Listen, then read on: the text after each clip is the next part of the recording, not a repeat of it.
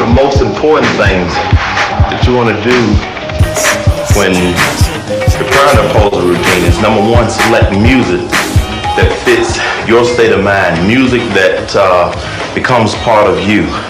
Because once the mixture of the two are together, that makes an unbeatable combination.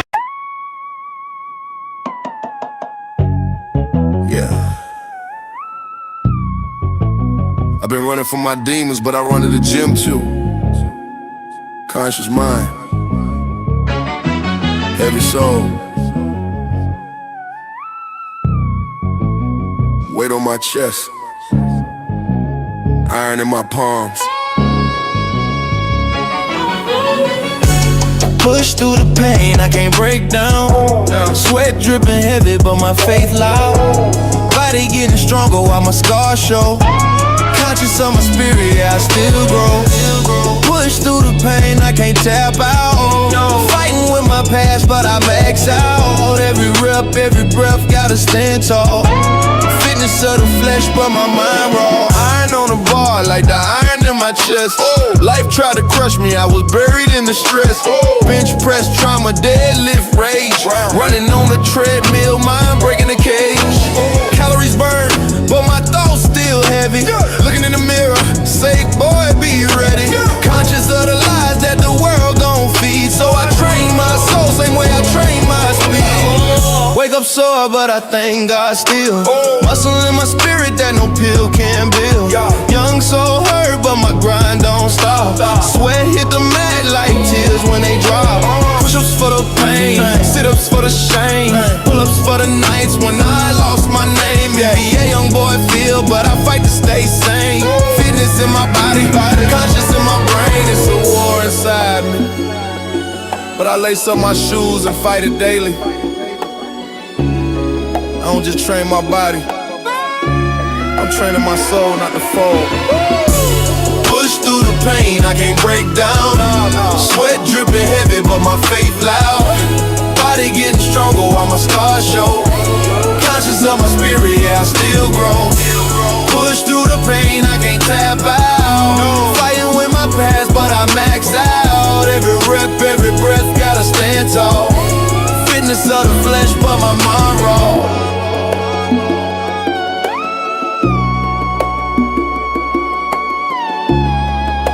A positive image. I want to stand tall enough so he can always look up to me and not look down.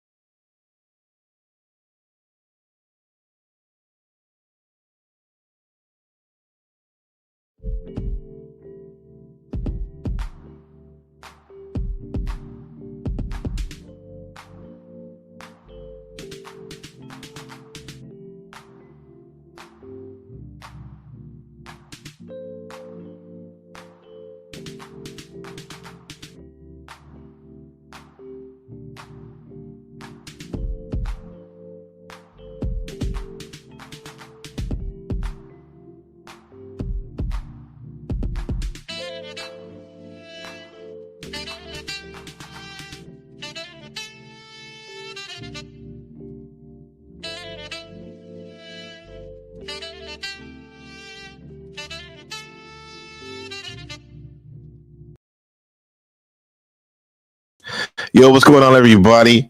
Gabriel Carbo Gaines back at it again on this beautiful Wednesday morning, February 4th, 2026. How's everybody doing? Good. Shout out to Markella. What's up, Markella? Shadow Buddha, Wiccan, TVT, all the mods. Much love. What's going on, Just Becca? Good to see you. Yeah, for sure. Today we're going to be going over how real awakening feels like a personal apocalypse. Right? Apocalypse. What's an apocalypse? Apocalypse is an unveiling, right? And an unveiling to your awakening. What's an awakening? Yeah? Most people over there, not most people, about 3 hours ago, a lot of people over here in Taiwan, they woke up. It's 9 a.m. right now, 9:07 a.m. to be exact. When most of us were sleeping over here in Taiwan, you guys were getting ready for bed or, partying or relaxing, watching Netflix. Yeah, so if someone's asleep, they always got to be awake. We like to use this analogy or metaphor of people being asleep or awake in terms of if you're conscious, if you know what's really going on, right? If you're taking stock of everything that's going on in your life. Yeah, so a lot of us don't even get a chance to do that because we're so caught up in our rat race, be it work, family, school, research, or all of the above, right? But right now, I've been in the middle of this sabbatical from work, so it is like an awakening's been happening. Many awakenings every day. Something new's always happening, and now, when people talk about awakening, it sounds like the woo woo, like day spa, yoga, listening to Enya, new age music, world music, right? It's all soft, love and light.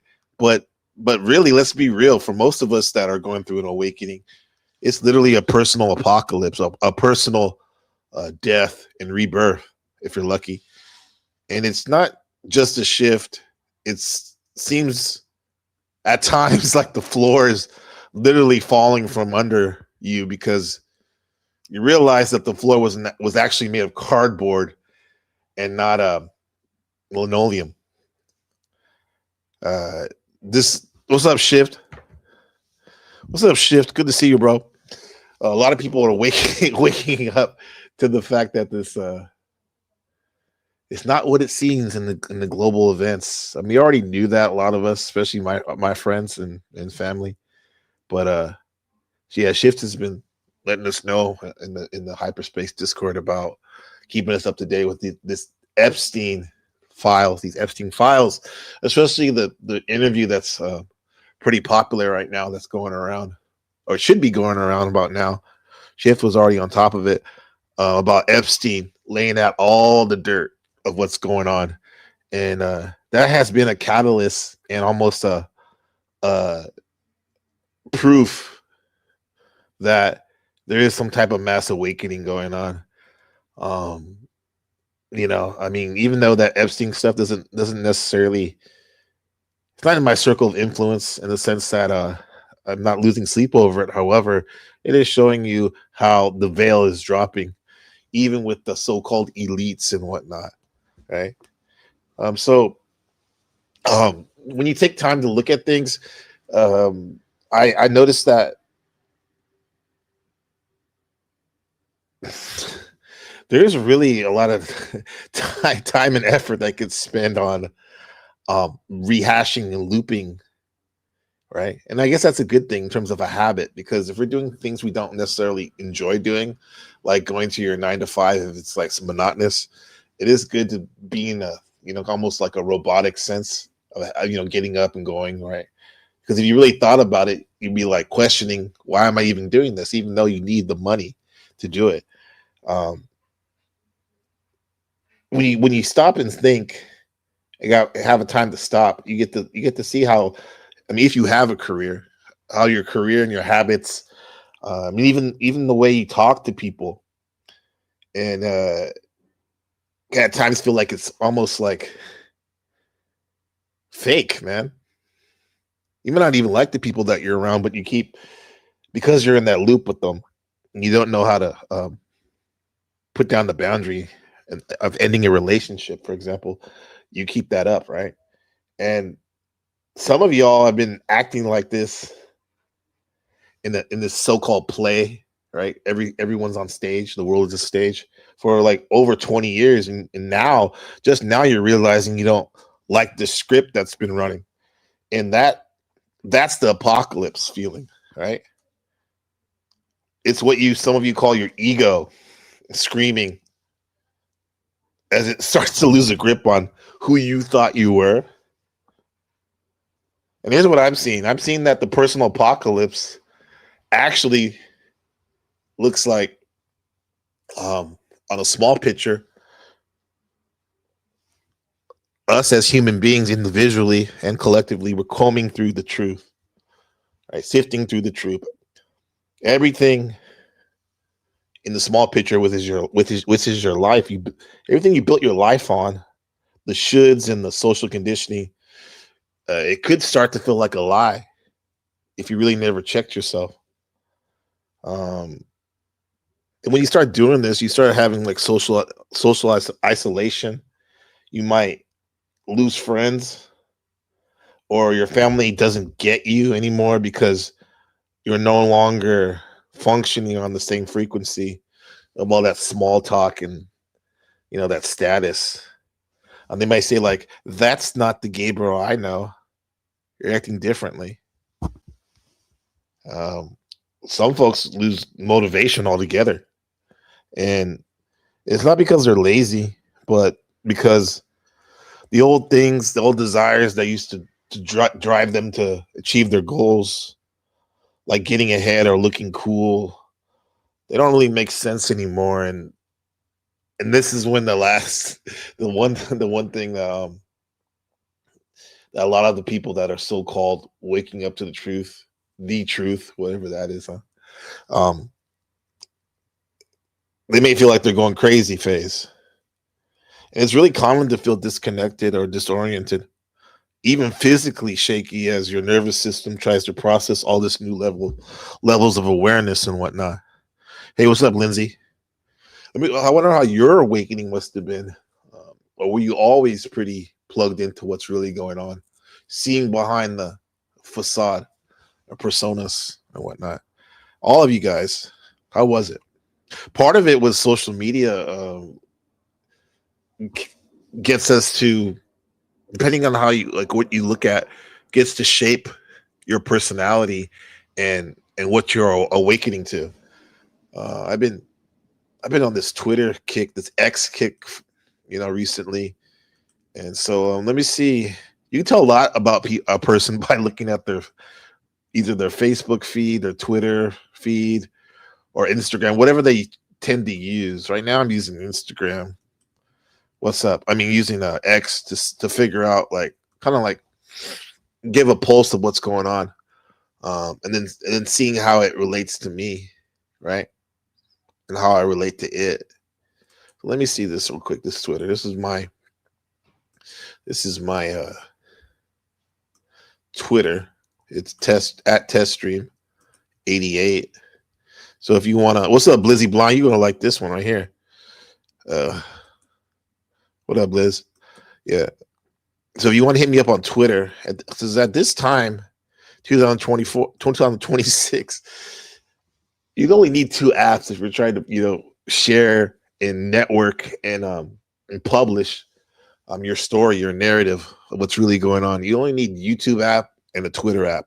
YouTube to produce to publish your content, be it live streams, vlogs, videos, shorts, all that, right? And then you need the Twitter so you can network with people and catch up on news, right? Talk to people, right?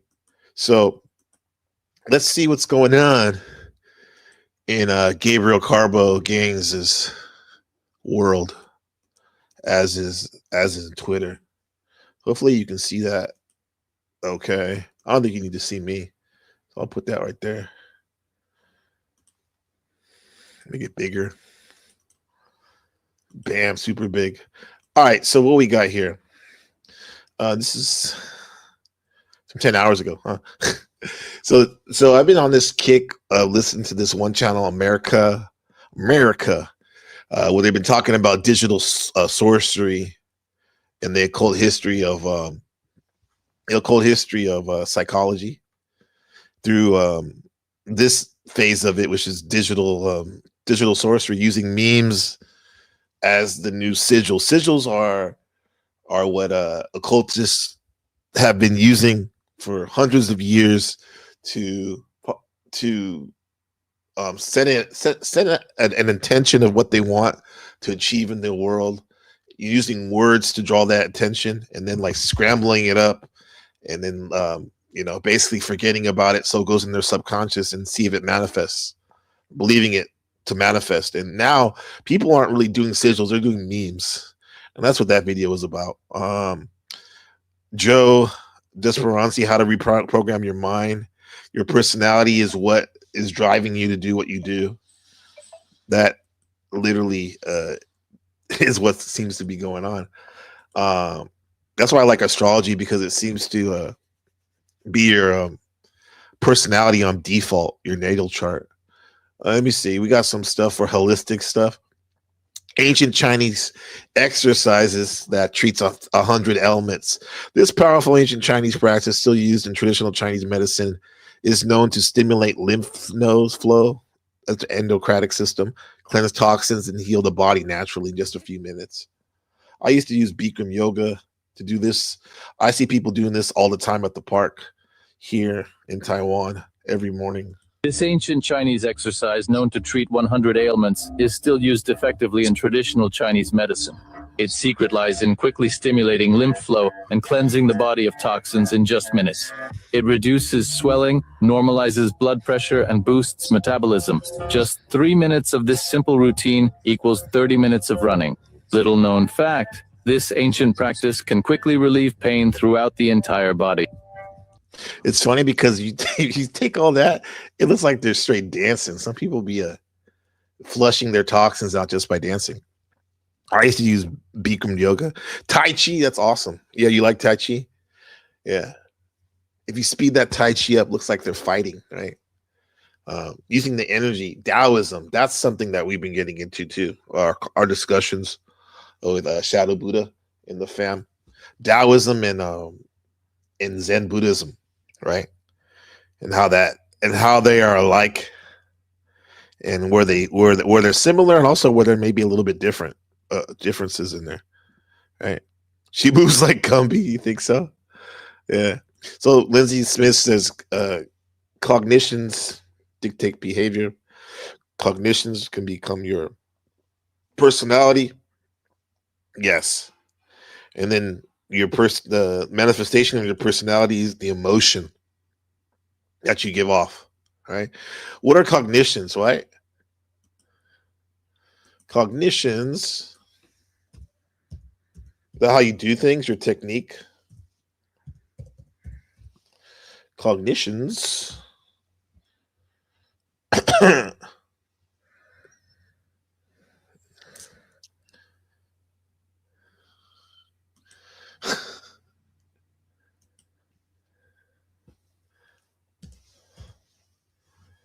What the heck?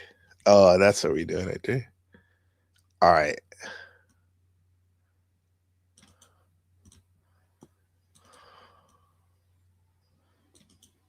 Cognitions, all right.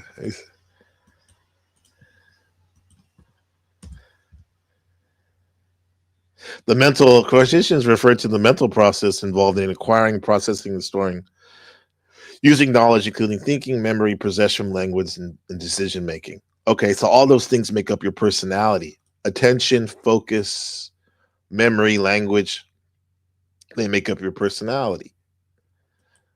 Okay. The way you process information comes to conjectures from who you are. Okay. Beautiful. Right. Let's see this.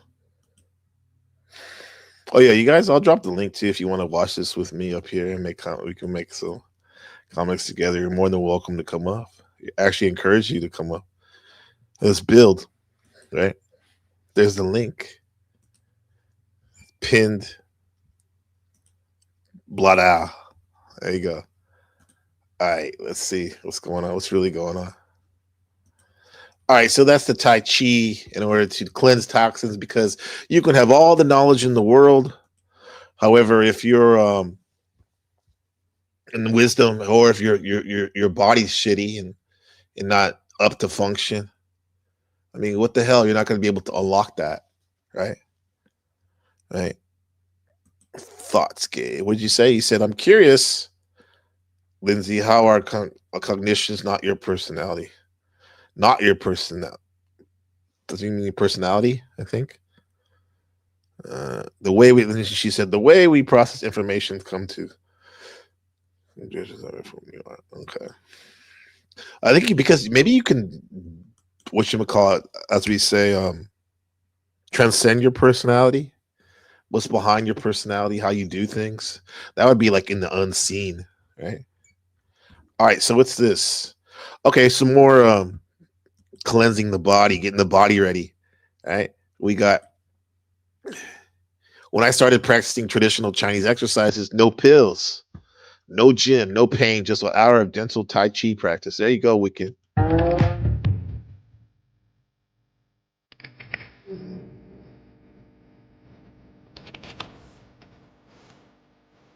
The 20 horse stances. This is the routine. Align your bones, tendons massage, move the chi in the blood naturally. 50 stance waist shakes. Move around after sitting long. Your whole body will feel relaxed. Y'all get up and do this if you feel like it.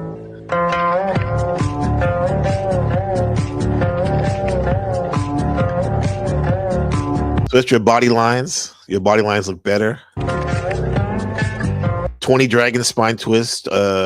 Twisting detoxifies, relaxes the spine, improves the sleep, because your spine is everything. The nervous system is amazing.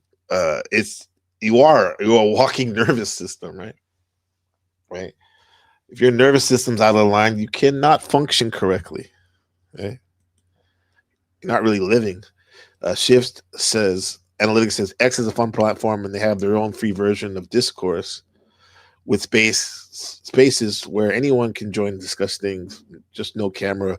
Voice was avatar only. I like that, man. Focusing on what's really going on. And they also pay the creator. Shout out to the ketamine man himself, Elon Musk.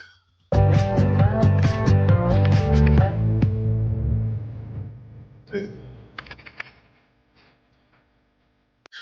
20 mosquito dragons. The master moves so smoothly. I saw lots of room for him. Okay. Oh, she's trying to copy that dude up there. Looks like straight dancing at the rave or something.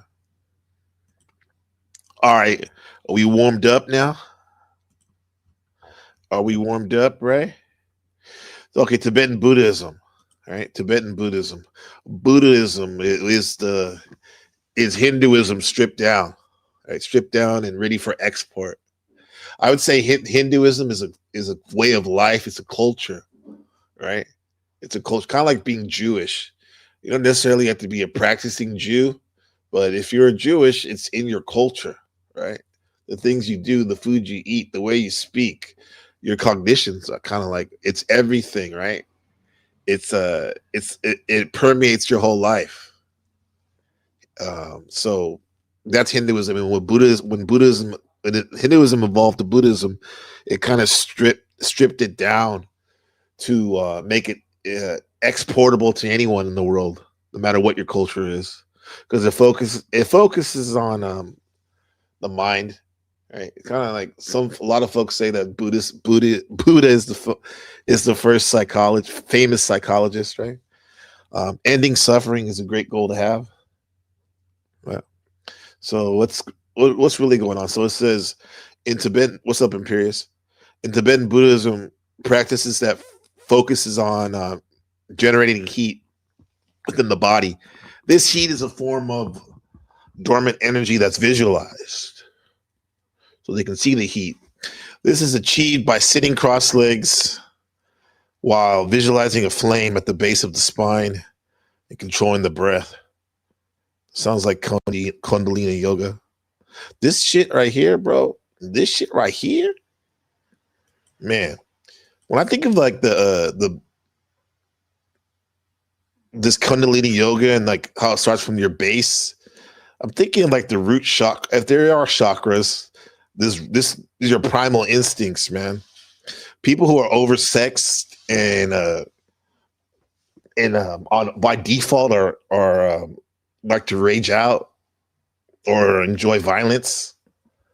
I think they have an overactive root chakra, or it could be just their Kundalini is building up right there, and you're supposed to be able to raise this and go to the center of your heart, to your communications, your throat, all the way out your third eye, and then at the top of your head, up to the source, right? I guess what some people would call God.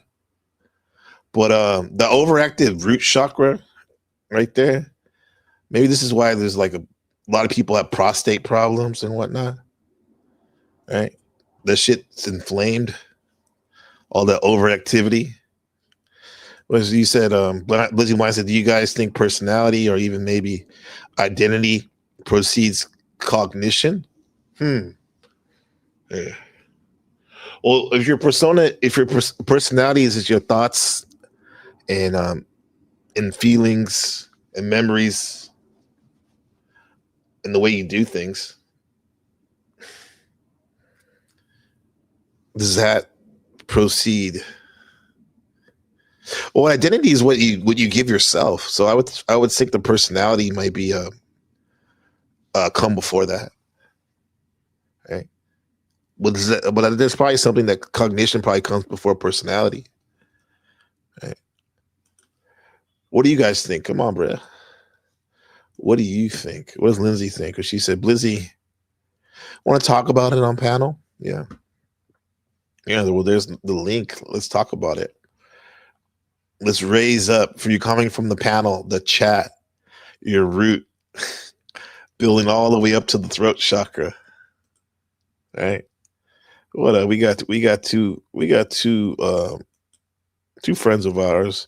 We got Blizzy Blind and Lindsay Smith. What's going on, everybody? Welcome. Good to see you. Hello. We were just going to talk about the cognitive behavioral thing that I was trying to discuss in chat, but am I loud enough, first of all? Yes, you're loud and clear. Okay. Loud and clear. Good. Yeah. I was saying your cognitions, meaning what you think and how you feel about things, can represent, in a way, your personality.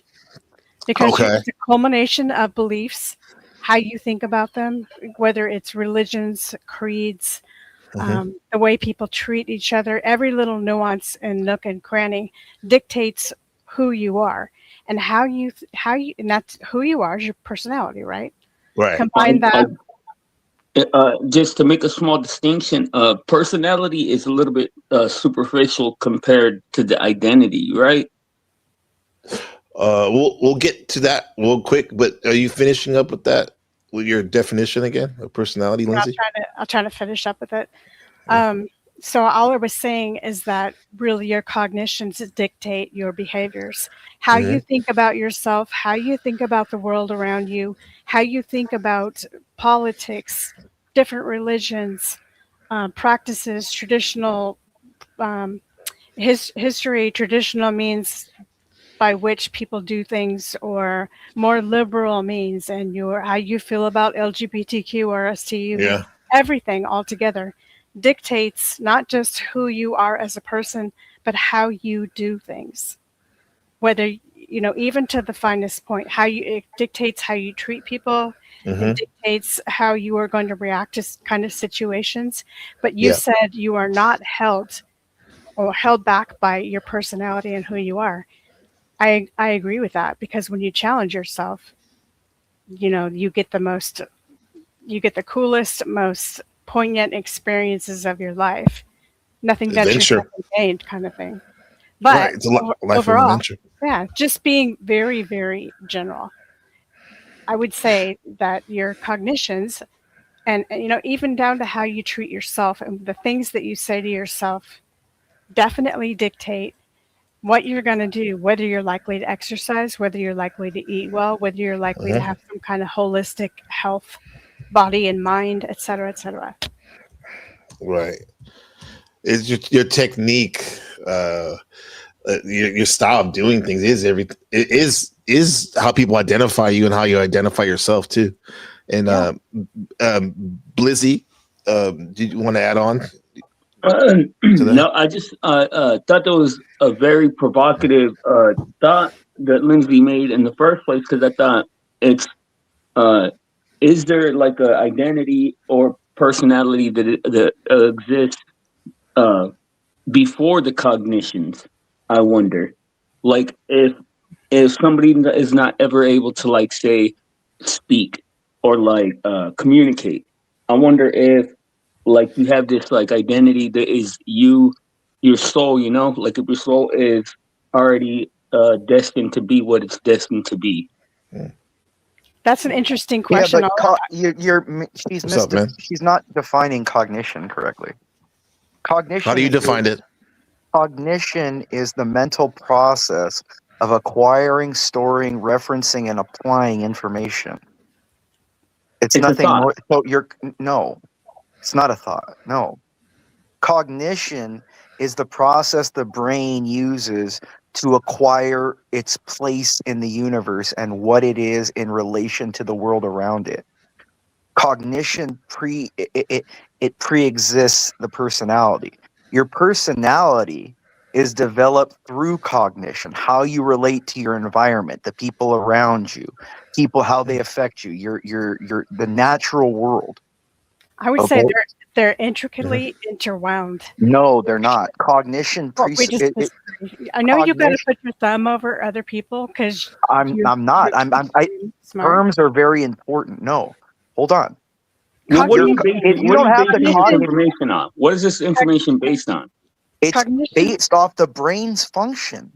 No, this idea that that your definition of cognition is going to not include what she's talking about.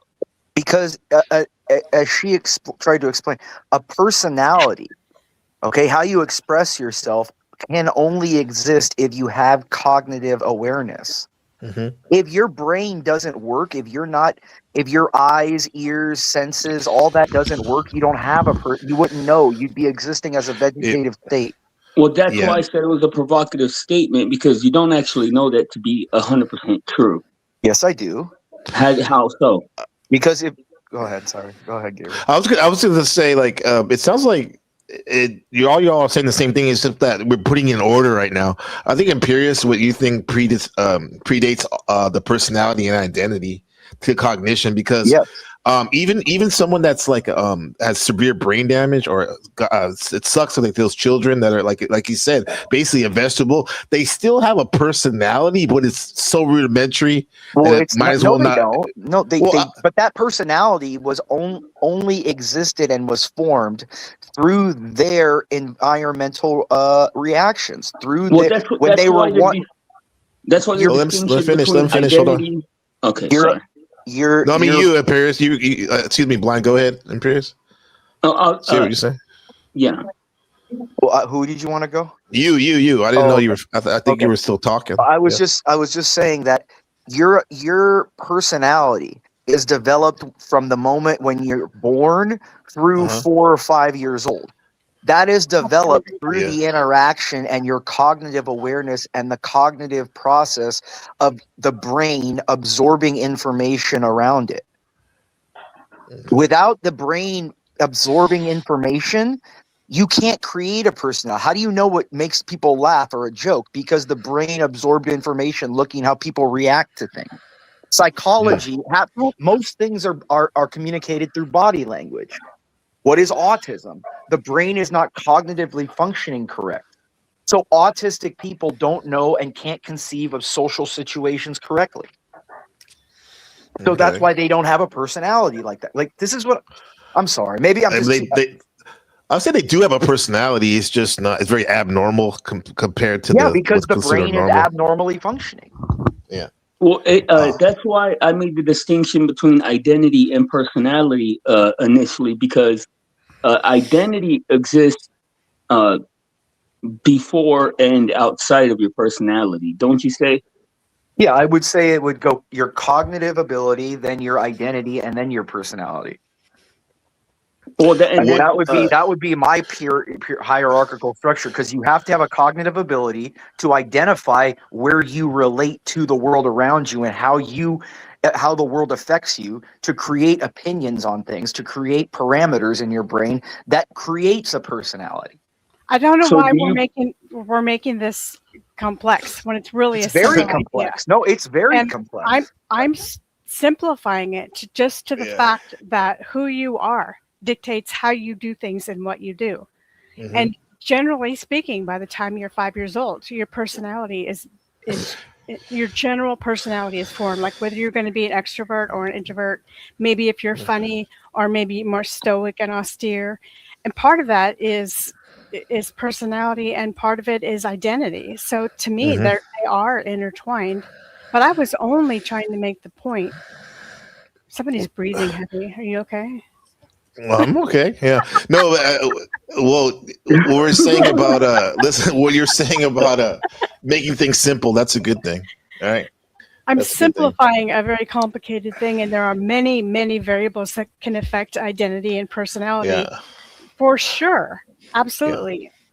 And I'm glad though that Imperius got the complex definition out the way, and then we could make it simpler for some of us who need that. It's just a pyramid. You have the base level is your cognition, because without being able to understand anything, if your brain don't work, you don't know what you are.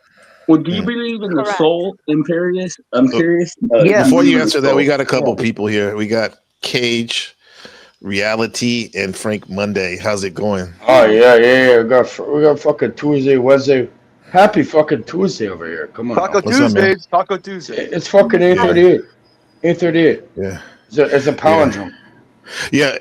And by the way, hey Frank Monday, you really shocked me the way you were talking over there on that birthday screen with your N-word tirades and stuff. What was it? But Gabriel, I'm retarded, right? My head's too big. Like, Frank Monday, are you there? What's up? What's going on, man? We won't be able to have a conversation with Cage here. I think everybody knows that. Well, you might. We'll see. But like that was like really shocking, bro. Like how you were just getting glee and enjoyment of calling people faggots and N-words. Oh, that's my favorite word. Well, yeah. No, that was Paul's initiation, and he did that at the behest of Illumitami. And so it was just meant to be in good fun. I wasn't even thinking about it as being those things. I was just thinking about it as being an interesting way to articulate, like, I don't know. I guess he was mostly just poking fun at Illumitami is what I thought. Yeah. What I'm talking about, I know, but I heard him. I'm talking about you, bro. Like you were saying, like black people are basically like they're drunks and all this crazy shit, bro. And I thought that was not someone that I was like, no, that's what you were saying, some crazy shit, bro. And I was like, man, that was surprised, but I don't believe I did. Paul may have said stuff like that, but nah, you did, bro. You're out of pocket, bro. I'll have to let you know, man. If you didn't, I think you would know. Okay, yeah, I might have. I'd probably have to see the receipts on that though for that to be. So I think we're all. Everybody in this country thinks has had it. I think we're all like done with that shit, though. What's that? I think we're all done with that. With what? With the not saying the racial, the sexual. Like I think people are just sick of it. I think we're going back to like the 80s or something, dude. Like what you mean they're sick of it? I'm sick of hearing it. I'm sick of people being bigots and racists and shit. No, I think people are sick and tired of the fellow who hosted your show the other day. I think a little bit of racism. You saying I'm complaining right now? I think a little bit of racism and bigotry is good for the world. Honestly. Oh, you think so? Why is that? Genuinely, I do. Look. If we look at it without emotion, we look in all kinds of things. Human beings are bigoted. Look, if I'm gonna pick a basketball team, I'm gonna pick the black guys. Like it's just. Well, I mean, you're talking about picking people because you think they're good at sports. But I'm talking about, you said bigoted. Bigoted is like being mean spirited, and being awful because of somebody is of a particular group or whatever. Yeah, but then there's the bigotry, of high expectations too, like the Asians with their grades and stuff. I'm just saying, like, look, in general, I don't think racism's wrong. I think, look, for most of human history, up until very, very recently, because of social. All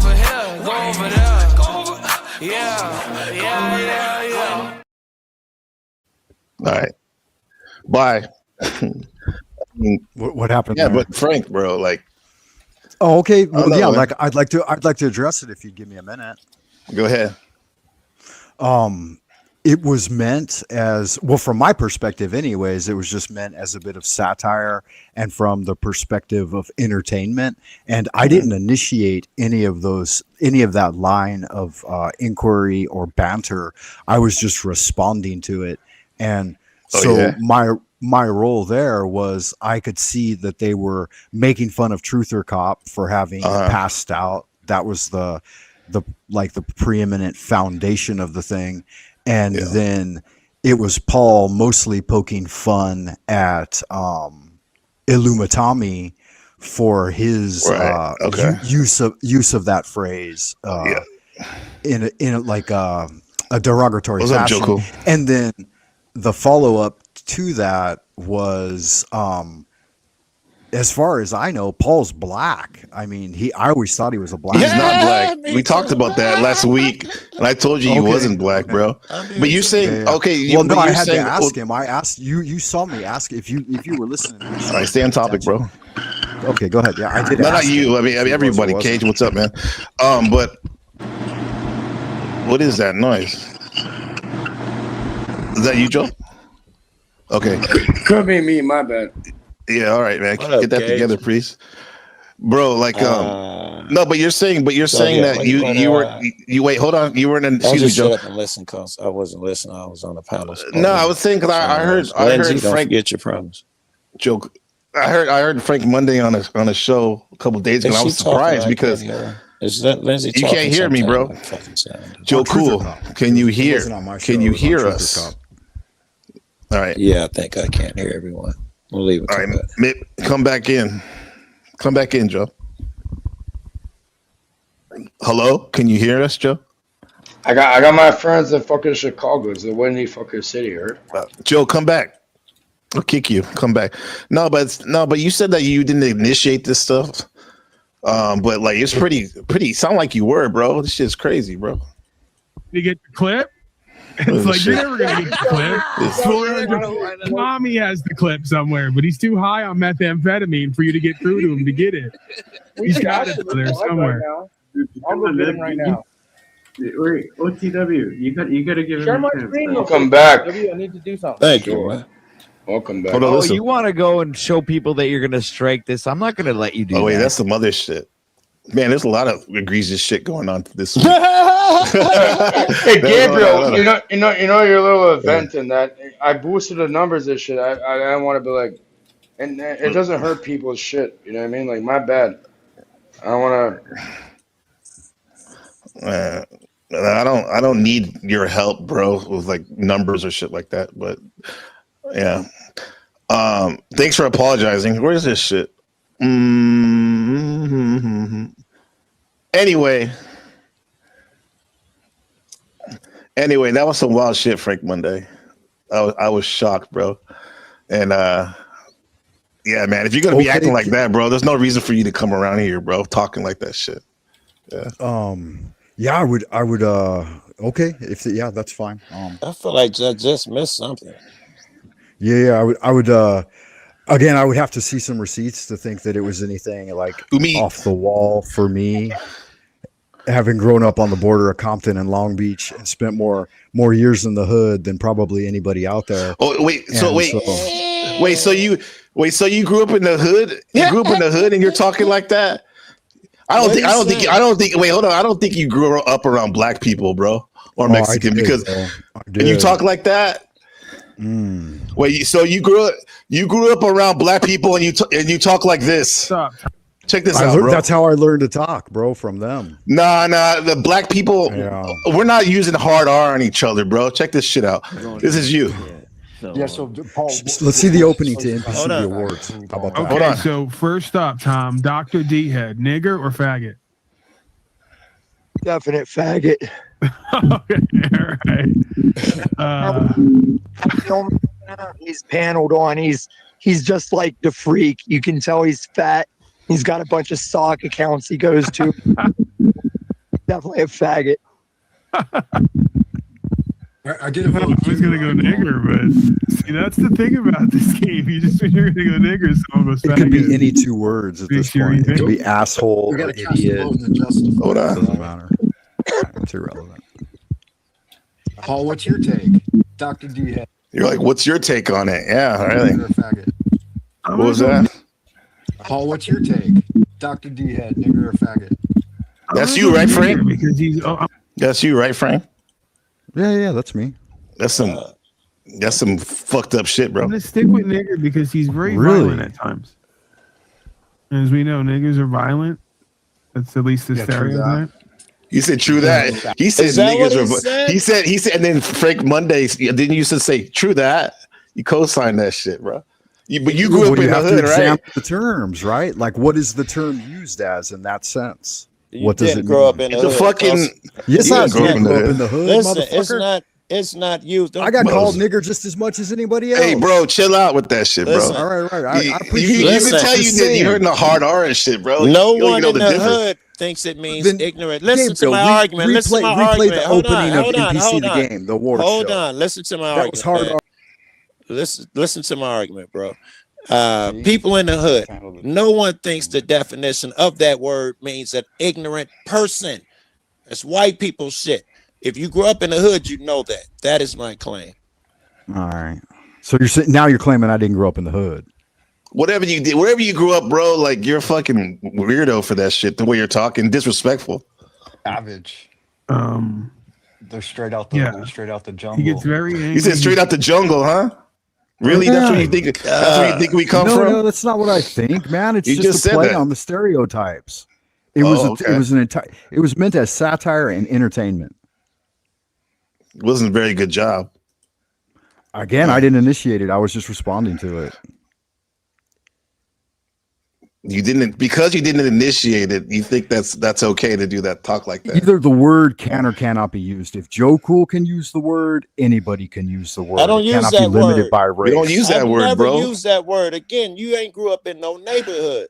I could pull the receipts from Chats with Jack. You just said it the other day. I bet Joe you Cool. can. I was on I bet there. you can. Yeah, I can. Not once. I listen to the show all the time. Absolutely, bro. I think his cognitive ability is off right now, bro. Because you seem to think that the hard R and the A are the same thing, bro. I don't think he understands. Gotcha. I think either way, you're out of pocket, bro, for that shit, bro. Yeah. The difference between hard R and A evolved after the fact. That was not OG hood stuff. So you understand? What the hell? You understand? Yeah, you guys didn't grow up in the hood. You didn't grow up in the LA hood. Yo, what hood did you grow up in, babe? What hood? You sound corny as fuck, bro. You wouldn't even ask the question like that. You ain't from no hood. And even the point is like you're not even taking accountability for being a weirdo, bro. Being disrespectful. Okay, that's bad form. If you're offended and triggered by the fact bro, and satire and entertainment, then to you as a person, Gabe, I apologize.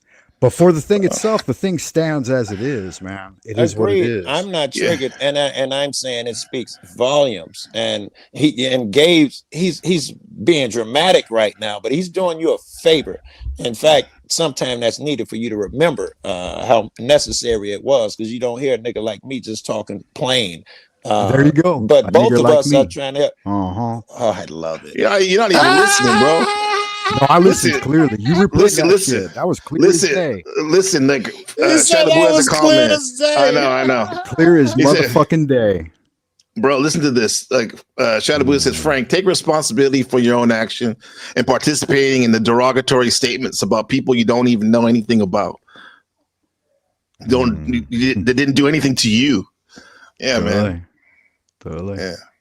Yeah, really, bro. And it's funny how you just come up here like nothing. When I sent you a DM like a couple of days ago about it, you act like, Send me a DM where? What you talking about? In the Discord. On the Discord. Oh, okay. I haven't even checked the Discord. Really? That's funny because you just changed your avatar the other day, but you didn't check it, huh? The day I sent you a message, I checked it. I haven't checked it since then. Bro, you obfuscating like a motherfucker. I'm just telling the truth, man. Yeah, man. Sincerity and genuineness is. You got friends, bro? You got friends? Yeah, I got friends. You do? Okay. It could surprise me, bro. It was perfect fucking timing. weirdo, bro. Over here, this was perfect timing, and I love this shit, bro. Shit, this guy is perfect. I can't take this shit, bro. I'm tired of this shit. People like this. I mean, it doesn't stress me out, but I'm just using it as a whiteboard, bro. Teaching tool. Right. That's how you do it, right? He's very angry. He curses. He yells at people. He's threatened violence a few times. Very bellicose slave. So yeah, I think I'm gonna, and also because Tom already said faggot, and then if I say it, it's like, yeah, I'm going with nigger faggot. So look at that. Look at this. All right, he actually. I'm going with nigger faggot. So all right, I mean that's a good answer. Good answer. Yeah, good. I can't even play this shit, bro. It's disgusting, bro. Yeah. Look, Shift has a comment. He said that wasn't satire, Frank. When commie soldier to President G, Paul waiting to be in line like a bee. President G, Winnie the Pooh. Yeah, there we go. But you see, that's how you make him quiet right there. You can't talk about that shit in China. Motherfucking coping when they go there. Yeah. Hey, yeah, exactly. I think like Frank, why are you here, bro? Well, he's here for the lesson. When I did, all right. Well, there was his choice. No. If I may, in the right spot at the right time. It's up to and you. Met. I don't care. No. You bet. No, go ahead, bro. Well, if I may, I came on the day after the NPC award show. Did I not, to chat with you? Yeah, you did. And then you called my people niggers and shit after, and called gay people faggots. And I brought it up to you, and I asked you why at the award show that all of those were used. And no. The Marathon Kev, and I told you, maybe I didn't make it clear. Marathon Kev is a black man, bro, and he was saying not hard R like you. What you're saying is very derogatory, bro. What do you mean? Okay. I was going to tell you that same lesson, man. It is a massive. You're smarter than that. I guess not, though. The sooner you find this out, the better, and the sooner you believe it's true. It is a massive difference. Those two words to some people, and I'm not going to just say black people because young people. Period. They got TikTok and shit. They got black friends nowadays. Even young niggas can distinguish the difference. What you're doing is old people racist shit. Yeah, Careful. exactly. All right, I can appreciate that. If that's the way you look at it, then that's that's a distinction that came much later on. Obviously, after the '80s, maybe during the '90s, you guys. It's here now. That's what here now. Yeah, and that's what you're right. You're right. And I'm not the word is what Frank. it is, I don't right? even And know you can either use it or you can't use it. Yeah, Frank. This is the first time we've talked, Joe. Yeah, I know that. Yeah. I'm not giving you shit. Things are what they are. I wanted to say though, you were led into that. In my opinion, Paul set your ass up. He saw an opportunity and you fell right for it. Careful of that type of shit too. You were great content. You were great content that day. We talking about it now. And it sounds like he made you say it by saying it 15 times. He pushed you to say it and you did. And you leaned into it. What's up, brother? Yeah. What's up, man? I feel like I ain't seen that nigga forever. What's up, bro? Maybe 2 Been a long time. Yeah, maybe we should confuse people too. At least like not even saying the A right now. People getting confused and shit, bro. I'd rather train that. Yeah, nigga. Gabriel, according to what I understood from your sensibilities, that you don't even do that. But I didn't say that. Understanding. No. Yeah, I mean, you were say the N-word. listening. Dude, this feels like a perfect moment to ask Joe Cool what he thinks about the N-word guy. Is that a person? Oh, the N-word. You're talking about the name. You, I think, is the No. You know what I'm talking about, right, Gabe?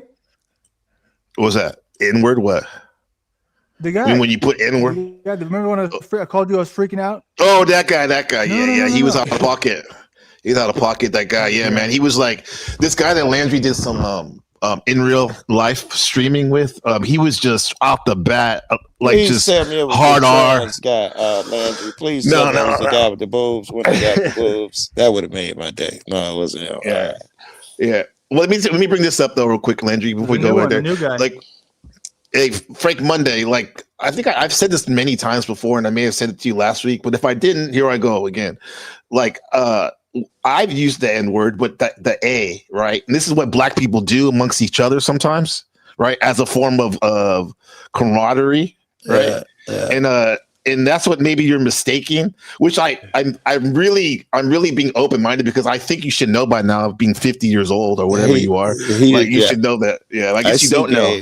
I see, Gabe. You're being generous. Isn't it racist to say that one group of people can use a word that another group of people can't use? I told you, black people don't use that word. You're using a different word. You haven't acknowledged the distinction of the difference yet. You haven't really acknowledged it yet. I wish I could pop that Easy E clip in there for you guys. You guys have seen that Easy E clip, right? Where he's asked on the news about it. It's different, bro. This is for sure. No, have you seen the Easy E clip where he's asked about Yes, I've seen the Easy. Bro, I'm more LA than you, bro. And you claim you probably live there all your. I am, bro. Bro, like, say that shit hard. Bro, say represent. You don't even know you sound like a cornball, bro. You're a weenie, bro. You've been watching TV. No, I'm saying, like, no, bro, go to my brother's hood, Harlem 30 Crip, and say that shit. Go to Hoover Deuce, do that shit, bro. Let's see what happens, bro. You're fucking lame, bro. Did you boo him? I remember I just put him down. Like, I put him down the thing. I remember he was trying to be cool with me when this, like, a couple months ago, where he's like, I was in Carson City and I hanged with this person. And it's like, I don't give a fuck about that shit, bro. Nigga, Joe Cool's from fucking Chirac, bro. What the fuck? You think you're like scoring points on us because you're from the hood? People want to get out of the hood, dummy. I've been riding around for years. Best time of my life. Getting out of the hood. What's up, Hank? Oh, it's just hilarious to watch grown men throwing a fit over a couple syllables. What you mean? Throwing a fit? What do you mean throwing a fit? Yeah, I think I've been very civil, Hank. What do you mean throwing a fit? I mean what I said. Unpack it, bro. Well, you think it's okay when people call other people hard R? People call me that on my own show. Well, I'm asking you, do you think it's okay? I guess you do, right? I clearly do, because I let them do it on my own show. Yeah. I can't control a motherfucking Hank, so a motherfucker gonna do what they gonna do. It's out of my control. However, do you think it's indicative of something? Yes, Crab, it's okay. Especially the way they use it. Do you think it's indicative of a certain mindset? No, there's not enough information. It's not enough for you, because you're a square too. If you say so.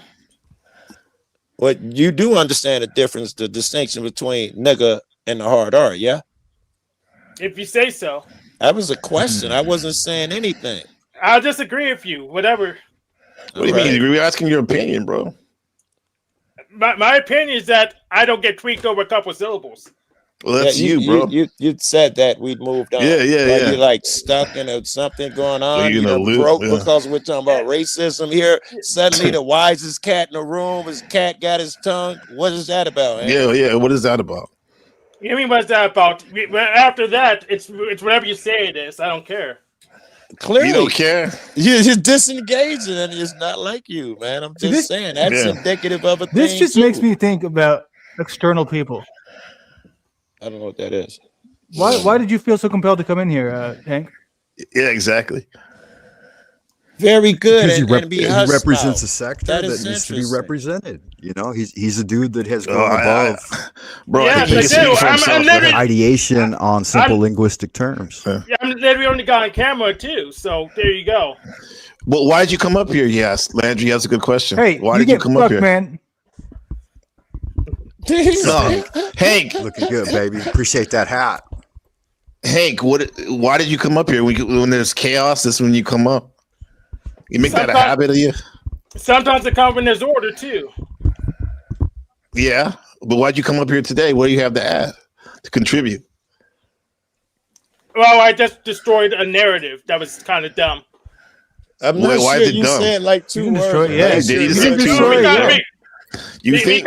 Because a couple syllables isn't enough to make me faint. You had to do better than that. A couple syllables You broke think- you, nigga. You can't even speak no more and answer Right. questions. Fuck Of you, course man. not. Of course not. Of course not. We're having a conversation now, but now I can't speak. Of course. Bro, Whatever usually you have say, so much Jeff. to say, bro. You claim you're always winning, but I haven't seen any winning today. Of course not. Of course not. That's all you can say, bro. What are you, Sure. a robot? Yeah, I'm a robot now. Go ahead.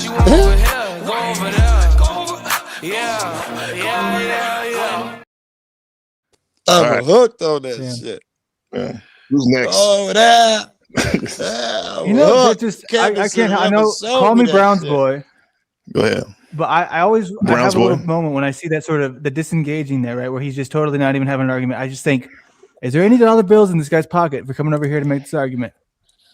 Because he had nothing. I don't know. I don't think I so. will throw it in my head. I hadn't even considered anything like that. What I would have thought and what I did think was that he felt some type of way about that, some trauma, if I can use that language.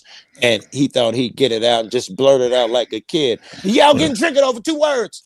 Right, like You trigger, know- like bro, like he said trigger. Thank you for the donation $2. Which is funny. He put 333. He knows this. 333 is Karanzan, the demon of chaos, bro. That's his sign. Like so, bro. You say That's you're triggered. funny. Like people get triggered. Somewhere. I'm not. It's not like we're not like the stoic meeting club I've where you been can't get stoic. triggered. I've been No, no. stoic. Fuck, You have. Yeah. I've been kind with this gentleman. Being triggered is part of my brand, bro. I'm a Blaxican. I got that fire in me, bro. Like, And bro, sometimes both approaches. I thought that's what I've been thinking the whole time in my head. I'd rather be 2 separate approaches. I was digging him giving it hot, me giving it cool. That's what dude needed. That was my opinion. Everything was working out fine. Yeah, it was. But what this? Oh, Frank, here you go. He got another comment. Shadow Buddha's getting your ass. It says he's saying Frank saying derogatory statements about Austin Murphy art pool. That's in that video. And others part of the Tao you claim to follow. Explain. Buddhism is about ending suffering, Those trying to are find just inner peace. random names in the chat. Those aren't representative of people that I know or that I've talked to directly, and it was just done in the spirit of satire and entertainment. It had nothing to do with them, and they knew it. If they were listening, everything being said was done at that level, and none of it was meant towards any person or any groups of people. I remember you totally fucking jokes. Yeah, remember you said that you said black It was people. jokes It's on hard to find a black stereotypes. person that's sober for 86 days. Is that's satire? If not, we were putting up a mirror to the societal understanding of that stereotype. Wow, bro, you're a At spin least that's doctor. what You're I was almost doing good as from you're almost as good as Who is Bill O'Reilly. Who No is spin we? zone. Just at an You and intellectual Paul? level, that's what I was doing. I was Hey, analyzing so statistics. Intellectual. Is this a bad time for a funny story? From an intellectual perspective, I said. We'll take a break real quick on that. Go ahead. Well, you know What's the the story. story? I think it's real, and I don't get to see Joe Cool often, and you're here as well. We've already talked about it a little bit. We didn't go too hard into it, but here's essentially what happened, right? Me, I don't say hard R. You can't really, No. catch me saying it's just because I don't pick that battle. It's I don't really see the value in it. However, a guy I meet him, a fan of Jaren, he wants to hang out. We're hanging out. He within 10 minutes drops his first hard R. I'm like, okay. 15, we get another 2, 3, and then all fucking night, dude, maybe 50, 60 by the time we get done. Wait, And how this ends? Go ahead. I was gonna say hard R, not the shit Hard I said. R, Hard bro. Hard and loud R. All right. I For seen the real, man. receipts, bro. That's fucked up, Joe. Were you live? Because that's just a bad. I was look if you were recording it. live. He wanted to be like a a viral N-word saying superstar or something. But the way it ended was, dude, I swear to God, he tells me, "Hey, look at that black guy over there. He said some shit to us whenever we walked past him about some crazy, homeless people just yell at shit sometimes, but he happened to be black. So he was like, look at those cops. They're coming to get rid of him. Do you think I should go antagonize this guy so that the cops arrest him? Will you record me?"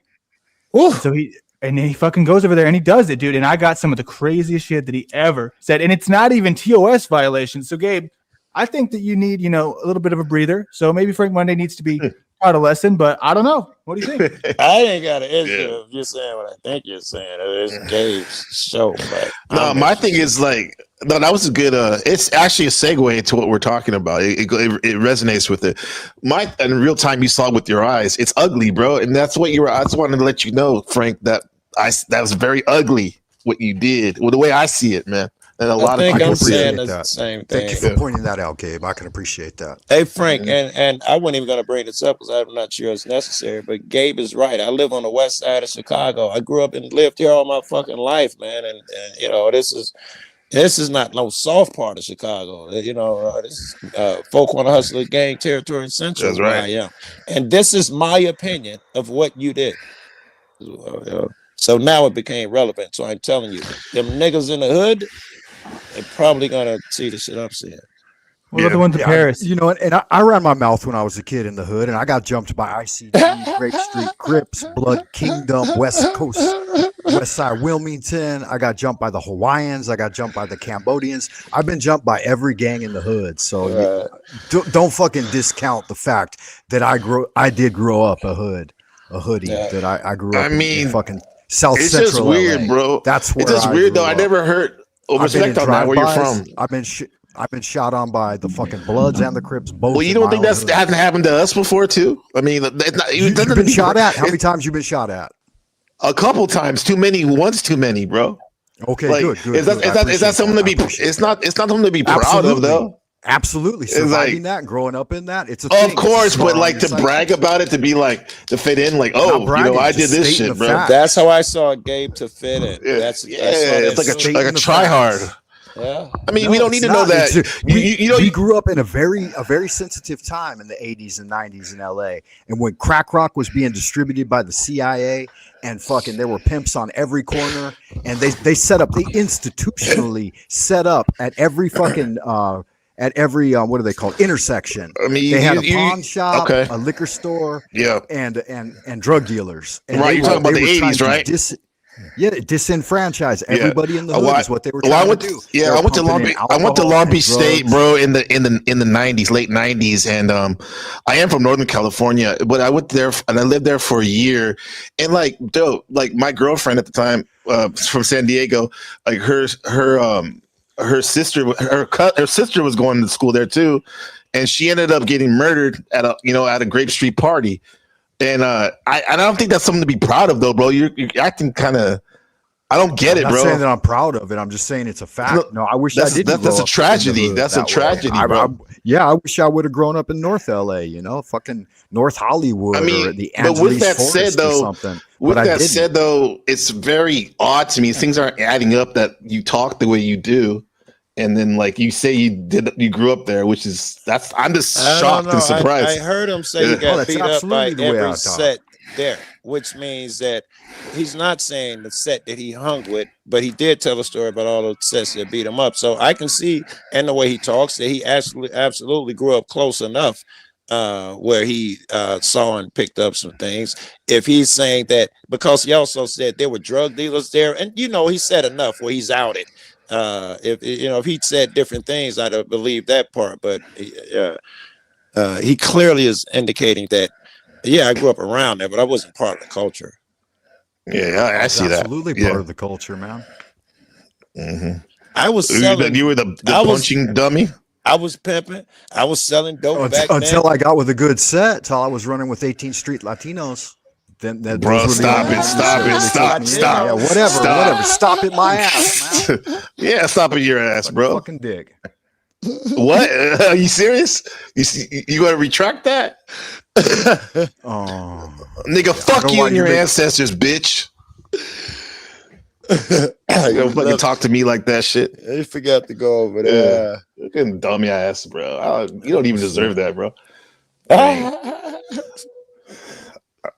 Anyway, take a breather. Fucking Breather, weirdo, bro. Take a moment. Take a breather. No, I guess I'm not really surprised that he had the gall to come up here. Right. It's like, but hey, man, he did. But you don't get any points from me for that. It shows me you're a tryhard.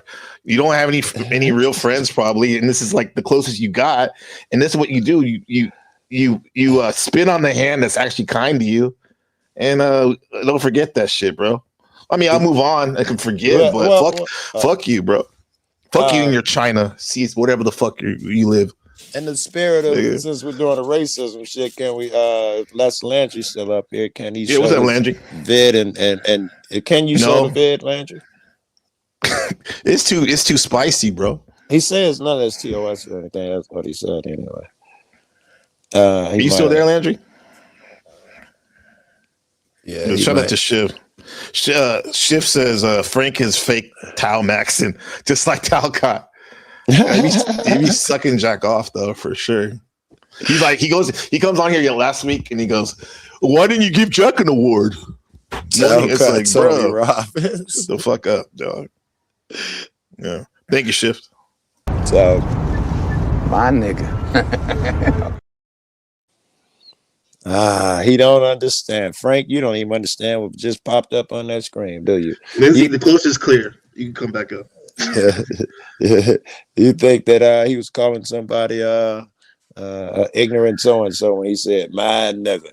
According to you think he was a derogatory term. He was using the Jake over there in the passenger side. You gotta face reality, man. Stop it. You know they mean different things. Yeah, I'm trying to purge this shit because it's not a good look for me to get all like worked up like that. But it is not. I'll say it. But when a nigga is going through it, it ain't the time to talk because them ears won't hear you at that moment. But since you brought it up, yes, it's not a good look, and I'm glad you caught it so quick. No, I mean I used to think highly of him, and yeah, everyone makes a mistake and shit. But yeah, Landry, you back? He's back. I think he cut his finger when he was slicing up the dope. I saw him cutting up the dope spot. He was slicing up the smack on the table right there. He cut his finger. The smack. He opened the bag. He cut his finger. I heard somebody say something interesting. It was John Zerker. He said recently about drugs. He said it's not the drug that makes you superhuman. It's what you do to the drug. The drug brings that shit that's already out of you. Where's Hank Tuesday? What's that? You think that's true? Where's Hank Tuesday? He probably rage quit. No, I kicked him off, bro. Oh, he told me to suck a dick, bro. I don't fuck around with people who talk like that, bro. I mean, I called him a couple things, but I didn't say that to him.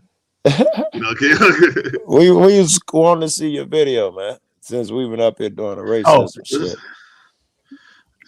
Buddhist is not gonna lie. Seeing Frank say those things for 5 minutes straight generally shocked me. I was Buddha. But that would have been apparent, if not obvious, in the way he was talking. Yeah. So how many? You say you got him, man? You got some? Yeah, man. You know I do. You know, there's some severity to it, right? There's some levels of it's like, easy, medium, and hot because it gets pretty hot pretty quickly. But I mean, I don't know how many hard R's are you allowed until you get in trouble for it. Damn. Is this hold on real quick. Lindsay, excuse me, Landry. Lindsay, thank you for telling me. But you guys didn't tell me my mic was fucked up. Thank you, Lindsay, for telling me. Is this Paul? Yeah, Paul, you are being a little bitch too on that. No, a big bitch. If that's Paul, that Patriot Hub, is that him? Yep, that's Paul. That's Paulie boy. Yeah, he was a fucking punk last week when he was encouraging OTW to strike my channel. And then he was talking about that's another guy. He says he claimed he was around black people growing up talking like that shit, bro. I don't get it. It don't add up to me, bro. A lot of it, that pear-shaped bitch, Paul. Damn. Whew. Go ahead. I think this is the perfect time for this. Yeah, I think it is. Maybe it is. I mean, we all in at this point. There we go. There's a hard R in there. Is it allowed? Well, we've putting about 20 up here since I've been up here. Really? Okay, so we're good. I mean, I don't know. Yeah, you wanted to come. Can you see it? There you go. We can see it. This is the new guy. This is my new buddy. And here's this best part, right? At the beginning of this today, I told him, hey man, I can only hang out with you, right? If we're going to be doing content, because I mean, I don't know, we didn't have, it was a long drive. I was kind of like, I'm trying to get in the mode of, we're going to do something. You're here. Let's make some sort of effort to make it work. And he's like, okay, sure, I'm down. So he knows I that see you in the everything back. 1 second. is on the record, and we still get this. I got us. We're good. Okay, bye. All right, we're good for 10 hours. Okay. Oh man, the niggers. Whoa! You hear that shit? What's the question? Are niggers pro or anti-ice? Oh, come on. I can't play that shit. Wait, pause. Yeah. Is he saying what someone else said, or that's him saying? Yeah, that's what him saying. He's suggesting that for the content idea. We put that on a whiteboard. Are N-words pro or anti-ice? All right. Yeah. I'm only interested in one thing now. Paul, what's up? Hold on. What's up, man? What up? Nothing. I'm working on my pear-shaped bitch-like figure. Beach season is on the way, so You just wanted to even out the. We'll get there. Well, this is you, right? Wait, hold on. This is you, right? Nigger or faggot? That's you, right? Oh yeah, that's definitely me. Yeah, you said you talked around those black people you claim you grew up with like that. Would you say it right now, PT Barnum? No, hold on. I asked him a question respectfully, Landry. Well, especially when you put so much like energy and edge and like importance. Bro, it's a yes or no question. You did? Oh, you did? He's saying he would. It's one of those things, right? Like you kind of know how I am, where No, I don't. Well, okay. Well, I mean, we've only been over this many times, right? There's different aspects to these bits, and if you're going to tell the story, tell the whole story. When Snafu said he was going to strike and whatever else, I'm go strike team go. Yeah, I think it's funny, and I get into it. When he actually does it, I go, well, you probably shouldn't be doing that. And I heard that. I heard that part. Yeah, right. And I've told him that privately too. Like, it's not like I'm just out here, But again, there's a fine line between getting caught up in the mix or creating the mix and playing little games and talking shit versus actually wanting harm to come to people or having hate for people or doing shit or supporting shit that I wouldn't want done to me. So I told him that in the past. I told him that day as well.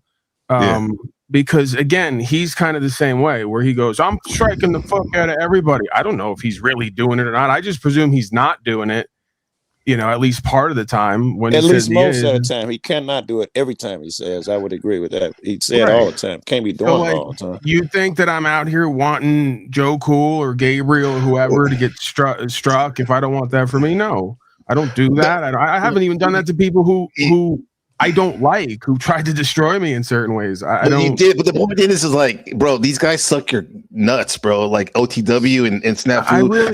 Hold on, bro. I'm talking. Yeah. I want to listen. Bro, I'll just let you talk for a couple seconds.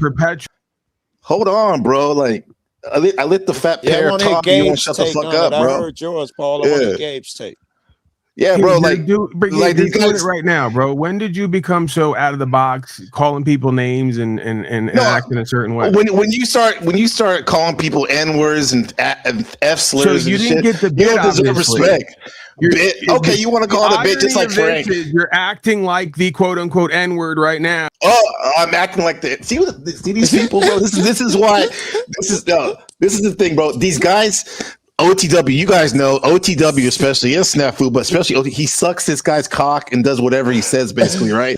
And if this guy would have just stepped up and said, like, "Hey, bro, really don't do that shit," he probably would have stopped, right? Ooh. But no, he had to egg him on, bro. He can't even go into his own power like that, bro. On some righteous shit, that was dope, bro. And here's the thing, bro. You ain't welcome on my channel. Well, so don't come around here again. All right, listen, get the fuck out of here, bro. If you're going to get into your feelers about a bit, my feelers a bit. See, this shit's crazy. How these motherfuckers the type of person he go up to a person and call him an N word, right? When they go, oh, it's just a bit. Well, what do you think? How do you think that would happen? What would go down that actually happen? Can I try to de-escalate? You can do it. Go ahead, bro. Did you miss the part where 4 out of 5 contestants were white people? You act like we were sitting around talking about black folks. We didn't talk about you, that I remember. You act like I was sitting around going, yeah, Joe Cool and Gabriel are a bunch of niggers, blah, blah, blah. The bit is Tommy, bro. There's been times on here where I got into it. No, I know, bro. I know the fact that's your little bit. You do your weirdo, Can I ask bigoted, a like question, comedy shit, bro. It's still fucking offensive. I like to ask a question, Gabe. If I can, Paul. Joe Cool, real quick. No. I interrupted him so I can say I this. just want to answer what he I just know, said. no, I know, but can I go? I'm anyway, here, bro. I'm not trying to play a power game with you. I'm here too. I'm not trying to play a power game. Can I talk? You've talked. Can I get a turn? Yes, what are you you doing? can have the whole thing, and I'll listen. I'm gonna forget. Can I get it? I may forget. You're gonna make me forget mine. Is your shit inherently more important than mine? All right. Fuck was I? I wanted to ask you. The bit, the hard R, is it mean that it means ignorant person in the bit? Yeah, because that in itself is the faux pas we've been discussing up here. People who think it means that, it says something about them. That's what we've been talking about tonight. So Again, you saying you were talking to white people wouldn't clear you because we still think that you think the hard R means ignorant person. This is the philosophical and ironic aspect of comedy. And when I do these bits, is through the bit you come to realize that based on it's so out of the box and ridiculous, right? Like almost mocking people who hate other people for just who they are. That it reveals that everybody is quote unquote a nigger faggot. That you didn't see that. No. I'm sure that's part of it too. I'm just saying every that's the aspect, game, right? You see what I'm saying? Speaks though. I'm sure that you had logic and all of that. I would never have doubted that. And in fact, that was my first thought. Anyway, but it would not change the fact that even in there, the guy thinks that word you can use it because it means ignorant people. Now, it's interesting. I would agree with that. Because again, Joe Cool, we've had this conversation, and I told you that I used to get a rap from white people, including people in my family, for hanging with or living with part-time black folks and brown folks and being called a white nigger. I had quote unquote this is why I don't see it as my people, your people. You wouldn't have to say that, Paul, because I've been around you enough to know the way you talk. All the time, no, I'm talking about something else. I'm saying that if you know me, Paul, the fuck I want, you're not going to stop me. I've seen you around enough, Paul, to know that you were doing smack. Again, you bitch. got along. You moved around. You wouldn't call me a bitch if we were in the room with each other. Yeah, bro, you're a fat ass piece of shit, bro.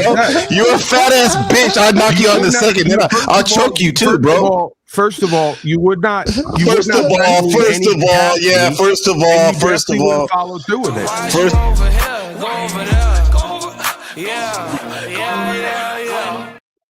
Leave him alone for a second. Come on, bro. Yeah. You can't have the conversation and listen. I don't want to have a conversation. Why are you even up here, bro? Fuck your heart shit. You got no heart. This is another point. Obviously, you retarded looking motherfucker. Obviously, I'm up here because I'm trying to show goodwill and good faith. Suck a dick with your goodwill and good faith, bro. Good for you. Good for you. Good for you, bro. I'm trying to clear the air and speak from the heart while also bringing context. Oh, speak for the heart, but I'll call you a hard R. Fuck you, bro. Again, you're the person who's obviously seeing everything in black and white. I'm telling you that I live in the gray area. You live in a shithole trailer with a dirty ass lazy boy. No, I'm the biggest nigga on here. Now what? No, you're not. No, you're not, bro. You're not even that. You don't even do that good, bro. Listen, bro. I got more charges than you and Joe Cool and every black guy on here put together. It doesn't make you a black. Doesn't make you a black person or an N-word. You got more charges. Good for you, bro. You got it up the ass in jail. What else? Here we come. Here we come with the bit to how Paul took it up the ass in jail. Come on, bro. I just told you. Fuck that guy, bro. Never come back here again. Ugly bitch. Fucking virgin incel, whatever the fuck. Okay. Nobody likes you really, bro. And I know you say I don't care, but no, you once again another a phantom incel. No, not even a phantom incel. An incel, bro. Fuck you, Paul. Suck a dick, bro. You OTW. You suck each other's dick. That's what you guys do. Ew. Nigga, you make Flow State look like a damn fucking emperor of the fucking YouTube and shit. And shit. Like, if that's his competition, fucking guys are fucking garbage, bro.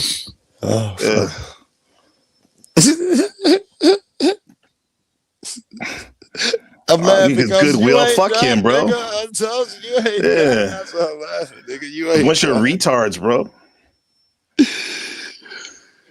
Oh man, like Joe Cool, man. You heard the most shit because these motherfuckers feel so comfortable around you and shit. Because I don't know, man. Like I get it. I mean, on the level, not on one level. On the level, I know it's all bullshit. Like these are words, but the intent. If we're gonna play this game online and shit, the intent behind this thing, like these are harmful. These are harmful things. These people are saying, trying to hurt people, bro. And then like they want to play it off, saying it's a bit. First of all, he's coping. He's like using that as an excuse, and second, it's not even funny. You know what I'm saying? So. What's up, man? Talk to me, OG. I gotta let you guys out a bit, yo. The entire time I was thinking, and maybe it's too soon for this. I still think that you need to vent some more. I wouldn't be trying to give advice, but since you asked, no, bro, they're just giving me a reason why I don't want them around me. Like, that's. I mean, I guess I needed to get this shit out, bro. And here now I can say after the fact.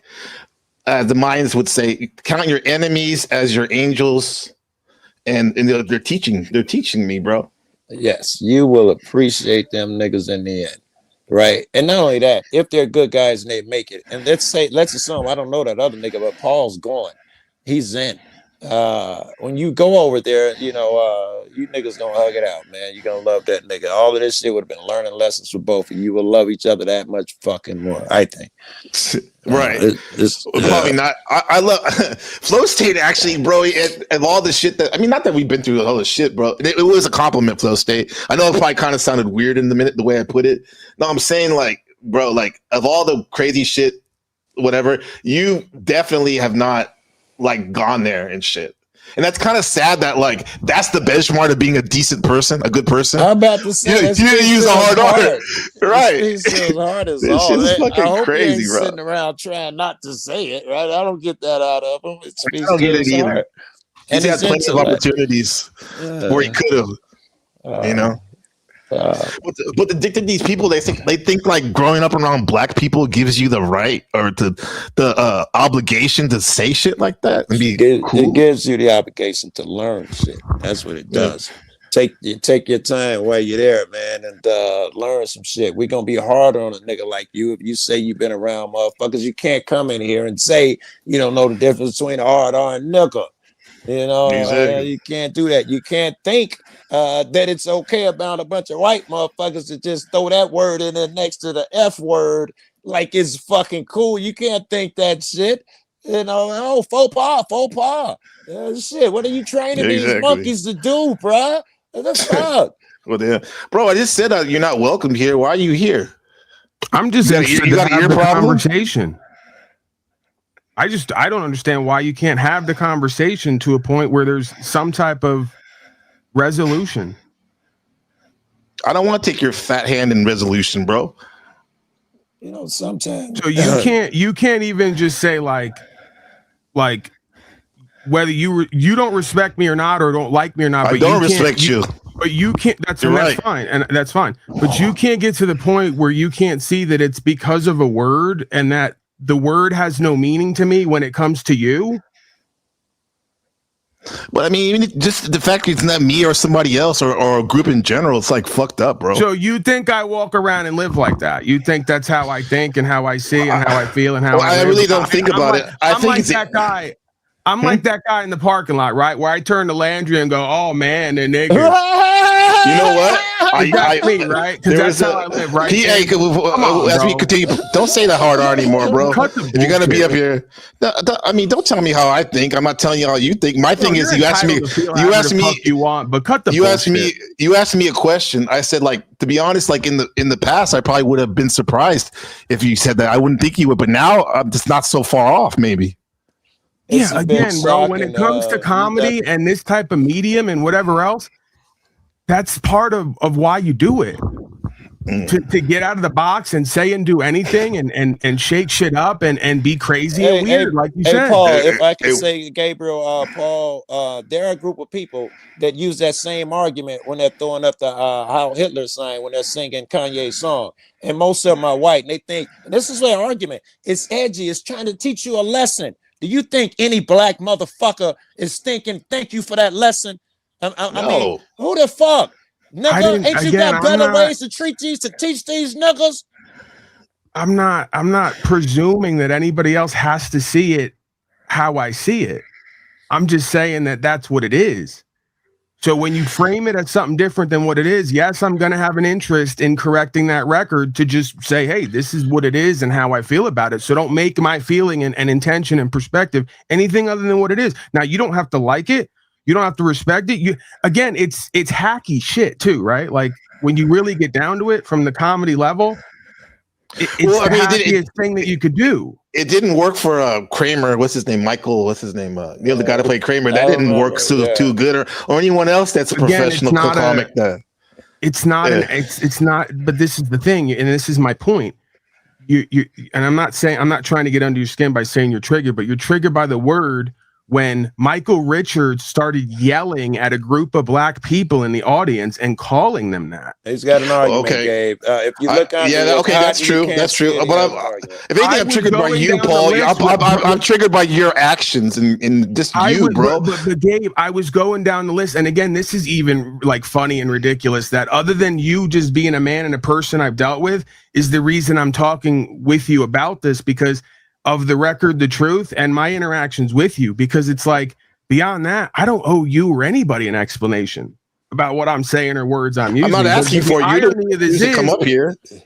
I know you didn't. I'm saying I'm offering that if you can see value in taking it through just for the truth, whether it's about me or you or not. I'm not going to claim we're best buddies, but we have had conversations about life and the truth and certain things. And I would think that you would know by now, whether you think it's hacky bullshit or not, or you don't like the word, that's not who I am. Like, that's not, you know what I'm saying? Well, you could say I get it. I get it. This is all I can do is take from what you said about how you said. But here's the thing, bro. Sometimes, here, right, dude. Why can't every time I go ahead? You're right. You're right, nigga. You're right. Damn. Go ahead, bro. Like sometimes it's not our job to think about, I guess, care about what other people think about what you say. No, I get it. Like you, in terms of you gave me what you said, and I can take that. That's I think you're being genuine what you said. But with that said, bro, not only this, with your track record about how you used this word in our first meeting, like the shit, like it's fucking annoying and bro, and actually it's shameful, bro. Everybody, when I meet somebody who sounds Asian on here, I say the little Asian kid. When I meet a woman, I say the goofy broad. Do you have friends?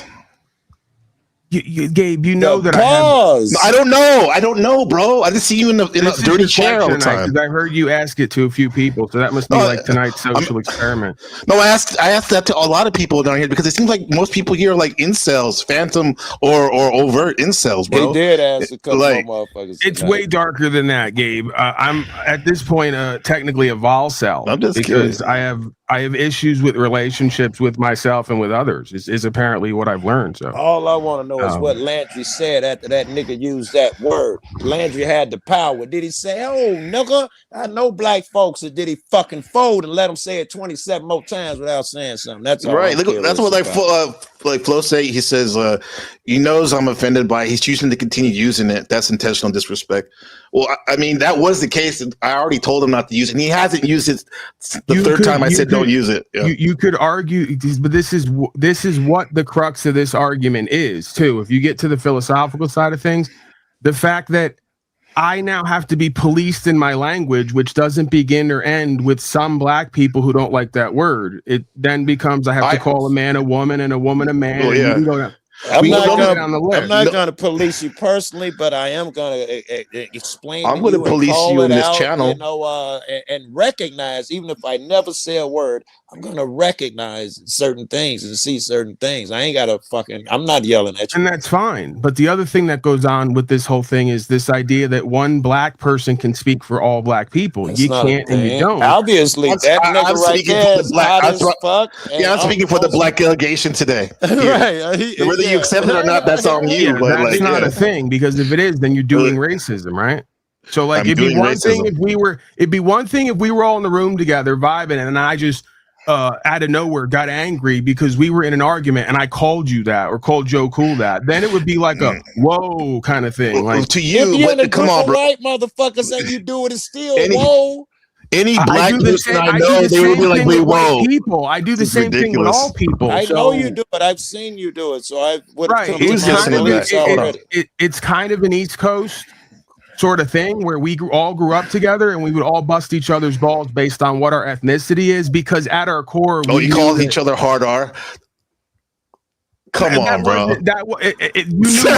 You knew. That's why East Coast is soft. You knew who could appreciate it and be open to it and who wouldn't, and then you would make a decision if you wanted to bust their balls and go there or not. Right? Everything's a gamble in life. Right. So, who is this? Paula? Who is this?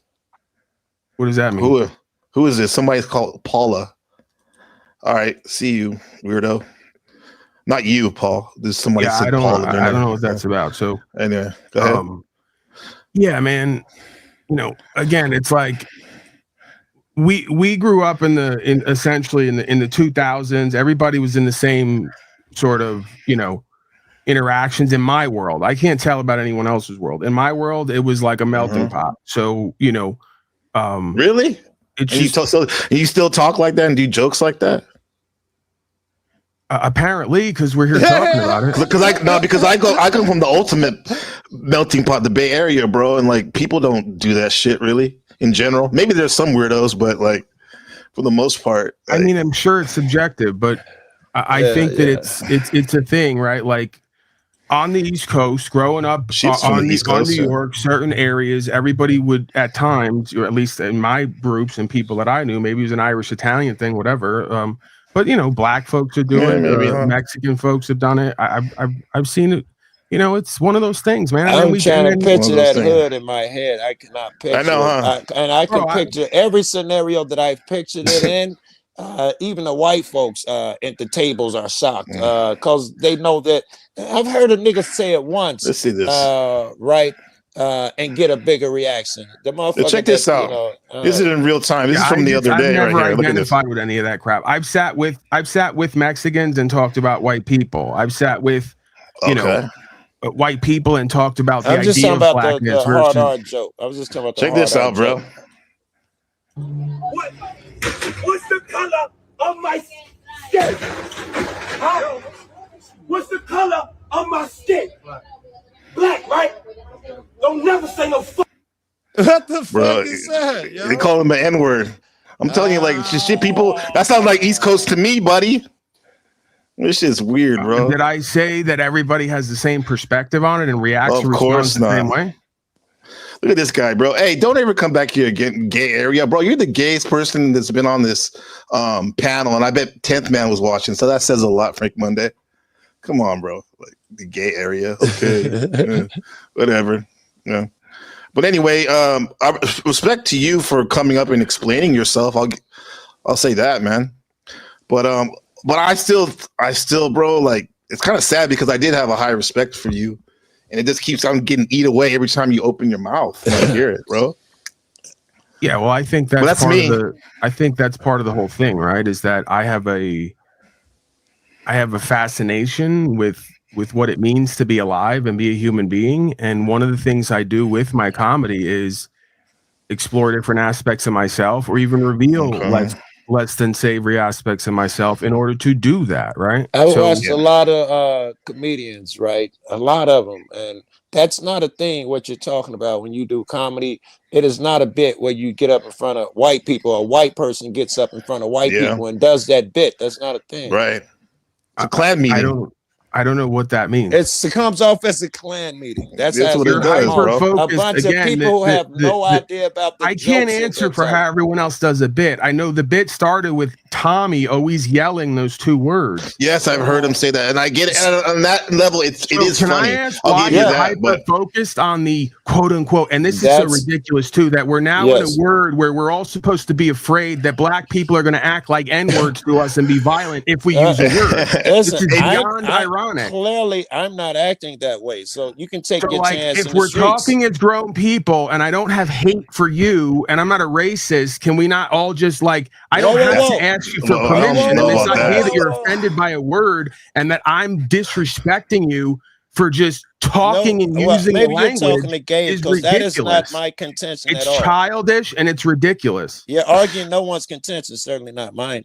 All whatever you're saying. Why do some black folks are the only group who have a word that no one can use around them without fear? Because hold on, because we're the original people of the planet, probably. And we put up with a lot of shit, bro. And here's the thing, bro. I get it. You can say whatever you want and all that, but once again, you're not respected and you're not welcome here. Yet you're still here, bro. Can you show yourself off like a man? I would think that I'm trying to tell you, bro. What we're doing here is actually doing you a service, because we're being easy on you compared to what the majority, 93% of people out there, black people out there, would probably do to you for saying that shit, bro. So this is again, you don't know how. This is what's so fascinating about this. You're now doubling and tripling down on speaking for all black people and saying 90% of black people would act like N-words if you use the N-word. That's what I said. It's not a great case. And I'm not even someone who has hate in my heart or is being racist. Why do you have to keep saying that? Someone that doesn't have to keep saying that. Say those two. Wait. Those are two different things. On the N-word when there's an F slur as well. That was fucked up too. So you're doubly fucked up. Thanks for reminding me, bro. So now we have at least two words we can't talk about or use. Yeah, but you can do. Listen, you can. Okay, here it is. I talk, then you talk. All right, bro. But you're doing the majority of the talking, bro. Thank you. Here's the thing, bro.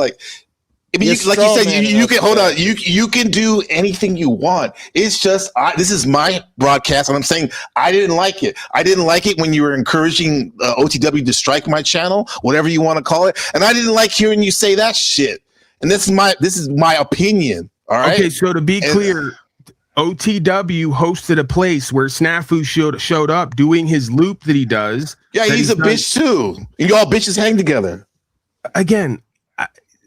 A lot of these people I don't even interact with beyond you do a lot, Paul, more than anybody else. Minutes, like I'm here now with you, right? You do bits about hard R's being ignorant and striking niggas' channel. That speaks that is the bit you chose. Maybe that's funny you, bro. as hell. It Your will action. always yell that is the bit you chose. There's no way around that. There were 100 million bits. You chose one with a hard R meant the dumb, ignorant black motherfucker because you thought, damn it, I'm edgy up for whatever your reason. Emotion again. This is your emotion. Yes, it's emotion. Fuck it. That's what we do. We can be emotion. No, don't throw me in with Gabe. Okay, go ahead. My bad, Joe. My bad, Joe. Don't throw me in with Gabe. Don't throw me in with Gabe. This is not emotion. This is logic. Every person on the list, you guys lumped yourselves in based on colorism. You apparently don't do that. Argue my argument. Ability to cope with or get over the word and a feeling you have behind it when there's no hate or racism intended. We're not a hive mind. I'm not sure who you're talking to right now because you're talking to you guys. I can't speak for a bunch of niggas. Can See you what speak happens? to me? You want the benefits without the obligations, right? That's a problem. No, I want a sincere conversation where a motherfucker speaks to me. I'm here for it, Joe Cool. Well, you wouldn't have cut me off if you were really here for it right then. I want a sincere conversation where motherfuckers talk to me and don't use the obfuscation of saying you guys, because I can account for the way other people think. When you have the opportunity to challenge what I am here saying personally, it ain't you, whoever does the you guys, all y'all think a lot alike shit. Who can fucking argue that shit? There is no hive mind. Man, you know there's no hive mind. Right, but he just did that. So he you didn't correct That's him why when I say he said, don't lump me in with him. I saw him making all them faux pas. Right. So all I've heard so far, the argument essentially is, if we could just boil this down and deduce it, is a word was used describing white people, an N slur and an F slur, the participants were all white, but because the word was used, 2 black people apparently got some kind of feeling about the word and are basically now putting out a signal that if you say this word, bad stuff might happen to you. That's the crux of what the argument has been so far. Let me respond. One, I wouldn't put out a signal. I'd say shit outright. You know me. I'm secure in my fucking arguments. I'm not saying that. And some of that shit that you're giving me again I hope is from his argument. I am not triggered by the word. I hear them all the time, every day. I go around a lot. I'm not like, dude, I get called that shit all the time. Not that you've ever done it, and I've never seen you call anyone that. I understand the distinction there, but it says something about them every time they say that word. You know what? I got a lot of people who use that word jokingly. Some of them get it right, and you know, it's funny. And some of them get it so wrong, you'd be like, yeah, you see his background, where that nigga was raised, his history, what he think he is and what he actually is, that he's not cooler than he thinks. I am saying that the lines I'm going down are the latter. I know you don't hate me or anything, but I would like to see the wise man. If you really understand, you said I'm something. I hope I'm not being too long-winded. Something and not racist. I forgot the first words you used, but the racist thing, you know, that's gray area shit. And if you hang around blacks and if you're concerned, and I know you need to get to know niggas like me, hood niggas, and I'm going to speak for a bunch of us right now, because I know you be very careful using those jokes around here. If you want to get to know us better, man, I would rather use that time. Good point. I would rather use that time explaining to them that every time me or anyone else says that word, that you mean people are ignorant. We're so comfortable with it, and we call any motherfucker that word who's ignorant. You know. Right, but there's always two sides, right? If you really look at this dynamic from color aside, like I said, the gray area, this got put to bed at a certain point, or pretty early in my youth, when I would be around black folks and they would be constantly with the cracker this, cracker that. And at a certain point, it was a thing back there. Yes, totally. Right. And at a certain point, I had to ask, just so we could air it out, right? Get it out there, because that's just kind of how I am. Why are you with me or dealing with me or rolling around town with me if this is how you feel about people who look like me? And then it was explained to me the same way, you know, interestingly enough, that I'm explaining it back, that no, that's those people. That's not you. I don't consider you that. Right. And I had to realize at that moment that I just was never identified with whiteness, because the same way a black dude next to me would talk about these type of people, crackers, I felt the same way about these type of people, because of the way that just the way the system is, the way life is, the way I relate to other people. Right. So, and again, it's just, it's kind of a trip, right? Like you'll see on my broadcast, every day I do a broadcast, somebody shows up and goes, "Are you an albino black person?" I've been getting that all my life for whatever reason. I got to remind myself you're not black all the time. But this is my point. And I don't run around going, "I'm black," or "I want to," like, I don't identify with colorism at all. I just are you black or mixed or something? You're doing it now. After all, I don't know. If I am, you're in trouble in this argument, because I can go back to saying hard. I still be like, bro, you're like, what is that? The invisible man. Like, what are you trying to pass? You trying to pass as a white man and still be a racist white man? No, I asked you a question though. You didn't answer my question. You don't have to, but I'm Irish and Italian as far as what I'm told. Okay. Now, listen. Like, speaking of that, because I know you're a mafia connoisseur in terms of movies connoisseur. We've had jokes, we've had good laughs about that. You know, that was a little disrespectful. You know, for the Goodfellas. My thing is like, so if he insulted him a little bit. Well, yeah, exactly, yeah. So like, if some black guys were around and I was talking about like, yo, these Ganny Wop motherfuckers, like, man, like saying that shit, and I was joking. Do you think that they would take it as a joke? If I said, no, man, I'm just. They wouldn't, but I would, as long as I knew that you didn't have an issue with me. That's my point. If I'm with you and we just left the house with a bunch of guinea wop greaseball motherfuckers and you brought it up and I felt the same way, I would say that, right? Because there's a distinction there personally between how you feel about me and how I feel about you versus how we feel about these people. I've sat there with black folks smoking dust, talking. Listen, man, I'm not trying to do the whatever, like relate to black people with black stories. I'm just saying these are times in my life where caused me to step back and look at it again, right? I was sitting there smoking dust with a gang leader who was telling me about the N-word and what it's like to be black and how he doesn't even want to be black sometimes because he has acted like or had people around him who act like niggers.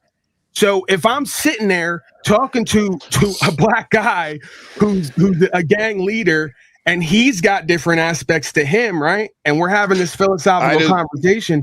I should be able to do the same thing on my side, right? I did a broadcast from 2013 to 2016 where all we would do is talk about niggas, the negative things. It would be black dudes from New York, black dudes from Chicago, and the Bay Area in LA. And we would talk about that, bro. And I get it, but the thing about it is, bro, like I played this shit with Tommy where I was like, we were cool and I had a good time, laugh like you guys were doing. It's funny. I get on that level, but like I did the thing like he's not calling me hard R, so it's okay. And I let it go until it wasn't okay, until he directed it at me, and I'm like, fuck him, right? And here's the thing, like, and I see the same pattern happening with you. I get what you're saying.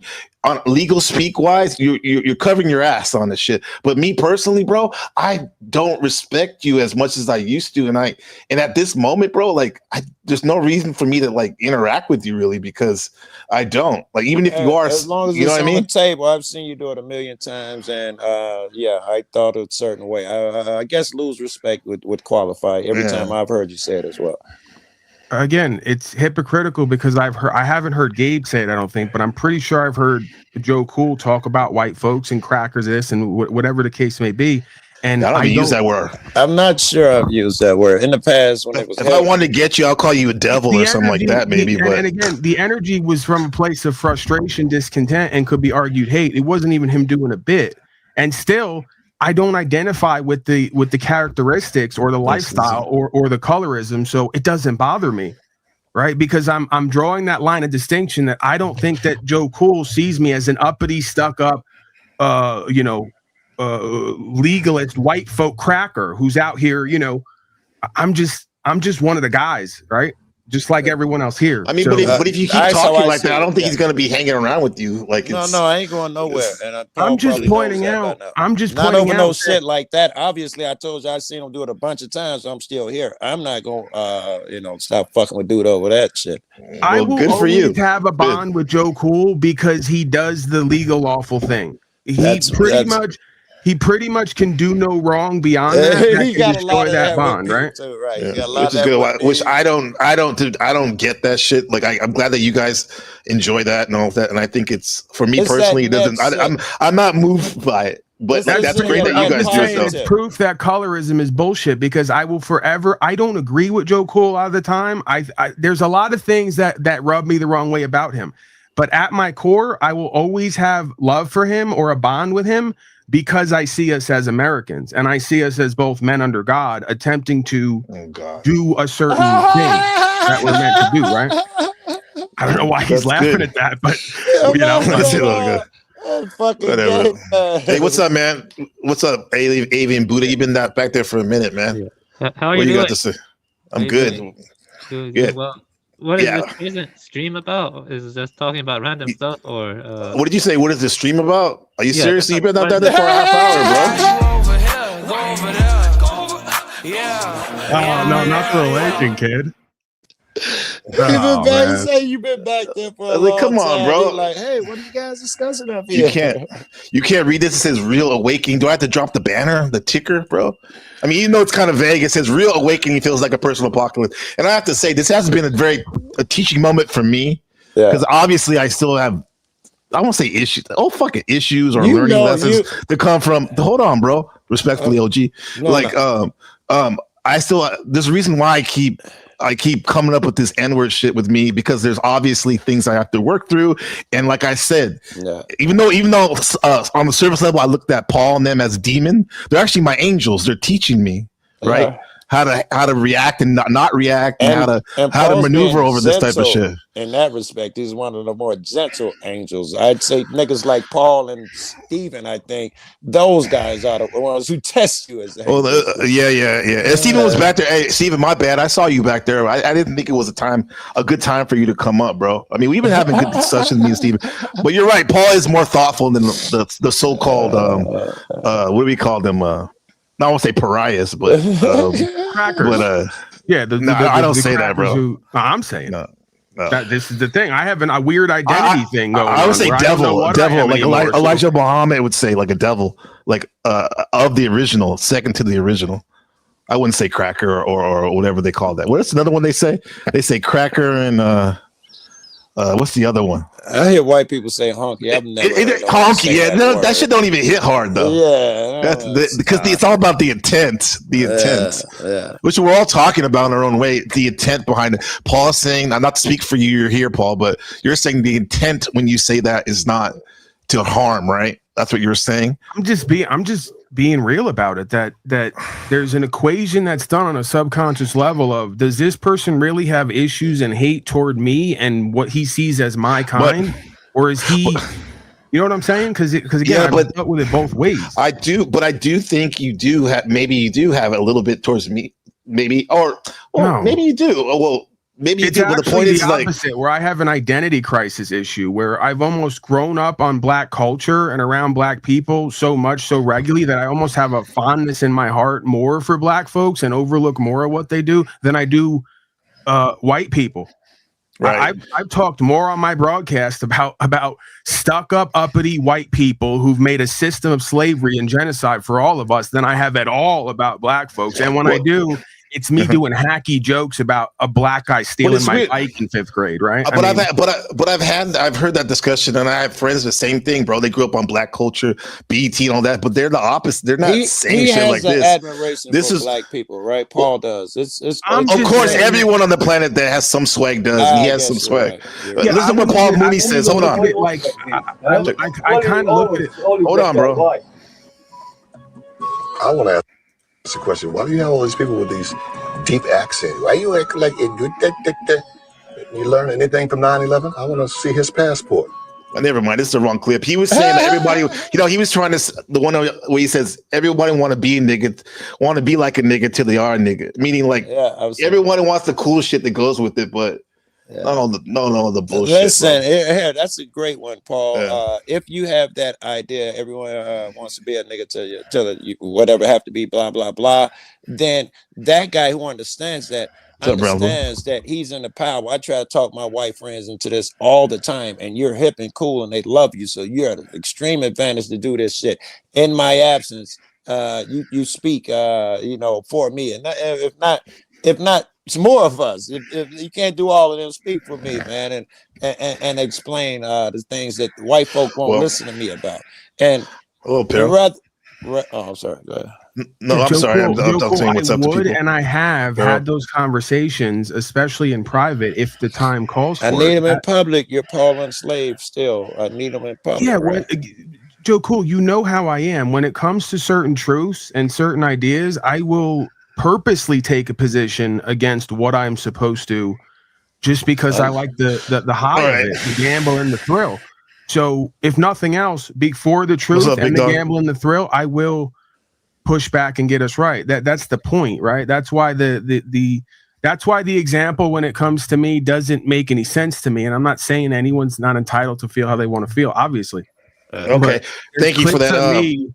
There's clips of me with EBT and others who I believe at times actually were racist people or had something in their heart about it, with me against them for that. And you can very good. It's not about you very good patting me on the head. I'm getting black. I mean, I needed to hear that, especially at this moment, right? I didn't mean to pat you on the head. I know some people say that's disrespectful. I guess I'm speaking out loud. I should have kept it to myself. What's up, Machine Lies? How's it going, man? What's up, blessings? I'm here to learn as the other white guy. There you go. Okay, Machine Lies was the only guy with he left. I guess you could say non-white skin who was on the list of being evaluated, right? And I even said after I did the evaluation, I like the kid. I praised him for his intellect in the past. I've deferred to him. I said he knows more than me. It's like the same age as you. It's another East Coast thing where everybody's a kid, even if they're 50 years old, right? Like Brian O'Shea. Yeah, here's the thing. I noticed that Machine Lies, you left right when they started getting all spicy and racist like that shit. Right. I don't know if that was because it's, I don't know. What did you think about that shit, bro? Well, I personally don't, sort of talk like that, or whatever. I try to be respectful. I wasn't very respectful on 10th Man's channel earlier, but I think he was trying to bait me by like talking about Muslims or something like that. So I just went all out on him or whatever. You and Gabe have that in common, TML. Yeah. So unless I perceive disrespect, I won't come at people like that. Right. So it's a different thing if I perceive disrespect, right? I'll sort of try to hit wherever I can. Wherever there's an opening, right? No. Okay. And that's a perfect example because I've talked shit on the Muslim thing with TML busting his balls. But if you go back and watch my broadcasts and when I'm talking truth and I'm being passionate and speaking from the heart, I take the side of the Muslim oftentimes in these interactions and these conflicts. I'm putting my life on the line potentially with people who want to kill me or have me in jail on some level. If that makes sense out against certain groups and certain tactics, right? Yeah, that's a good point, though. Like that you and Jill Cool, I've noticed, and others have noticed too. Like you have maybe an affinity there, where you guys have your own thing you do. Like Joe Cool has this huge channel, where just the cop walks in, and then you have your big channel. You live streaming a lot of numbers and active viewers and stuff. But yet, you guys seem to come to the Panelverse to kind of like play and act different. Not as serious social. I don't know as you do on your own broadcast. It's like y'all maybe do fuck shit. Yes, it's an like when you're around here, but then when you go, you don't act the similar way in general as you do in your own broadcast. I don't discuss political opinions and shit on my channel. I don't want to confuse motherfuckers. It's a lot of topics. They just there to see the cop watching shit. I don't confuse them with a lot of this shit that I would say over here. That I get to say over here. Racial slurs are great for broadcasting. There you go, Browns boy. They are. Somebody asked me. It's horrible. He's being sarcastic, but no, they get numbers. It's true. You say that word. What does Brown Boy know about broadcasting and getting or holding numbers or regularly getting value for broadcasting? I mean, folks should speak on shit they have no experience with. Well, I mean, we have produced a number of shows. A few, large this year alone. I see in the back. Yeah, me and Brown's Boy definitely. Yeah, that was pretty good. Made by Jim Bob, the Jim Bob shit. Well, not only that, we've been the topic of several shows as well. Yes, maybe today even we will be. So Logical Sports says, "Are Taiwanese people racist?" Gabe, of course. I mean, everyone's with that song for Avenue B. Everyone's a little racist for sure, but in general, I would say here I've experienced more racism in America than I have here. But it is like how you. I mean. It's how most people I think in the world are cool, right? Yeah. And but it's just I think people go to race a lot of times, especially when they don't know you, and that's the first thing maybe they can latch onto when they're trying to hurt you. That's it. Yeah, even if they don't know your kind, even if they know a black guy and he doesn't act like me, I can still get them upset just with the baggy pants bullshit where they're used to, hey, Bill, look at that guy. And Bill probably cracks racist jokes with them too, or allows that bullshit around him. So they think everybody allows that shit around. Right, but here's the reality, and I'll tell you a story that I've never talked about Happy birthday. Anywhere publicly. Happy birthday if it's your birthday, Pat. Yesterday or something. Right. So I used to know a family of Irish folks who actually hated black folks. And me and other quote unquote white people, because now I'm having to take the identity politics side of things because I didn't see it that way when I was in the mix, right? We would go over to hang out at this garage. This is like middle school, high school shit. We go over and hang out at the garage, cut class, whatever, because it was an open spot. So after going there for a while, I started to realize because, him saying shit like that, not doing a bit, obviously, about black folks and whatever else.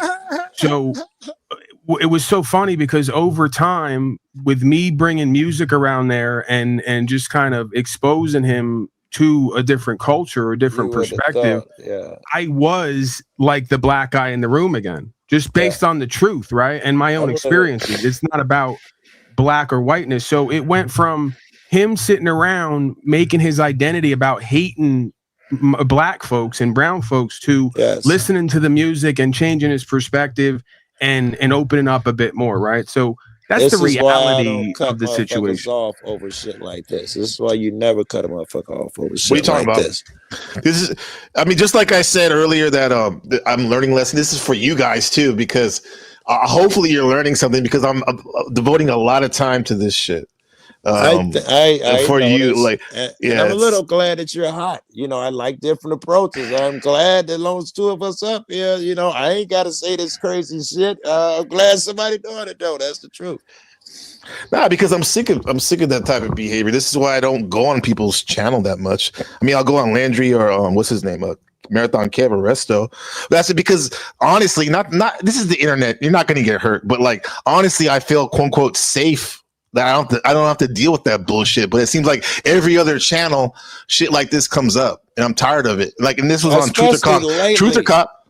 Yeah, right? Especially lately. Yeah, Truth or Cop. Niggas know, especially white folks. I'm sorry, Gabe. I don't know if y'all know, but niggas feel liberal to say that shit lately. I think it's some Trump shit, man. I've been losing my fucking mind too. I was blackout drunk the other night, so technically I was black if I said it. So I don't know. Hopefully I didn't. Huh? Anyway, but like, how do you feel like that when people are saying that TOS shit, or just not even TOS, but like on some offensive shit on your channel like that? Are you cool with that or what? Well, to be honest, again, I kind of was just, I was a little black myself in that moment, dude. I was a little, You keep, I was gone, dude. The joke didn't work, but go ahead. No, I'm saying, even if you weren't, are you cool with that type of behavior? I don't remember. If it, you guys would literally have to tell me what happened. If you weren't, I'll tell you what. This is what happened. This is your channel, Truth to Cop, and regardless if you're blackout Trump. Listen, hold on. Depending on the matter, if you're on the panel or blackout drunk, you're responsible to this as a channel holder. He's paneled on. He's just like the freak. I'm gonna go nigger because I'm gonna stick. Dr. D head. You did that, Truth or Cop. That was you, man. That was all you. You think that's funny, Paul? That was true. Yo, Paul. What was that? I can't even tell if this is so meta. Yeah. What the fuck? Niggers are violent. Oh, she said niggers are violent now? Yeah, I can't tell who's talking when. As we know, niggers are violent. That's at least the stereotype. True that. Savage. They're straight out the jungle. He gets very angry. He curses. He yells at people. He's threatened violence a few times. That's also me. Very bellicose. Who are we talking about? Who you talking about? I don't even remember. I think I'm gonna, and also because Tom already said faggot, and then if I say it, it's like, yeah, I'm just. Which gives him the faggot vote. But then you're right. This seems to stem from like a bit that this is like, because it's kind of like steel manning the position. I'm trying to see if the other guy's bidding. Paul is bidding. Yeah. Well, it's like, I think it's a bit. I want to be specific. It's kind of like of the ICE agents, and you have the immigrants getting kicked out. So it's like playing into like the rhetoric of like, yeah, let's be pro against that. So now you know what's going on in your channel. So you're good with that, right? Or not? Hey, Truth or Cop, what size shoe are you too? What the what? I thought we were. We're not gonna rob him or take his shit. He says he's okay with that. I'm on the N-word side now. I thought that Joe Cool said he didn't even know that I wasn't black. So you guys are okay. All right, guys. You guys are welcome around here, bro. Don't come back here again, bro. You guys can go fucking jerk each other off with your fucking wannabe LARP white supremacist shit. You can't even do that right. So fuck you guys, bro. Damn. All right, Avian Flu, what you got? TML, is he still up there? Yeah, I think religion is more important, the tradition you follow, than race, ultimately, because, I've gone through some stuff. I'm not perfect. I've made mistakes, but I think ultimately it's about the tradition you follow and the precepts you hold and the values you hold, stuff like that. Yeah. I do think, for example, I don't want to get into racial, but it is kind of true that the some figures, some people who are good, I mean, most deaf actually mentioned them, some Jays, like they have a lot of power, and they promote rappers to promote bad values among the African I American think so community. too. Yeah.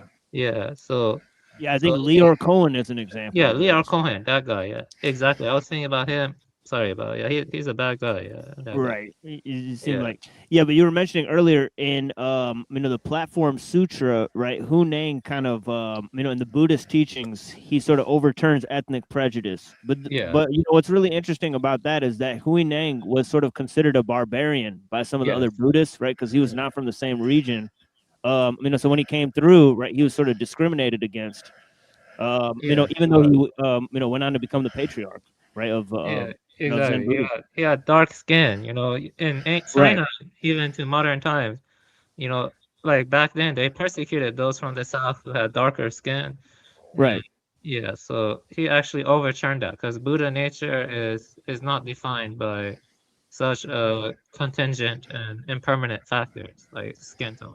What would the Buddha say about this type of behavior, the situation, you guys They think? say it's against precepts and it accrues negative karma and stuff. The karmic Oh. is theirs Yeah. ultimately. So, Yeah. yeah, the karmic burden. Yeah, and also, in the farewell speech of the Prophet Muhammad, right, he said there is no difference, right, between an Arab and a non-Arab. Right. So he sort of declared that racism is sort of un-Islamic, right? So to speak, and you see sort of the same thing in Paul, right, where he talks about the Greeks, right? They sort of came into the synagogue, right? And Paul was blamed for, bringing Greeks into the synagogue, right, because they were sort of racially different from the Jews. Right. Right. And Paul's whole message was that Jews and Gentiles are sort of like the same thing, right? Jesus does it when he talks about the shepherd that comes to the pen, and the sheep only hear his name. He said, "I tell you that there will be or is only one sheep. I tell you, people outside of this pen will be my sheep now." Jesus says the same shit. That's like killing racism. Right. Yeah. So it's fascinating. So it's sort of a collective response of religion against, racism, which is interesting. It's interesting how like there's been it's not the first time this shit's happened where white people, I mean, I guess they were my friends at the time. Certain white people were I was friendly with, and they try to do like a nigga intervention with me, or I don't know if they're trying to like, because obviously like I had an issue with that, people saying that they felt that if they keep saying it, that it's gonna like spark something in me, and like I'm not gonna be offended by it. And my thing is like, I think part of that too, when these white folks were doing that, it's their own karma that they're dealing with too. That for whatever reason they feel like they have to do that. Now I don't know if they're trying to help or hurt. Yeah, there's only one instance where I will use the word, it's either, as I previously stated, right, to sort of deeply offend somebody who's coming at me. Yeah. It's sort of the same way, sort of the same capacity, right? Like racially speaking, like saying sand N-word and so on and so forth. I think that's like, even though that would be against the Buddhist teaching and Islamic to do that, even in Islamic, like you said, the Prophet, peace be upon him, to do that. However, you're admitting to the fact, and I respect the fact that you're saying you were heated in the moment. Whereas these, like Paul is trying to say like, oh, it's a joke and this and that, like where really, like if you're joking, you have the option, you would think, to either, you have more than when you're heated to use certain words or not use certain words. So you're actually going out of your way to see these things that are highly offensive with the guise of, oh, it's just comedy. Yeah, one thing for sure, like they wouldn't say it to people they don't know, which is effectively what you're doing on the internet, and you're not going to behave that way on your channel, right? I've seen all their channels; they don't talk like that on their channel, right? So it's interesting that, so I think that might be like I told Truther, I was like, dude, you might have been being punked because, like some sort of like strike thing, or I don't know, man. But that's why I was asking him. That's why I was asking him. Like he keeps saying he's drunk, and yes, we get it. You're a drunk, bro. And I'm not just saying that because you literally called himself a drunk right there, a drunkard. So I'm saying like, bro, even with that said, you still okay with it? They're fucking your shit up, even if you don't care about non-white people like that.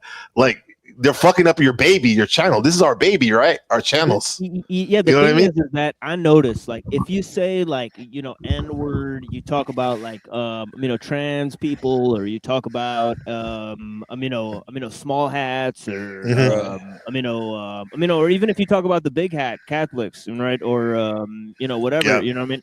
It's like you even get like a little bit flagged on the algorithm. So even it's like even if you don't get struck, your viewer count will still go down. They'll still lessen your reach. As it should. As it should. Yeah.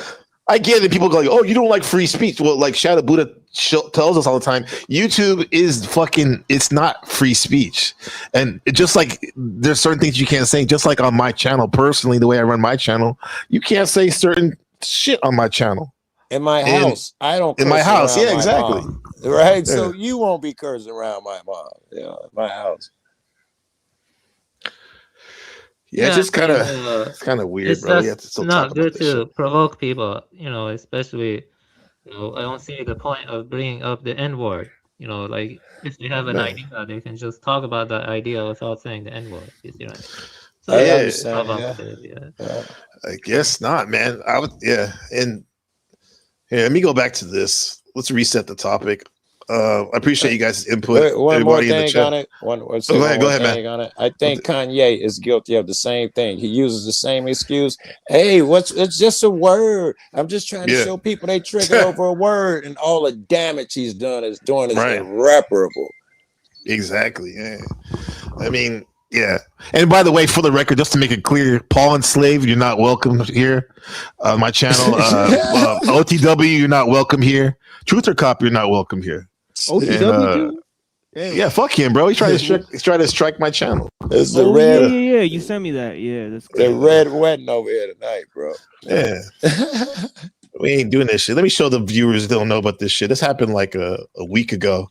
I don't know if he got popped or something because he didn't stream. Well, you know what's funny is the first time I got into it with OTW is the same thing. Right? Like I went on trying to strike you.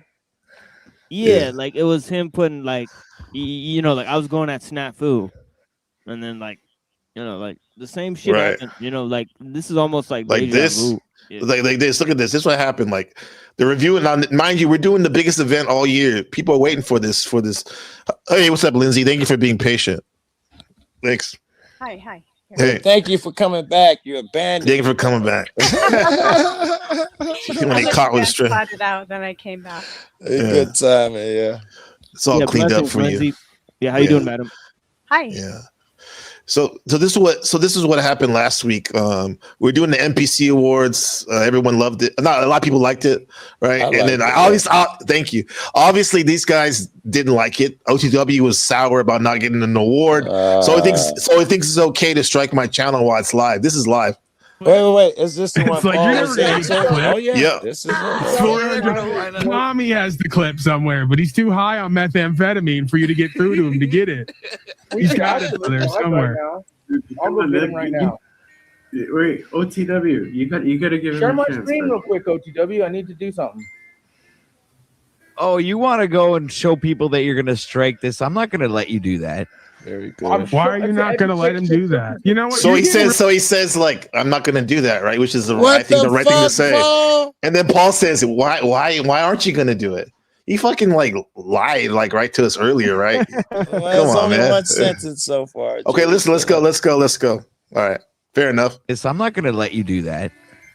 Why are you not going to let him do that? You know what? You're getting real soft in your old age. I am. I'm trying to bully him because he knows OTW sucks his cock. So, you know, I'm growing old. My hair is getting gray by the minute. No. I know what your problem is. You're worried that one of these other fucking bozos around here is going to accuse you of being a co-conspirator in the striking, and they did. Obviously, yeah, it's his channel, right?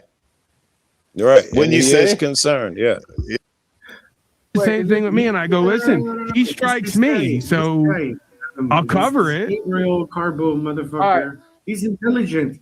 He created an entire shitty award. He has shitty award. What are you? There's another drunk right there. He is encouraging dude to strike to do at it. this point. Yeah.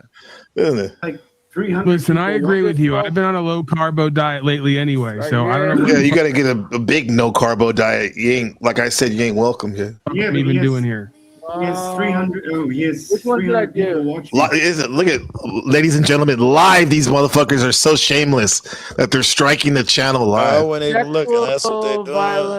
OTW, which one should he do? Yeah, like I'm gonna tell him what to do. Yeah, it's pretty funny, huh?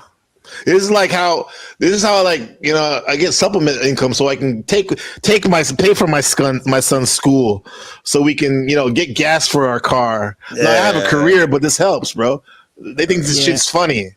And you know? it's true. Like you could get like demonetized for that. They could flag your shit where you have to reapply and shit. It is like it does put barriers on your shit, right?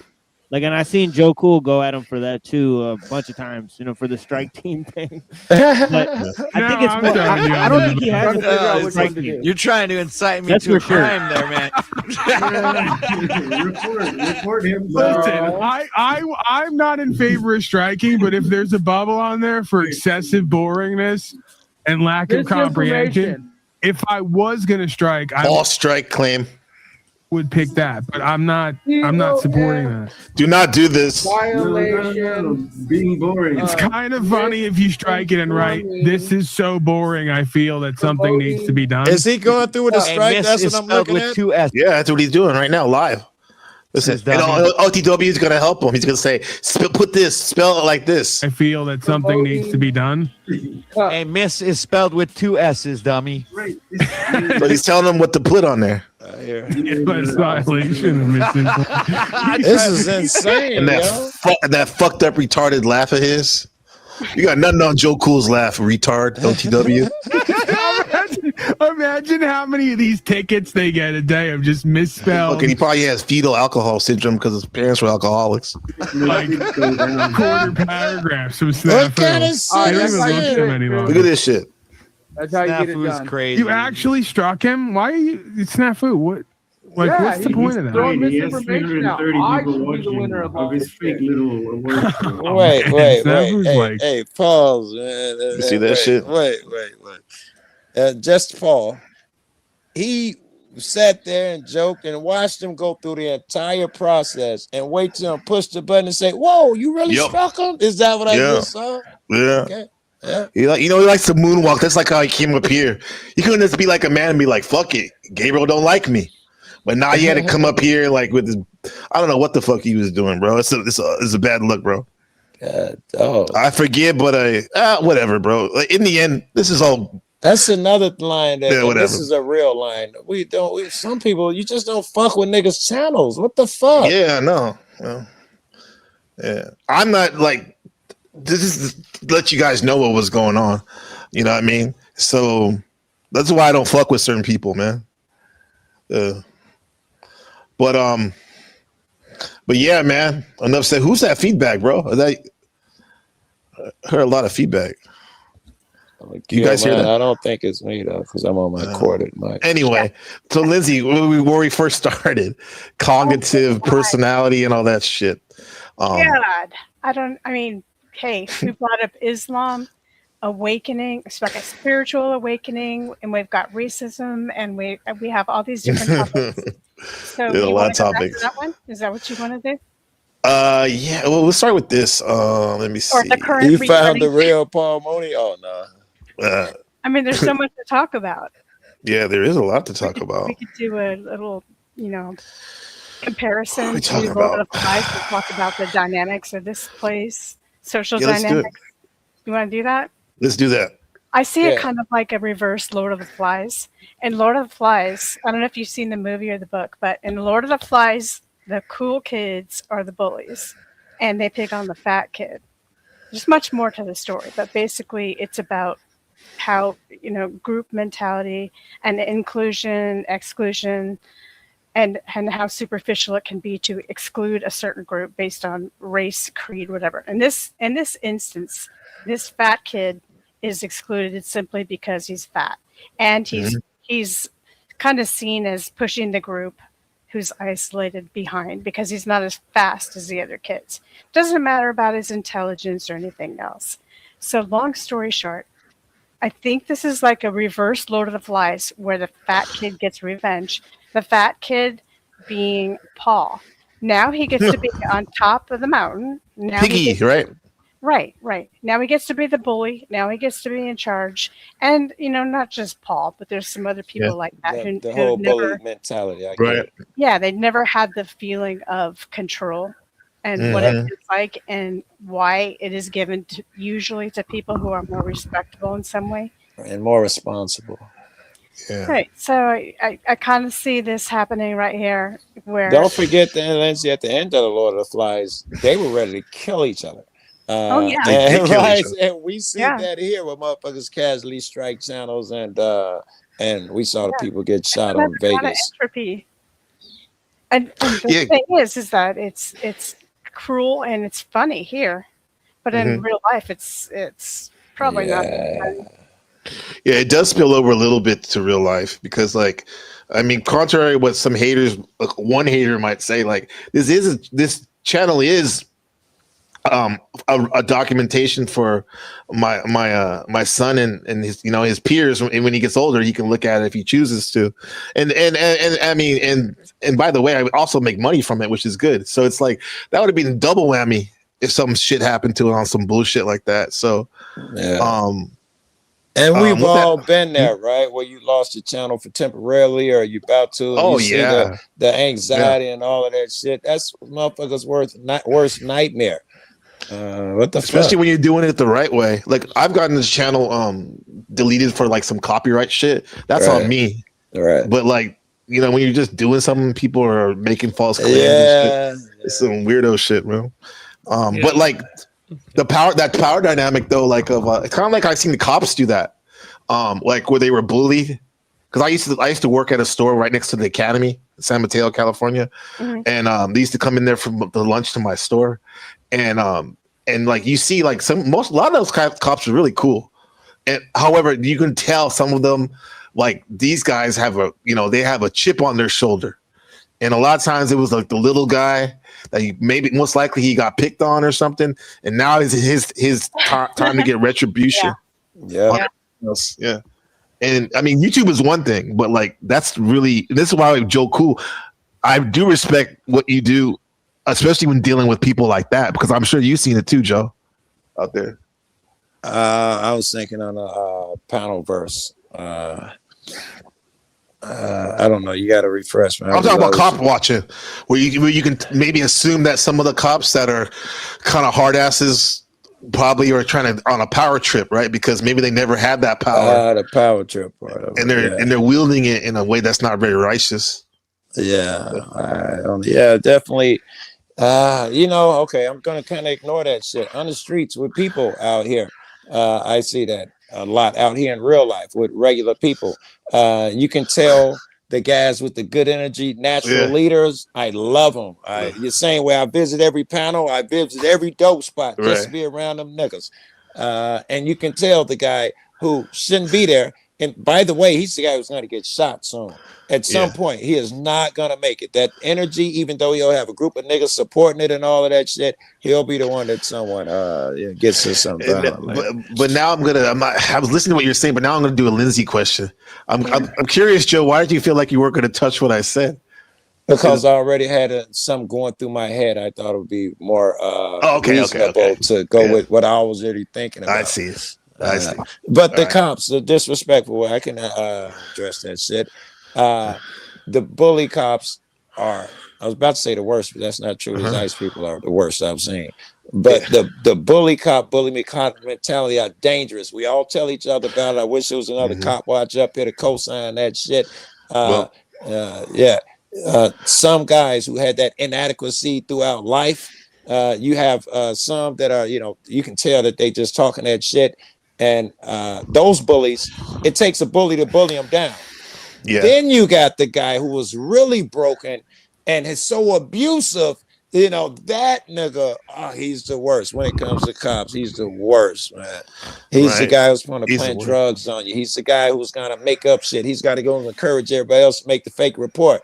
All that bullshit. Yeah, they're dangerous. The most abusive people are the biggest cowards. Have you ever noticed that? I think so, yeah. They're dying to be king of the hill. And then power corrupts them. Absolutely. Right. I was thinking of this scenario in World War II where Hitler was in charge, at least indirectly, of all these concentration camps. And he had not visited a single one of them because he couldn't bear it. He couldn't bear to see suffering. He had the Constitution. He was ordering people to be killed. Out of sight, out of mind. During the Nuremberg trials, Lens, the most famous guy, I think it was the one. It was the one who committed suicide. I can't think of his name right now. But when they showed the video of what went on in there, he couldn't look at it. He would say stuff like, "Come on, this is uncouth. Who would show this stuff?" You know, he was trying anything not to. That shows you they have a conscience. You know, police do that shit too. If they catch you, like I've seen loss prevention. If they catch you stealing something, they'll be like, "You want to look at that's you up there," because any person that's not built like that criminal mindset, like they're going to be embarrassed and feel ashamed of it. Now, Avian Buddha and Machine Lies. From your your countries of origin. Now you're Americans, but your countries of origin, would you say the police in general are worse or better? I always be with curious people about that too. They're worse where we're at. Yeah. So that would be Pakistan for you, Machine, right? And then Iran. I'm a second generation immigrant. You know, so you've been here for a long time. Yeah, I'm second generation. Yeah. Right. Yeah. My bad. You could just bribe the police. You know, you just give them. Are they a threat to the average citizen, TML? Not at all.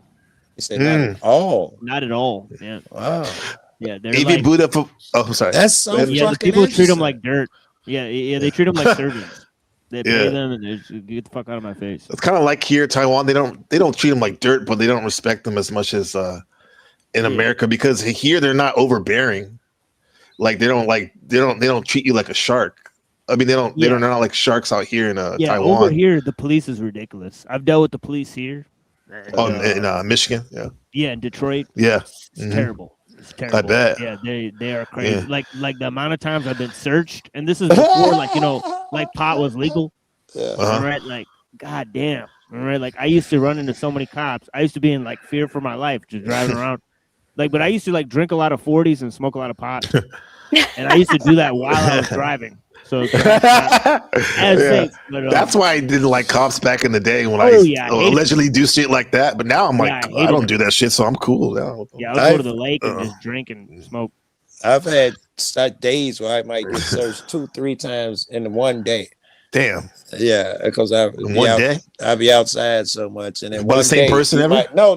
You know, you get searched earlier, later, and then by the third time, I'm like, you niggas must love me. Is that what you think it is, Joe? As they're rifling through, you think we love you, Joe? As they're rifling through my pockets and shit. Yeah, that's wild, bro. Now, Avian Buddha, okay, from what you've heard about relatives, are you that far removed that do you have any? Can you give us any insight about the police there? Do they have religious police there? Oh yeah, they do. Right. They don't like. How does that work? They're called Basiji, and they're very oppressive and hypocritical. You said hypocritical. He said oppressive. Like the children of the mullahs. A lot of them live in Canada, but they live very decadent lifestyles. You see right. Yeah. So they're very hypocritical, trying to be oppressive, and then their children are partying in Canada and stuff. So like the Pharisee and Jesus, they were the worst, right? And with an iron hand over everybody else. I mean, that's why for me, chastising Frank Monday and Truth to Copy, everyone else, I gotta watch myself because. Bro, forever I'm holding retribution to other people. Damn near have it on myself, bro. You got to get rid of that temper. And I do really ain't got to talk to you about it because you said it yourself. I heard it out of your mouth. You know that. Listen to Jack Talcott. There is only the now. You can't do it now. The moment has passed. You blew it. Some good thoughts, though. Yeah. Right. Yeah, man. I think this is. Well, I how was in you- the now when I was angry, Joe. Well, like I said, there's a time for everything. I'm not the wisest one, and I'm a troll, so I enjoy that shit. You know. You call yourself a troll? Yeah, in that fashion, my biggest source of humor is watching niggas argue with each other and do stupid shit. It I'll is be right deny reality.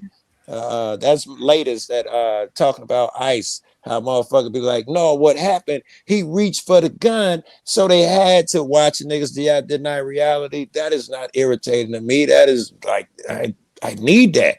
It's like my drug. I'm like, oh, so happy when a motherfucker be saying that hard shit and your jungle monkey go back to the jungle. I love that shit, bro. You were I'm having like, a blast. It was like you were going to say, my stomach hurts or something. You were laughing so I was hard. over here thinking, I'm glad they can't see me, rocking up and down, laughing. I was dying over here, man. That's weird. There's two sides of you. There's that kind of kind side. Yeah. And then the guy because I hope, Lens, that I don't really see motherfuckers getting hurt, and it's childish shit. So as long as I don't think nobody's in no danger, it is kind of funny to me. Because later, you niggas will be laughing about it. I'll be able to sit up with two people. Yeah, you're right. But I need to stay away from some of those people that need to stay away from me right now. But Joe, with that said, I was trying to bring this up earlier. Do you think it's confusing though? Like, if Frank Monday's being genuine, for example, when he says like he can't know the difference between hard RNA, are we confusing our white brothers by calling each other nigga and all that shit? Right, it's unwilling to accept. It's racist. I'll say that word. It is elitism. This is the proper usage. You guys are using it wrong. They can't say that, so they act like, "What? I thought it's the same word." No, it's them telling us how to use the fucking words that we created. Yeah. In the end, I don't think I wouldn't say their whole being is defined as a racist, because a real quote bigot racist, they'd be like, give a fuck what they say. I'm gonna say, I won't even have to preface what I have to say. Like they can think what they want to think, you know. It's certainly elitism. Certainly, it is that shit. Where you going to a certain place and it's just respectful to act like this. Yeah, and I want to talk about something just related to this, and believe it or not, I actually don't care if people are racist to me. What bothers me is when we wasing as my ancestors. Like, you see, if you go on Twitter, there are so many people claiming the ancient Persians were Nordic, or they were like blonde or red-haired.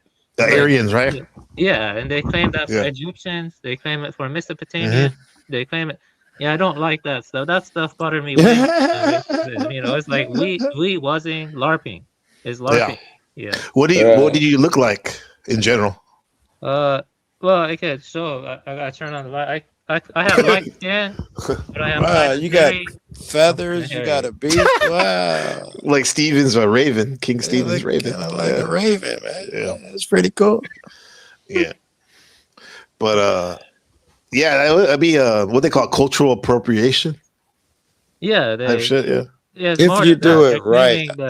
The legacy and the ancestors, and they're claiming that I am of my own. Yeah, that's a little different. Yeah. Like the white motherfuckers saying they built the pyramid or something. It's interesting enough. Like when I see the Christian churches out here, I haven't seen one Jesus depiction that's Asian. He always looks like a white dude with here in the black neighborhood. When they still do that. Well, I ain't been a while, but I toured a church. I ain't never been then. But I toured a mega church, and it was a black pastor, and it was white Jesus everywhere. There was a white Jesus, white no Jesus dreadlock everywhere. Jesus, and they was like, because our pastor, we want you to meet this guy, so and so. He's a community lead, so and so. And the first shit out my mouth was, dude, what a black Jesus at, man? He tried to laugh it off and joke, and I'm like, serious, man, what kind of example you set for these people? He like, listen, you know our people, man, you gotta ease them in slow. I jumped on. Well, how slow, bro? It's been like I got a picture of a black Jesus in my office. Yeah, I'm the like, 12 look killer in your priest. office, who the help? You know, I Yeah, read the 12 killer conversation. priest. He said What'd he that say? the white image of Christ is Caesar Borgia, the second son of Pope Alexander V.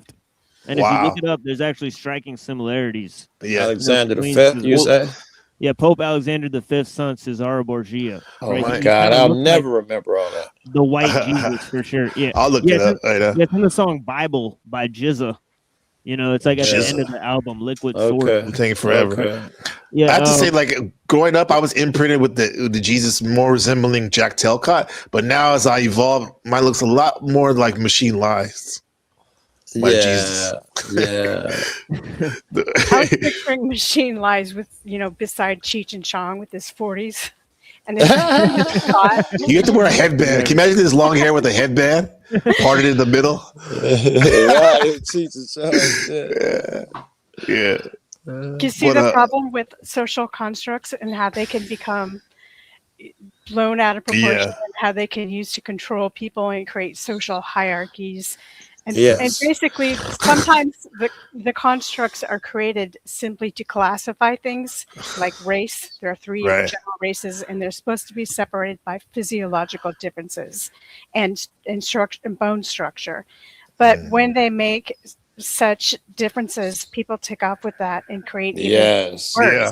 And I'm okay with the first as a descriptive. You're like, hey, Joe, it's a tall black man. Can you call him for me?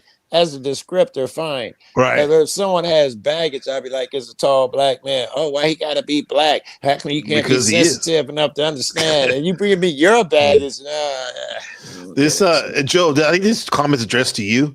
It's from Daddy J6X. Anyone want to get mounted?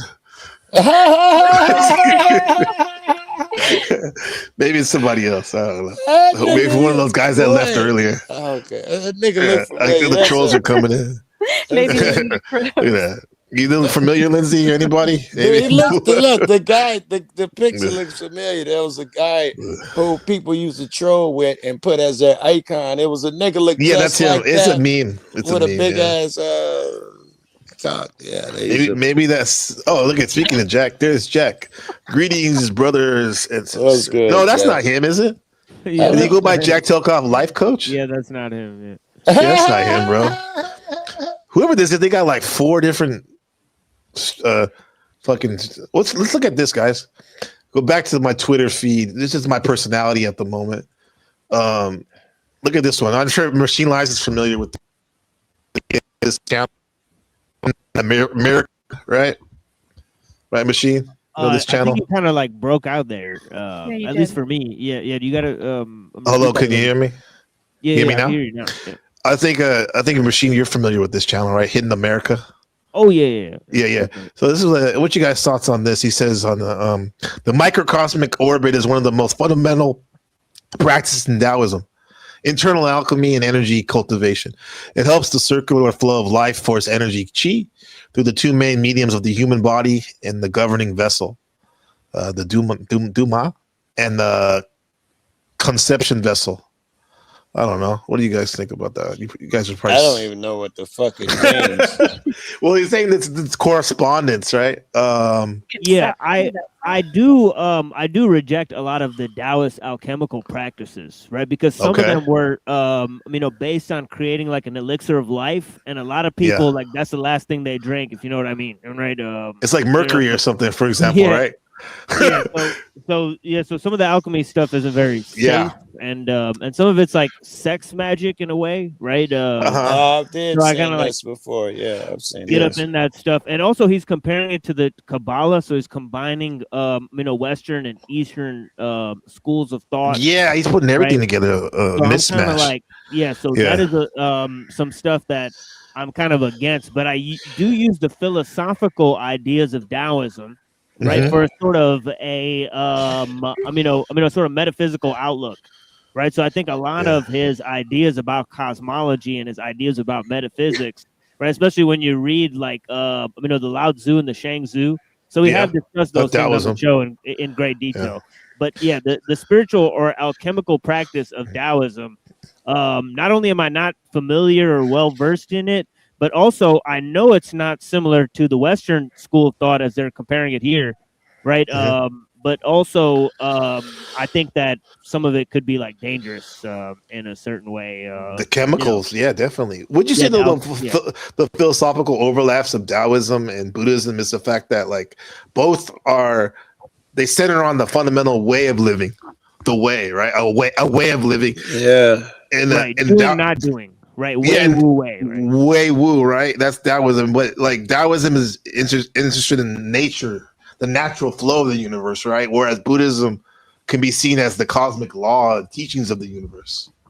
Right? Seems similar as fuck. Yeah. And that sounds similar, but I would think like one's like left brain and one's more right brain if we're gonna go there. Like Buddhism is more left brain, and then like maybe Taoism is more right brain. Yeah. Yeah, basically, Taoism is from China, right? And Buddhism is from India, China. Right? So is the Bodhidharma, right? Who sort of traveled to China to spread Buddhism to China, and he's the founder of Chan Buddhism, right? So, so the link between Taoism and Buddhism starts after Bodhidharma's journey, according to the sources, right? Okay. Right. And shout out to Marathon. Thank you, Machine. Marathon Kev, the co-host of the NPC War. I think he did a phenomenal job. Yeah, Kev, I shit on you the entire show, but man, I ain't gonna bullshit. There's no way me or any other group of niggas could have pulled off what y'all pulled off. Hats off. I'm finna go make tea, Gabe. Save me a tea bag, man. So I came in the right time. Pause. I love when you're chopping up about things like this. Yeah. Shout out to the NPC Awards and Shadow Buddha, TVT, Markella, everybody, Shifty One, all your help and whatnot. But yeah, thank you, Kevin. I appreciate that, bro. That's very generous. Yeah, you get one of those, bro. My nigga. Before I continue with my message, thank you, Sister Avanti, $10 coming on the Cash App. Thank you, sister. Next time, make it 20, but thank you for that 10. I know you barely had that. Thank you, sister. For Omar, Dr. Omar. But yeah, man.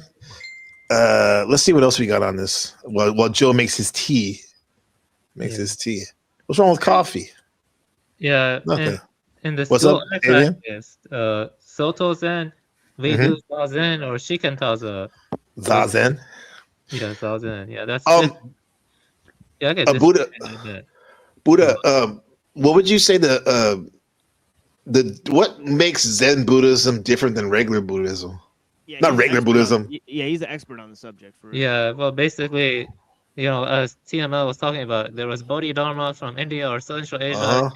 He went to China, and then there was he like had mind-to-mind transmission. He had a student, and there's a robe and bowl transmission, and then there's a lineage of patriarchs. And he was the sixth patriarch, and from there it broke into North and South school. One was about Southern enlightenment, the other one was about gradual enlightenment. But in general, it's about a lineage of transmission, and they have they're like a Zen and Chan are a part of the Mahayana school. They have their own set of sutras. They have their own set of practices. And, of course, there are different schools within Zen, too. The one I followed was Japanese, Soto. You have Rinzai also. But you have different schools in China, too. So yeah, it's about lineage of transmission and also different, stuff like that. Lineage, okay. Lindsay, what do you think? Thank you, Avian Buddha, for that. Thanks for the buy me the coffee. Yeah, Austin, listen to her. Right, she's very smart. Lindsay, what do you think about Buddhism and Taoism? Any thoughts? I'm sure you come across in the LA area, Southern California. Well, I'm a few hours away from LA, but I don't want to get too specific. No, you don't have to do that. Yeah. Well, what I think of it is that it's a more grounded. It seems to me like a more grounded, less. I don't know, denial-ridden way to think about things. It seems like more of a theory than a religion and a philosophy, rather. And I kind of like that about it, especially as an agnostic person. Yeah. And I believe also in the holistic concept of body and mind, that when it's off balance, you will definitely know. It will be reflected in your body or your mind, like depression. Yes. Yeah, that mind and body connection is what really resonates with me. The karma thing, I don't know. I really don't know. Yeah, what is karma? I think I like the example like this cause and effect, right? To make it simple. Or is it more complex than that?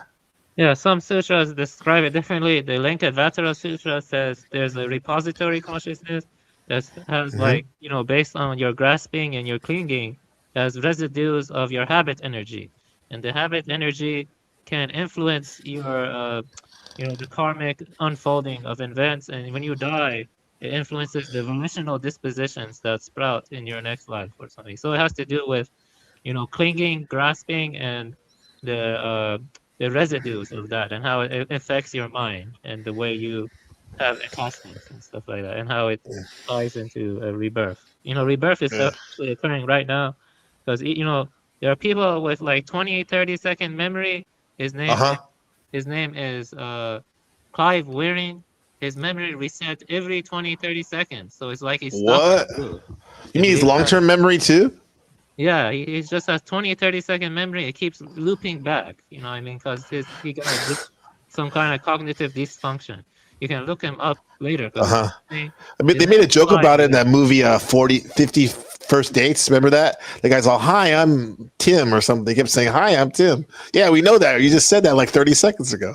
But this is a real dude, you're saying. Yeah, I don't know about that movie, but Memento deals with similar stuff. Oh, Memento, yeah. Yeah. And he tattooed himself to remember certain things. Yeah. Yeah. Remember that. Yeah. Mm-hmm. In a physics kind of sense, karma can make sense. Kind of like the M theory, everything's related. That kind of, energy never dies. It just changes into something else. But in another way, to me, it's confusing because it seems like cope. Like, because you've been a certain way, I don't have to wish bad things on you. That just happened to you. It seems like I don't know, a retribution kind of tactic to make people feel better.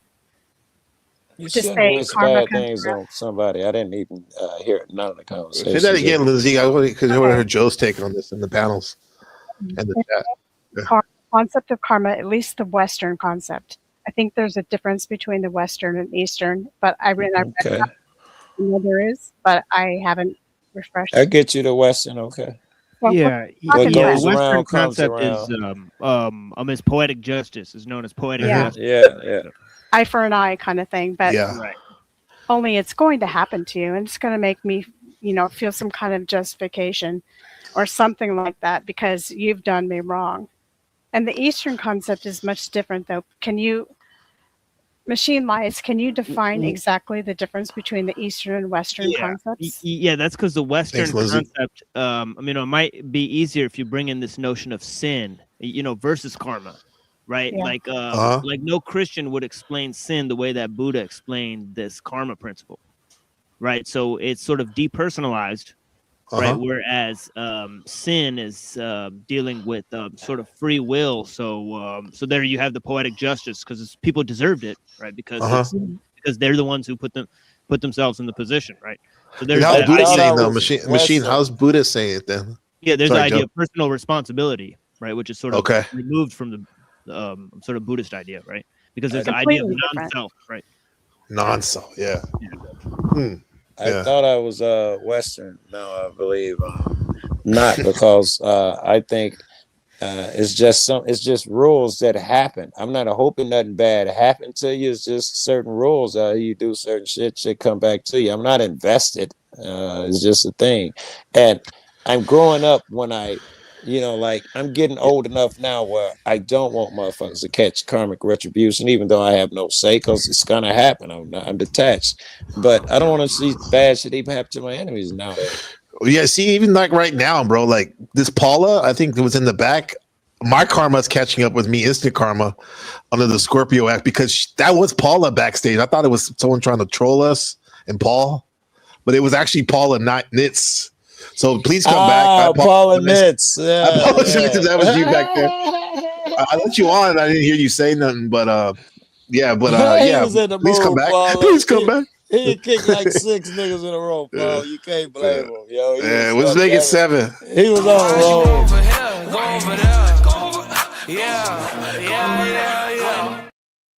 See you, Joe. That was nah. It's so funny. It's so funny. But yeah, this karma thing, it gets thrown out a lot, bro. That like you said, poetic justice. So many people out there in wilderness North America, they always say that karma this, but I let the Buddhist way of saying it seems like a lot more more real and pragmatic. Yeah, because I try to find Christians who don't believe in free will, and they're kind of hard to find if that are not Protestant, right? Because Catholics have original sin. As far as I know, Orthodox have like some concept of free will. And also Saint Augustine argues that like free will is a product of this idea of sin. Right, because since you're made, like in the image of, God, but you're still the product of Adam, right? And Adam sinned, right? So you're born into sin. So it's kind of like the thing that continues, like karma, right? But then on another notion, you can transcend this sin by, sort of receiving the gift of the Holy Spirit, which is a choice of the free will most of the time. Can I replace sin with evil? Would it still work, or is sin different in the way that you were using it, which I probably can't remember right now? Christians believe in the concept of sin. Can I say the concept of evil? Will that still work? Because I believe in evil. Sin is, not so less now, but evil, good and evil. I still believe in those things. Well, this is the thing that St. Augustine argued. He argued that sin, that you're born into sin, so it's original sin, right? But that evil doesn't exist, right? Because evil has no ontological existence in this world, because everything that exists because of the good, right? In some fashion, yeah. So any evil that's attached to it is sort of subjective, right? I don't know that. I don't know if you snuffing out my opportunity to do whatever the fuck I'm here for is subjective. I'm not sure. Maybe it is. I'm sure it is subjective, but I can't see no good in that if some guy. Well, in the cosmic scale of things, right? Because Christ suffered, right? And his suffering brought about the forgiveness of the sins, right? Right. So it's like, so if you suffer on behalf of somebody else's wickedness, right, that's not suffering in the long run, right? Pretty much. Yeah, me and Gabe was kind of talking about that earlier when we were saying that maybe you was up here by then, that the guys who challenge you most will be the ones who you appreciate. So even though now we feel like they're evil as fuck, it may be doing you a favor. No, for sure. All this has to be. So Paul was doing you a favor today. Of course, he's done that a lot of times. He's done that a lot of times. But I don't know. That was just really. I thought that was really ugly, and then thus me acting ugly too. To be honest, what's up, Paula? Hola, buenos dias. Buenos dias. ¿Cómo está? Oh, we are. ¿Cómo está? Good to have you. Thank you for being patient with me. Sorry to kick you off earlier. It was an accident. Well, I kind of hit the wrong button and knocked myself out of the thing. When I tried to speak, I had already disappeared myself. I see. Yeah. It's not entirely your fault because I hit the wrong freaking button. So okay, we'll blame it on if not, we'll blame it on Joe. No, did he leave? Yeah, he left. All right, but no, Paula, you have any thoughts? I'm sure you do. Yeah. Which part? Karma. I'll start you off with this real quick. Shadow Buddha said, my brother said, intention, I tell you, is karma. Intending, one does karma by way of body, speech, and intellect. Buddha. Machine, do you want to say that? Yeah, I love that. I love that idea. My main criticism of Western, just to kind of, I'm waiting. I don't mean to disrespect Paula, but I'm just going to share some thoughts in here. So you want to speak. My main problem with Western karma, at least the Western concept of it, is it presupposes that there is some kind of fairness in life. If you look if you look around you, there is no such thing as fairness. How fair is it that some people are born without arms and legs and another baby is perfectly healthy? But, there's just no idea that there's going to be some kind of perfect justice system.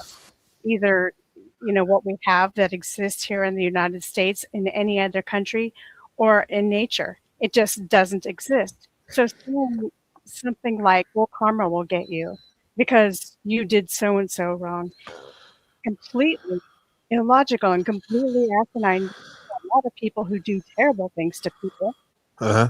their whole entire lives and they get away with it. They're not in prison. Maybe they rise to the top. Maybe you have some kind of idea in your head who this kind of person could be. Some people say it could be Trump. He just gets rewarded for being an asshole. Other people can name some type of, some type of glaringly obvious bit of unfairness in life. Probably most people can. What would you say though, like that though, if you do subscribe to reincarnation theory, that they will be retributed, there will be balance, right? They may be born as a mosquito or something. You know what I'm saying? Like I would kind of think of that in the same way, to be honest with you. It Yeah. seems kind of like wishful thinking, but I don't mean to be disrespectful to anyone who holds their beliefs. There's a lot of ways you can look at it. It's like in the Western part, we're like, karma gonna get you, and some people actually will name their pit bull karma, so, but then I've seen people name their pit bull, That's pretty dark. Yeah. Karma. Yeah. Yeah. Damn. Don't want to see him in a dark alley. This is the South, so, it gets wild down here. But anyway, Where's that? I live in North Carolina. All right, cool. Tar Heels, baby. Yeah. Yeah. Karma. Yeah. Yeah. Oh, how about this, Paula? Oh, keep going. You got it. You got it. I'm sorry. People are always looking for some kind of divine Welcome back, Joe. retribution. Hey. Some kind of where the scales will balance. I don't see the scales balancing at all. Mm-hmm. Because Are you okay with it, right? Not really, because I really think this is a hell realm. I agree. Okay. With the crap I've been through and things I've seen, and the things I see go on, what else can it be? Life eats life. You cannot live without life eating life. So what does, It's spooky, but it sounds real. It sounds real, right? well, there was a panel the other day and they were all fussing about guns and stuff, it's like about what? Gun control, did you say? Yeah, they were fussing about guns and gun control and stuff like that. The thing is it doesn't really freaking matter. Yeah. Red says this. Okay, Joe. I was wondering why does it not matter? Because I'm still hung up on that shit. Yeah. Well, the way I see it with, if somebody's going to be out there and they're going to come at me with an instrument of destruction, having an instrument of destruction, on hand is kind of helpful, I agree. So I would assume that you would rather people not, you'd rather sleep and not worry about people out there trying to say you're evil for having the protection in your home or something. I figure you would be against gun control. No, not really. Because as long as the society, as long as there are guns, I don't know what I should say. Can I say the G No, word? you don't have to. I know what you're gonna say. You don't have to for me. I understand exactly what you're as long as there are those things, then G word. Okay. No, she was about to say that that regardless of gun control laws, if it's wise to have one, it's wise to have one. Fuck what a nigga say. I think she was going down that line. Yeah. With that vernacular as well, she was gonna say too. Yeah, exactly. I wasn't going to say it like that, dear. Paula, I was gonna say exactly like that. Well, we got a meta question. Not question, but Reddington says, "Sounds like someone's been watching a certain someone." I assume he's referring to Sanity Machine. Is that Paula? Sanity Machine? Oh yeah, I've heard of that. Okay, but that's his thing, right? Not his only thing. No. There's people that go way back, like Rebellious Meat Puppet, way back in the day. I get the chills. People I've listened to way back when. Right. And what I do is I go through different religions. it's like yeah. I was introduced to that term by my New Age friend, and then then to Then you have find a out clear that understanding of it. Yeah. I was fascinated by this whole prison planet subreddit and concepts, and all the Gnostics allegedly were people that supposedly a sect of the Gnostics. They were teaching that, and but like this whole thing about karma and demiurge, false gods, and like reincarnation cycle, false light. And it's very, very interesting. Very Well, interesting. that's interesting you brought that up because some of the Gnostics had taken over certain practices from Orphic Pythagoreanism, and those guys actually believed in reincarnation, right? Because Pythagoras, he famously, believed in reincarnation. And even believed that animals could reincarnate as humans, and humans turn into animals and stuff. Wow, that sounds like the Eastern thought. well, I believe that animals are conscious. It's like Yeah, I mean, definitely. Definitely. We got a comment. This is some my brother Kevin, Marathon Kevin. He said something about what was it about Christ? That was interesting. He asked a question. First, Red says, my other brother, he said, sin is an offense against God. Evil is atrocious act to everyone. And then that's pretty dope. Is there a distinction? I loved what he said there. I want to make sure I hear it. Is it still up? Evil is atrocious to everyone. Evil is atrocious to everyone. Sad trombone, right? Sin is an offense to God. Evil is atrocious to everyone. Sin is only to God. What do you think about that? Missing the mark, you said earlier too. Sure that's true. And it seems like an atrocious act under that framework may still fall under sin. I don't recognize the distinction yet. Yeah. Let's see what Marathon Kev says. Was Christ forgiving of the sins via his ultimate sacrifice so that the words he spoke would transcend the body? In other words, the sacrifice can bring about the forgiveness if you listen and apply. I love it, Kev. You fucking when he let the trolls sit down, that was pretty dope, right? The lessons. Lesson. He may have something there, right? well, there's some interesting stuff coming out of Ethiopia All right, Liz. right now. Thank you. So yeah. Oh, like what? I heard they have a very old Christianity sect, right? Ethiopia. Yeah, and a lot of their people came directly from David's line. Yeah, you have a lot of books that the other Council of Nicaea took out, right? Their Christian texts are in more numbers than the Catholics, right? Yeah, just don't get me started on the Council of Nicaea. We'll be here all freaking night. Well, raising hell about it the whole time. So I'm not happy. Volume 2, Council of Nicaea. There's other councils though too, right? Avian Buddha machine. There's more than there's a lot of them, right? Yeah. There's one right after that people are kind of unaware of called the Council of Chalcedon, right? That happened right after the Council of Nicaea. That talked about, whether Christ had two natures or just one nature, right? Or one divine nature, right? Yeah, there in ancient times, Nestorianism has spread a lot. It even went into China. Like Nestorian was very widespread. Yeah, right. It was basically Nestorius that believed that God had one nature, right? And these kind of Christians, still exist today. They're called monophysites. Right, mono meaning one and physis meaning nature. Right? Actually, what do you mean that? Well, how's that different than what we do now? What most people do now is Christianity. Well, they say that God is both fully man and fully human. So that's the distinction. Actually, the church today said that the divine and the human nature are separate. He was a prosopon. Exactly right. Yeah, you hear that, Joe? I did not. The something and the human nature are separate. I did not hear the what. Could you guys break that down for us, neophytes? Prosopon. That still don't help. We still need the self. Okay. It's different from human nature. Nah, couldn't be. Let me think You about don't think it. so? My first thought is clearly not. My nature is to do good. I myself could be no difference. But I still want to throw it around in my head. But my initial shit is no, myself is struggling to get out of the meat bag and all of that. Myself is identifiable, and it's gonna travel. You want to with expand? me.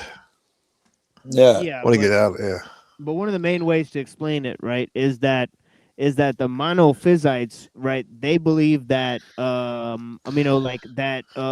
Jesus was basically just like God in the flesh, right? So he's the physical aspect of God, right? Yeah. Whereas the Catholic said no, actually, God is like fully human, right? He has a human nature and a divine nature from God. That was a Right, tough sell. Yeah, so it's interesting. Yeah. Yeah, that's a tough sell. That God has a human nature and God's nature, and maybe in microcosm, macrocosm, but it's still the same nature if you consider it that way. Mm-hmm. And there's sort of like two different essences, right? There's a human essence and a divine essence. Yes, and clearly, I believe both things, and the more I do the quantum physics shit, the more I believe two things can be true. Clearly, Jesus had someone outside of him that was bigger than him. When he always talking about the Father said this, and the Father told me to do that, and no, I didn't do it. I can't do none of this shit without my Father. He's talking about a separate entity, and clearly he says, "Yeah, me and my Father are one." Well, then Remington says Christ's sacrifice was unnecessary when God allegedly has the power to forgive sins regardless of anything taking place. All of this shit's unnecessary if you're God. I don't have to do anything except stay black and die, right? Do and be immortal. Great. And be immortal. Oh, sorry. It is Don't great disrespect God. if you're gonna give motherfuckers life, and they're gonna have some, that worthiness as we see it or whatever. You got to give them a fight. I know men. You got to give man a fight, a battle, competition, all of that. Gotta give him something to do. Yeah. Yeah. Okay, let's go back to we're jumping around right now. Sorry, Joe. About the Paula brought up Ethiopia. Well, there's a lot of people that believe the Ark of the Covenant is being guarded in Ethiopia. I've heard, I think it might be too. Indiana Jones. We're talking the Ark of the Covenant, right? Yeah, same. It's like a weapon or something like that. It seemed like though. I've seen them. Go ahead. I was gonna say I've seen a location, if it's the one in Ethiopia, where they believe the Ark is, and it's like one guard on there all day, and it's a small, maybe the size of a couple of sheds or something. It's not nothing crazy that they'd say it's in. Yeah. I don't know, because there's one guard that stays there for the rest of his life, and they die pretty young, and they die pale, and they die young.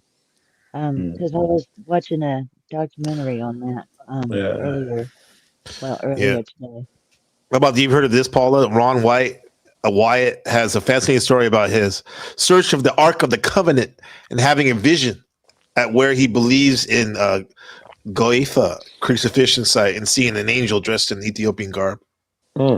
Sorry, it's deep. Well, I do believe the Christianity started in Ethiopia, right? With a Bible or something. Some of that shit started something like there. that. Yeah. Machine lies. Any thoughts?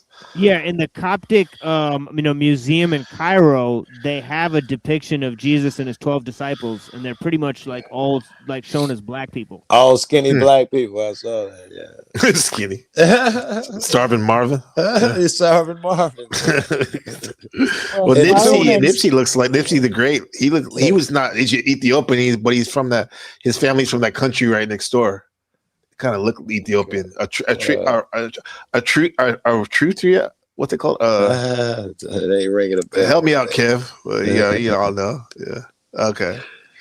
Solomon was dark. Solomon say, "I'm so dark, people make fun of me. I'm so dark, people make fun of me." Yeah. My skin is black and dark and comely. I think that's a pretty hot book, though. Song of Solomon. Yeah. I think also, it says in the Bible that Moses' wife was a Midianite, right? And that basically, like, it was like from Ethiopia, right? Okay. And it's written in Numbers right? Like there's these like I think it's Moses' sister that like and she's basically complaining to him, and she says, "You married that black woman or whatever." Wait, that's what he said? Yeah, so Damn, Zipporah, the wife of Moses, is supposedly like supposed to be black. Yeah, very You recently. married that black woman. You're like this. Very The Queen of recently. Sheba come from Ethiopia. That Right. was Solomon's mother. So, Or one of no. Eritrea. I'm Thank you, sorry. Kevin. I'm sorry. I got Eritrea. the wrong one. Yeah, I got the wrong Yeah, one. she was his lover. Yeah, but yeah, you're right. It's concubine, huh? Solomon's mother was the Queen of Sheba, also, wasn't? And understand, Jesus is only a few generations removed. That's his lineage, Solomon. You know, that Well, black motherfucker. don't you think it's kind of funny that, all those ones running around saying they be Israelites and they're not Yeah, very but dark, Hebrew. You mean the black Hebrew Israelites you're talking about? No, I'm wait, talking about the white the collar Jews, the official Jews, we'll say. Yeah. Very recently, in Israel. Yeah. Very recently, they did Right. DNA of these big pharaohs and some of the families and shit, and they all came back as from a very black part of fucking Africa. So they, the experts who've all this time thought they would look more like Greek, some more lighter skin. They're like, it looks like these niggas was dark as fuck. Well, do you guys think that the out of Africa theory is that all humanoids came from Africa originally there, or there was humanoids that were melanated all over the world, Well, not just Africa? Yes, but I think that the paternal haplogroups is called haplogroup A, Adam. It's from a mutational line that doesn't, mutate often. I think they say A comes from Western Africa. You got look into that more. But I do think, I actually haven't looked into the population genetics that much. But There's haplogroup A, where did it come from?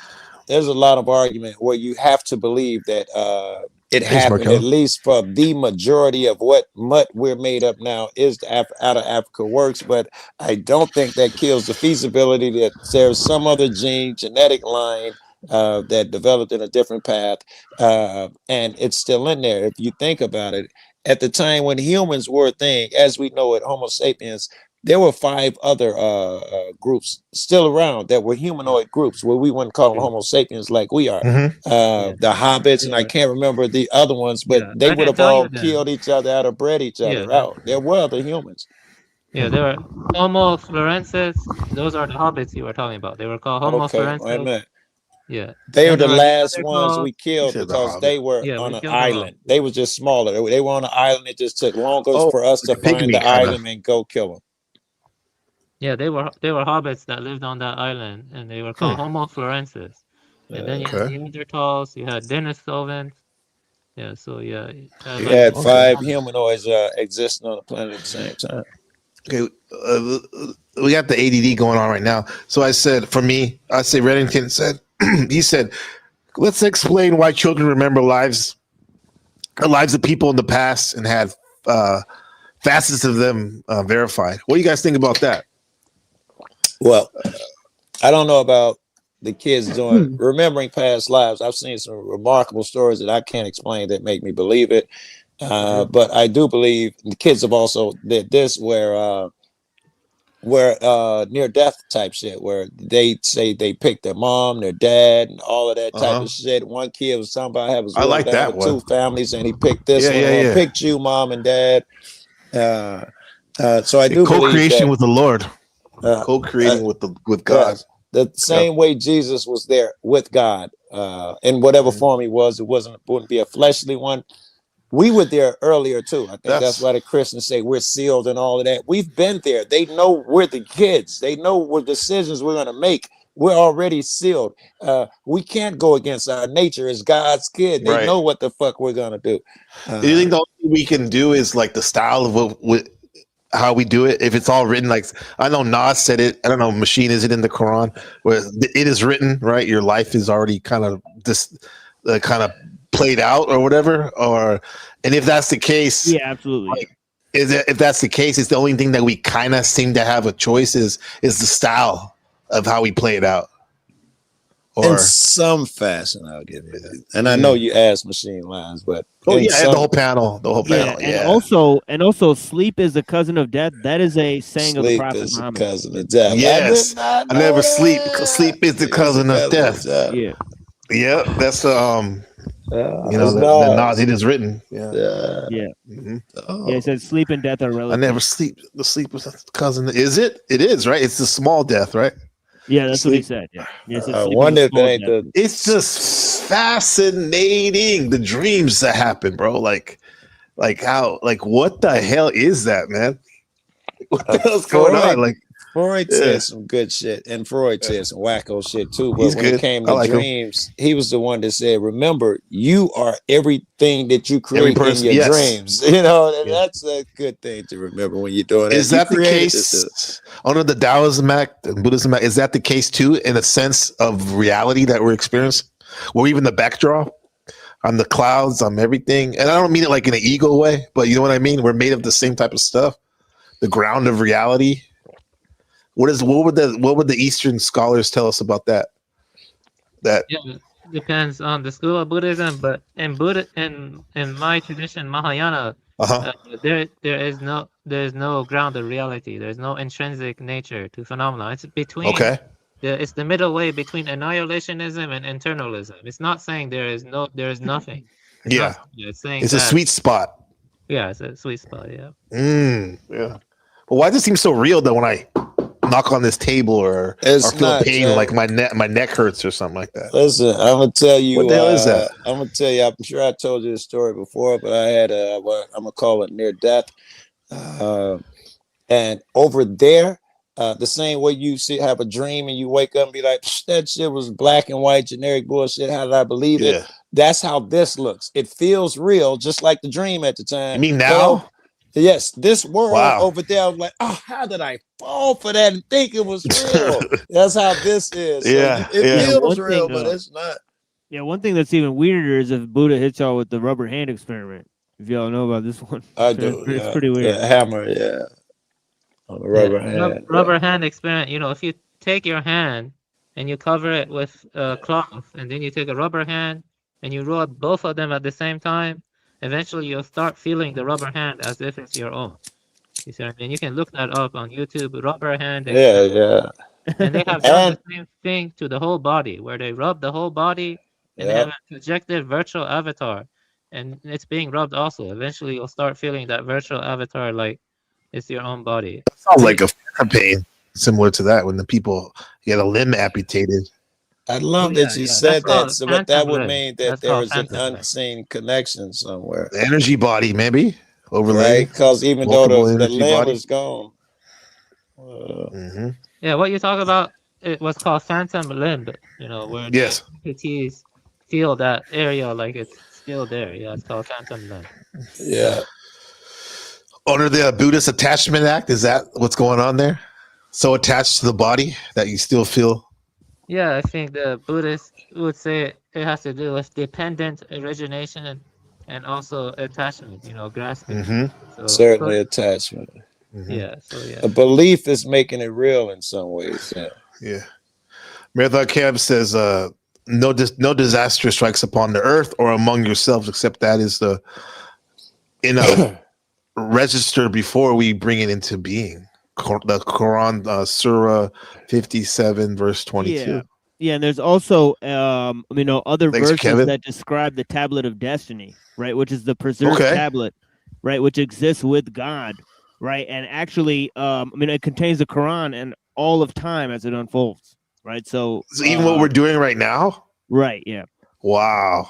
I think I remember hearing I don't know if you know that there was a Muslim mathematician, and he stuck the first 10 books of the Bible because there was what TML is saying, that everything that everyone's ever did is supposed to be written in a book somewhere, and they're supposed to be able to somewhere decipher code. And he did it with the because the way they say it, if you had the original writings, you could decipher code. The first books are memorized, so he did it with those, and it told some very good stuff. The name of the book is The Bible Code. Michael Drosnin is the cat who wrote it, an atheist. He went to bust the book, and on the way to the airport, he saw, because dude gave him the code, the mathematician. I wish I could remember his name. And on the way to his flight to go see the dude, someone was missing, a famous person. He types it into the computer and puts it in the code. It says the guy was kidnapped and killed in this fashion, stabbed, thrown off a bridge, whatever it was. And by this guy. And he gets on a plane, he goes his flight, he gets off, and as he's going through the airport getting his luggage and city, see the news, so and so was kidnapped, killed, thrown off a bridge by this guy. He's like, man, I just wanted to drop in the airport. I never even considered God was real. And he plugged a bunch of other shit in there. And here's one that I remember.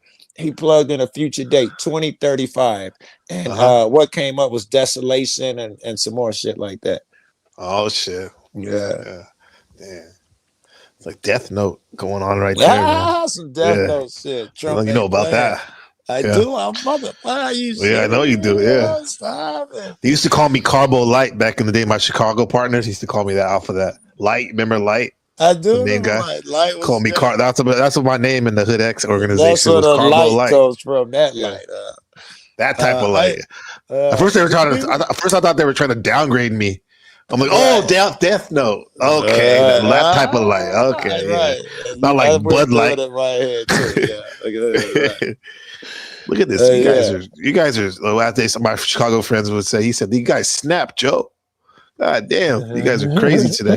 Buddha says, remember when we read that article that came out a few years ago where they found humanoid skeletons, in Western Turkey that are older than Africa, but more. That's why more archaeological digs are needed, right? Because just because we found something old doesn't mean there's something that's beyond that, huh? That just happens to be what we found, right? How many skeletons in Turkey? In Turkey, Africa. Yeah. There are more digs needed. There's one in here I think it's in South America. What is Macedonian site? That's what it's called. The Macedonian site. It should be older than the outer Africa shit, and they found bones with the marks. Yes, they got the scratches on it. Like humans were over here cutting shit up before they were supposed to be. 300,000 years old, I think, is how old it is. Yeah. The fascinating thing about all that those digs is like, what if there was an advanced civilization that's more advanced in a lot of ways than what we have now? Can you guys get with that?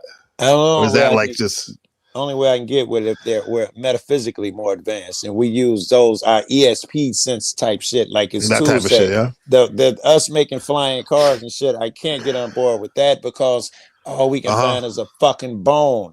You know, there should be a remnant of something somewhere because our society, if you come back, I don't know, give a fuck how long, there'll be a remnant somewhere. Yeah. Well, that's the case. Is like when I was looking up some Taoist Magick information, and some of the guys that speak on it on YouTube were saying that like back in the day, that was a thing that was reputed that some of those warriors, those Taoist warriors, would actually and sorcerers would actually fly, like you see like in Crouching Tiger, right? Hidden Dragon, for example. In Naruto, them niggas fly. Yeah, that too. Yeah. What do you think about that, Avian? That type of stuff. Do you think we had more advanced metaphysically back in the day? Yeah, you mean like spiritual powers, like yes, sir. Yeah.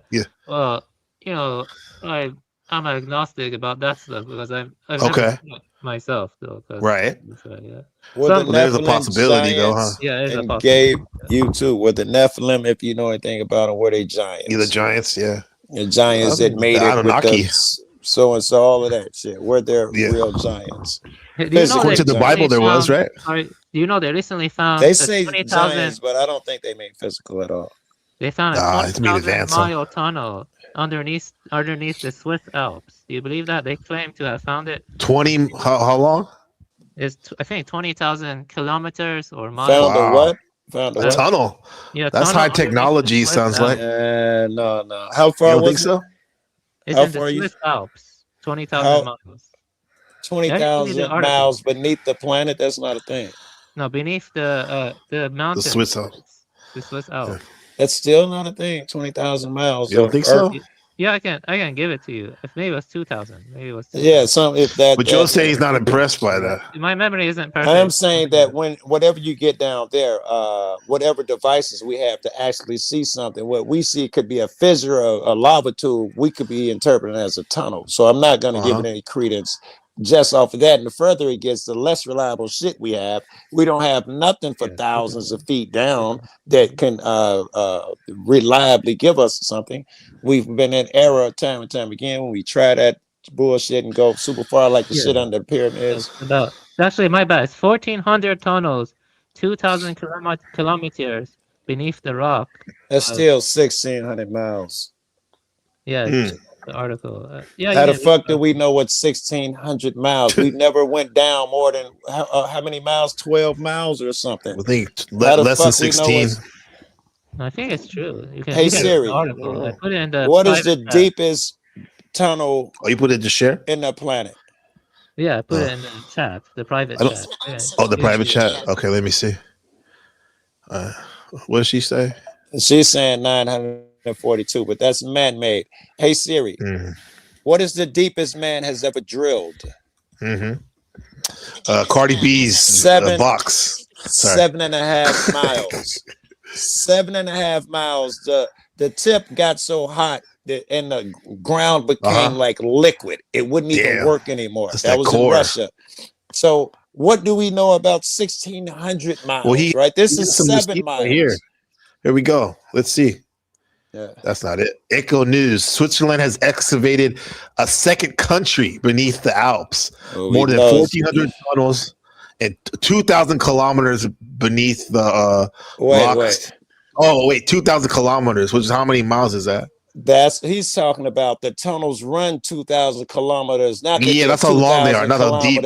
Deep. Yeah, that makes more sense. Yeah. Still pretty deep though, right? 2,000 kilometers is how many miles? It don't tell us how deep it is. I think they're saying mileage. It just did. The right there, bro. It said 2,000 kilometers beneath the rock. That means deep. That's not even a thing. How many miles is that? That's 16 Euro guys. That's about 1,600 miles. 1,600. We have it's liquid down there for all we know. That's like according to this article, hey, Siri, that's longer than what Siri said. What is the diameter of the Earth? Yeah, 1,200. 1,200. 7,000 miles. 7,000 is probably 900 or something. No, I can't get that. There's no fucking way. Who's this article? Because I'm about to. Echo News in the back of the private. It says, without almost anyone noticing when traveling. Let's read it. If you ride through the train through Switzerland, there's a moment when daylight disappears. Your ears pop. Your reflection floats in the window. It feels routine. For many commuters, it's just a quiet part of the journey. When you check messages or think about dinner. Outside the glass, something much bigger is going on. You are inside a countrywide climate and environmental project that has been carved into rock for nearly 3 decades. Oh, this is human-made, huh? See, of course, it's not 1,600. They just got that wrong, that figure of mileage wrong. It's below 2,000 kilometers, which is 1,424 miles. Maybe they're talking about feet. Of course, it can't be that. That's just crazy beneath, Hulk numbers. I'm saying that there's a error in there somewhere in the writing or the number. You think so? I'm sure of it. Okay. You cannot go fucking. We just can't do that. There's nowhere near that. We ain't never been 100 miles. Chill. 1,000. It says the Garther base tunnel runs about 57 kilometers under the Alps. See, I would imagine they're talking about the length of the tunnels. They talk about that in Europe. They be like, there's 8,700 miles of tunnels under Europe hidden. They don't be meaning down under. Well, that's what he said. I know. I'm what it sounds like he said. Now. Tunnels under Swiss. That's 35 miles. That 50. That's in itself is 35 miles, which goes against what you said about the drill depths. Yes, getting messed up. Yes, that's deep. Like Shuni Sherelle, it's deep. It's so deep. TML. Let's get back to this. How the body relates to the reality. See. Now here's the AI. I bet this is the same shit they're talking about. Now they said it much better. Switzerland features an extensive, deep, and hidden underground network comprising over 1,400 tunnels spanning more than 2,000 kilometers. That makes sense, right? Not that they're 2,000 deep, they span 2,000 kilometers. Designed for transport, defense, infrastructure. Yes, that makes a lot more sense. We want to know deep, though. We want to know how deep it is. We don't want to know the girth. We want to know the length.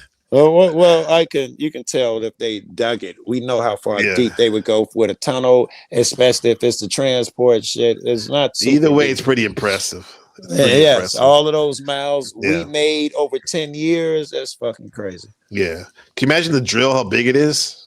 Yes, I probably have the drills in mind. In fact, they're so big they disassemble them or bury them on the spike. They take exactly. They're right. Massive. Yeah. We got an article from Paula where it says, Paula says, fossils found in Morocco cave may be the closest human Homo sapien ancestor. Now, this is very recent. This is from the 8th. Wait, that's fucking that's like less than a month ago.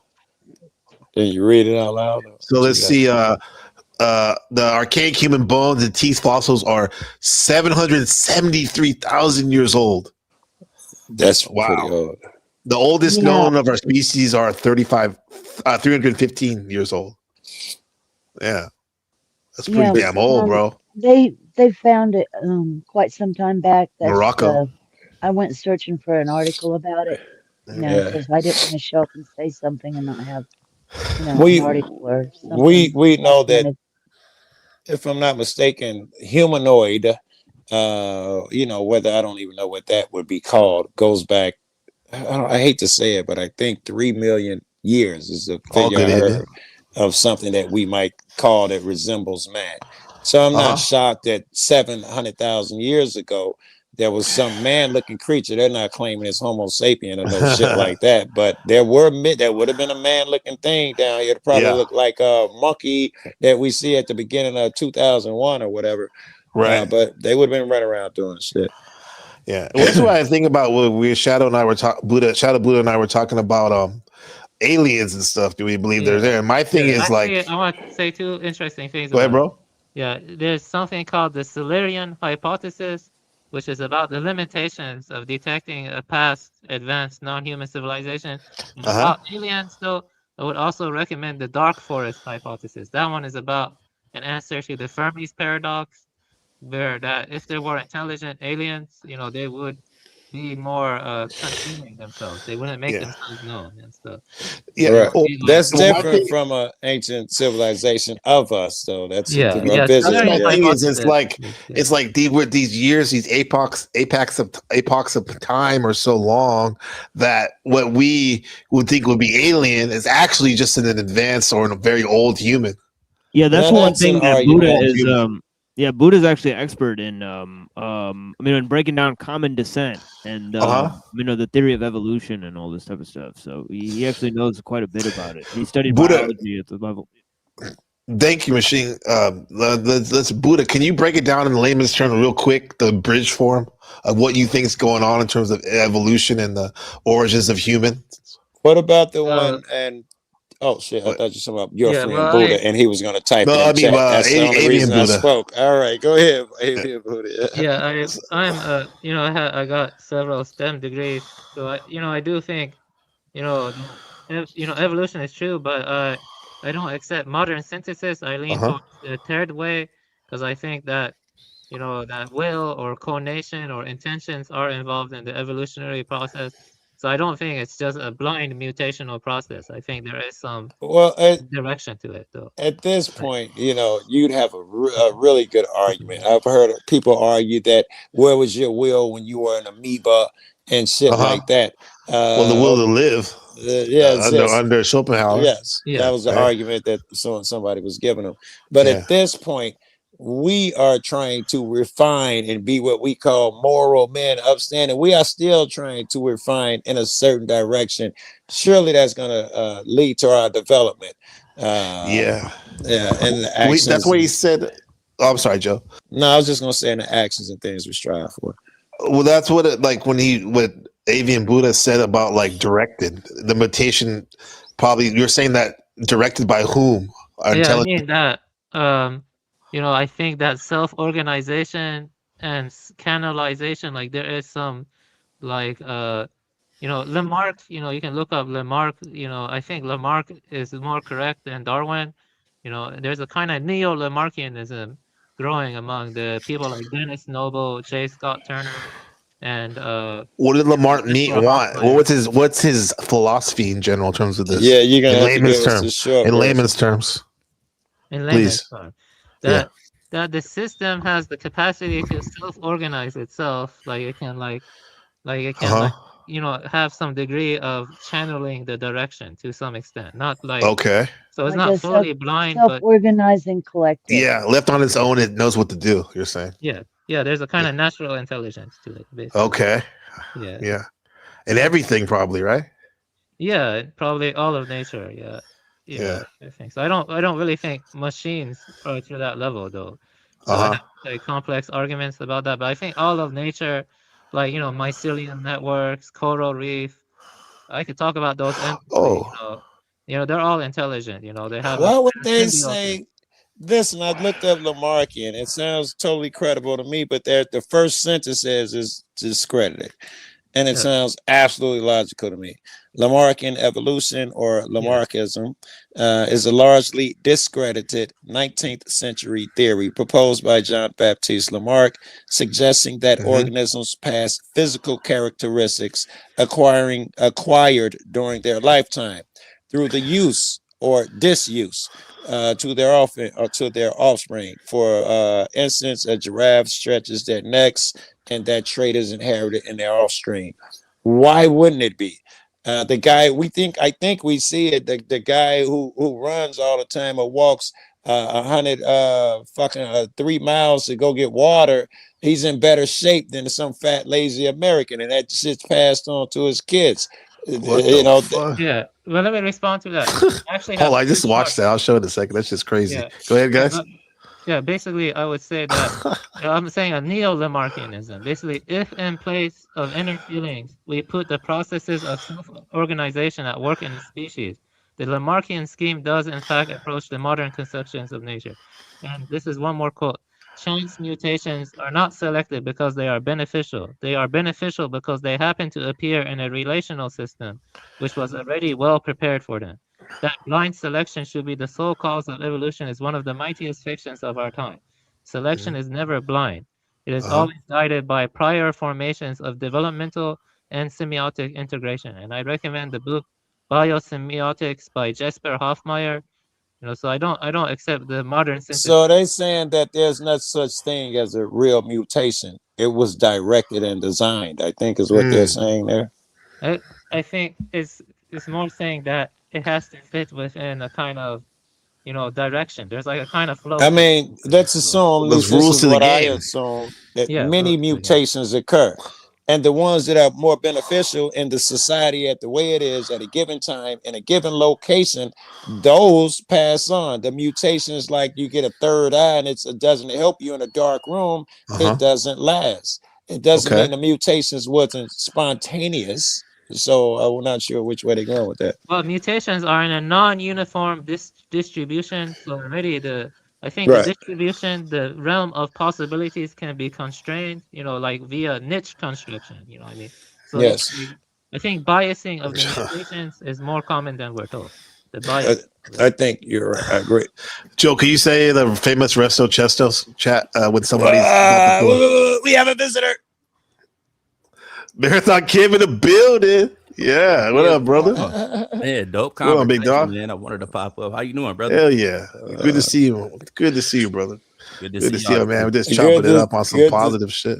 You know, I love it when y'all up here popping. I love it when y'all up here cooking like this, man. For real. Yeah, good. They got the best panel in the game right here, bro. Got Paula, Avian Buddha, TML, the OG Joe Cool, and the prince of the panel versus himself. I'm gonna be that guy. Kev, did you see Gabe got there and slaughter half the chat earlier? Die, motherfucker, get over here, get out of there. He was just he popping up left and right earlier, bro.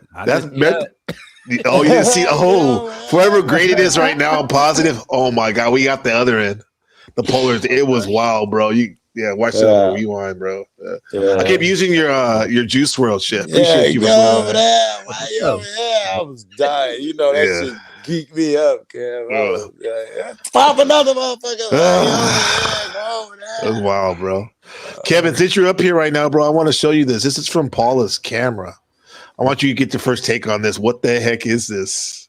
All right, let's see. You ready? Paula, I've seen your channel. You have one video. You're knitting. Check this out. Here's another one. This is from her camera, her security camera. Okay. Check this out, guys. Okay. A little reflection right there. I thought like that's just a reflection right there, but then it gets. Oh. Hey, watch this. I had to record it off Check this out. my cell phone with my iPod. What the? What was that? Damn, they look like what the? And now I know where to. Okay. Stay Puff Marshmallow Man. Ghost. Right. Let me see that. All right. Look at that. What is that, bro? Look at that. It looks like atoms or sperm or something. Like now I know where to look. The fuck? Yeah, it looks kind of like a shirt, like a white shirt. Well, you know what I'm saying? Well, that thing just kind of showed up on the camera. Is it Christmas I time? kept seeing It's like seeing light. flashes It's of light manifested. outside the house. I kept seeing, like flashes of light. So I started checking the security cameras, and that's what I found. Where That kind of flipped me the. if you don't mind my asking, like where was this taken at? Like state wise or just region? NC, Kev. What's it, North Carolina? Yeah. Okay. Take your shirt off. Throw it on like a helicopter. Yeah. I think it's your neighbor's porch light with a tree or something in front of think it, so? so you can't really see everything. Well, look I how it think- manifests, though. Nigga, are you high? It's weird, bro. Look at this shit, bro. Goddamn Christmas light. Look at that. It looks like the fucking what the demiurge and the archons are trying to get you going to the light. It looked like there was Like from the door. It looked like there was some kind of explosion that happened. Like, Yeah, back up just a little bit further. I think it's what is it? How far would you estimate those lights from your camera? Okay. You live there, Um, Paula. The camera is in the kitchen window because things get stolen around here. So that's like the reflection of your TV and shit like that. No, that's outside. How far would you estimate outside? Probably about 10 foot from the house. Okay. Okay. So it is Yeah. next to that. Is that a car? The red shit I see? What is the red? Yeah, it's a shit I car. see? It's That's my truck. SUV or something. It like would that put truck, it right yeah. next to your Ford truck. Ranger. Wait, And hold we on. have a Was it right- size And too. see that pole there? That pole is the end of my deck. You see where that shit looks like an X gate between inside of the red? between my truck and the deck. Oh yeah. That's like that's like support our troops type of stuff or Yeah, something like that. The Yeah. ribbon. All that My red shit. fiance got those for me a long time ago, and I was a firefighter, so I Oh, there's got a red something- truck. Oh yeah, thank you for your service. Look at this. Yeah, it's reflecting off the car too. Looks like, right? Kev, is that what you're saying? Yeah. Well, it looks like a TV screen underneath of it or something. Like, move your mouse down just a hair. You see that box like just underneath the red shit in the center? Oh, stay right there. You good? Yeah, right there. So it's like it looks like one screen, some type of X, and then the whole red shit box, and then right underneath of it looks like another screen or something. Yeah, like that. y'all don't. That's what I was trying to ask. Like, what is that? Is that a reflection? Reflection off of something. Something else I noticed. If you follow the left hand side of the truck where that red tail light is, and you draw a line straight up, it is very straight going up. Like it's a gate or a tree or something. It's something that's the limit. And now the lights would be bigger, but they're behind whatever opening we're seeing through. What do you think? I think we're trying to solve every mystery of the universe tonight. I'm trying to. This didn't happen. This wasn't like the fourth. Y'all said aliens, and this is the best I could do. Oh, okay. No, that's pretty good. I was alien or paranormal activity. Someone said protoplasm or It's some cyberplasm. kind of weird shit. Do you see how it manifests though? Like that's the door, Yeah. like the next dimension or something, and then the light. I don't know about that. I don't know. It's a stretch, but this the date that this was taken, it wasn't July 4th, right? So it wasn't like this a firework that got distorted by a, you know. No, all jokes aside, I'm just trying to walk it down. No, yeah, right. You know? Occam's razor, yeah. Yeah. The best movie I've seen about alien encounter is Arrival. It came out in 2016. Arrival. Is that the one with like the spider-looking creature? That was very hard to see. It looked like an octopus. Or a spider. That was a good movie. Right. Yeah. What's the take from that movie though, guys? Offhand, what do you remember? Yeah, it was basically about how that alien has a kind of language that cut across past, present, and future, and it's like the symbols, are like going into the past, into the future. Like it's like retrograde language. Like it's communicating from the future into the present. All I remember was the knees bending backwards when the aliens showed themselves. I don't really remember their knees went backwards. Yeah, the knees bent backwards. It was so they could jump like super. They could jump. You say about knees going backwards. I've been watching Stranger Things and like the Vecna dude, how he can make those people limbs break. And what season, man? Because I've been season 5 right now. I just got to it. We started watching it last month because Ben was like, I want to watch this. So we've been watching it as a family. I'm like, I can see why that show is so popular. That show's really good. Been watching it together. I watched the first. It's nostalgic. Definitely. Apparently, the new season, they've been on the couch watching the new shit and just locked in.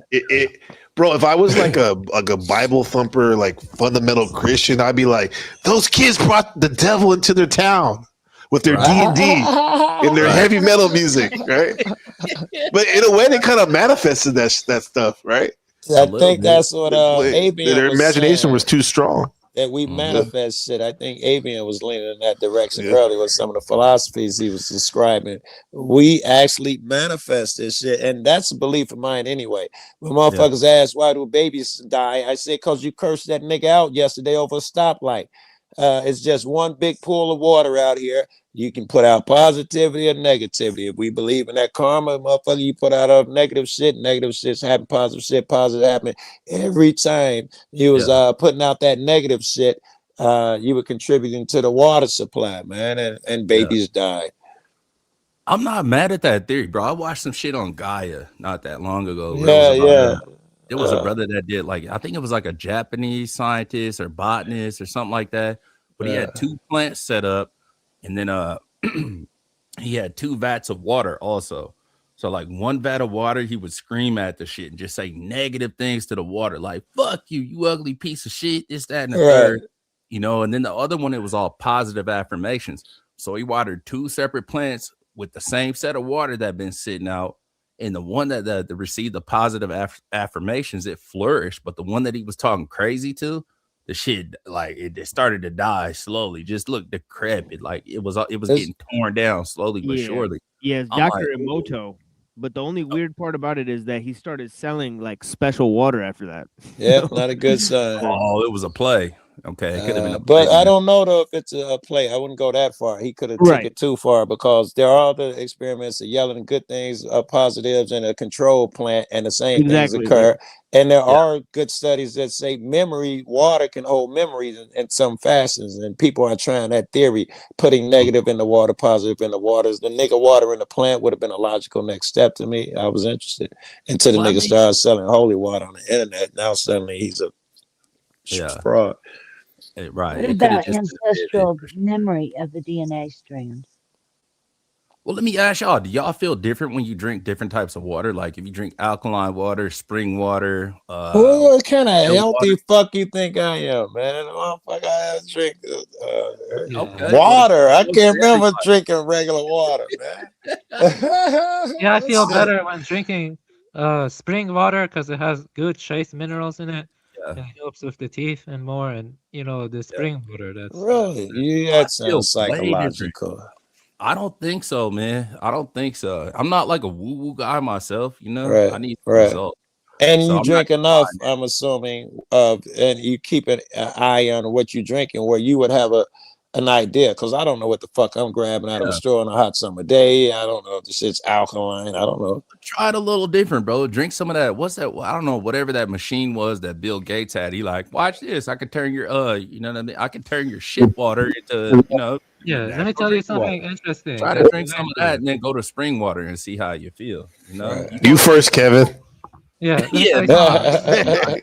I think you will feel different, like versus drinking tap. I think water. you would, though. Yeah. Oh man. Yeah. Even if it is clean. Go ahead, Avian. There's this guy named Winston A. Price. He actually went to Africa in the past, and he saw that the teeth of the African were so clean, they didn't bother brushing it, but it was so clean when compared to Western developed countries.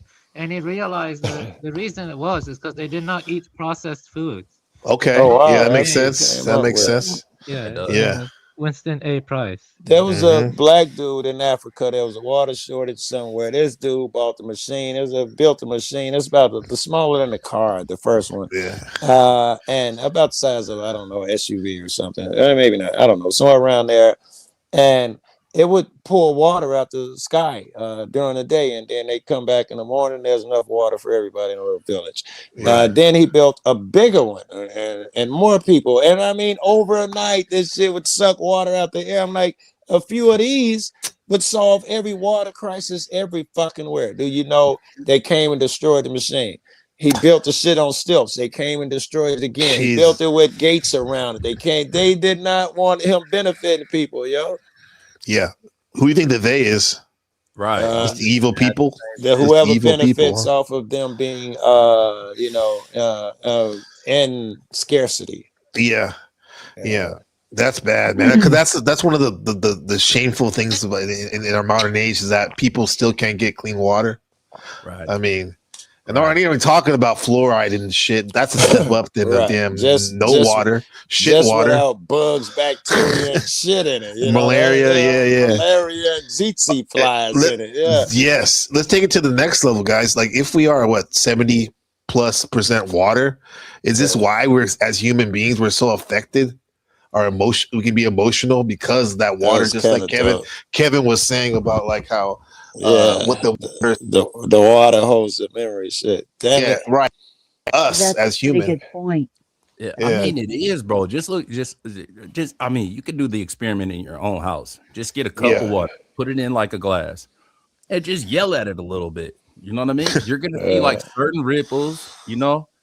You could talk over it, bro. You gotta understand, like them waves is like whatever you're we could put a glass in, it's affecting it in some way, shape, or form. We put a glass in 10th Man house, and we put a glass in Nude Guru house. There you go. And Dominic, don't forget Dominic. Yeah, everybody's different. Yeah, no, that makes sense, bro. Because like when I was I was like tripping, bro. I was like fucking crashing out earlier. I thought for a righteous one, but in the end, it's still a crash out, which I don't like. I don't normally do. I felt all fucked up, bro. Joe Cool had to calm me out, like mellow me out, bro. Now I feel great with you guys. You know what I'm saying? Like that shit'll fuck up your whole energy, bro. Man.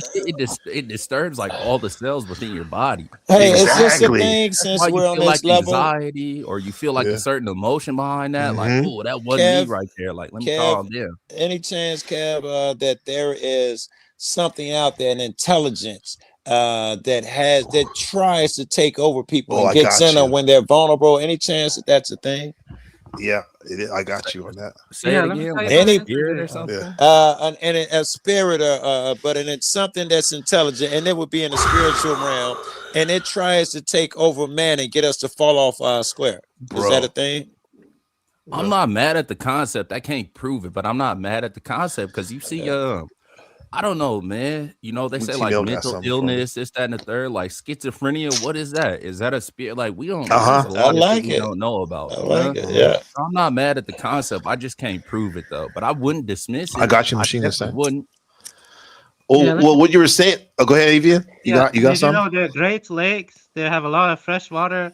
But there are some powerful businessmen who are drilling that fresh water and selling it to other countries. You know, I didn't know, but I don't think we're gonna fall short ever. I'm on fucking Chicago, off Lake Michigan. Water's never been an issue. Never gonna It be don't short. look like it ever will be. You think you don't remember that movie? One of my first science fiction movies, which is actually comedy, and I didn't think nothing of it back in the day, but it was called Ice Pirates. You remember that movie? It sounds familiar. Where people weren't selling treasure Yes. in the 3000, they were selling ice because I the remember world that. was I'ma so Google fucked that up. shit. Was so fucked up that that was the Picking the commodity. right 4K That was webcam the is a commodity. big decision. And I want to show you this because I've been geeking off this video the last couple of days, bro, about like this hidden, what did you say, this hidden force? I'm using my words now, Joe Cool, about like directing humans and stuff. Well, this dude, this hidden American dude, he did a video called "The Machine Appears," and it talks about, it says why ketamine, dreams, and altered states are leading to the same vision. Now, this is what people are talking about God. You know, but I don't think it's God. Listen to this, guys, real quick. Wondering, people on ketamine see it. People in dreams see it. People in isolation tanks see it. Different methods, same thing. And what they keep encountering isn't a spirit or an alien or a god. It's a type of system. And the real danger isn't seeing it. It's what happens when people start obeying it. When altered states across cultures and centuries reveal the same intelligence form, the explanation is not drugs, it's structure. Part 1, the consistency problem no one wants to touch. Ketamine, psychedelics, isolation tanks, dreams, deep trances, active imagination. Different methods, same architecture. Again and again, people report a non-human intelligence who's cold, abstract, administrative, outside linear time, governing systems rather than individuals, often experienced as inevitable. It appears as God, a deity, demiurge, the clockwork elves, shadow people, an ancient machine intelligence. John C. Lilly's Echo, Philip Dick's Valis, and more people are seeing artificial intelligence. Okay, so this is like the state. All these people are seeing or describing what he's trying to assert, that it's the same archetype, architecture, but it's wearing different masks. This entity that they're experiencing is ancient machine intelligence adapting to the culture interfere of the person, right? And I'm machine. You brought this up on talking about John Lilly, right? The Echo stuff. Right. What do you guys think about this Entity. Right. Yeah. Yeah. So this guy's saying that like it's not necessarily that they're experiencing a god or an entity. It's like it's a fucking system, a bureaucracy. That's maybe it's in between God or whatever, but this is some weird shit, bro. Some shit up that's real and has truth in places. I think he's mixing some shit up. Like for instance, people want to stay away from, and he named this shit a bunch of drugs, hallucinogenic shit. Well, I know a bit about those, and I can tell you that some people have never had a bad trip. And what he's sounding like, I've never had a bad trip. Some people never had a good trip.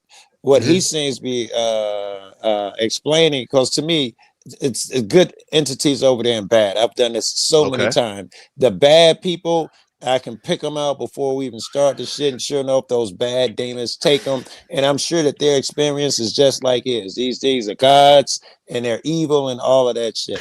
Well, but Joe, he's not saying that. I keep playing the video. He's not saying they're evil or good. He's saying that it's particularly they're like kind of like a person that works at the DMV. They're not really human. They're just doing their system, their job. And what he's saying, agree with that. Why would he say avoid them though if he's not inherently saying they're evil? I don't know, because he probably has some agenda, probably. But he's speaking on a particular drug. The guy's like kind of heavily Christian or something. Him? I don't know. I don't get that.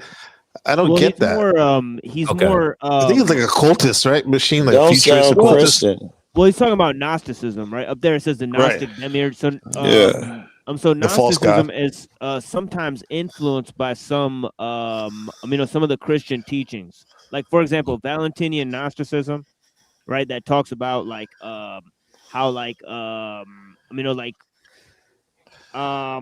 guess we were reading it last time. It says that Adam, learned words, and those words became a terror for the angels because because Adam spoke things that didn't justify his his composition, right? Right. So, meaning what? He's being downloaded or something. He's being used. He's as a vessel or something. Doesn't justify his competition. Shit that's outside of him. I would agree with that. I think these are the spirits I'm talking about. Well, this guy, but he's talking about a particular psychedelic. He's talking about ketamine. I don't know if you ever guys have engaged with ketamine before. I have not, but I believe it happens. It's very same thing with DMT. Everybody experiences the same. It's disassociative. It's different though, Joe. A little different. Right. Of course, there's overlap, but ketamine have all the psychedelics. And I've actually tried this allegedly, and I have to say, like, it's one of the most disassociative experiences I ever had. Yeah. Is that like Sylvia? Is that what that is? No, it's like a powder. Right. Yeah, it's a powder. You can snort it or you can inject it. It was basically supposed to be like an animal tranquilizer. I got buddies who snort. Right. It was horse tranquilizer. Yeah. Horse tranquilizer. Yeah, very, very, very powerful stuff. What's that's K2? That's K2. They get up in the morning and snort that shit. Oh, Joe, you want some of this? What is that's more like salvia, I think. Yeah. Y'all niggas snorting ketamine? I didn't know you could do that. Yeah, I thought it was coke, and the guy said he's like, oh, yeah, and I'm like, well, what is this? Oh, it's Special K. I'm like, okay. DMT too, though, is the same thing. They report seeing the same shit. How the fuck is that possible? That all of these people are experiencing the same shit unless something real isn't out there. And that would apply to his theory that it's some AI the code that's just playing itself out. And it would play to my I theory. think, Joe, I think there's levels to it, bro. Like this thing right there he's talking about is like the in-between. Like when you go far out of the DMT or mushrooms, you go beyond this part right here. I've done those things, but man. I've done that so many times. That was my thing. And I'm a nerd, so I would do it with other people and have some of them get high, some of them not get high. Tell me what you saw. Bring in different people from different backgrounds. I mean, I've nailed this down. Yeah. Okay. So the shit that you was talking about, Joe, with like, is there some like spiritual deity or whatever the case may be that's affecting the way people think, more or less? Yes, thank you, Kev. I read this book, man, by Dr. Robert A. Monroe. It's called Journey Out of the Body. Yeah, that's the Loosh guy. He came up with the term Loosh. Okay, same guy that was the focal point of the Gateway experiment. Yes. But Dr. Inside of that book, Journey Out of the Body, what he talked about was having two people connect when they were in REM sleep. Right. And he said he achieved that. Now there was some, I can't remember exactly. I'd have to. I'd like to see that went. That's like the Holy Grail, right? Well, yeah. It was fascinating though. It was a fascinating read. I was like very at this point in time, I was excited about like astral projection and this, that, and the third. So I started reading up on, bro. Yeah. But regardless of, I think it was like 2024. There was some study that came out. It might have been Harvard. It was somewhere reputable. I forget though off top, but they said that they had achieved that and they could prove it. That they had two people. Hold on, let me land my plane. Okay. They had two people in separate rooms multiple times where they gave like a code word to, and they communicated that like in sleep. Right. And then when they came to, or whatever the case may be, each other gave the code word. So I'm like, oh, if that is true, we don't know what these people high places be. Hold on, let me land my plane. Okay. We don't know what I'm gonna blow your mind. We don't know what these people be working on behind closed doors. That we don't, MK Ultra and this, that, and the third. So it could be they could have discovered some other shit that we don't know about. Were they putting these signals out, like fucking with niggas in their sleep, or got some type of ray The only gun, reason they for would lack do of that, better terms. the only reason they would do that, Kev, in my opinion, if we had a natural one and they're trying to alter it, which leads me to believe that there's some natural shit out there too. And as far as that go, Kev, I got 2 good experiments for you that I did with friends of mine. One of them, I talked to 3 when I go do that shit, and this time I was way out. And the same 3 entities would meet me, 2 male and 1 female energy. And I had told them about it. I'd done it with other people, and we wanted to do it there. One was a school teacher, one was a famous graffiti artist, and they stayed back. And I did this shit on my own. I laid down and did the meditation. I've been doing it for a long time, did some drugs. And when the people came to me, them niggas split. Because they could hear the conversation, fucked them up. And I had a conversation with these people, and when they get so close, they could hear it, but they can only take so much, and then they would back up. And then when I came out of it, and I talked to them and shit, you know, and I was asking how far did you get, and blah blah. I was like, what about when you went all the way to the weeds? Could you hear? We couldn't hear what they were saying, but what they say, they tell me some of the shit that they said.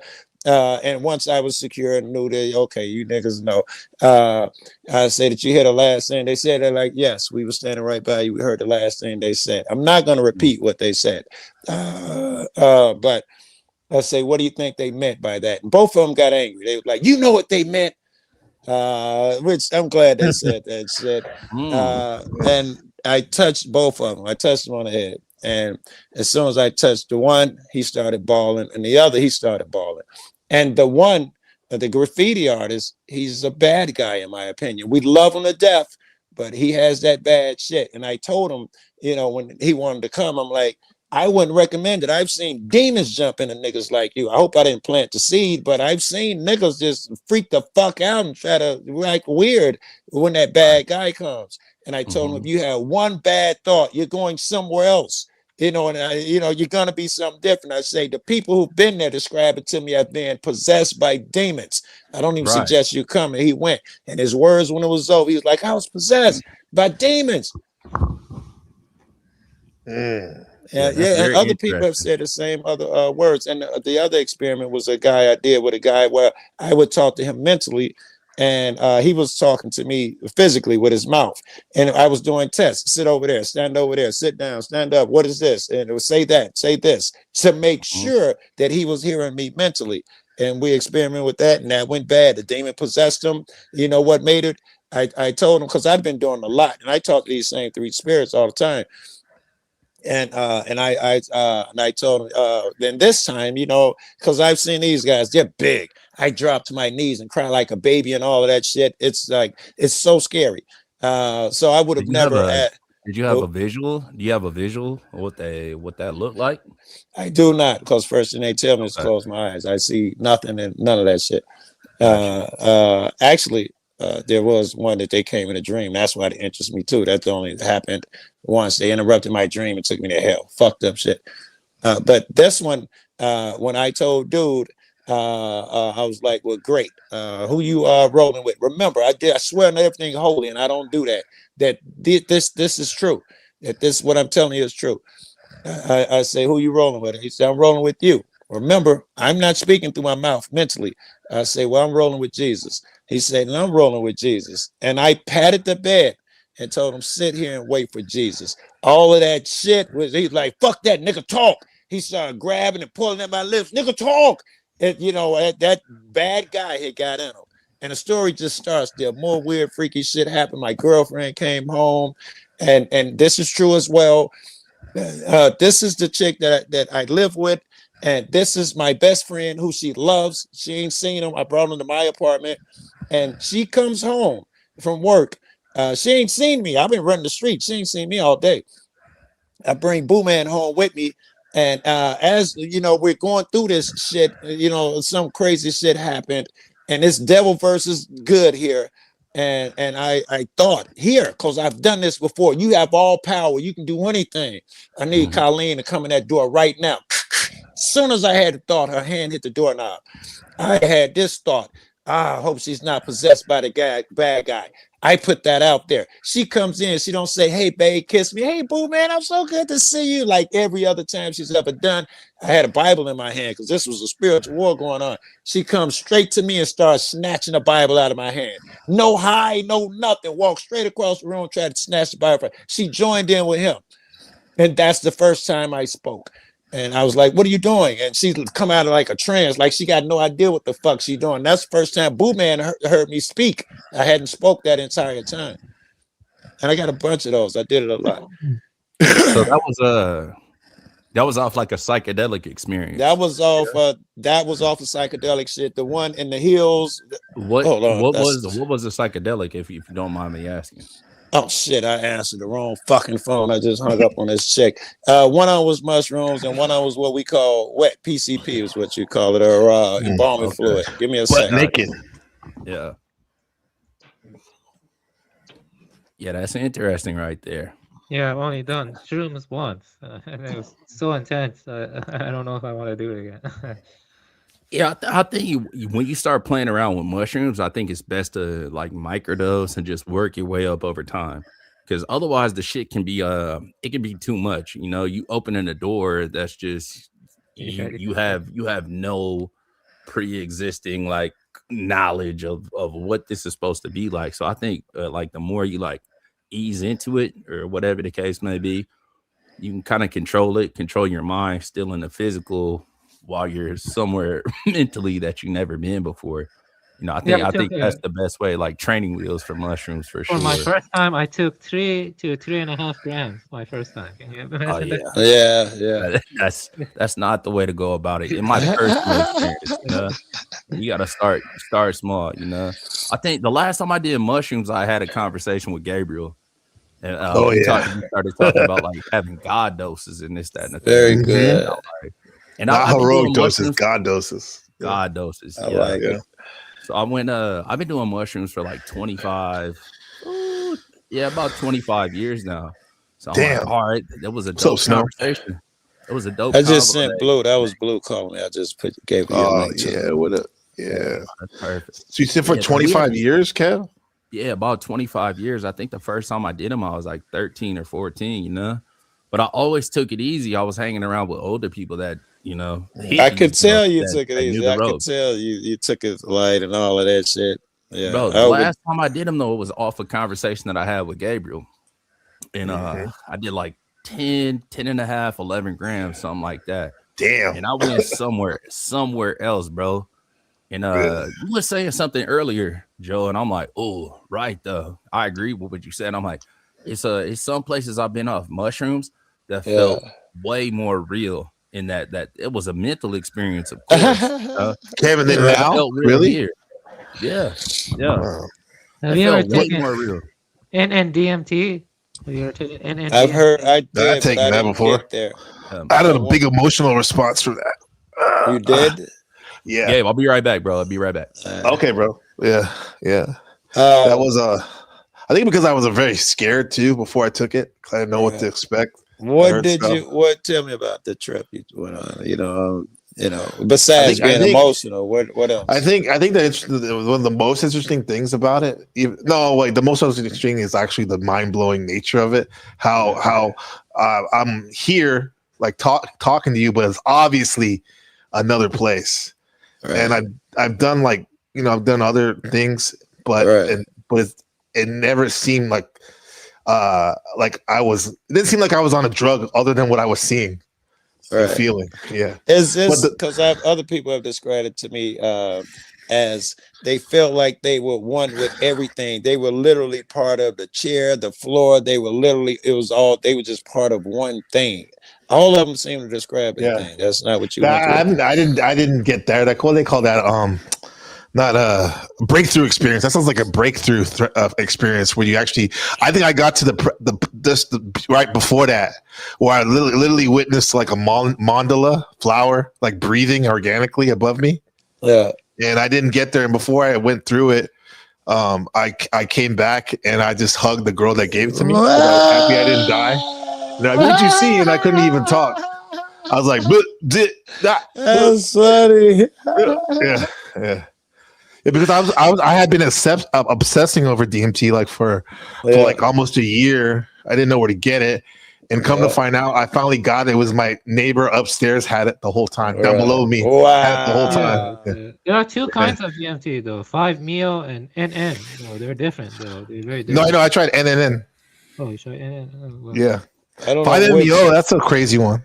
That's like the know. frog one too. I don't know which one is which. I had a friend in somewhere in California. I can't remember where. San Diego. No, not San Diego.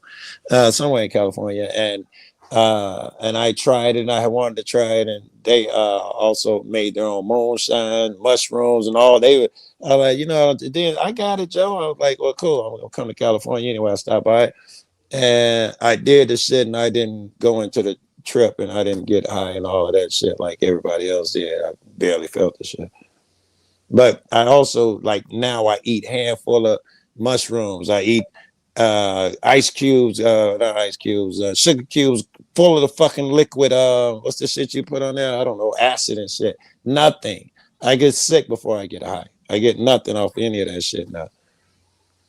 I'll throw up and be sick and before I can go on a trip now. And some guy told me, I told him that one of these, mushroom heads, it was like, yeah, Joe, it's because you don't have anywhere to go. You're always there now. And that shit made so much fucking sense, man. I am that, soft emotional fuck that, I am that guy that when I go there and loves God and shit, I am that guy all day now. Yeah. I don't think that has anything to do with it. Just because you're here right now, I think if you got that sound like, respectfully, that sound like a punk batch of mushrooms. I'm glad. Listen. I'm thorough. Don't think I've only tried it once, right? Yeah, I tried different niggas from different places. All them niggas who grow them. I was like, you're not taking enough. I got a big ass what do you call it? A freezer bag full of that shit. And I was on somebody live. I was eating that shit by the handful. Nigga, like, you gonna die. I was like, nigga, I'm gonna get there. I did not get there. I got sick as a dog on fucking somebody's live. And I've tried from everything. I even like different acids and shit. And everybody, it's Colorado. Everybody sell mushrooms. So I got to try so many different motherfuckers and niggas who grow it themselves. I be like, give me, some of that shit. Yeah. I ended up giving my last batch away because I was like, no matter what I do, I just can't seem to get there. Even with the acid, my buddy does it in microdoses. He went to the military and, he acted weird from that PTSD. He couldn't be around barbecue and shit. He had no sense of humor. And he just take a little tiny shit, not even a drop. And he acts normal. He's back to his laughy self. He's a nigga who barbecues now. He's a motherfucker who wants to make the steaks. It changed his life. But I'm like, man, soak that motherfucker. He like, Joe, 2 drops. I'm like, nigga, nothing, bro. Nothing. Oh, that's crazy. You don't need it. Like, there's a story, the famous book by Ram Dass called "Be Here Now," where it talks about his psychedelic journey, his journey throughout India in the '60s after he got fired from Harvard because of doing psychedelic research with Dr. Richard Alpert is his name, and he became Ram Dass. So he was traveling around India, right, finding the guru, because that's the thing people used to do back in the day. And he found this one guy and this one guru, and I remember like he said that the guru was spitting fire, all the high-powered, consciousness stuff. Yeah. And the guy said, like, you say that you have, I heard that you say you have something that's far stronger than any of my teachings to share. Let me see this stuff. How much you take? And he busted out the acid he had left. And he just like he did like the equivalent of what 10 people would do. Right. And the gurus, he just closed his eyes, and after 30 minutes passed, hour passed, nothing. Right. Nothing. Yeah. I believe it. Nothing happened. Right. That's it. No. Yeah. But I don't know. Maybe you're on that. Maybe you're on that level, Joe. But also, right, I'm the same guy. When I leave my friends and go to the next state, I might have to pull over 10 minutes down. I'm bawling when the sun can come up. It brings tears to my eyes. Thank you, Father. I love you so much. Thank you for putting me here in this place. I am conscious of that shit constantly. Well, it's like what the dude was saying. Hidden America was saying. There's different there's different avenues to the to at least to the administrator, I call it, or even God. Like, so he's saying like there's psychedelics, there's deep trance, there's dreams. Yes. There's and then what you're saying sounds like extreme what do they call it when you're gratefulness. I should tell you, I'm not glossing over what you said, but add this into what you're thinking. I should tell you that most of the times I just did it through meditation. To make sure, because I had other people with me, I would do that shit. But most of the time, I just come in here and lay down because I'm at the house that I used to be in now. Coming in this room and lay down and listen. This is the truth as well. When you do this shit, I know them demons hop into people because anybody around is going to try and disrupt it. When I had went there and did it with the shrooms, we went miles inland because we had talked about this. We wanted to test the theory and get away from anybody. We went there, but while it was still dark outside, went up into Starved Rock and just went off onto a trail for miles where no one would see us. We saw no one. Soon as I started that, niggas up and down the path. They're not saying, "Hey, how you doing?" They're walking past, say, "You can't do that. You got to stop that." Just white folks. I hate to say it, if they were all white, and they would just walk past, say that, and keep going. And I was like, "Oh, fuck this. You can't stop me." You know, I like to fight. I laid on my back. Motherfuckers like, "Stop it." At about the third motherfucker, they coming in with straight devil. You're landing. What is that shit that make you itch? One nigga say you're landing poison ivy. You're landing poison ivy. You can't do that. By then, I was gone. They was coming. When them niggas came, they ran. My guys fled. It's like the clouds get dark and everything, and they was coming. So you were high on psychedelics when this was happening? Yeah, I was gone, bro. So you saw demons? Real demons? No, when it got dark, I closed my eyes. I've done this shit for years, and that's what they tell me to do. I closed my eyes. But you were wide open, bro. That's the thing, man. Like, I mean, you can be wide open emotionally in love or in extreme sadness, and being around the wrong people that are affected by demons, they can hop into you. They can hop into a lot of people because, like I was saying, when I do it here at the house, I don't care who's here. They're gonna come in here and not even know why. Just bust the door open. They don't even know why they did it. It's that guy trying to tell them to stop me. Well, yeah, get further away from. Just like me, like I'll say this, bro. Like earlier, I'm gonna put the period on it after not talk about it anymore. Like I want to apologize to Paul and Frank Monday for calling you out your name because I was very angry. And in a sense, I probably did like let demons or whatever the fuck, something that's not me, like kind of overtake me. I don't want to take responsibility for it. Autonomy, you're right. I take responsibility for it because I'm the one either way let him in. Right. You gotta open the door. Right. He can't come in without your permission. Right. Right. Because it's just that like with like anger, extreme anger, or anything that can manifest extreme emotion, that's when you're wide open, bro.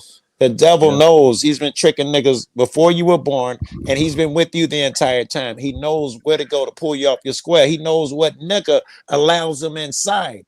So much that he's an easy swindle. He'll get in the easiest guy and have him pop up and try to disrupt your shit, or get in the guy and have him push your trigger because he knows what it is. He'll say whatever it is, the trigger, you pull you off your square. Victory for the bad guy. I showed you Pop.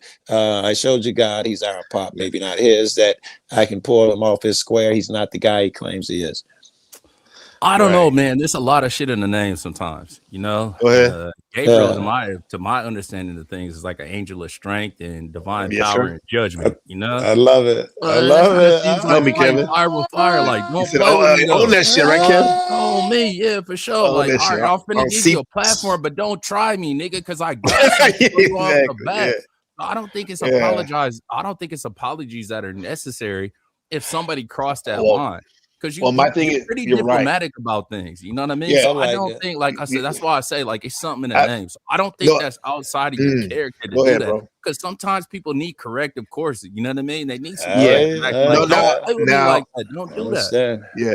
Now, Kev, like I definitely see what you're saying. Like I'm not retracting what I notice. I didn't say I'm retracting what I said. I feel like there was a time and a place, but I guess under the Buddhist right speech. I'm being mindful of it. Maybe even though it's after the fact of not trying to go there, but you're right, bro. Fuck that, man. Yeah. I was raised a Christian, and sometimes we need that Christian hellfire on people, dog. Oh God in heaven. There's souls dying up in the Yeah. land of you guys, man. And that's Oh, that God in karma shit. heaven. When we It's talking been about right. karma, you know what I mean? Niggas got All right, instant Joe, cool. karma for bringing that bullshit. That's what it Yep. sound like, you know? Right. Yeah. Yeah. I matched your energy, bro. Now what? And exactly. And I wasn't necessarily trying to go there because, like, I wasn't. This happened on another channel, these things, but they came on my channel and they wanted to, like, I don't know, whatever, cop a plea or whatever. So, you know, that's where it came out, bro. I'm like, fuck that shit, bro. We gotta talk first things motherfucking last first. You know what I mean? Like, and then go at it, man. Right. So what's your channel? My channel? Yeah. It's this channel. It's about documenting of the conversations I have with my friends and acquaintances, and it's my journal, man. Woman. Yeah, and the main purpose is for my son Benjamin. He's 7 years old, so when he gets older, he can see all the interesting, crazy, wild people I interacted with during this time.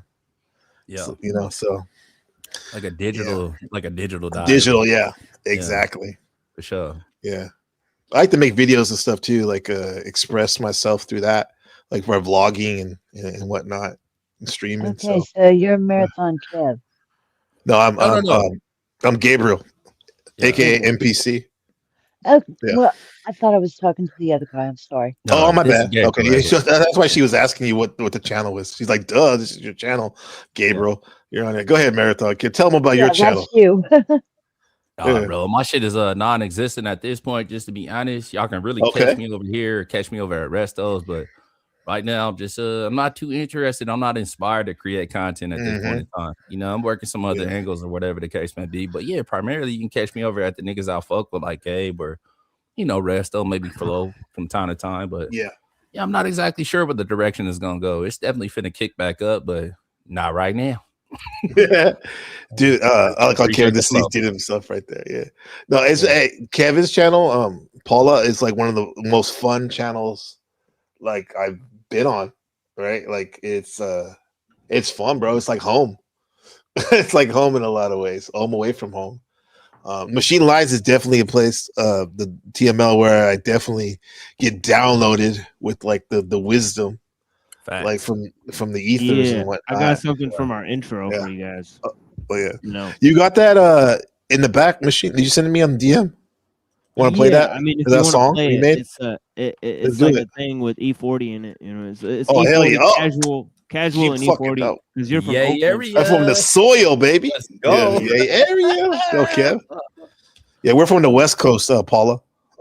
So we definitely rep the soil over there. Yeah, it's kind of about that. The song is kind of about that. Let's see. Well, if you must do a remix, What's up, this Blue? is the way it's got to be done. No. Lyrics born, E40, casual, baby. Oh! Well, dope machine. To all area group, we gonna make it all happen right here, right now. Oh, wait, hold on. I got it in the back there. If you just play in the video, because it's gonna sound like shit if you just play the video. But what you mean? Back. Like pull up. What you're sharing? What you're sharing? Okay, got you. Because that's gonna sound like shit. Okay. Yeah, you know what I'm saying. There we go. Well, if you must do a remix, this is the Is that way good, Michelle? it's got to be Michelle done. Machine. Lyrics Is that born, right? E40, casual, baby. Oh! Acclimated. We come together how the Wonder Twins activated. Right. Happily living, we getting money calculated. Rappers, I cut them up, leaving faded and decapitated. I don't need no ridiculous dough. You cats tickle me so I'm kicking this flow so niggas will know. Casual wear a suit to confuse the cops and bring the shots to your beautiful blocks. Better stay in your cubicle hops. Don't give up your day. Cats better remember I'm not new to this partner. Sipping on this brew and this vodka. Baby girl fly like a stewardess. Knocker. Cool. Cause the way she jockin', I don't wanna. She hopped on the gators like the crocodile hunter. The Bay Area weight carriers of break barriers. Cash lyrics born and folding. Oh, call it out. Beatles, what I need when I get to flowing better ease up. Son, you about to scuff my berryonis with my feet up. On the sofa with my tenderoni. Beat ups, really how your shit's looking, homie. A plus is the grade that they puffin' on. You better pay up when you see me at your window knocking. Raise up in this function. Let me ask you something, huh? Straight up, is the Bay up in this motherfucker? Yeah. Ooh, yep, that's what all my women saying. Ooh, even women in their middle ages. New style, wild child at your dinner table. Shake him, shake you in a better place. Who that? LB cash and 40 water, baby, true that. Thought we never make a song together, now it's too bad. Although y'all gonna have to up the offer. Move back, cause you can't touch the fire starter. Calling out to all area group, we gon' make it all happen right here, right now. Calling out to all area group, we gon' make it all happen right here, right now. I said calling out to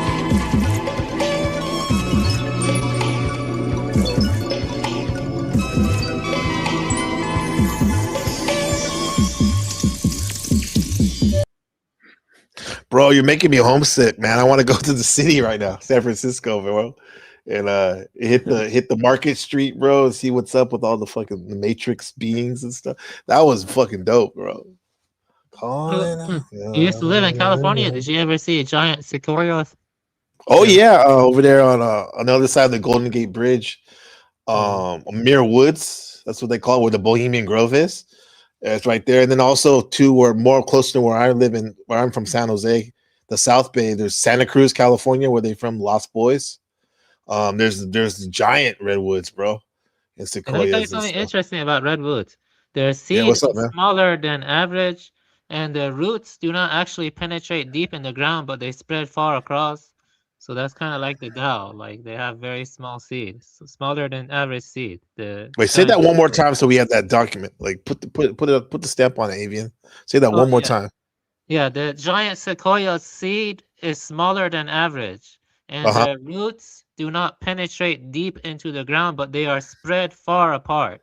And that's kind of like the Tao in some ways. Like, you know, Not being so attached and stuff. Yeah, Right. But also we spread out, we're interconnected. yeah, that kind of stuff. Yeah, you got it. Yeah, definitely. Yeah. And they couldn't figure out how the giant sequoias would reproduce or grow because they couldn't get them to sprout. And then a forest fire happened, and then we had giant sequoias sprouting. That's very Tao in the sense that the natural flow did it. Like you were trying to press it with the human intervention too much. And then like the fire just like set it straight. Yeah.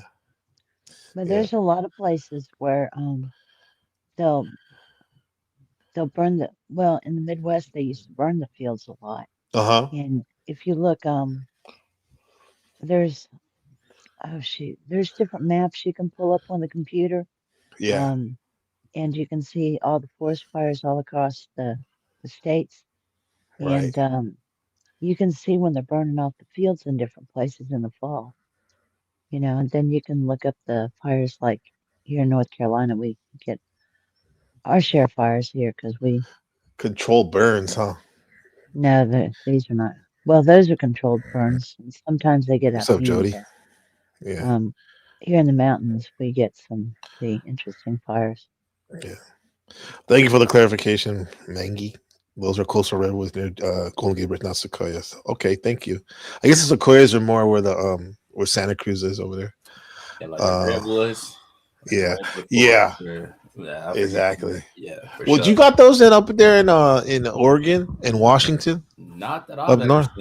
No, You have some big ass trees though. Not like them. Though. Not like that, huh? Yeah, not at all like that. Interesting shit over there, huh? Yeah, for sure. Yeah. Hell yeah. Always found it interesting, like terminology.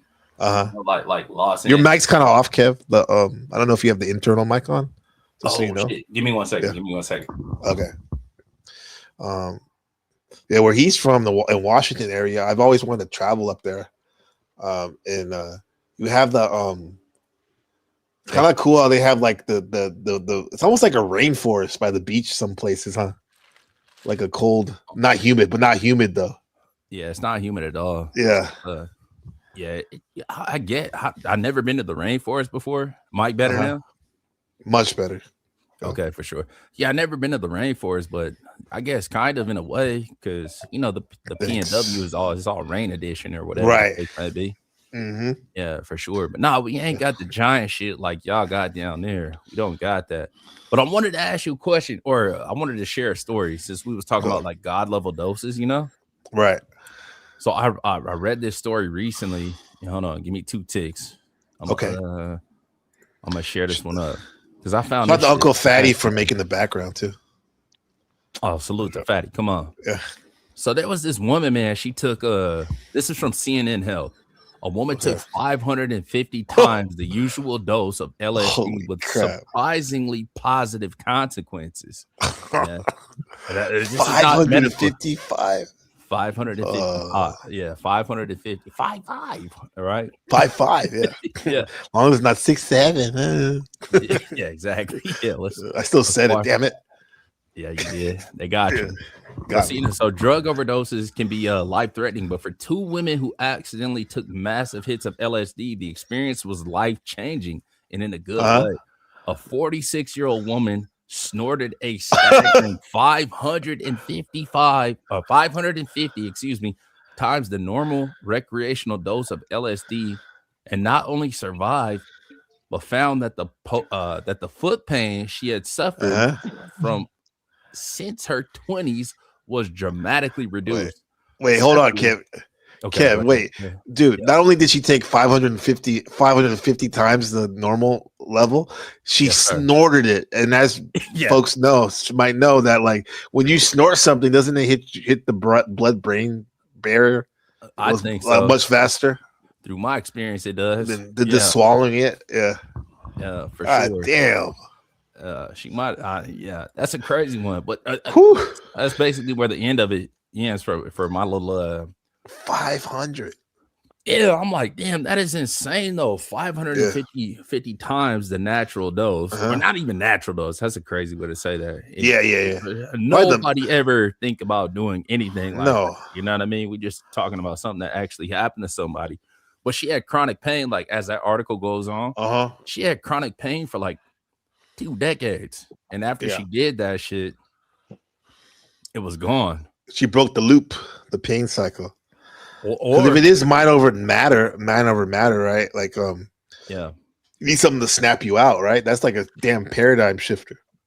100%. Yeah, exactly. She might not even be the same person anymore. She might have opened up like a new, I don't know, man. Fuck a foot pain. Yeah, like it's like a whole new, like you said, a whole new entity. Yeah, exactly. A whole new entity. You might have shifted space and time in your own like relative experience.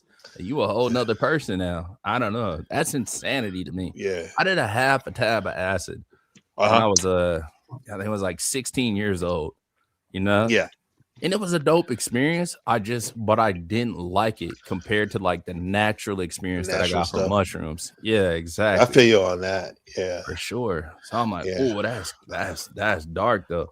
Well, that's actually not a dark experience. That's a light experience, you know. Did you feel? Did you see visuals, or was it more of intuitive feeling thing?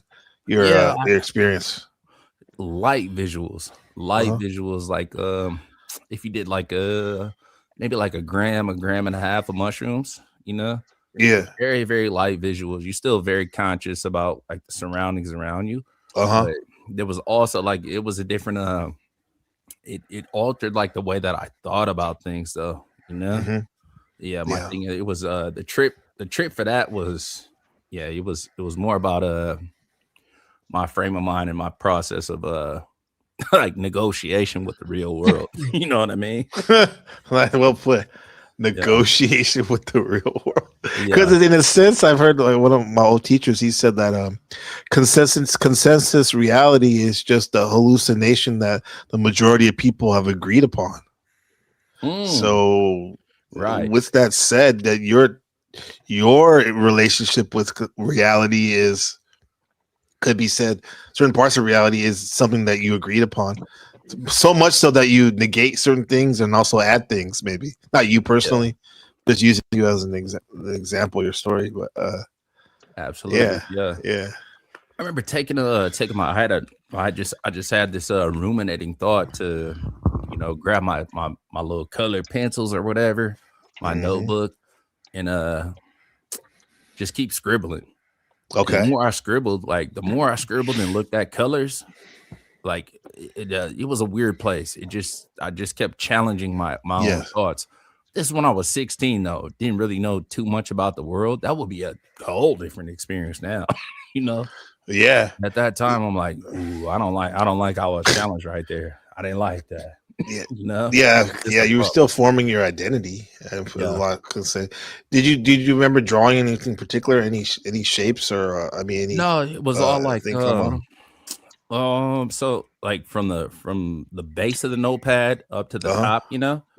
Yeah. It was just one color, then it widened out, another color, it widened out, another color, it widened out.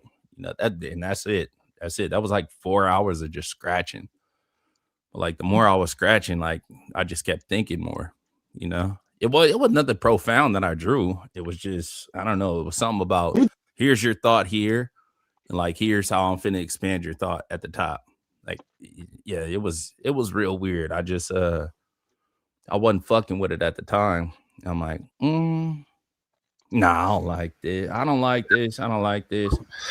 You know, I'm not exposed to this shit. You know, like I said, I had a lack of just existence at that point in time. So it might be different now, but at that point in time, I wasn't jiving with it. You know, maybe it was something subconsciously where I'm like, I don't have enough experience to experience this, so I'm gonna just leave this alone. You know. Mm-hmm. Yeah. When you said you were drawing this drawing, like it reminds me of Austin Asman Spears. Have you guys heard of him? Machine and Avian Paula, the sigil dude back in the day, and he had this concept of automatic drawing. Okay. Or he would just sometimes he'd go into a trance or whatever, and he would just start letting his hand just go, and he would come up. And supposedly, I think he was saying that he was accessing his subconscious, like, and that was like. And he would help him, I guess, with maybe questions he has or some blockage he had of stuff going on. Yeah, he just let his hand almost like take the wheel. Okay, take the wheel. Not try to think about it. Just let it go. I'm looking at this. Yeah, this. You said Osman Spears. Yeah. Okay. He has a. I think his most famous book's called "The Psychology of Self-Love." Okay. Something like that. Ecstasy of self-love. Yeah. There was somebody that did automatic writing. I forget who. Edgar Casey? Yeah. Maybe him, yeah, the channeler, right? Interestingly enough, David Wilcox, that truther YouTuber, he looks like a lot like him. He thinks he was a reincarnation of him. Yeah. I don't think so. You don't think so? Yeah. Yeah. It's possible. I mean, you never know. Wilcox and his avocado fetish. Yeah, probably definitely an avocado fetish or something. I don't know. I mean, David Wilcox back in the day, he was really interesting, and then he got involved with that other weird guy, and then after that, which one? There's a lot of them. And then that scene, the quote unquote alternative researcher, we used to call him that, right? Alternative researchers and all that, yeah. Yeah. I can't remember the guy's name. Yeah. But he got into a big lawsuit with Gaia or something. Cliff High. He was in a big, whoever the guy is, he was in a big lawsuit with Cliff High. Because the guy said he had proof of something or other, and Cliff High said it was bullshit. So he sued him for what do they call it, defamation or something? Yeah. Yeah. And he finally got the guy to admit that, well, I was channeling, so, he made the shit up, basically. Some of the greatest influencers, content that influence people have been quote unquote channeled, like the whole was it the whole secret, what do they call it, the secret law of attraction? Isn't that kind of based off of that woman channel? What's the most famous channel? Remember the Law of One? Yeah. The Law of One. Damn. I can't remember. I'm trying to think of that name. I know my favorite quote unquote channel material is the guy Not Seth. Jane Dixon. Seth? She was, that is Jane something. Jane. Hello? Yeah, Jane something. You mean Seth? Yeah, Jane Yes. something or other's the one that Yeah. said Yeah. Yeah, the reason why I like her and the Seth is because they actually talk about the inner workings of reality. They're not so much talking about, well, they do talk about, I guess, as morally and ethically what how can help humans or whatnot, but they talk about like kind of like an engineer, as close as a new agey book can come to, talking about how an engineer it's explaining reality. Seth is explaining how the rules of the game basically. That's the second time I've said that. The rules of the game of how this works. Well, it's kind of interesting how she came about channeling him is when they were doing a Ouija board. So that kind of... It's kind of like an automatic drawing, kind of. I don't know. I'm not touching a Ouija board. Well, yeah, I know, but I mean in the sense that it's like letting you, you're supposed to let it move you or whatever like that. But that does has connotations too. I guess I take it maybe you're Christian, like that could be seen as something like kind of like demonic or something, right? Well, let's just say I've seen people who have done that and they weren't Christians, and that's one place I don't want to go. Yeah. What do you guys think about? I did grow up Christian though, but okay. Yeah, I think even if we're not Christian or Catholic, I was raised Catholic. That left an imprint on me. That even though I like comparative religions, like seeing interesting tool how they're like a lot of the things they teach us are tools and techniques, but like that Catholic imprint definitely is still with me. Christian imprint. Yeah, Kevin, what do you think about them using Ouija boards, selling them at Toys R Us and stuff?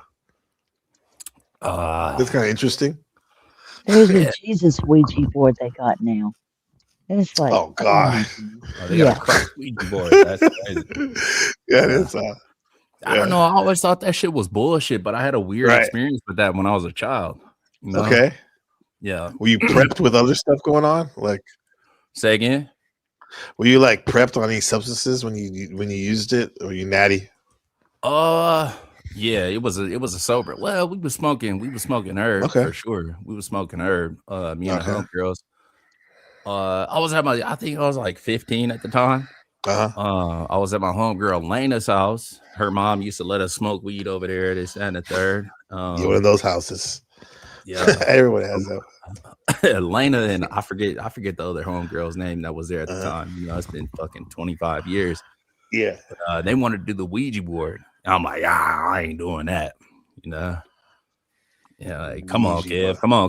I'm like, all right, for sure. All right, fuck it. And, they convinced me. So yeah, we wanted to do a Ouija board. Yeah, a Ouija? Yeah. Did you ask a question to it? Did I? Yeah. No, I didn't ask no questions. I wasn't doing that, but I definitely put my hand on the little whatever the thing is. Oh yeah, when they were doing it. Yeah.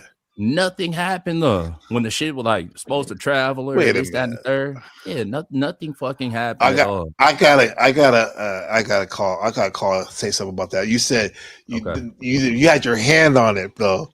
That technically is still using it now.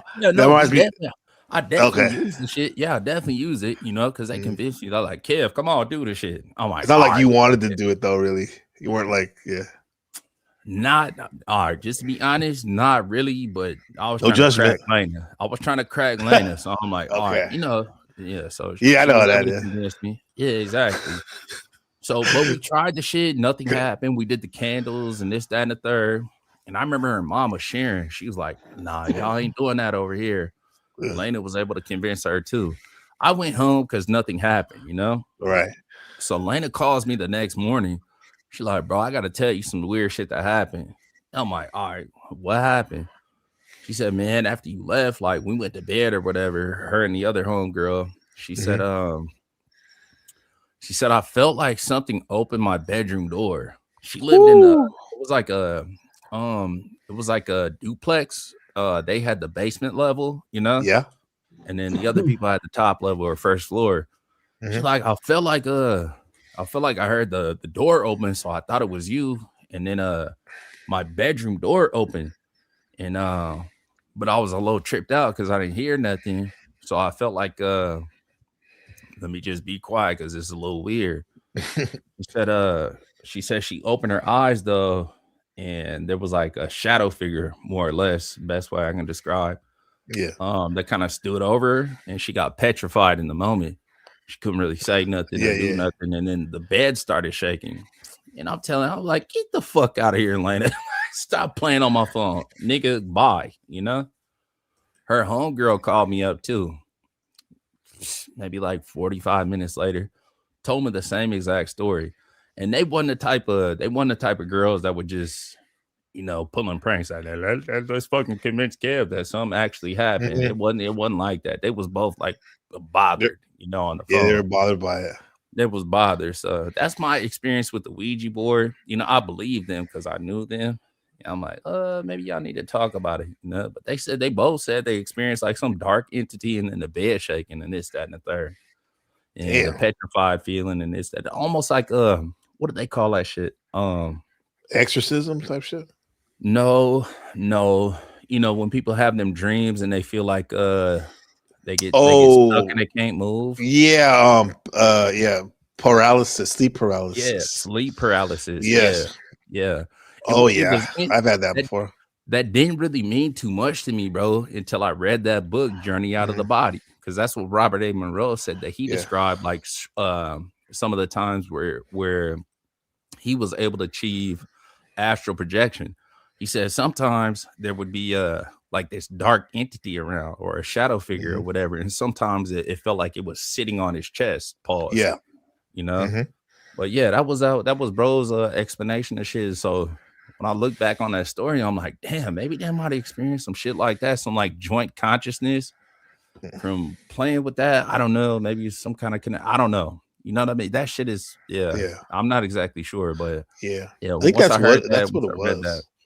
I like that what it was. It's just that the Ouija's a good or bad, it's effective medium. Conduit. Conduit, for that. There's probably other things we can do. Like right now, there's been times when like we've all been on the homies and the sisters have been on the panel, and we felt like really as one. I mean, definitely individuals, but you know, but in that case, that Ouija board has a lot of baggage on it, huh?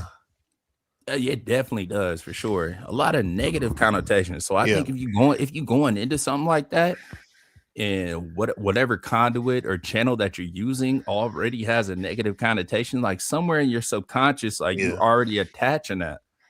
So you're probably finna come out of that other side of the experience with that subconscious expectation that you already had, if that makes sense. No, that makes perfect sense. You know, you finna experience something bad, but I don't know, put some light on it. Yeah, try to put some light on it. You prepped yourself.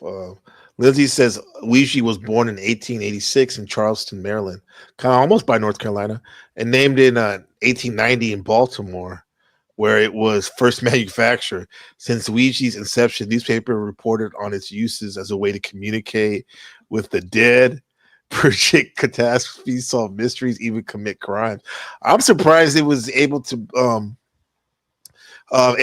flourish in the Victorian age. You know what I mean? Yeah, right. But with that said, there is interesting historical references about like spiritualism.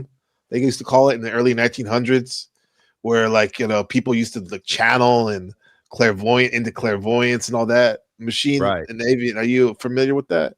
The spiritualism back in the day. Oh yeah, absolutely. That kick. What was all that, man? Like at the World's Fair and stuff, they have different like people doing showing that how to practice that sort of stuff, promote that type of stuff. Yeah, a lot of it's kind of like a link between the practices of the Theosophists. Yes. Right. There you go. You know that one, Kev? No, I was just gonna ask him, what is that? What she does used that word to do mean, like bro? This is big seances, right? She used to she was one of Madam, the what's her name? Bovalsky. That her time, right? And Crowley kind of, and what's his name? Even was a student of let me not get lost in the terminology. What is the Theosophist? Is that what you said? Yeah. What does that mean, bro? So I got some context so I can understand what you're talking about. Thanks, Rux. That would be basically a spin-off of Freemasonry that was basically developed by Helena Blavatsky in the 1800s. Okay. Right? So she moved to India and she combined Freemasonry Mhm. with what she called the Oriental Kabbalah, or the practices of the Eastern gymnosophists. Right? That's what they called them at the time. Right? Yeah. They're basically people who are like they believe in the tantric practices. Right? So she Yeah. combined these tantric practices. East So meets people who are West. so people who were kind of her students, right? Like, for example, Gurdjieff was one of her students. Oh yeah. Right. And he developed this notion of spiritual machines, and it had a huge influence on people like like Timothy Leary, Terence Yes. McKenna, and all these people. Okay. Like, they were basically talking about this idea, or this notion of the collective consciousness, right? Which she called Christ consciousness. Right. So she thought basically like the Messiah would come back by awakening Christ consciousness in everybody. Right. So she didn't believe in a physical Messiah. She believed that the Christ consciousness grid would like awaken, so on and so forth. So yeah, I could break it down for you guys a bunch of different ways. Yeah, bro. To the elements. Oh, That was compounds. Dolores That Cannon was you were dope. talking about, the Christ consciousness, Dolores Cannon. Yeah. So she's where that terminology came from, the Christ consciousness. Exactly. Yeah. Exactly. Yes. Yeah. She made up a bunch of stuff. She also made up the idea of the Aryans, right? And and a bunch of other stuff. Yeah. She came up with a bunch of shit. Yeah, interesting. What do you guys think about that? People who don't have the genetics of a specific area taking on the spirituality that's been there for hundreds, if not thousands of years. Do you think there could be some bad things that could happen if you do that? You know what I mean? No, I don't. I don't think so. I think as long Don't as think you're so? authentic and sincere, it's Okay. about following something you think is true. It's not about race in the biological sense. So Yeah. like you have people who become, like Christianity, Islam, Buddhism. They're not really like about ethnocentrism, and they're not. But I Really, know, but I get what you're saying, and I agree. But I'm talking about more not so much as right and wrong, but in terms of, because we're dealing with spiritual things, the unseen. Should we be mindful of mixing and matching these very yeah, you powerful shouldn't mix systems too and much stuff? stuff of it. Yeah, it's Think not so? good to mix stuff too much. Yeah. Mm. Yeah, I think so. Because people who like take stuff and then mix it too much, they Yeah. lose sight of the core of the teachings, the authentic core, or the because if you constantly mix stuff, then it obscures the original intent of the tradition. Well, do you mean Yeah. like just like behaviors, or just mentality? No, I mean like let's say you're like you become a Christian, okay, and then you mix stuff from, I don't know, Buddhism or Hinduism into Yeah. it. That kind of creates a lot of complications. It makes it messy, you know what I mean? Because then you lose the sight of the authentic core or something. Okay. That's just my opinion. Yeah. They're mixing stuff too much, because that's a problem in this modern era. Because everyone wants to create their own syncretic system, their own. We have a lot of choices. Seems like Yeah, before a lot of we didn't choices. even have the option of doing that because of geographically we were kind of stuck in one place, huh? Yeah, But that's a good point. Yeah, I know. but Yeah. now it's like, like look at me, bro. Like I guess I'm a student of lightweight of Joseph Campbell and Alan Watts, in the sense that like I want to compare myself growing up as a Christian, as a Catholic, other systems or religions and their techniques.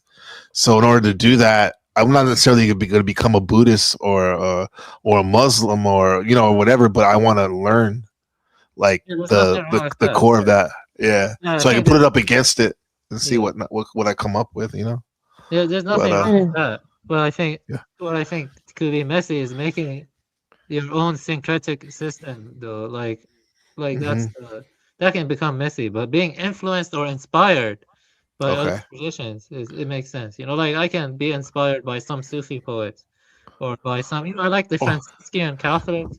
I actually used to have a Franciscan friend who was Catholic. He was Franciscan. Because it's like ritual magic, the Catholicism in a lot of ways, and Orthodoxy. Saint Francis it's like a ritual very magic. interesting figure. Saint Francis. Thomas Merton. Right? My grandmother had a picture of Saint Francis always. Yeah. Oh, what, like my mom loved Saint Jude.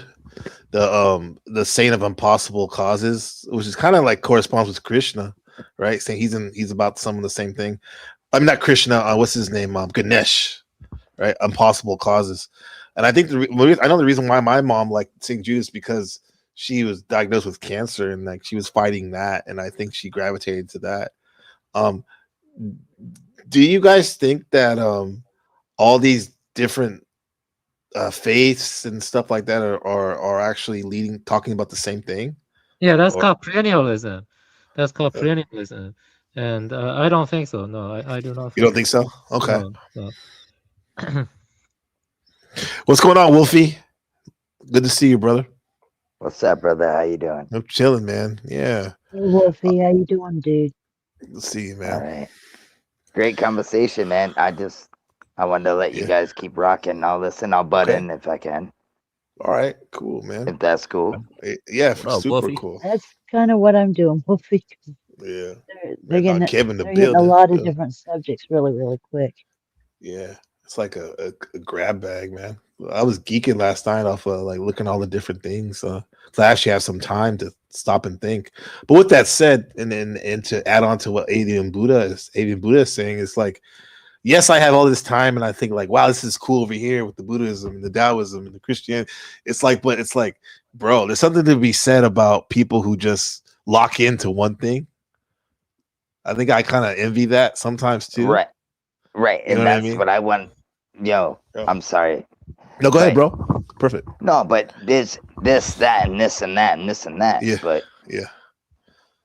What if we didn't know any of these things and we just like, you get what I'm saying? Life, what you learn, what you build, like these things, I think are more important than reading. Like, I think there's great things in these books, and there's a lot of good things in these books. But really, is that the way? Are these are the ways, or is it the way you control your life and what you do and the good things that you put forth? That's a good point. You know?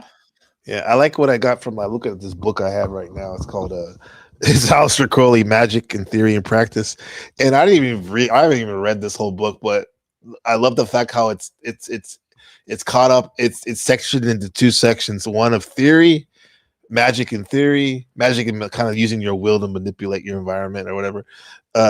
In theory and then practice. So all these technologies, I'll call it religions and stuff, they're like they're technologies, and my machine taught us this word, this technique, different techniques or tools, right? That's and learning about it, that's the theory. But then that's not enough, because if you just do that, you're just a fucking wallflower that never puts the theories to test, right? If we're like scientists, and the practice is going out there and testing the theories that you're learning and whatnot. And a part of that now, Wolfie, just to put the cap on what that idea of I think ethics and morals is, as I get older, more and more important.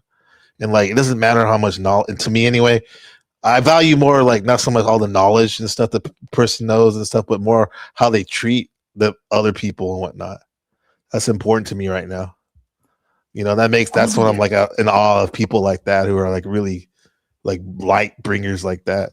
You know, I'm gonna be interested to see what your synopsis of that book is by Crowley. You know, because I read the Book of the Law, and oh yeah, that's in there too. That's inside of that one. Okay, it's inside there. I actually have the Book of the Law right here, the little red book, right? Yep, exactly. Yep, that one was kind of broken down into like two chapters, I would say, for lack of better words, because it's such a short book. Yeah, there was one side that was light and the other side was dark. The first half of that book, I was fucking with that tough, bro. I was fucking with tough.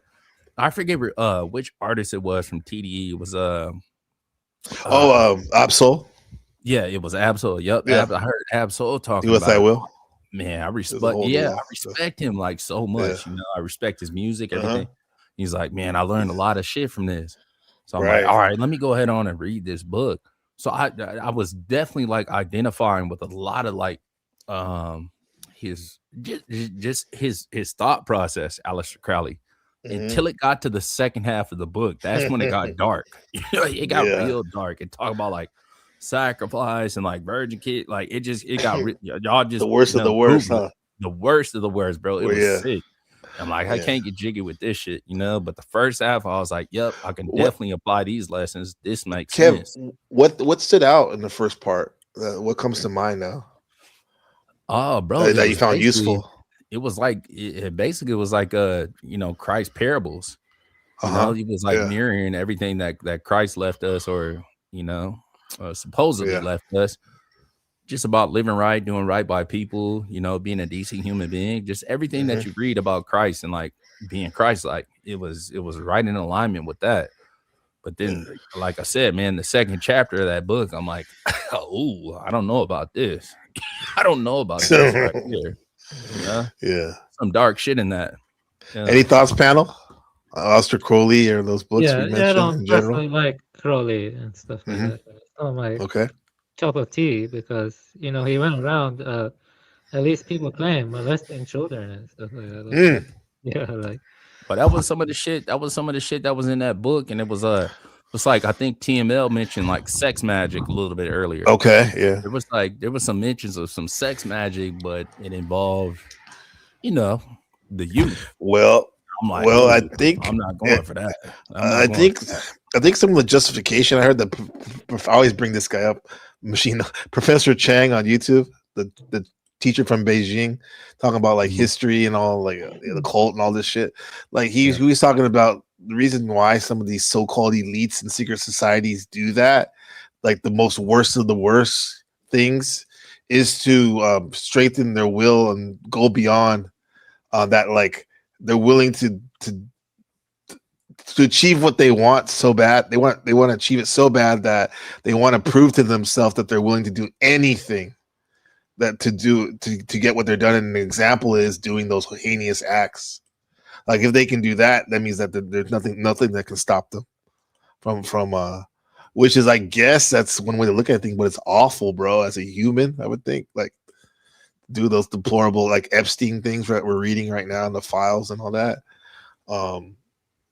So yeah, you can't do those kind of things and have good intention, in my opinion. Like, oh yeah, for sure they don't. Yeah, I'm not saying they do. Yeah. I'm saying they just they're doing as thy will. Yeah, it was definitely like do as thou wilt. Yeah. There was some shit about like that's the whole of the law, was as like they say, right? some of the Mesoamerican tribes where it was a rite of passage, and I'm gonna try to be TOS friendly when I say this. It was a rite of passage for the boys to have a mentor, more or less, and what they had to experience through that mentor was ingesting semen through like orally or the other way, and that was just something that they did, though. You know what I mean? Yeah. So it was like culturally appropriate or whatever the case may be. And some of the Spaniards had seen this when they came over, like, oh, that's what we not doing. You know what I mean? Y'all like Christianity and this, that, and the third. And that's how they actually, kinda changed that culture. yeah, I believe this is Papua New Guinea where this takes place. So I it may think not so. be Yeah. in so they may not be Native Americans, or what we colloquially They're Aboriginal. Native Americans, yeah. But they also get some of the sort of tribes gave up the practice too. So there's also like, so not all of them do it. Right. How about the Greek freaks? A lot of them. Yeah, a lot The of Greek them freaks of our so-called bedrock of our Western mind. Those men used to have the quote unquote mentor the young boys, right? Yeah. Yeah. That's why I think it's so weird, to be honest. When people say what they call they like call it like the Greek alpha beta kappas or this, that, and the third. Fraternities, sororities. Yeah, the fraternities. The I'm Greek like, these system. Greek fraternities, these Greek fraternities, like, what do we actually like? What's the root of this shit? You know what I mean? I can't co-sign or like sign up for something like that. Well, the root of that is so barbaric. Like that that seemed crazy to me. Kev, like, was it Plato or Aristotle? They were one of the first people to write about eugenics, right? Well, I'm not sure. That question over to TML. Yeah, that's Plato. Yeah. In the Republic, he talks about the Republic, yeah, which is like the foundation for a lot of the Western society, right? Yeah, he didn't think the whole society should be controlled this way, but he thought there's a special class of people called the guardians, right? They're kind of like the warrior class, and they share things in common, right? It also includes men and women, and their births, right? The process of who their children are is basically hidden from them, so they don't know who gives birth to who. So their children are all raised in common. Yes. So it's kind of like a kibbutz system. Yeah, kibbutz. Life on a kibbutz. I remember doing a report on that about Israel. Yeah, the kibbutz was kind of based on this model. Right? With that said, though, that's just like, I mean, you don't know who your parent, you don't know who the parents are, so, or your child is, so there's like no favoritism. Everyone gets raised the same per se. Yeah, like we takes a get village raised. type shit. That's a different, right. Where in the nobody's cities, ever get raised the same. yeah. We're not raised the same, but we all hear the same music. We see the same TV. You get what I'm saying? It's like we're all in a big jail. That's true. Like Pac said, dude, you don't need to be in jail to be doing time. You know what I mean? That's stuck with me for a long time. Well, we're all together, but we're not. We're separate. Okay. Yeah, we are separated. My sons are 9.5 years apart. So what the first one was raised with, that 9.5 years passed, and then the second one got raised kind of completely different. Right. And that weird guy that was on way back when, I don't remember his name. Anyway, he was talking about children like they're a blank slate and you teach them or whatever. Children are different in the womb. Okay. My first one, he was really hyperactive in the womb. Yeah. And when he came out, he was hyperactive. And the other one was really chill and calm in the womb. And when he came out, he's been chill and pretty calm most of his life. So, that's good. Yeah. Like it's not like that now, though. Like, that's cool. No, he's still chill and calm. How old is he now? The oldest one is 39, and the youngest one is about to be 30. Yeah, the reason I say that is because they're younger than me, but like they're still we can say kind of pre-internet tablet for sure, pre-tablet. And I have to say, like my son was so chill in the womb that we got scared the last month. There was a time there where we didn't feel him kicking for a couple days, right? But he was just, I guess he just had his feet up, just chilling, bro. He was too calm, right? He was too calm, yeah. But right. Now, with that said, hey, what are you doing over there? Come on, give me something. Right. Yeah. But like he definitely made up for it now. He's 7 years old. Shout out to Ben. And with that said, like he's chill, but for the most part, he is hyperactive in a sense. And a lot of kids are like that. And as a teacher, I've noticed my younger students, like usually the girls are chill, and for the most part they are. But I've even noticed more and more girls now that are like just amped up. And I don't know how they were in the womb, but I think it's because of this real shorts, YouTube shorts, tablet society that's kind of helping raising the kids. That these kids, they're always stimulated. If so many people are exposed to the same shit on a daily basis, right? Yeah, I watched that movie. It's by Jewel Taylor. Jewel Taylor. Who cloned Tyrone? Oh, that shit was deep to me. I was like, oh, right though. Eerie. I got some other shit behind that. You know, it's just so many people that are exposed to the same thing. So it's like all these although there's like individualistic traits within everybody, there's this similar mindset. It's like a hive mindset. Absolutely. It's a fucking toxic one that's happening right now. Yeah. So it's it's a whole bunch of clones of bullshit. You know, but you got to think, I'm not going to say it on here, but we all know it's different. I'm older. So like when I was younger, there was different things that you got when you were born and to these days. Oh yeah. And I think it's food, everything. I think it's a bunch of things that combine, you know what I mean? Yeah. Yeah, not to mention the educational system. Yeah, that for- too. That doesn't help either. Yeah, that's just like it's like training school. If you've never been to training school, I've been there. It's just like going to school. It's the same thing. It's the same thing. Besides, you get to go home. What do you teach, Gabriel? I'm just curious. I teach English all the way from second grade, from my son's age, all the way up to high school. And that's awesome, bro. And yeah, it is. It's very. It's a learning lesson. No, dude. for Yeah, me, helping too. people, man. Yeah, that's fucking. Yeah, awesome, for sure. man.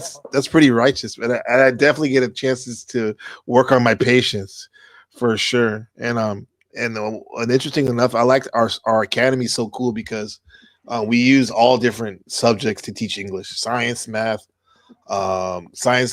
literature, of course, and writing and art. It's really cool. But I was gonna say though, it's really good like that. But I really am fond of this whole, John Taylor Gatto. I never heard of him. He was like the 2-time Teacher of the Year in New York. Very good, very cool dude, right? And it's actually an author. Yes, a great author too, breaking down the fact that even though he got all the accolades, he was the first. He ripped a hole in what we considered like the modern day educational system, right. And he brought it back to the Prussian system. How like this is the basic of our American or Western, not just Western, even here in Taiwan, world teaching system. Whereas we're here to teach kids how to be a cog in the wheel. Just teach them enough so they can be a technician, but not so much to free their mind and challenge the system that's enslaving them. Yeah, and I was gonna say, and you know who wants to throw that thing in the spokes of the wheel? You know what I mean? Mm-hmm. It's just the way it is. Yeah, the social engineers are crazy. Like in Taylor Grotto brings up like how back in the day when we used to have the Little House on the Prairie, one room schoolhouse where everyone from second grade all the way up to high school would learn the same subject. Yeah. Right. They need to be reading Shakespeare and then all this and doing all this high powered stuff that not even college students do all the time their first year. And the thing about it was cool because the younger kids were being exposed to a high level of material that expands their mind, but then the older kids were able to practice mentoring and teaching the younger kids and how to deal with them, which is something like that I have to say, like I would have been. That sounds like a very, very cool experience. Well, you need to come back home. You need to come back home and teach some kids out here, bro. There's kids that can't read, bro. Like, have you ever Chaucer? That's sad, bro. Read Chaucer? It is. I cannot understand Chaucer. Like Chaucer is like. What's that? Have you ever read Chaucer? Jeffrey Chaucer. Sounds familiar. Give me leave me the lowdown real quick, brother.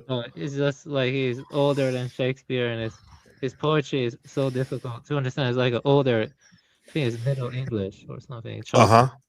Yeah, so, like Shakespeare's early modern English. So okay, yeah. I see what you're saying. Yeah, it's like Canterbury Tales and stuff. Yeah, right. Yeah. And I mean, I think what Taylor Grotto was talking about. He's basically talking about the liberal studies curriculum, and like kind of like he goes back to the trivium, like how the Greeks used to think, believe in teaching like a holistic lessons. And that even included physical the gymnasium, right? Rhetoric, we say rhetoric, logic, and what is the other one? Rhetoric, logic, and reason, I think it is. Yeah. And then there's quadrillion, which is like even more subject, astronomy, even astrology. But anyway, what'd you do in gym? What did I do in gym? 8th grade. Did you climb ropes and freaking do the freaking blocks and everything? No, we didn't even. I wish we would have done that. We didn't do that. I went to a Catholic school. The block, run. Y'all public school kids used to fucking run. Excuse my language. You used to hit the rope, right? Have to touch the bell or the rope, and run a mile in a certain amount of time. Yeah, all that stuff. Yeah. Trust me, I lost a bunch. You lost, No, I lost a bunch, but I made it up. But yeah, that's what we had high standards back then. But Taylor Grotto was talking about like how he he had to read, and he would make his students read like something about the so-and-so's history of the Roman Empire, some famous old book that literally, like, if you could read that book and get through that book, you're like on some elite. Like, he's basically saying like he would try to teach his kids what the so-called elites would teach their kids at the prep school, because they have like a kind of a head start above everyone else, rich kids were always better than the poor kids. That's facts in school. That's why I never liked preppies. I went preppy. I went to a prep school. I don't know if I was a preppy, but I went to a prep. I went to preparatory. No, there was some preppies I was cool with, but there was just some that would just. There's some jerks for sure. Yeah, you know what I mean. Sure. They had their nose up their ass. Yeah. Kev, what did you start liking in school? Or did you always like school and not ever like it? Nah, I wasn't really a fan of school, to be honest. I always thought I could have been applying myself to other shit. I really didn't like it. The only thing I liked about school, bro, was like gym shit. Me too. Yep. Like English and recess and girls. Yeah, recess. Sure. When it came to writing or like reading out loud, great skill. That. That's a great skill to have. The rest of that shit, I didn't really care for that. Mathematics, music. None of that. That wasn't my forte. Social studies, I like that one. History. Music was my shit. Like in high school. Too. Yeah. Middle school history and math. Yeah. The rest of that shit though, that's the problem, I guess like some of that shit is necessary to learn. Well, not even necessary, but people feel like it's street smart about it. But I think if you force a doctrine or like just any type of subject on a kid, they check out. So you're not really getting the most that you can out of that kid, like their potential. You're not getting that. And we don't need everybody to be an architect. We don't need everybody to be a mathematician or a historian or this, that, and the third. So if we can exploit what these kids get excited about, I think that's the point of education, that there should be a shift there. Like, okay, let's see what this kid is interested in. Let's pinpoint that, and let's push them towards that direction so they can actually be a productive or more productive member of society. So they really have something to contribute. I think at that point in high school, especially like high school, it's like that's when you start dulling that light, when you force them, to be interested or participate in a subject that they really don't give a fuck about. They just check out. Like, you start dimming that light at that point. I was one of those kids. Boys, I think they get dimmed like in first grade. Kindergarten, kind of iffy, but because the schools are like, or at least around here, like, you got to sit there and do your work and all this stuff. Girls can handle that, but boys are way too active for that shit. They need more hands-on, more doing, less sitting there behind the desk.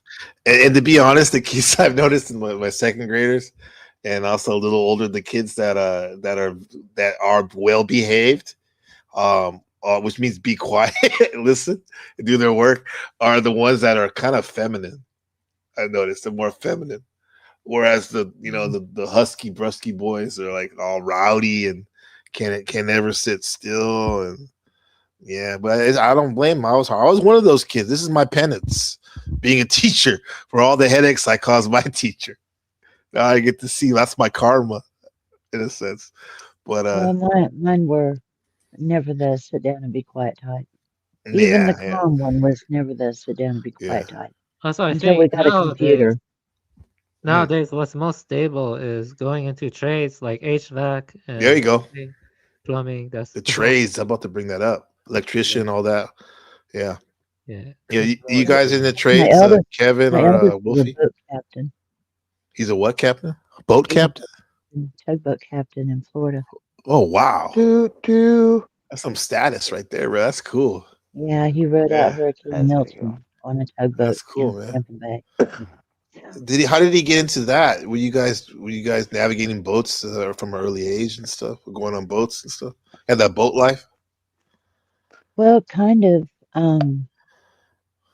Because he was pretty much raised. His father was in the Navy, so he was around big boats, and then ships.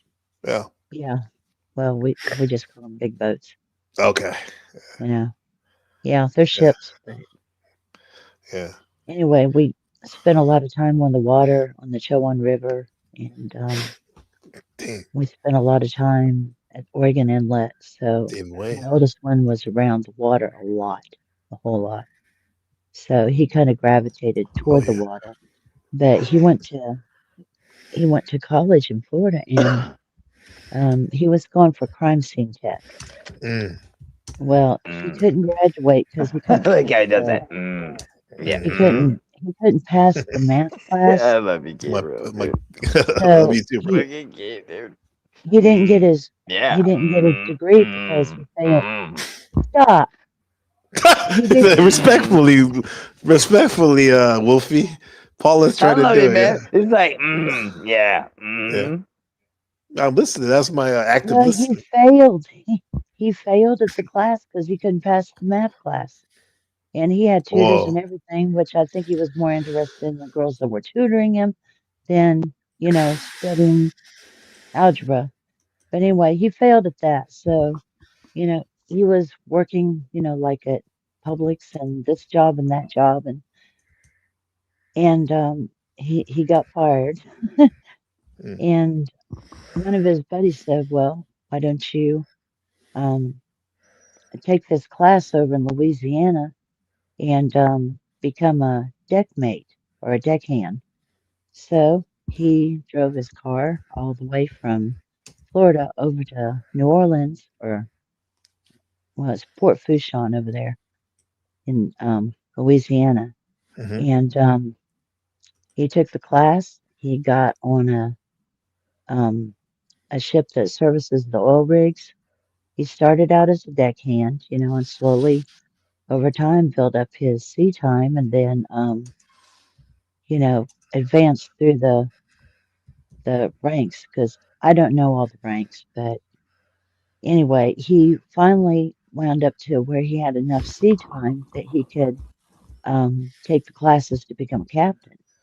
So he did. And, over time, the more sea time you get, then the higher tonnage you can get, and take a higher test and keep moving up, so that eventually he could actually, do something like with a really, really, really big boat. Yeah. And he's Yeah, towboat. He's towing all the big boats and getting them in safely and getting them out and stuff, right? Helping them when they're in jams too, right? As a tugboat. Yeah. I That's think he's wild. working, I don't know, last I heard he was working for the Port Authority or something down there. But we haven't been In talking. Florida? So, yeah. That's crazy. You guys imagine all the action over there. Interesting situations going on right there. That's wild, bro. Yeah.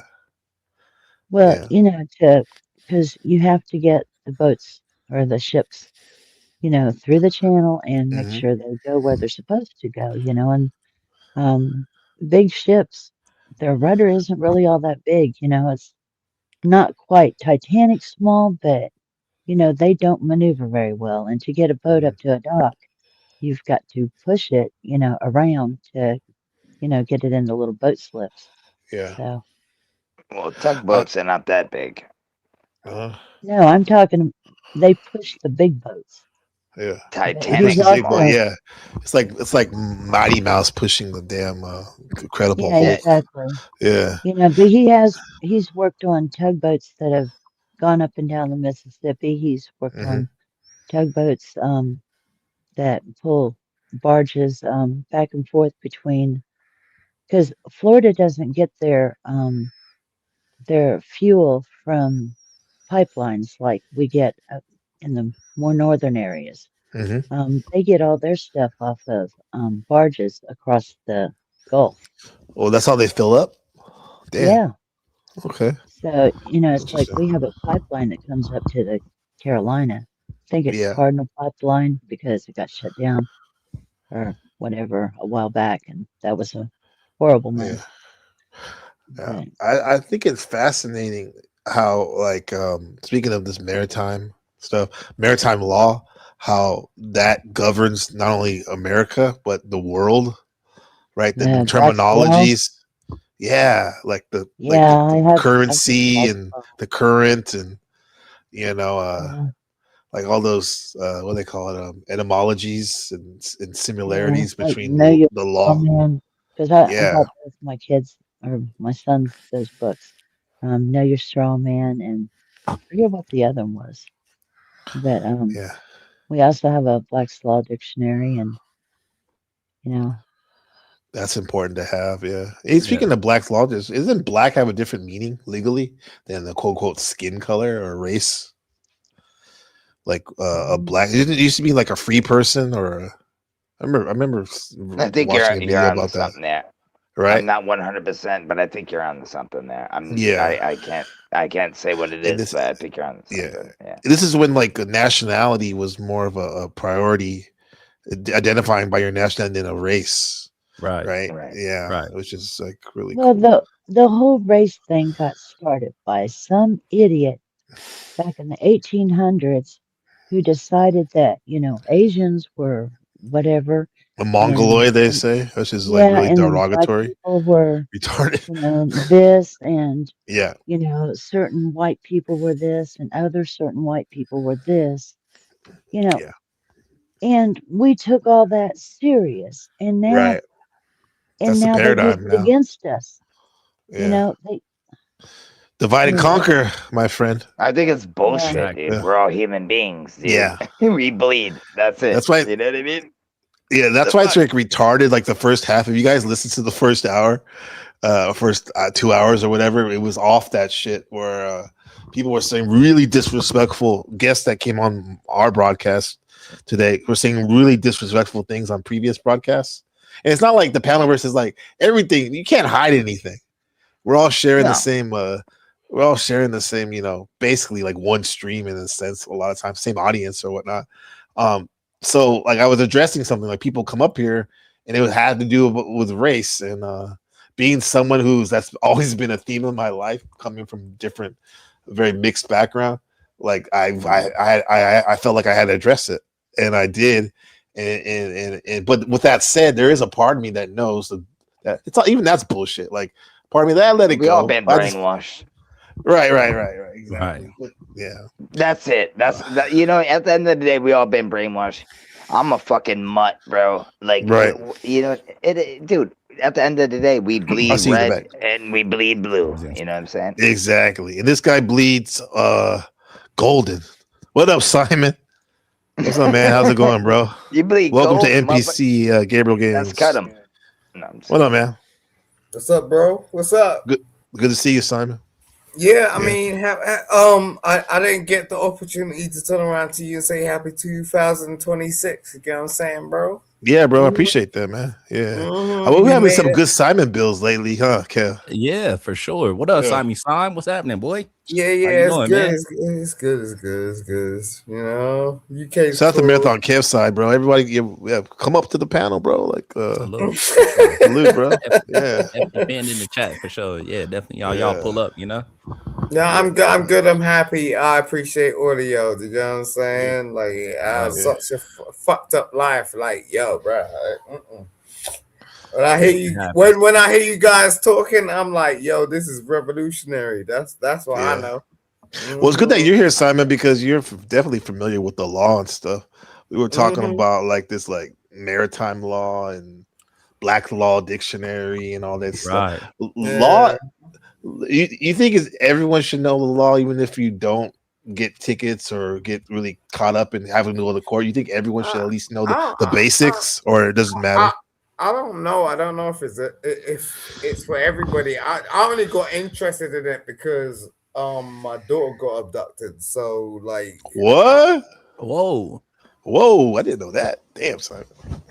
Yeah, I didn't really get interested. Like my daughter got abducted about 3 times, so then I had to go to court and divorce, and then that's when I was like, yo, because it's like because she pulled up some shit about like domestic violence charges, and I was like, yo, I ain't laid a finger on you, but yo, it's legal aid. Is that what they call it? Legal aid. And then it was like, I was like, oh, so I was like, now I got to become a lawyer. Yeah, man. That's out of necessity. You learn out of necessity. Yeah, it wasn't a thing. Like, because I'm already a made man. Like, I was in the music industry from 20 years old. You get what I'm saying? So I didn't need to become anything.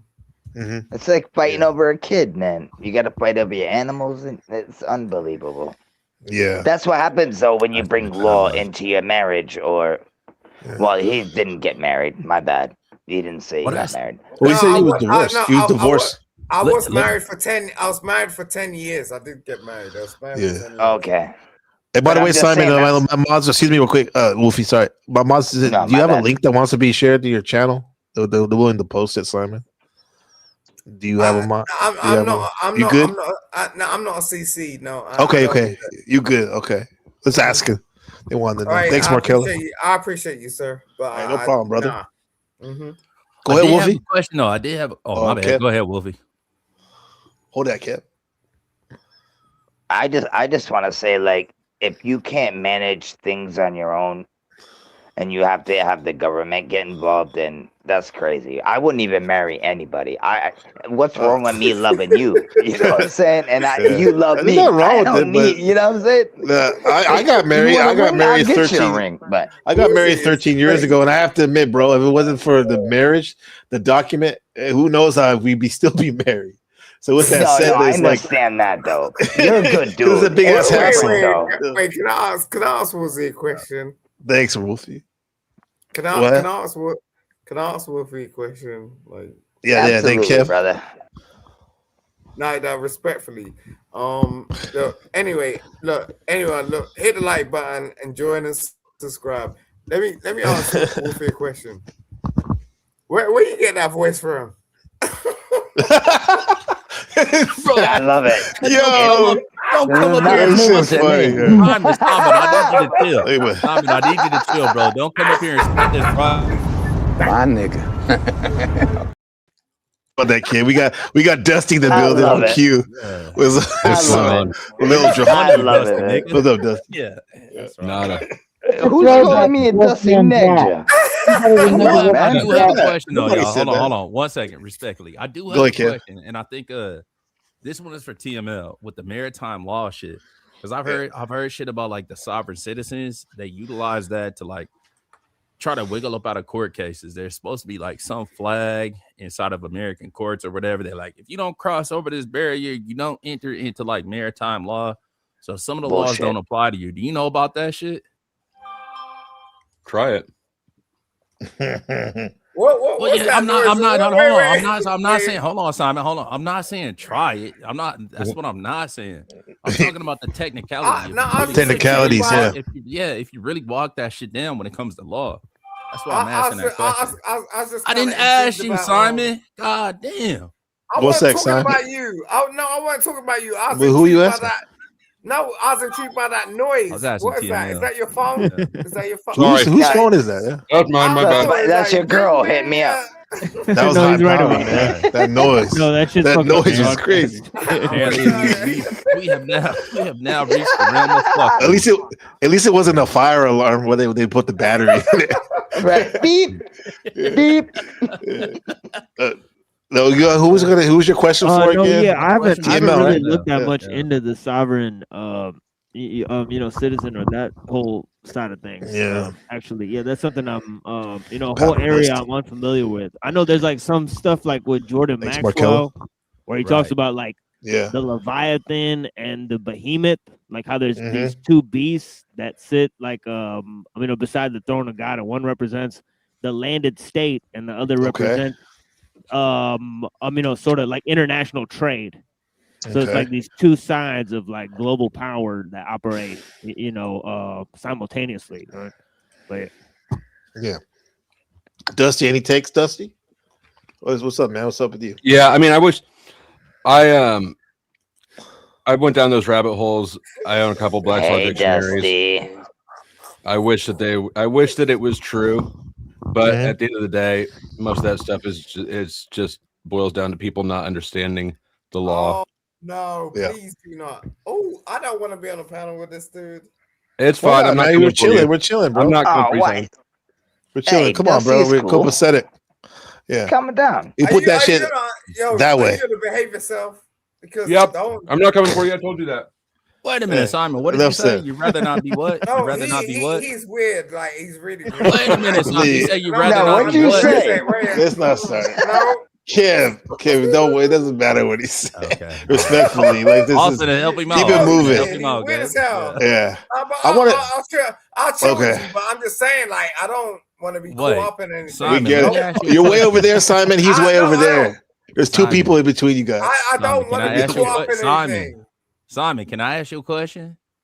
What did you say about you rather not be on a what with him? Look, this dude has done some things. Okay. Oh, come on. Okay. Oh, come on, No, man. I'm being Nah, real. repeat what you said, bro. Repeat what you I'm being said. You real. say you rather You not think he's be like on a what Epstein with or him? something? Right.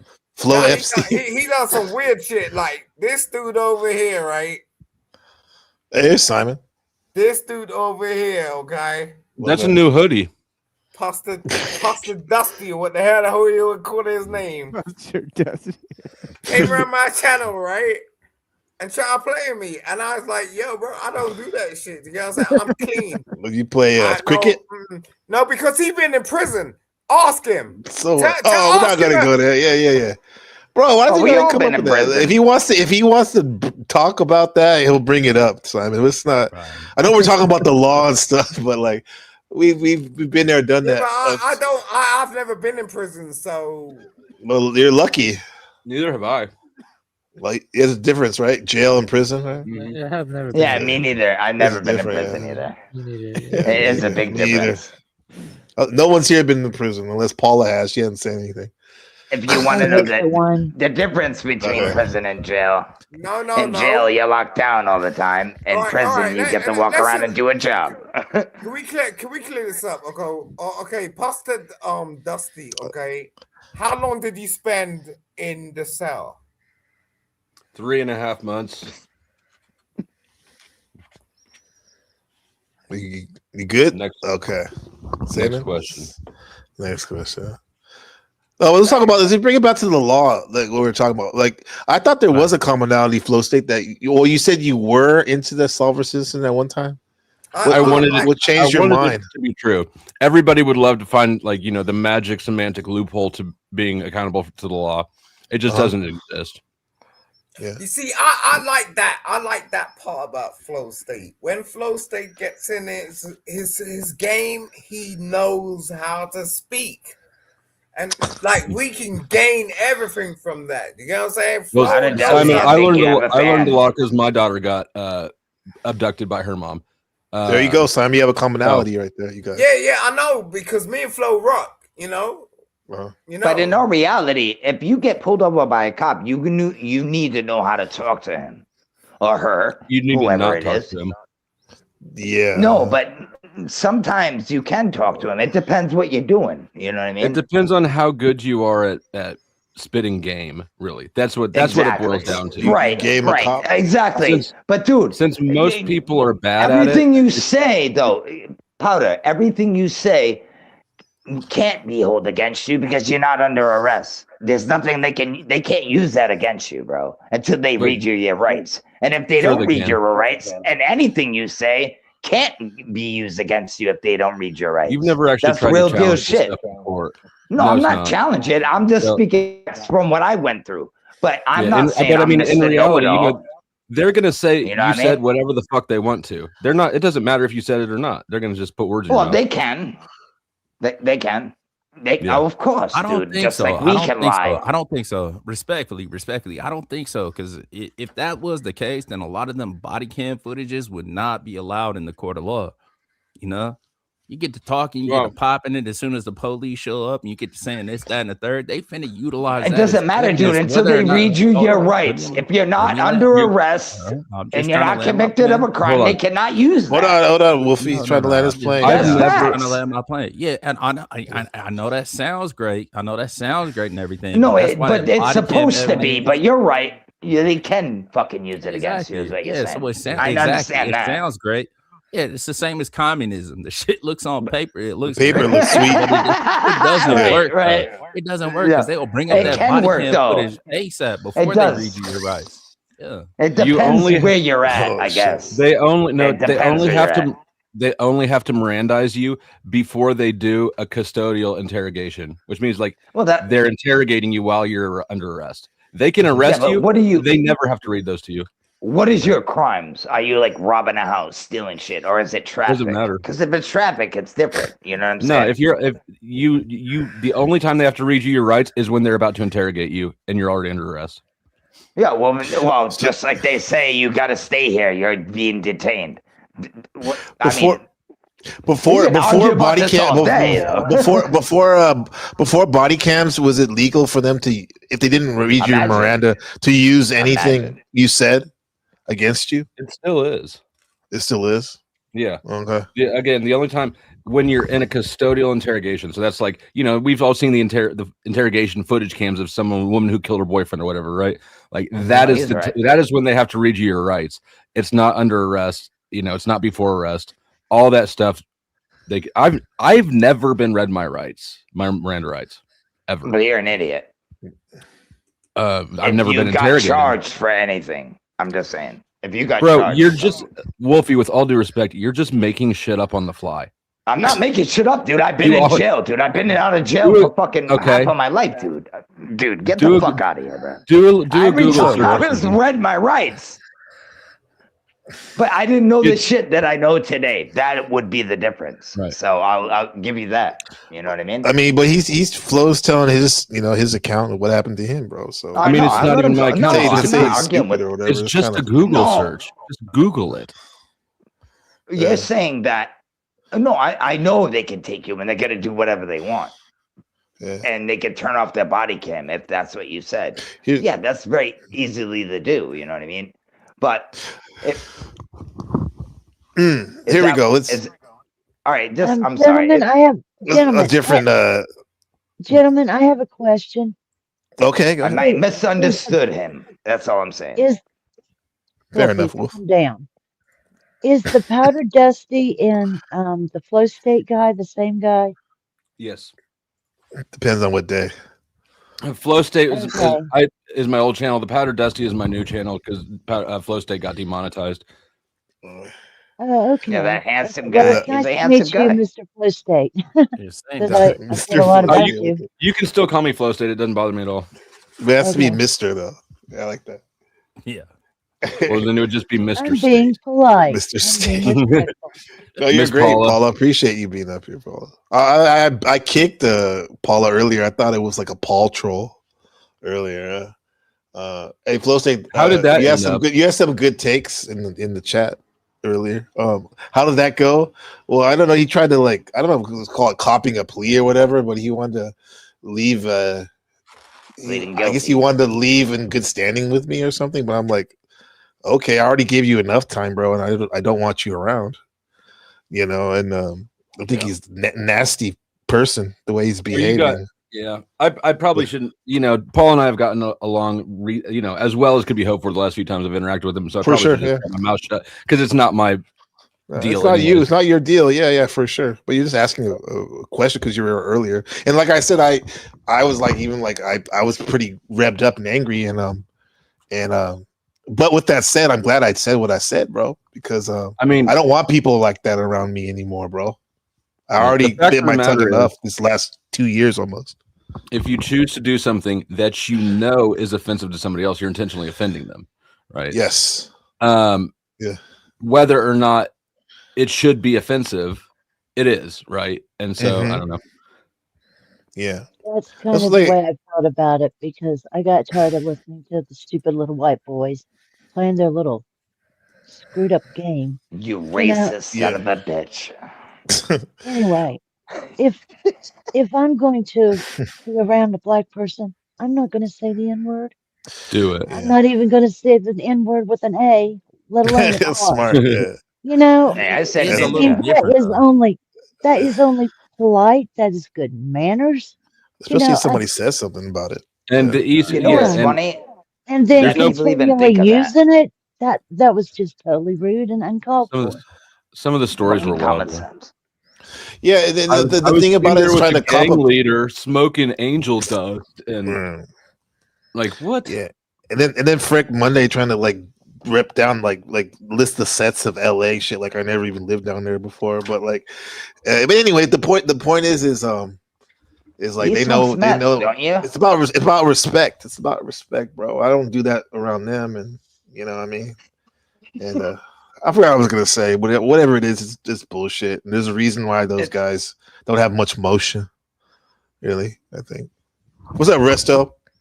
Oh, Resto would have loved to hear that earlier. Yeah. What up, Purple Jesus? What's going on? Yeah. Nah, I agree with that shit, fool, for sure. That's what the nigga call himself. AKA Lil Diddy. AKA Little Diddy, yeah. That sounds like something you drink at a party. Purple Jesus. Purple Jesus. Hey, have a shot of Purple Jesus. You're so right. He's drinking that Purple Jesus again. Go ahead, Kev. It's one of them Quaalude infused drinks. You know what I mean? Yeah. You know, hey, Flo, and all that. And all that. Yeah. On the panel too, I had two issues with Paul. Not only that N-word hard R shit, but also that he's telling OTW to strike my channel. You know, that we got him live on air, bro. Yeah, I don't fuck with that one at all. That was bullshit. Yeah. I've been nothing but nice with Paul. You see me even to my detriment and my standing, right? You guys seen like, you know, giving interviews and like just being cool with them, which I mean I try to be like that with everybody. But no, you are. But my question be like that. With the whole N-word thing, did that come up because he dropped a hard R around you or at you, or you saw him do it somewhere else? No, he was just like somebody shoot me a link a couple of days ago on Truth or Cop's birthday stream. And like that's why I was playing the clip and recorded it. And then like just playing this stupid game, him and Frank Monday, about like N-word or F slur. And they were going around calling people in the chat either. And I get it, it's the stupid Tommy bit, you know, how he always calls everyone those things. And I was telling Paul, I don't give a fuck if it's a joke or you seriously mean it. Either way, I don't want to hear it. And I was giving my opinion on my channel, reviewing it basically. And then Frank Monday comes up like nothing happens, and then Paul comes up trying to cop a plea or whatever. So I'm gonna tell you how I feel, man. And like I fuck with that. Yeah. Nigga, they say what they want. I'm alright. Like niggas can get their shit up up with the soft A. Like the soft A, I'm really not tripping over that no more. Just because hip hop is it's really a word. It's a fucking word. I mean, come on, Resto, what up? Come up.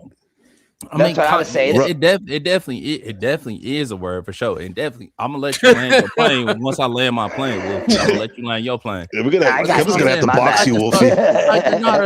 Yeah, watch your mouth, nigga. No, hey, I'm cool. Like no, fuck me, right? Okay, got it. Damn. There would be it's like it is. Okay, fuck me, right? Okay. No, Kev. Sorry, guys. Come on, Kev. Just Kev. Let's count to three, everyone together. Let's go. 1, 2, 3. Big Kev. Talk ahead, Kev. All right, I only so got like 20 seconds. Shut the fuck me, right? No, I think the soft A right now, I give that shit a pass just because hip hop. For sure. I don't give a fuck about that. Hip hop has made that shit such a term of endearment. For sure. The Hard R Friday shit, I'm not fucking with that. I ain't fucking with that. Hey, I'm not fucking with that. So yeah, I got an issue. If you still drop a Hard R Friday, it's just a word. It's just a word. That's what the segment was called. It is just a word, but so is like that's Kevin's segment. No. I didn't realize So is Zazie. So is Zazie. You know what I mean? I didn't know. Tiny hats. The tiny hats. I didn't know the R. Man, Wolfie, hold on. Come on, bro. Nigga, let me give you Quaalude. Yeah. That's okay. Delayed. Sorry. Get some Purple Jesus. Keep playing around. Purple Jesus. Damn. But no, long story short, hard A or soft A, like, all right, I'll let that slide. Hard R Friday, that's out. We ain't doing that. I'll land my phone. Yeah, Rude Mud Crab, you're good, bro. You're good with that, bro. You say all the lyrics you want, bro, but like it's the intent, as Shadow Buddha would say, the intent behind it. And like even though Paul was trying to cop a plea and say like spin it like Bill O'Reilly, like, oh, this is just a bit non-bit. I'm tired of hearing that shit, bro. I've been tired of it. Like, that's like the biggest excuse. You're going to go up to a motherfucker and be like, hey, you N-word, and be like, oh, just kidding. It's just a bit. Come on, bro. Let's keep it 100, man. Yeah. Bit my ass. Kev, You know, someday I hope that everybody just lays the word down completely. That's I mean, true. You know, I feel one you on day that. that would be nice if we could just It would be eliminate nice. the word. It holds You too know, much power, I believe. Yeah, Yes, you're exactly. right. People give it too much Everyone's right. more than it really But deserves. No, it's not Who the about it hell's that? holds too much power. Hell It's no. been used to demean like a fucking a race of Exactly. people, like An a entire there's demographic all of sorts of ways people to demean for people. generations, for sure. So yeah, okay. I guess If technically speaking, it holds too much power, but we know what the fuck we know what that means. if there's So a don't word play that with me. obligates you, Don't play in my face like that. Don't do that. Yeah, Don't don't play in take my their face like word that. away. I know exactly what the fuck you trying to say. You trying to call me subservient, you know? Right. You basically just bitch you don't slap have me any with a idea what fucking I'm going to word. So say. You have no idea what I'm no, going I'm to not say. talking about you, Taylor. I'm not Okay. talking about you specifically. I He's talking know about me. Kev. Fuck going Go on. My nigga, Kev. he Go Kev. No, No, but I I'm know just saying, Kev. like Go Kev. anybody else in general that No, let drops him that talk. word, they know the power of that word, so they know what the Right. fuck they stand to you. So they playing in your face. So you want to play in my face? I Exactly. got something for you. I got something Right. for I you. never No say that problem. word. I would Say never it say that now. word to anybody. Say it now, Ever. Wolfie. Say it. I would never say, no, I'm never say it. He ain't like Ever. that. Y'all know Nah, how man. many times I've The been hard called R? that word. No way. No I've been way, called that bro. word many a time, believe it or No not. way, bro. You been called That's that, Paula? respect. Kev, I'm It's a drinking a beer Yes, for I've respect. been you, called Kev. everything but a I'm white drinking a woman. beer for you, Kev. I'm drinking a beer for you. Yeah. Are you melanated, Paula? Um, No. only If you don't.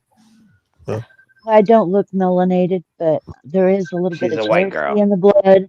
Yeah. Okay, I heard that. Just like We get this every call. other white person. We And got I'm we got half Portuguese. We all Irish got a there. little bit. No, she makes I got the race. Irish side of the family. My sister got the Cherokee side of the family. So she has nice, pretty skin, nice olive tone, lovely skin. Mm-hmm. I have And this blue You got a eyes. Facebook? pasty white bullshit. Mm-hmm. I mean, Pasty no white offense, and bullshit. I'm not disparaging being white, but I the appreciate problem that. the problem is to get a tan. You know, this is another thing I never understood when I was a teenager in school. You know, it's like all the white people are going to the beach to get dark, you know, and then all the dark people are coming in out of the sunshine and go out at night. You know, it's like, you know, I figured in high school, I said, well, maybe sooner or later, you know, everybody's shades will even out or something, you know. All right. But it's just the thing that they want us to use against Yeah, each but other. you're a beautiful lady. Don't ever let anyone tell you you're anything different. Like just because don't let no one tell you you're nothing different. Okay, you're a beautiful Well, lady. you know what I would say? Nobody's black Thank and you. nobody's white. Thank you. Nobody's black and nobody's white. You know what I'm Why saying? would you Unless say you're that? albino or from the what they call that place? Yeah, I mean, What's that middle of Africa place called? Congo? Yeah, Congo. There you go. Yeah. It's all Or bullshit, Sudan. bro. We're all From the human Sudan. fucking beings. South kid. Central. Yeah. Right. Hey, Master Kev, can you hold the con for a second? I got some moving dude that's I need to handle some shit downstairs. Yeah, I got you, bro. Come on. Okay. Share a song. What's Just your gotta handle the moving dude. Sounds sus. Shut the fuck up, Taylor. The Getting ready. I'm fluffering him up for you, Dusty. The host is the realest Introduce one. him to the panel. The realest one. The host is the realest one. You know what I'm saying? Be good, guys. I got you. I got you, bro. Thanks, Kev. Can I share the song? Yeah. Let's share the song. I would say yes, but we gotta wait till Gabe get back. You know, for sure. Let me ask TML a question. What do you feel about this conversation about like soft A versus hard R Friday, bro? What do you feel about that and like the context that it should or should not be used in and this, that, and the third, man? Yeah, I mean, I'm from Detroit. It is what it is. I don't really. You from Detroit? Yeah, I don't really use it that much. Silence yourself, Simon. Fucking right, Detroit. Let's go. Yeah, I called in. Yeah, I called in and gave my opinion on the whole thing. For real though. But yeah, I'm not really with. I didn't participate. I was on the panel that they're talking about, but I didn't participate in the, like, you know, like the whatever the word usage, right? So I just try to remain professional. I don't think there's any reason to be like talking like that. So I basically just kick people off my channel if they talk like that. So yeah, it's just provoking, and so it's just provocation for no good reason. If you go up and you say any bad, racial slur to anyone, that's just inviting a fight. You know what I mean? Exactly. Yeah. Yeah, but That's fair, I but- spent a little time in Detroit. You know what I mean? So I know what that's. No, you haven't. Yeah, No, you're the fuck real you one. haven't. You're Yes, I lying, did. Simon. You're lying. Well, talk to Peace about that. If I'm lying, I ain't lying. I think you would know if you spent some time in No, Detroit. Peace. Bro. Peace. Not even nothing He'd even be happened. dead. Just walking He'd down be the dead. road, bro. No, that was my baby at the time. I'm just saying, like at Crazy. the time, like My dad's I from was with 7 Peace. Mile, man. No, she took me to 8. No, What does that mean? What does that mean? he know what it means. Okay. He know what it means. All right. She took me to 8 because 7. Oh, you mean is 8 like, Mile? Mhm. My dad's from 7. That's all I know. I don't know anything about 8. I'd never been out there. I know stories from my dad. Okay. Okay. No problem. Yeah, Taylor, there is can you no say the 8 shit? Mile. Tay, can you say the shit? The N-word? We got no, motherfucker. We got a visitor. We got a visitor. You know what I mean? What a dumb question. Parental advisory, explicit lyrics, explicit advisory content. All right. Listen, we got a visitor. Rocky, is that you? Say something. Hey, how you doing? All right, okay. Parental advisory. Parental advisory. Yeah. All right, Rocky, man. What is your take on people that are non-black saying a soft A or the hard R Friday? Well, when I was in school back in the 60s and 70s, I had black friends, and I used to call them that, and they joke around and call me something else. But I had friends that, it was no big deal. The soft A is different than the hard R Friday. If you're friends, you can call each other whatever you want. But if you don't just go up to a stranger and, call them that stuff, you know what I mean? Well, it's a little different. So were you walking up to your friends calling them like hard R Friday? And what I mean by that is tiger or tiger, if that makes sense to you. So what were you saying? Were you saying tiger or tiger? Nah, I never really, I just used the A, tiger. Okay. All right. Sure. All right. Okay. Yeah. I didn't really like that one right there. that much. I didn't like that word. Okay. Very good. You can hang out now. All right. Peace, beautiful people. Peace and joy. Peace and joy. Yeah, exactly. I appreciate a rule. I appreciate a rule. I appreciate a rule one. So, bro, can you tell me something? Who you talking Can you to? tell me something? Well, I'm talking to the real one that just. When I was in school, it was the 60s, and then they started bussing in black people from the, they were trying to force us to integrate in the 60s through busing. The blacks didn't want to be there. The whites didn't want, they didn't want to go somewhere else to go to school. They wanted to stay at their local school instead of being shipped around, being forced integration. And so we eventually, we started out kind of angry at each other. Then we made friends, and then we got closer. We got to know each other. We both didn't like it, and we had fights in the park and shit. And the hard R was like fighting words, like you call that. Right. You want to fight? Yeah, exactly. You want to fight? Come on. And then you use the hard R. But back then, I guess we weren't pussies and shit. We used to just, have fun, king of the mountain, What kid? in the parks and shit. Were you a Black Panther? No. Hey, my man, shut the fuck up, Simon. God damn. God Hey, damn. I'm from Holy Omaha. shit. From Omaha. Yeah. Omaha, Nebraska. And it's so you what I'm hearing though is you don't need to swear. You don't need to swear. Nah, bro. You be doing too Rocky, much. that So, was Rocky, you were between you were in on the like the initial like integration wave or segregation. Like you was a part of that. Yeah, I'm 67 years old, and I remember forced integration. Neither one of us wanted to be there. It's like the government are not your friends. Okay.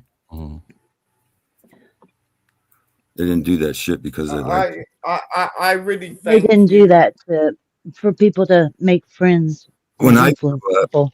I was like in my 20s. I used to go to after-hour bars. You know, in Omaha, they had blacks had after-hour bars, and I could go in there most of the time. Sometimes someone might want to pick a fight on Whitey or something, whatever. But I normally I really think I really appreciate you, bro. Like seriously. Like I've never I didn't have a daddy, do you know what I'm saying? So when I hear a romance like talking, I really appreciate you. Seriously, man. Are you talking to me? I'm talking to you. I'm saying I really appreciate you. I Yeah, swear brother, to that's God. cool, man. I when I was in the Marines, I had one of my best friends was you know, he had a crib, he had his own crib and shit. And I know how to talk like, you know, yeah. We had, and then when I was in Iraq, What's your name? Your name's E. Well, that's a translation of my English. That's I'm Scandinavian, bro. Like, yo, you don't know what it means for a black man to hear you talk like that. You know, nah, you ain't speaking for us. Nah, speak for yourself. Nah, you ain't speaking for the whole while you talking right now. That's what you're not doing. Nah, that's what you're not doing. I don't care. That's what you're not doing. Well, when we were in war, I'm gonna appreciate him. That's what I'm about to do. Thank you, brother. Thank you, brother. From another mother. Thank you, brother. Anyway, like I was saying, when I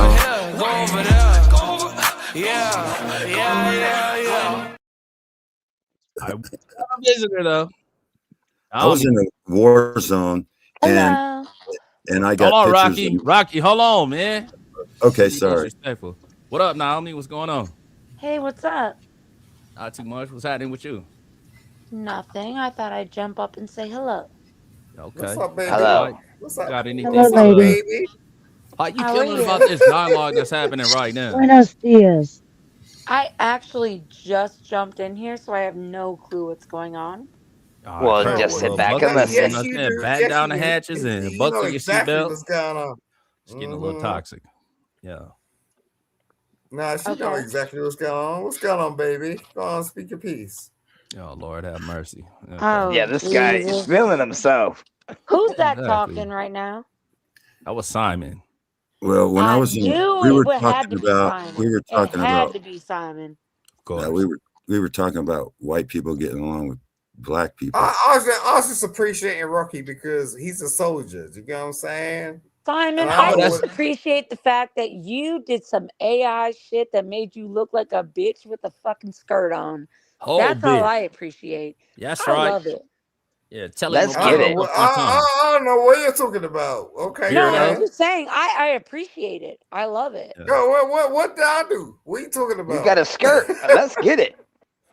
No, I had a video, and that was like 20 years ago. So what are you talking about? Yeah. That's 20 years ago. 20 years ago. And when it's coming up now. Holy moly. 18 to be honest. 18 to be exact. Oh, 18. Okay. He's close. I've only been on YouTube for 17 years, so. As far as having an account. How old are you? How old? I'm a lawyer. I'm a lawyer now. I'm like in my I'm in my 40s. So like, yo, I did that when I was like 18. You know, I don't think you're a lawyer. I call you bluff. You're not a lawyer. No fucking way, bro. I think you're lying. Yeah. All right. Esquire. I don't know. Look, I'm not up here to try and prove myself to nobody. You know what I mean? I ain't. So, I don't like lawyers. I don't like lawyers. I'm not gonna have an argument with you. You know what I'm Well, saying? no, I'm just saying you I know can barely why- come up with a sentence. How are you a lawyer? You All right, can't even come up with a respectfully, y'all. 1 second. So the panel is full at this point. You know, if anybody else wants to pop up, it is $1 a minute to drop any panelist except for Gabriel. NPC the game. It is $2 a minute. Same rules as Flow State. So if you want to pop up, you gotta drop somebody or whatever the case might be. Shut the fuck up, Simon, before you get dropped. Shut the fuck up, Simon. Shut up. Shut up, fool. Respectfully. Humble yourself. So it's $2 a minute for Gabriel. It's currently right now, since Gabriel's not here, it's also $2 a minute for myself. If you want to pop up, y'all know what you got to do. Pay that pay. Gabriel's not here. Send that money. Yeah. Run that for sure. All right, go ahead, y'all. Well, if you want, I can. We were talking about put me down. You know, when I was in a war zone, it didn't matter. We got along. You know. What? We were talking about whites getting along with blacks. Oh, I'm sorry. When I was in a war zone, it really didn't matter. We all got along because we were all a team. That's what it took for you to stop being racist? I was never racist, you motherfucker. I mean, we're all I think prejudiced. black people are racist and so are white people. Prejudge. Like I prejudge people if they. Thank you. I thought I was the only one. If they got holes in their shoes or something, and they're missing their teeth, I like prejudge that shit. Like that guy's, been dealing with dust. I don't give a fuck. All right, so can I drop somebody all of a sudden? Can I drop somebody? Yeah, I mean, Simon, if who you you have got? money. Who you got, Simon? You can drop me. Oh, hold on, sister. 1 second. No, Simon, he needs money. They need money. Let's get it. Simon up the tools. So who you got, Simon? Wait, $2? Wait. Yeah, well, it's like $2 a minute. What you Simon, got? what the fuck? I'll do this all day. Wait, I'll do it all day. So, who's that talking about me? I ain't recollect. So It wasn't who's me that because talking I about me? love Simon. No, I like you. I like you, baby. Don't worry about that. Simon, are you dropping yourself? No. Or what the fuck are we doing? No, drop the powder dusty. Oh, Flo, I love Flo. All right, Flo has 2 minutes in the back. Pause or whatever the case may be. Yeah. Damn, not Flo. Damn, I think I got a kick, bro. So whoever the fuck it was that was trying to pop up, you got 2 minutes to try to wiggle up in here. All right, let's go. Simon, you say you're a member of the bar, an Esquire. Wait, what? Mm-hmm. You're a member of the bar. Yep. Are you English Esquire? Are you under the Esquire? Call yourself an Esquire? Call me counselor. Wait, am I retarded? What the fuck does Esquire mean? Technically, if you own land, you are an esquire. Oh, Yeah, you gotta listen. Okay, thank you. I'm gonna stop dropping people off this channel. What? I was just wondering. I honestly didn't know. Yeah. Mm-hmm. Well, Esquire, you look it up. A bar would be a baron. Yo, Gabriel. Member of the bar, a baron. Yo, you wanna put up or shut up? You know what I'm saying? Work for the crown. You work for the crown. Yeah. I'm one of All right, them. kids. Hold on 1 second, y'all. If y'all don't mind, you know what I'm saying? We do have a visitor. We got a visitor. Hell yeah. What's up? Yeah. What's going on? What's going on over here? What's up, baby? Drop resto. Drop resto. Look, I bet you have. Drop him now. Hold on. Silence. So your little $4 or whatever the case may be. I just counteracted that. You know what I mean? Well, you want some more? Counteracted that. So Dusty, I'll give you 1K Dusty right back. now. Dusty, hold on, full. So I just counteracted your shit. So you're down for an additional 2 minutes, Simon. Get your stupid ass out of here, Bye. boy. The fuck We're gonna have to see you in a couple minutes. You know what I mean? You got to drop another super chat to wind up back on this panel. Dusty, pop back up. But right now, Simon. You over here, go over there, go over. Yeah. Are we playing resto clips over here now? That's what we doing? You goddamn right, nigga. I asked permission. Yeah, well, there's a false definition of an esquire. It's not. Esquire is a. Shit. Esquires are a nobility. It's a term of nobility, which is unconstitutional in the United States. Yeah. Esquires are unconstitutional in the United States. Lord, but we have a class of lawyers, which are under the crown. They're given. Put my 5 for Simon on Rocky instead. Okay. Tell him, Rocky. Tell him, Rocky. Though. Tell him. I'll take the 5 for Omi. I'll take the 5 for Omi. Omi can stay up here. Oh shit! One second, y'all. It don't work like that. It don't work like it don't work. Oh like wow! It don't work. That's like that. Crazy. That's crazy. Yeah, it don't work like that. Appreciate you. Thank you. Naomi, you can buy her back up. Or Resto, you can buy her back up. That's how you. Yeah. That's how you be a gentleman. Yeah, that's right. Yeah. She'll be back in 5 minutes. Okay. He ain't shit, bro. This nigga ain't shit for real. Nah, I was just trying to see what's going on over here. Y'all niggas had Simon up here. Hold it down for me for a second, Dub. I'll be right back. How the fuck am I supposed to hold? Okay, I'll hold it down. What up, everybody? It's your boy, Resto, motherfucking Chesto.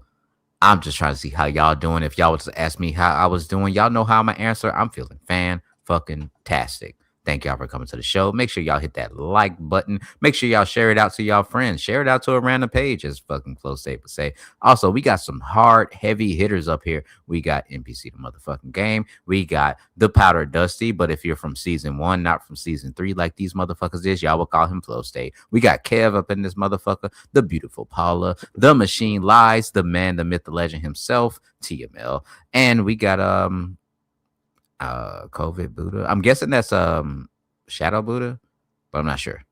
But we got all these people up here. Y'all are Snowskis. Shadow Buddha or COVID Buddha. I saw you come off of mute. What you got to say? That's Avian. Yeah, my friend of TML. Yeah, friend of TML. So I just came here. Yeah. Oh, okay. You're a friend of TML. Yeah, salute. Any friend of TML is a friend of mine. And salute to Lindsay Smith. I see you in the chat. Lindsay, the winner of the crash out of the NBC. Did she win the crash out sector? Yeah, she won. Yeah. Nice. Yeah. I mean, hey, anybody that can crash out more than me. So yeah. Yeah, it was great. And we have a super I don't know if she chat crashes out more than you, but maybe just a little harder. Yeah, a little bit harder. I mean, my best crash out was not even like presented. So I mean, cool. It was, but we have a super chat from Rook Dog for $5. Naomi down for 5. What are we talking about? I saw an open panel spot. Let's motherfucking go. So bring back up my baby girl. We got $5 right there. Let's go. Yes, sir. What up, Nay? All right, come on. We back in here. Let's go. Looks like he stacked another 5 on top of it. Oh Jesus! Nah. I'm pretty sure he was bringing her back up. You know what? You get to do whatever you want with that because Ruck sucks at articulating whatever the fuck that's supposed to mean. I'm not exactly sure what the fuck that meant exactly for sure. Nah, me down for 5. Nah, what we talking about? I saw Ruck, what is this? What is this mumble jumble? Like this is your grammar's weird. It doesn't make any sense. Yeah. You got too many spaces in front of the question marks, capitalizations in wrong weird spots. That makes sense. Yeah, for sure. Oh What shit, up, Snowfire in this bitch too. What up, Snow? Yeah, Snow. Yeah, Snow. Oh, Hey, okay. what Look, he cleared it up with that stroke. He had a stroke on his keyboard. Yeah, stroke. Okay. How the fuck do you decide what to capitalize and what not to capitalize, Ruck? Yeah, I'm not exactly sure about that. I don't even know about that. Yeah, salute to everybody coming over from the Marathon Kev channel. You know what I mean? Oh, I love how you talk about your channel like it's not yours. He's like, oh, the Marathon Kev channel, just that channel, whatever. I mean, come on, man. You know what the fuck going on. He's not the only one who talks about himself in the third person, Resta. Don't even get started on that shit. Yeah, exactly. I haven't been mad in a while, Flow State. I was mad yesterday, nigga. What you talking about? You definitely. I actually have not heard him be third person mad in quite a while. It happened yesterday, my boy. Did it? Yeah, it definitely did, for sure. Oh yeah, I did troll Lemon yesterday. But that's about. I've been going over to Lemons every now and then because I keep chasing ZX around because he's a pussy. Yeah, bro. He was just up there. I was just asking him today. Actually, I was like, "Why'd you run from Flow State? Why'd you run from Flow State?" And like, he just would not answer the question. Like, I don't think he even knows where the beef is. He doesn't even know. It's been 2 days in a row. I've gone up there. He's immediately been like, "I'll drop him down." He's so stupid. We should go. Crazy. Okay, next time, check your DMs. So that way we can just go troll him. Okay. We'll just pull up. I never check my DMs. Don't you have a phone number you can text? It happened the other night. Pretty heavy. Yeah. I don't know. Text Izzy and tell her to text me. I don't fucking know. Like, hit me up on Discord. The fuck? And he died. That's crazy. Are you okay, Resto? Izzy said she'll be here in a second. No, I knew that would wake her up. That's why I knew that would wake her up. What's up, baby? How you doing? Is that right? She said she's bringing a vacuum cleaner. Sorry, we're not finna turn this into the Resto trying to fuck Naomi stream. That's what we not doing. We don't have to do that. We don't have to. Oh, I don't need your help. No. It's not about what we have to do. That's what we're not doing. That's what we're not doing. The fuck? Yeah, all right. Rocky is back up. You know what I mean? What's up, Rock? Oh, yeah. That was Rocky. I was trying to figure out whose voice that was that I fucking hated. What's up, Rocky? Put my phone in. What's up? Not too much, man. Not too Rocky, much. how does it feel to be like not liked by every person that you interact with? Bro, you finna turn up on some dark and shit. You tell me. I don't know how that feels. You tell me how that feels. Because a lot. Why are you trying to sound like me? He's trying to put like that little raspiness. Yeah, where did Simon go? Simon had to go. I dropped him. He probably passed out. Oh yeah, Simon's probably drunk. Never mind. I'll be right back. Is he still in the back? No. Pause. Definitely not. Pause. I don't think so. Not at all. All right, let me text Dory. I'm gonna text his wife real quick. Tell her to. Hey, let me get that number. I got you, Famo. Yeah, y'all degenerates. I love Resto. I love Resto. Everybody sub to Resto. Yeah, hell no. Resto is that friend you can count on for this greasy shit. You gotta do greasy shit sometimes, bro. Yeah, greasy is the right word for sure. Hold on, let me see if she's live. Lord, actually, what up, Wiccan? Hello, sister. What's happening? Lindsay, you could pop up too. Let me know if the it should be pinned. I'm pretty sure it's pinned, but let me pop this shit in the chat. Hold on. Y'all can pop up. Oh, we got what, 2 spots? When did you get keys? Bro? Oh, I been had the keys. Stupid bitch. Okay. When he went to Colombia. Yeah. Colombia. For sure. No, I want to say right before the awards or whatever the case may be, you know. Oh yeah, you probably had to have them for the. Okay, that makes sense. That makes sense now. Yeah, just in case somebody dropped off or whatever the case may be. Wolfie, what up, my nigga? Who is Cage Delta? Hold on, y'all. Give me 1 second. That's probably just regular Cage. What's up, bro? Say something. Just regular Cage, man. Okay, I got you. Yeah, it's definitely Cage. All right, bet. The fuck do you mean? Welcome back. Welcome back, right? Like you're like your little pointing finger and shit, right? So you do it too. Yes, sir. Pretty much. Go ahead, pop that. Pause. What the fuck is going on? I don't know. No, isn't it? It's a whirlwind. Yeah, it is a whirlwind. We had a constructive conversation going on before you and they got off. I asked what the fuck was going on. Sorry. I asked what y'all was going on. Wait, you're scared? You had like a heart palpitation? What the fuck is going on? Yeah, I would say so for sure. Yeah, heart palpitations or heart palpitations, whatever the fuck. Help palpitations probably sound. Oh, for better. fuck's sake! You can't even fucking pronounce the word. Yeah, well, I know heart palpitations, but I'm saying like help palpitations would work Help better. me. We need Gabe to pop back up. But you need help? Get this shit back on track. Okay. Okay, What so are we what were talking y'all about? talking? So what were you talking about?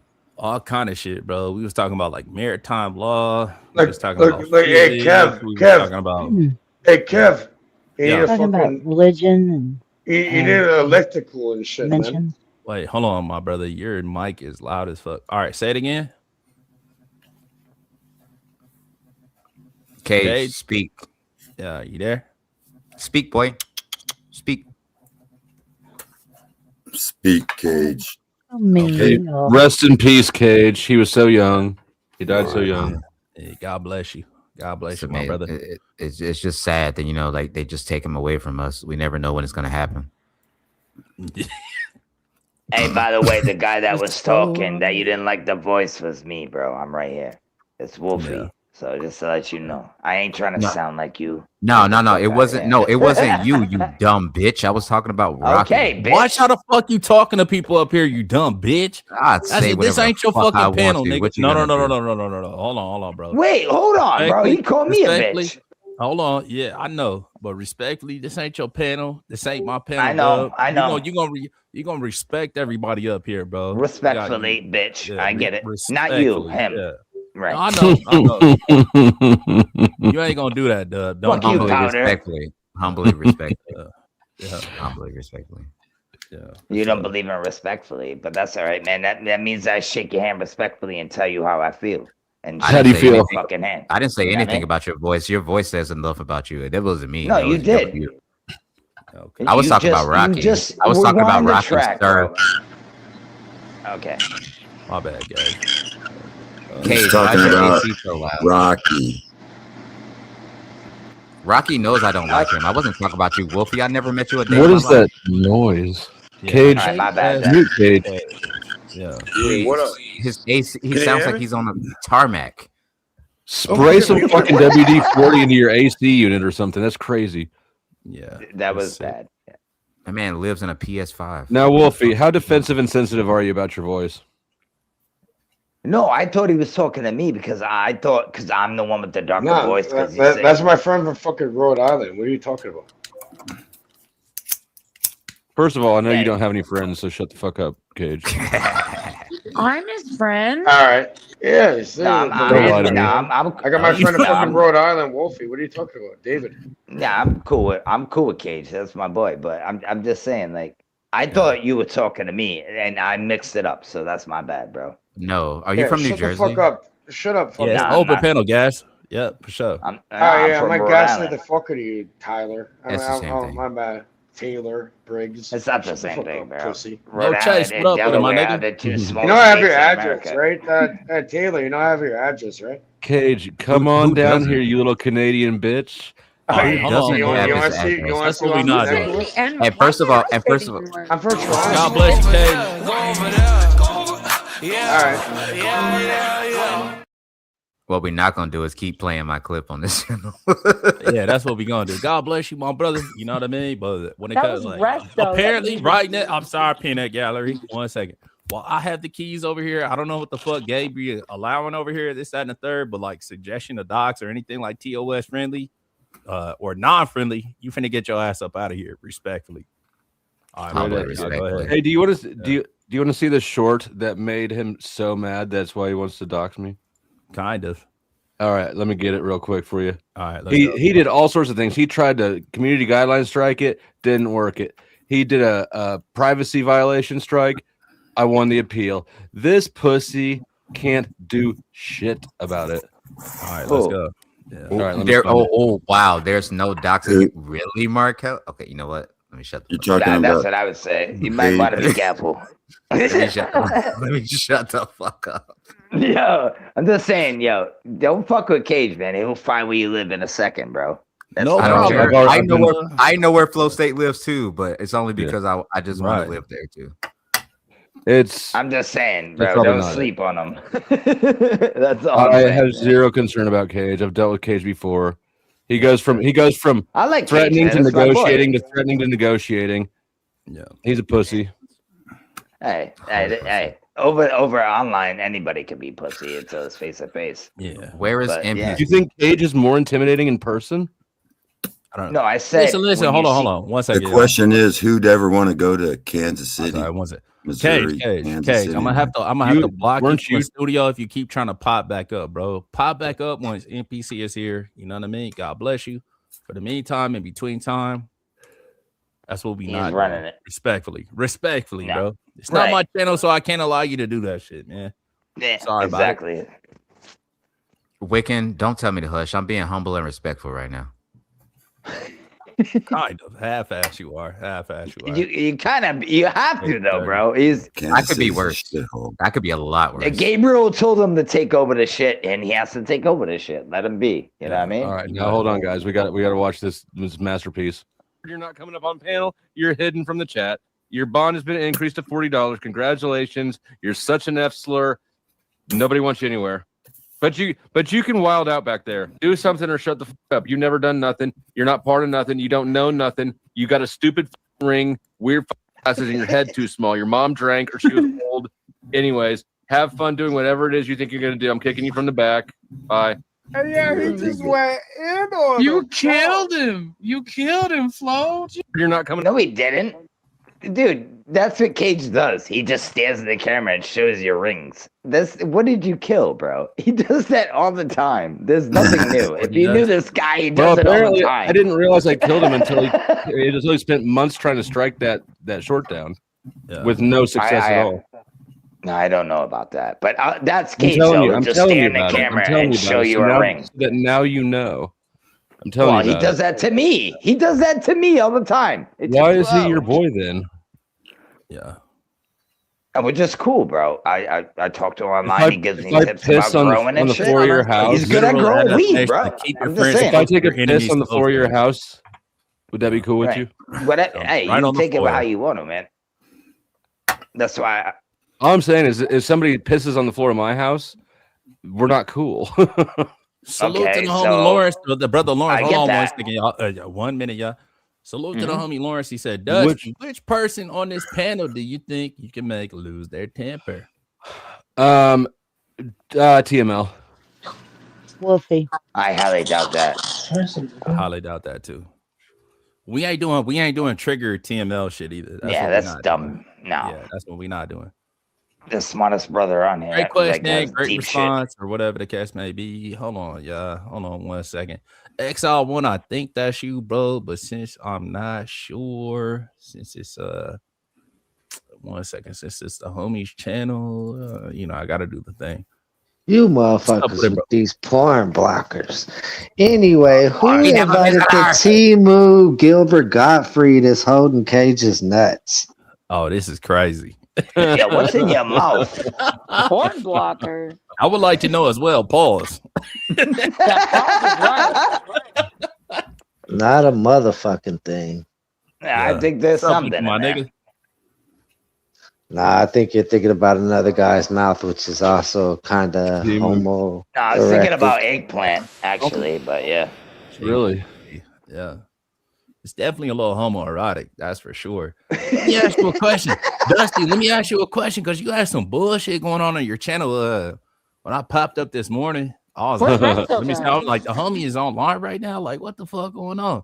First I seen 10th had a scheduled stream. So I popped in there and I seen a whole bunch of comments. He was just swinging at the air in them comments. What the fuck? He's getting a workout, bro. I seen you was He's getting a workout. Yeah, he was. And I seen you was online too. So I ran it back a little bit. I got a little bit of content. What the fuck was going on with 10th Man's crash out? I don't know where the crash out started. All I know is when I went live and people started showing up, AJ showed up, then 10th Man showed up, and 10th Man was drunk and already mad at AJ. Wait, AJ showed up? I fucking love AJ. Yeah. Oh my god, I love fucking AJ. AJ was flooding him out from the time, because I ran it back on 10th Man's channel to try to see what the problem was. So dude, apparently there was a little discussion. Like the squeaky wheel. AJ is like 100%. The focus wheel. AJ started going off about melanated people in America and how people are supposed to not be targeted because y'all got white privilege and this, that, and the third. I'm like, what the fuck is going on, man? Yeah, you fuck with melanated people, you're getting a watermelon to your face. Yo, excuse me. I need to I go. farted. So I'd like Hold on. y'all to have a good evening or morning, Hold on, whatever sister. happens to be there. Yes, ma'am. Yes, ma'am. Let us know. Do We you have a love you. channel? Are you a content creator, sister? Not really. I just have lots of playlists that I've kind of compiled over many years. It's Okay. mostly knitting, crochet. You know, you can go there and there's lots of videos to learn to knit and crochet and different things. And Paulo Yes, sounds ma'am. very familiar. I appreciate you. I appreciate you popping up tonight. Thank you for gracing the panel of the homie and all the old little shit. And we'll see you on the next one, sister. all right, well, We thank you love very ya. much, sir. Y'all All take right. care. God Good bless night. you. You too. Why is you over here? Go over there. Go over. Yeah. All right. Yeah, thank you for popping up though, sister. You know? All right. Yeah. Anyway, Dusty, you just like Orthodox Bullshit. got me cussed out by 10th man. Yeah. Wait, how'd I do You that? can't, bro. You came Was on it? here to fight with Dusty, bro. Come on, man. Leave Trevor alone. No, not Chill the fuck really. out. 10th man, though. I like No. 10th man. There was Not something really. going on though. I'm being a Listen, y'all. smart ass. There was something going on that was like there definitely was a level of social currency about it, because I heard Mike saying on your panel, Dusty, like, you're like, nah, let the nigga come up. I got 50 on him. I got 50 on him. Matter of fact, I got 2 50s on him. I heard him say something like that. I'm like, oh, something interesting is happening right now. So Mike is a good friend, and he doesn't want me and 10th to be enemies. And I told him, So what are you I said, saying? I'm not I've been a drunk douche before. I'm not holding a grudge over this. Right. 10th is just irritating me right now. So yeah. But You Mike guys was got a just little sweeping. gay going on, or Man, you Yeah, just have buddy. dick on the brain, don't you? Yes, no, he I does. just the way you said it. I'm just saying. Yes, he does. Was not gay at all. He's soaking it up like a That's okay. sponge. Oh my god, I soaked it up like a sponge. There it is. That's dark. Yeah, that's dark. It's dark art, bro. What the hell are you talking about? For the record. Yeah. For the record. Anywho, meanwhile, back on the farm, let me ask y'all a question. This is like panel versus Jason. Did y'all see the Andrew Wilson, Joe Rogan sit down? Did y'all see that? The first half of No, that's probably the most boring episode of Joe Rogan in history. To be honest, it's actually not. I don't like Andrew Wilson for fuck all. I wouldn't piss on fire to put that nigga Hey, out. wait. That shit, What? I was like, I that was like actually- Andrew. Oh me, I that was actually a dope ass sit down. Yeah, I'm gonna give props where it's due, especially to the part where they're talking about the Minnesota shooting, the pretty shooting. Absolutely, yeah. That was And a I will dope-ass give breakdown. I'll give props where it's due, and Andrew Okay. managed that conversation fantastically. Very well, for sure. With the Sieg shit, like I never knew that side of it. There might have been like a negligent discharge. And But see, that's especially with I think that's the narrative that Rogan. If you watch it, like it wasn't a negligent discharge. That's just some bullshit that's getting spun into the narrative to try to muddy the waters. And Joe obviously had an agenda he was pushing, and Andrew sort of like deflected it without being combative or disagree. It was Right. really well executed. Yeah. What if y'all being played? What if y'all being played? Well, I don't think. Well, like, how would we be getting played from that? Exactly. From that excerpt of the conversation, they were like polar opposites, but it wasn't like, it wasn't a toxic conversation or like a volatile opposition. No, from I'm one saying another. what happened. What happened to these people? What if you're getting played? I mean, it was on video, so we're not really getting played. You know, Is it really on video? You get what I'm saying? 100% it's on video. What do you mean? No, I'm just saying, is that real? Kev, you got a $5 question for Gilbert Gottfried there. But no, I'm asking questions. I'm not saying that's true or not. I'm just asking. I'm playing devil's advocate. You know what I mean? Oh, hold on. You know what I Okay, mean? hold That's on, all I'm y'all, saying. hold on, y'all. AI is a real thing, bro. I'm just saying. Cage, you remember all those conversations where you were crying and whining and begging me to be nicer to you? I have that shit recorded still. We can go through all of it. We can spend hours making you look like a bitch, showing you for the bitch that you are. And God bless you. You know what I mean? The world needs bitches. Why would I? Because your boy's a piece of shit. Did you read his comment? So, brother NPC. Wolfie, do you condone? Do you? No, well, why I don't you didn't go read read his it? Tell me if comment. you co-sign that. 1 minute, y'all. I didn't read it. Not to dominate the conversation, do but that. please, 1 second, y'all. God. Where is it? Is it in the chat or in the Where private? the fuck do you think comments go? Am I muted or something? Am I muted or something? What the fuck is going on? He's not that we bright. hear you. Take it God easy bless on y'all. him. Hold on, man. Get back to the conversation. 1 second, man. Brother My Lawrence bad. said, Wolfie, could you bark like a chihuahua for us? Probably not. But I mean, he can No. answer the question. Yeah. I can't even. No. Now, what would have Not worked with with this that? voice. What would have worked with that comment? Since it's $1 a minute for everybody, Wolfie, you either bark like a dog or you go to the abyss for 5 minutes. So better luck next time. Oh yes, a 5-minute break. Okay, it's gonna work. All right, that'll work. Jesus Christ. All right. Anyways, y'all. Meanwhile, back on the farm. By the way, Gabriel said I'll be right back. 10 minutes. 1 second. I'll be up in 10. I approve you, Kev. All right, for sure. Yeah, I'm trying to keep this shit diplomatic or whatever the case may be. Absolutely. All right. Anyways, all right, let's go. So back to the Alex. What was the brother's name? Like Alex Purdy or Pretty? Something to be. Yeah. You think that was AI? I'm not sure. Come on, my nigga. You think that was AI? Yo, bro, when I watched the video when they grabbed the gun from his side, I and don't right mean to after they interrupt, but I'm gonna jump out quick. So I hope everyone has a great night. Thank Hold you, on, Kev, man. for having me up. Wait a sec. No, this ain't my channel. You thank Gabriel. You know what Well, I mean? It's Gabriel, shit. thank you for having me up. You're welcome. Any last word? Hold on. Before you go, I'm not finna play the shit, to get you up out of here. What did you think about that? Like, leave us with your thoughts about that whole situation that happened between it was the Border Patrol, actually, not ICE, and Alex Purdy. I think that Alex Purdy shouldn't have fucked around and found out. You're such a bootlicker. That's it. No, I am not. That's just the way I think it is. But I'm gonna go now. Bye. I appreciate you popping up, Naomi. God bless you. Why you over here? Go over there. Go over. Yeah. Yeah. I don't think so, man. Everybody that knows me knows I am a right-wing conservative, and I'm far right. But that was bullshit, man. That was fucking bullshit. Either way, it was bullshit. Absolutely. That's out. That's what I'm saying. They took the gun right out of his hip when he was tackled by 7 to 5, 6 dudes.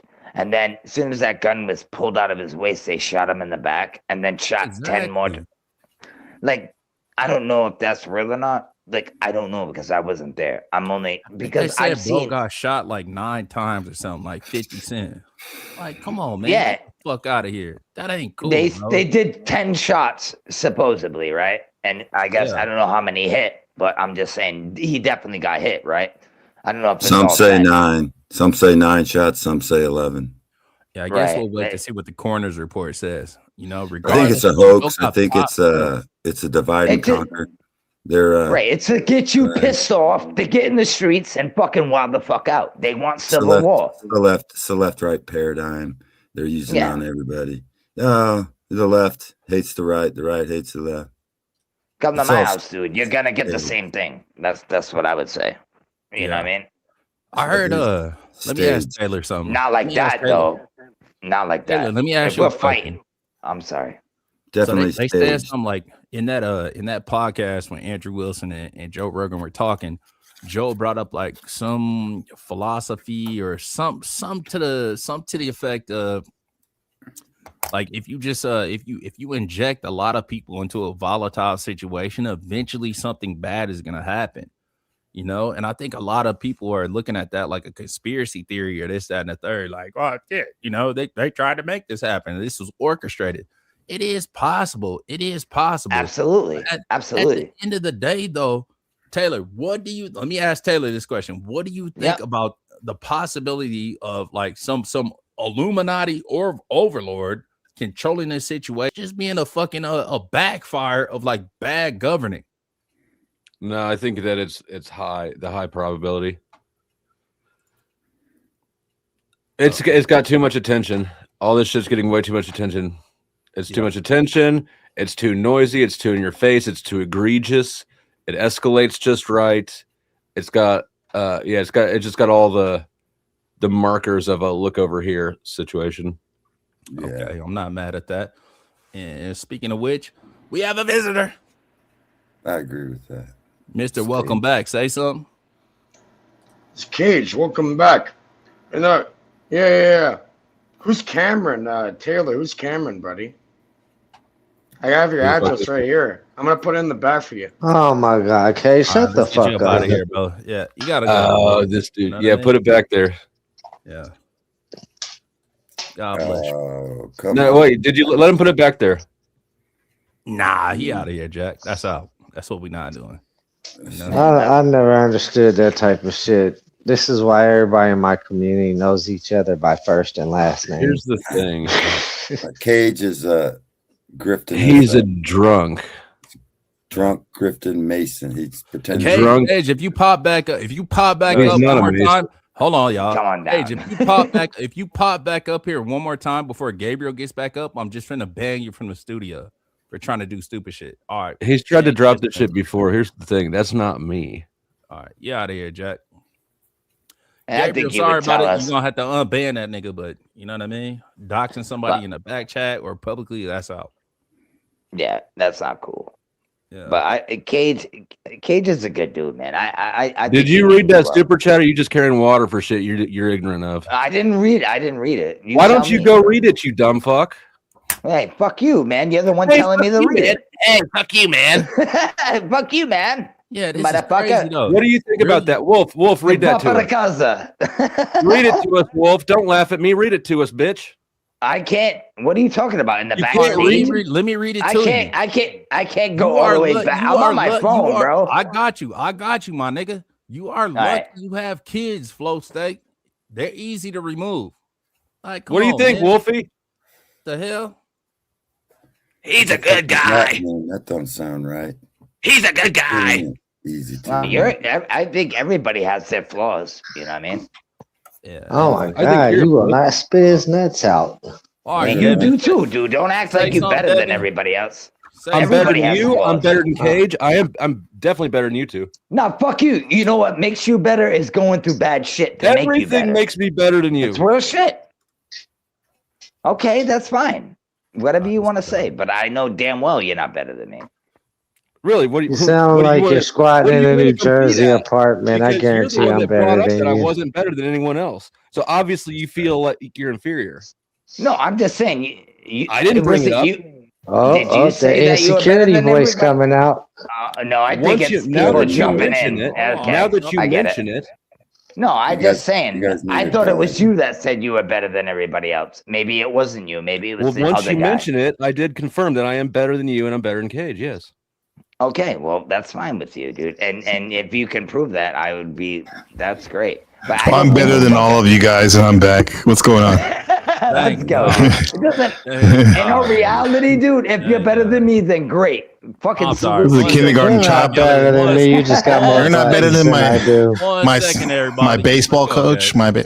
What up, Kev? Appreciate you, bro. And I co-signed the. 1 second. I co-signed the Gage ban. I was gonna tell him. I was gonna let him know, like, you're not welcome here, Gage. I mean, you already were doing fuck shit. Like, how do you call someone a bitch behind the stage, like the host, and then you expect you keep showing your nose around here? It's like, why are you following around men when we don't want you around, bro? Anyway, but yeah, you're not welcome, Gage. And thank you, Kevin. And how's it going, Exile? Of course. Just going, Gabe. How's your night? Pretty interesting, man. Thanks for asking. Obviously so. Yeah. You're 10 minutes away. This shit got out of control. Yeah. What up, Rocky? Bad, appreciate bro. you. I tried. It didn't get out of control. Are you kidding? It didn't get out of control. They got out of control the moment they handed you up to the panel. You've been fired up today, bro. Like, I haven't seen this side of you in a minute. Yeah. What's up, man? Everything good? Yeah, man. What do you mean fired up? I like love fired up more than usual. I know you do. Yeah. But like, what do you mean, dude? Just explain it to me. Like I'll explain it to you. It seems like you're spiraling down PTSD Avenue. I didn't say that, but yeah. I don't know what you're talking about, but yeah. What kind of trauma you got? I have nothing. Yeah, share your pain with us. No, I'm asking Gabriel what he's trying to say. You seem a little bit more aggressive than I've seen you lately. Ever, actually. Yeah. We're talking That's shit what on I'm asking. Cage. No, You got a weird thing for Cage. Is Cage your daddy? No, man, dude.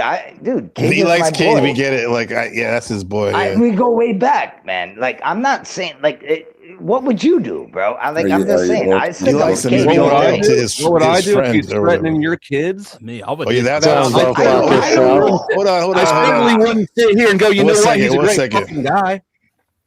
1 second. Yeah, I did not. Thank you, Kev. Like, I didn't say that till right now, bro. That's fucked up, Cage. That's another reason why you're permanently banned. You have a lifetime ban for saying that shit about the man's family like that. Even if you said it about him, bro, it shows you what a punk you are, bro. You're making Canada look bad. You and OTW making Canada look bad, man. And you're making me look bad now. Yeah. I didn't know that. I didn't know that. That's pretty bad. I think he put it up there with you. Did you not know that? I told you about it. No, I don't fucking follow you people like that. No, he just put it up there, the comment, bro. Like, what the fuck? Wolfie, you put the comment up I was saying, put it on the screen. You can't read neither, idiot. Hey, come on, let's go, guys. Yo, I'm an idiot. Sometimes people be talking fast, and sometimes niggas be listening slow. So tell him, Kev. Go ahead. Right, and that's facts. Check this shit out. Look at this. He says it says Cage reality 33 fetal alcohol syndrome. You are lucky. You are lucky you have kids at Flow. Easy to remove. That shit's out of pocket. That's shameful. We don't co-sign on that, bro. And you're lucky I'm not in Canada right now, bro. Oh God, that shit, bro. Get your shit splat, nigga. Yeah, straight up and down like 6 o'clock. I didn't know he said that. I don't know. Look at this guy. He says I never threatened the children. What do you call that, bro?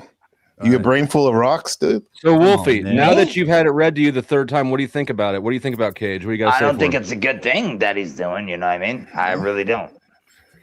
I don't think he should be saying shit like that. He should shut his fucking mouth. But other than that, you know what I mean? What am I supposed to do? You can't call a nigga like that a good guy. Like, that's a good guy. That's a good guy. That's not a good guy. No, dude, I said that before you showed me that. Shut the fuck up, bro. Don't be putting shit in my mouth, bro. Come on, man. Be real. Cage is the only one allowed to put shit in your mouth? Yeah, you gotta pause before you get a dick in your mouth. Come on, man. We'll say this. That wasn't good guy behavior. Hold on. We'll say that's not good guy behavior. To be right and exact. No, absolutely. Absolutely. Gabriel, absolutely. I didn't know these things, bro. Okay, well, now we know. Let's move on. I'm glad we all see it. Snow, what's up, man? Woman, good night and peace to you. Sweet dreams. Yeah. I put that on my dead mother, bro. I don't fucking know what other people do, man. I'm a man. He's a man. I don't fucking know. No, I was gonna ask you. I was gonna ask you, Kevin, the whole panel, like, I mean, Wolfie and Flo in particular, because we're talking about jail and prison and all that. You guys mentioned you went there, and the title of the subject of this show is, even though it's been all over the place, is Real Awakening Feels Like a Personal Apocalypse. Meaning like it's not that woo like yoga stretch awakening, you know, like it's like some hard shit when you feel like you're seeing things for what they really are. That's when I say awakening, right?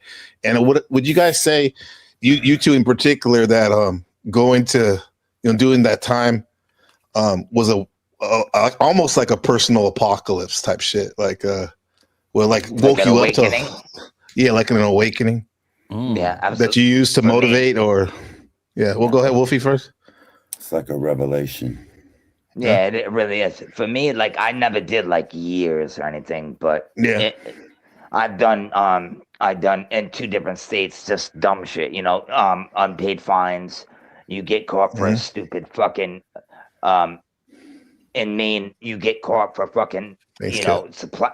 like drinking and shit, you get thrown in jail, whatever it is. Like they'll give you 2 days for OUI, things of that nature. I've done it, and yeah, it gave me an awakening. Wolfie sounds like county time. Yeah, it's all county. That's facts, bro. It's jail, would never, no federal, never. I would never claim that. Yeah. But yeah, and the third time that I went in there, I got surrounded because I was wearing a Casio watch and an earring. They actually let you wear that shit, and I got punched in the motherfucking face. They tried to rob me, and I had to fight. I had to fight for my shit, bro. And yeah, I you know, it gave me an awakening. Like, yeah, this is not the place. And my dad, I was even in there with my dad, bro. So like, it's crazy. Like, Dad was with you too. Whole ass white trash family. Damn. Yeah, God, whatever. We're different. He's my stepdad, but yeah, Okay. it's different. You know what I mean? Yeah. And you probably you didn't go back after that. I went a few times, and then I stopped. I haven't been in since 2011. Yeah, because I've heard people say like, now we're talking prison, probably even jail too, because people can be like years in jail. That actually, if it wasn't for jail or prison, they would not be alive today. You know, for that wake up call. Yeah.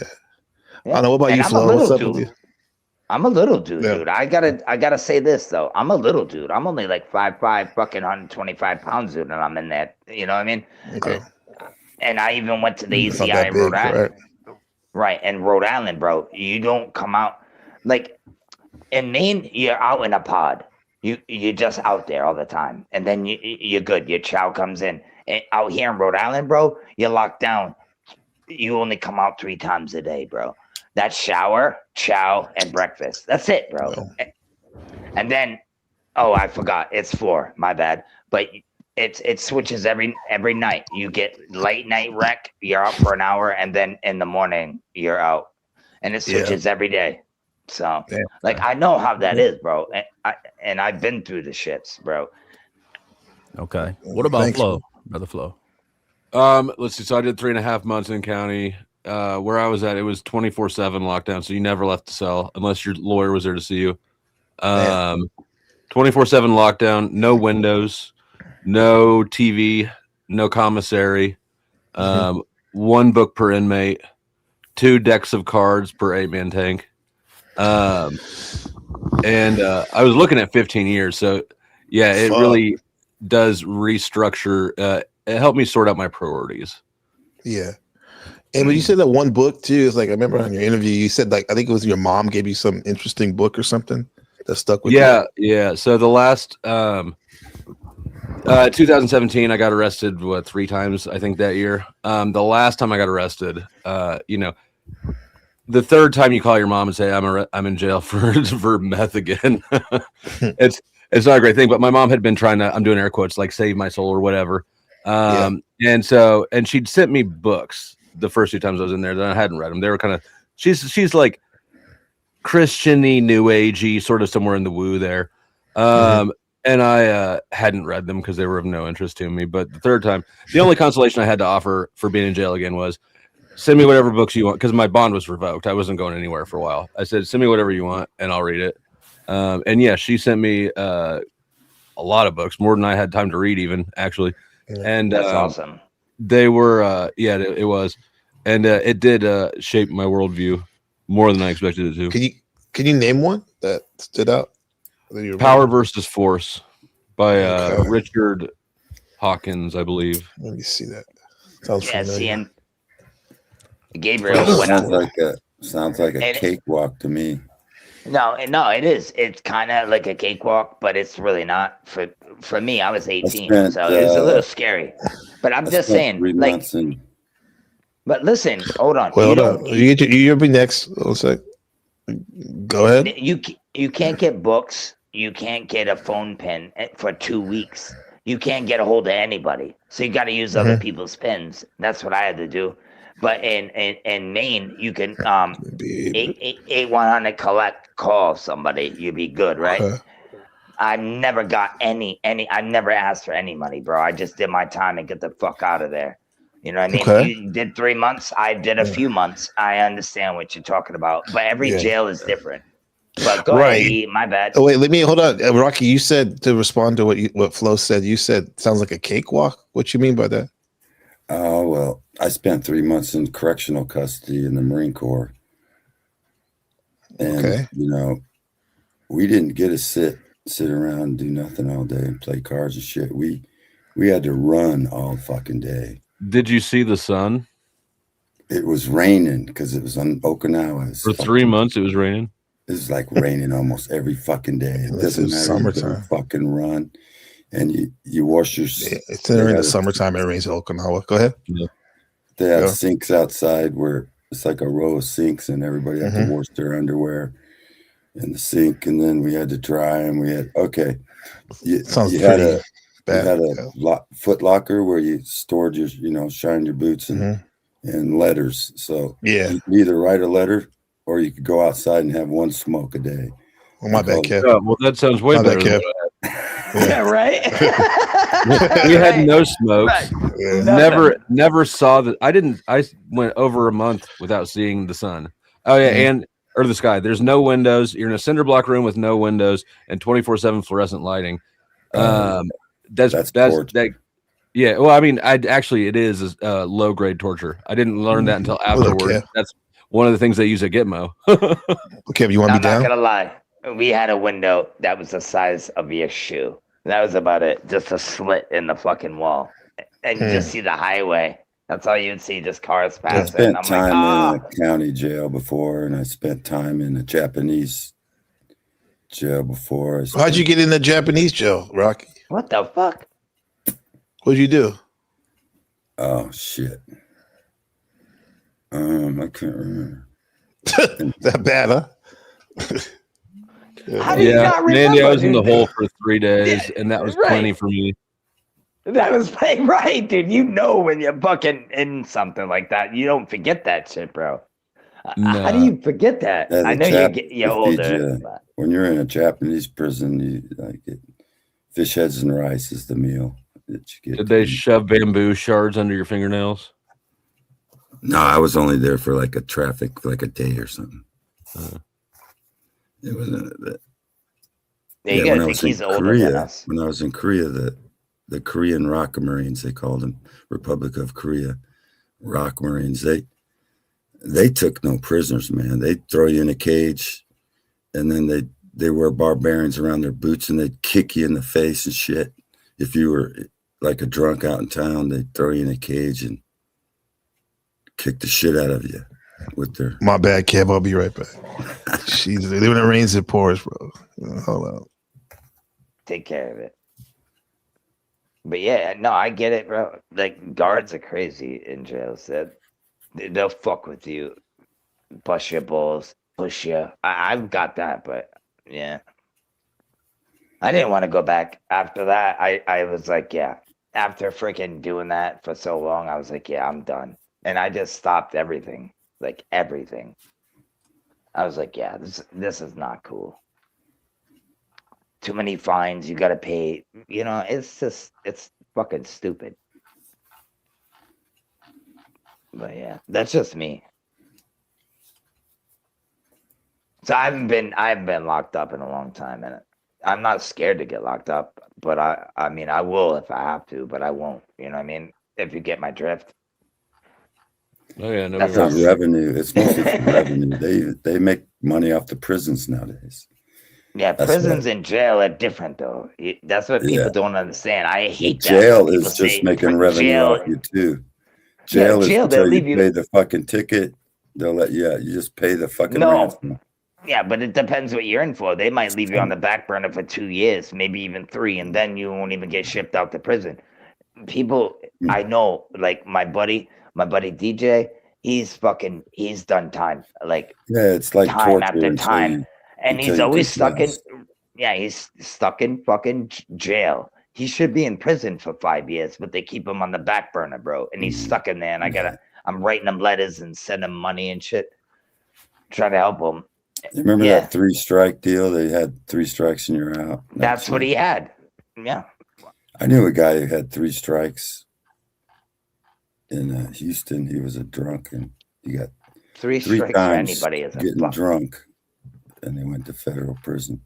But the first times he was drunk, he went to a place outside of Houston. It was a horse ranch where he learned to take care of horses and stuff. Yeah, dude, like dogs and shit. They do that here too. They're like, if you're a good inmate, you'll get a dog and you can train them and things. They do that out here too. You know, not with horses, but yeah. Yeah. Those are the good inmates, though, not these wild motherfuckers. You know what I mean? You get in there. I remember walking in my first time. Oh, you look good. Ooh, they're hollering. And I just laugh at them. I remember when getting drunk, You know? DUI was a $175 ticket, and then MAD That's came pretty out. big. MAD came out, and now you could go to federal prison for being DUI 3 times. That's ridiculous. It used to be a $175 ticket, and then Mothers Against Drunk Drivers made it You almost drunk like, driving, you're fucked. well, they made it almost like a predictive, like pre-crime. Like if you're drunk, you're obviously gonna kill somebody. Like you're already judged for killing somebody. Like No, I get. Yeah, no, they do. Yeah, you automatically get time and a big ass fine. That's automatic, right up the ring. because the pre-crime thing that you're gonna. Yep. But when I was a kid, man, we used to get drunk all the time and drive around. We never killed anybody. But nowadays, it's you drive drunk and you're a fucking federal. Y'all didn't have like video games to play like Never. GTA. You know what I mean? That can influence your mindset. Oh yeah, they have. I don't know. Like the I think that Grand Theft video game Auto and culture. shit. Bro, we were playing Mario Brothers and Dunk Hunt.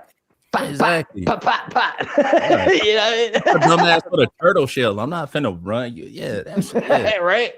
I never ran from police. I'm like, I'm giving up, dude. This is just gonna make it worse. Yeah. And I was on a fucking dirt. I was on a dirt bike, bro. I was on a bike with a key in it. In Maine, if you don't take the keys out of ignition automatically, if the keys are ignition, you're fucked. It doesn't matter if you're driving it, if they caught you driving it, if it's just on the side of the road. If the keys are ignition, you're fucked. And that's what happened to me. Right. And I was like, damn, I should have just took the keys out. Maybe I would have been all right. They didn't even catch me driving the motherfucker. But yeah, that's how it goes. Oh yeah. I got pulled over once, and I told the cop I can drive better than you drunk. You're going to jail, sir. You're Yep. going to jail, sir. Yeah, You this guy's fucked up already. Get it, man. And that's one of them conversations they can use against you before they Mirandize you. You know what I mean? That's true. He said he was fucked up. He can drive I filmed better the than whole me. thing. I filmed the whole thing. I've set up my tripod. I filmed the whole thing. I was in a park the weekend of the 4th of July. So Yeah, need but to back see in that the days, footage, dude, it was We need that. easier for him. We need that footage, Rocky. You still got it? We need that. Right. probably. Yeah. We need I used to that, do bro. some cop watching. I used to film the cops. Mhm. So, especially after that, I started filming them. Okay. So you a snitch, huh? No, I'm just kidding. No, Flow State probably remembers that one time I had I a would too, sheriff bro. come to my bunker. I used to live in a little bunker in town, and the sheriff came, deputy sheriff came to my office. It was, I went live. I think Flow State might remember it. I kind of remember it. Sounds a little familiar. Yeah, I was doing cop watch shit probably about 10 years ago. I didn't know you that long ago. Yeah, me neither. Right. I know you eat, but not that long, bro. A decade ago. That's crazy. Like, I think you might have told me about it. 10 years ago. Okay. I had a channel, and it was a cop watch channel, and it had 500 subscribers. And then it got deleted. And now I only have 300 and something subscribers because I really don't look for subscribers. I don't like it when people put my, my channel in the chat and shit. Why? Then why do you have a channel, brother? Well, because it's all old stuff, and I haven't spent no time on fixing it up. And I got an old one, like my best one watches Trump saying fake news or something. Oh yeah, the good old fake news. It's kind of a funny one. It's kind of a funny one. That's weird. It's kind of counterintuitive, to be honest. If you want to have a channel or whatever the case may be, make sure you're putting your shit on public. But if you don't want the shit to be public, just put it on unlisted or private. Oh yeah, I got some. I got some old videos in private. Shut up. And I do You kind of. definitely want people to share your shit if it's public, fool. That don't make no sense. That's what That I'm don't make saying. no goddamn sense. Well, I might start a channel and start doing better. What do you mean? You already have one. I mean, Wow. I might actually try to do something with it. I'm not doing nothing with it right now. Well, fucking do something with it. Come on, Rocky. Come on, bro. You up there making water? Fucking, you got. I might. see. I'm gonna do some gold panning in the creek this that would be spring. dope. So I might video that or something. Those outside channels be going up though, for sure. That's like heavily in my algorithm. I like that shit when I be I seeing. just niggas got do my that hydro outside. fixed today, and my battery. I got 2 new lithium batteries, which okay. communicate to the inverter, so they're working really good, man. Yeah, this guy. Perfectly. He's got like a fucking windmill, bro, and it pushes the water. He's using like off the grid shit. Hydroelectric power. Yeah, dude. Water. You know what I mean? Like he's doing the real deal. You know what I mean? He's just show that shit. You know what I mean? Exactly, bro. Put those videos out. Yeah. Hell Put yeah. some money in your pocket, homie. I'm gonna install a ram pump. I might video that. This ram pump is you can get, say, 15 foot of falling water. You can pump it uphill. 90 When you feet. do the commentary on that video, you're gonna have to be a little bit more upbeat, bro. You can't be sounding Oh like yeah, it's really cool, man. You're using that. falling water. There's a There you thrump, a thing called a thrump that you can There you go. make compressed air out of. They using the mines. Anyway, a 90. What's that? 9 foot feet. Sucked air in, and when it got to the bottom, it was at 150 pounds foot per pound or something like that. And they only need like 100 to run those mining things, but it had a bunch of CFM per minute, so cubic feet per minute. It's 9 feet in diameter, sucking all that air, and so it could run a whole mine. There's only one still being used, and that one's in Canada. But it's not. It was converted from for air compressor to a hydro, so now it pushes water and runs a hydro generator. Yeah, you can always switch it around. Right. Yeah. Yeah. What up, Mandy? Yeah. That's great. That's great. Anyway, there's Probably a don't lot wanna of show that shit though, huh? You think the government coming after there's you a if you lot show of that shit or people not? doing those off-grid living videos. On me. Yeah. I be following them channels religiously, bro. I like to watch that style of content. You know, people that's off grid, they bought like a plot of land. They doing that shit. One of my favorite creators is not to do no promo over here, but the nigga already like a big creator. So Will Survives, I fuck with him, and then Only Up West, like them two of the outdoor, like the homestead guys that I follow. I'm like, I've been "Man, that doing shit it is for super fucking 25 interesting." years. I've been off grid for 25 years. I raised 7 children off grid. They're really strong children. They didn't get vaccinated. They tried to keep them out of public school as long as I could, but they eventually. Right, guys. Yep, the bushcraft videos for sure. Yeah, the Shit was bushcraft fun. is good. I used to get a bunch of off-grid, non-electrical fireplaces and stuff from the Amish. They had a catalog. Yeah, you can get their catalog. They're selling tiny houses now. The Amish are selling tiny houses and shit. Oh yeah, they been doing that for sure for a minute. My son lives on the road my son lives on the road in a tiny house. No, in a van. Oh, okay. And he travels around. Amish be doing shit for cheap, bro. They'll even build your house for a good price, man. You'd be surprised. Instead of like 50 grand, they might get you. Hey, give me 25. We'll get it done. And the work is finna be quality too. The work is finna be quality. You ain't gotta worry about too much.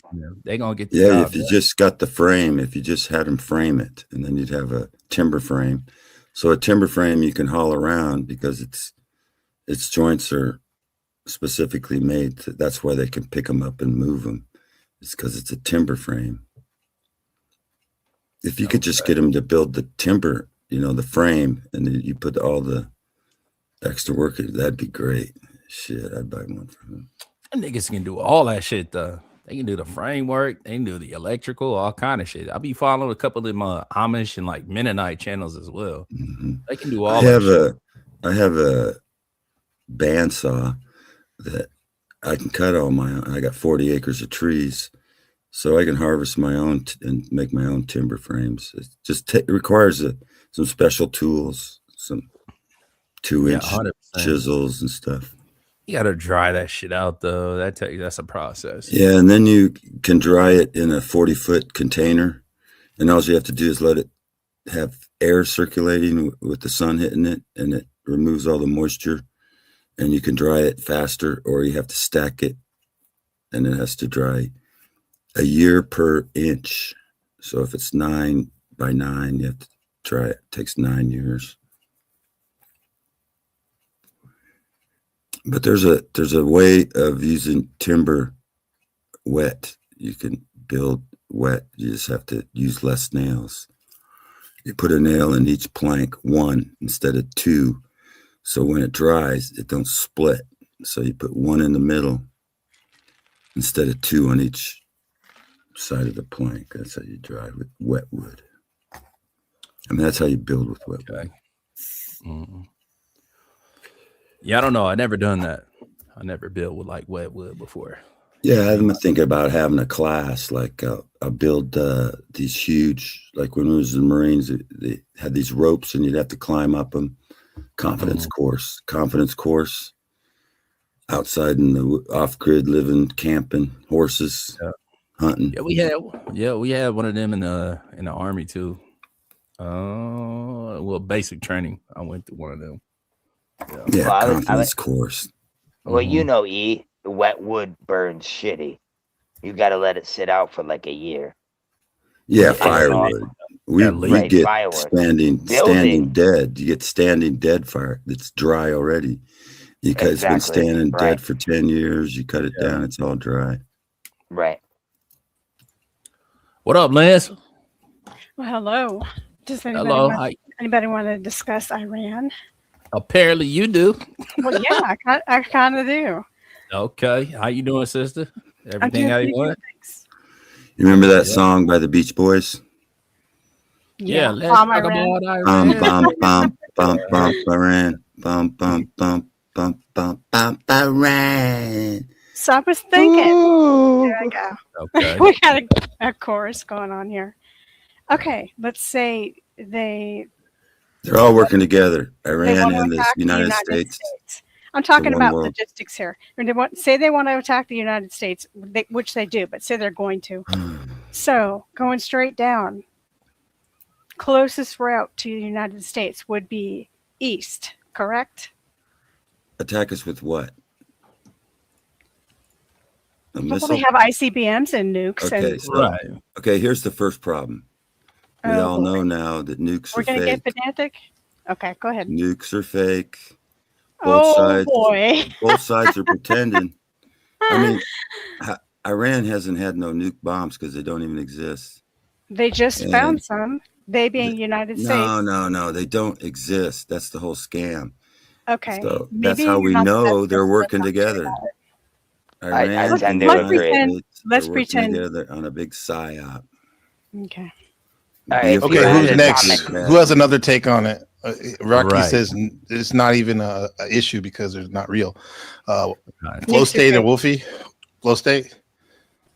Let me interject for 1 second.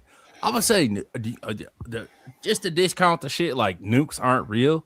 Bro, do you realize in Vegas they used to have something called bomb parties? Where the rich used to go out there to silence. You know, God bless you for silence. No, the rich used to go out there specifically to gamble, and also like the attraction that brought them out there was something called a bomb party. So they used to literally blow up nukes in the distance for the rich that came out there. Nobody died from radiation poisoning. Bro, can I finish what the fuck I'm saying, nigga? Bro. Yeah, they actually had bomb parties where the rich would go out there to sit up on their balconies after they gambled and drank all night to watch these atomic bombs go out in the desert. Okay, that's a fact, though. That's a fact. Okay, they were so readily available that we were selling parties to the rich to go out there and check that shit out. You don't think other countries have nukes, my nigga? Like, come on, you fool. believe that? Like, what are we talking about, Rocky? Hold this is on, a part of hold on, American Rocky. history. What are we talking about, boy? I didn't even finish getting into my question. I'm sorry, Lindsay. I land my plane. I'm sorry. No, let Lindsay go. Let her go. Okay, really quickly.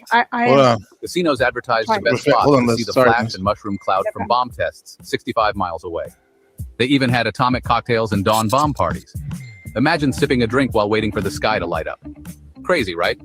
Want more wild facts? Ask Marathon Kev. That's a whole fact. Yeah, that's a fact. Okay, Lindsay. And I would say, who filmed that? Yeah. Fake news. Okay. Definitely fake news. Got it. Your opinion. Okay. Good. Let Lindsay, me explain how it works. So they get hold on. We're going to Lindsay. No, nigga, it's not your turn. We're not doing that. Yeah. Go ahead, Lindsay. Let's say this is purely hypothetical. There are nukes, and somebody from Germany from, the World War II era came to America and helped us make them. So let's say logistics-wise, Iran was going to, send missiles to America. Would they, and the closest route, would they take the closest route, which would be the west, which would be the east, like New York, Boston, the east area, or would they take their time to go a little extra further and bomb a city based on the air bases and nuclear power plants and population? How do they decide these things? Like, what's their number one? You just said it.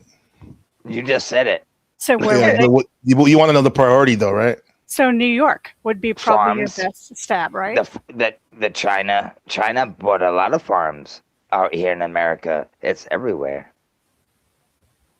So why would they have to drop bombs when they're already here? You get what I'm saying? I mean, but just like Rocky had an interesting point, but you have an interesting point. We're talking hypothetical. We're saying that they would. They would. That's all right. Me too. Kevin. All right. Kevin, would you say the military base would be first, or a power plant, or what do you think? Or population? What do they go for? Power plant first. They got you scared. We're asking Kevin. I would say like militarily wise, for sure, you go for infrastructure first. You know what I mean? How do you incapacitate them? Like what is the first you want to get rid of the threat like immediately, right? That's always like, yeah, exactly. Well, I wouldn't say it's a base. I would say like, okay, so what power shit?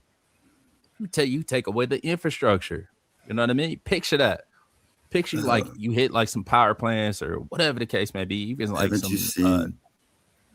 you seen any of the videos of how they fake the nukes? No, but that's strike two, man. That's strike two, bro. We're not.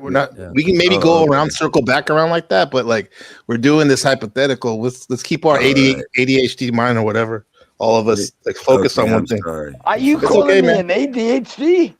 I said you're not the only one. You're not special. I said all of us. If they were real, that they would take out SAC air. Okay, strikes three, bro. Yeah. Foul tip, Rocky. Foul tip. Go ahead. So Kevin, when you finish writing your plan, you're saying like I would just say someone that would strike back, they would try to get rid of. You think? Yeah, I would just say infrastructure first. I would go like power. I would go power, then maybe base after that. But definitely like power first. Whatever fuels the nation. If it's an attack on America specifically, if that's what we're talking about in a hypothetical, for sure, you go like infrastructure first. Take out the grid. Grid is out. Yep. All right, the grid is out. Now, how the fuck is anybody communicating from the grid to all the soldiers that got deployed? How is any level of communication? That's, you know what I mean? That's two birds in one stone right there. That's radio. But I'll land my plane right there, Gabe. Radio. Thank you, Jeff. Yeah. Lindsay, are you worried, or I mean, is that from a personal? Because you want to know if you should move? No, I'm just thinking about the threat of it and how Trump has some troops down there, and I'm trying to think about what's realistic and what's not because he's so unpredictable. And I know he doesn't have a bunch of troops there, but we are definitely threatening about him. Trump. Trump is nothing but a puppet. Calm down. Calm down. I'm not spazzing out. Guys, like, why is there so much hostility when we disagree with somebody? It's always like, "Oh, you're crazy," or "Calm down." Why can't we just be like, "No, I didn't say that's she what you was think. crazy. That's what you think." Well, look at it. Look no, at I'm just the talking about this whole Okay. way the conversation has been going, and that's what I'm just saying, bro. It's like, why we just respectfully disagree without Exactly. Yeah, it makes you know so what I much mean? more sense. It makes so much more sense, and especially if you feel like your ideas are important, it makes Mhm. much more sense to like let somebody land their plane. Yes. Gather your thoughts and then rebuttal. That's There how you your go. ideas hit home. It don't make sense if everybody is just screaming over each other. You know, it don't make sense. But Official debater, I'll land my kid. plane, yeah. Absolutely, man.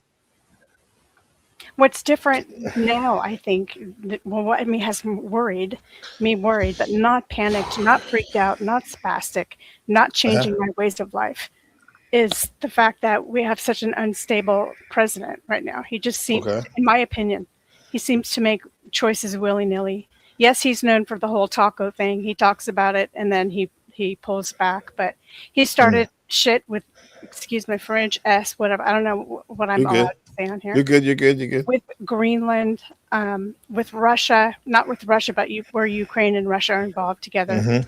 And he started stuff with Iran again, and he's imposing himself. Venezuela. Yeah, Venezuela. Thank you. And he's imposing himself between the Hamas and Israel in that thing, and he thinks he's just, doesn't have to follow any of the amendments, et cetera, et cetera. So making my point here, I'm going to give you the stock market as an example of why this seems like an anomaly, not the usual presidential thing. This seems like an anomaly because the basic principles of stocks and commodities still hold true. But beyond that, they are taken off like wildfire, like crazy. Silver and gold, all metals. It's very, very volatile, and it doesn't really plateau for very long. And this, I think, is because of Trump's just the way that he is so unpredictable. And Low so that's stake. why I'm Keep me the thinking- voice of reason. Sorry, Lindsay. Hit me with the question again. What would be Oh my attacked God, first?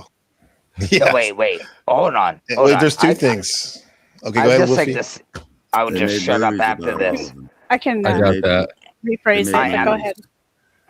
I just want to say it's up to us, not the president. The president is put in place by us. We are the people. We need to stop this. But that is the truth. That is the truth.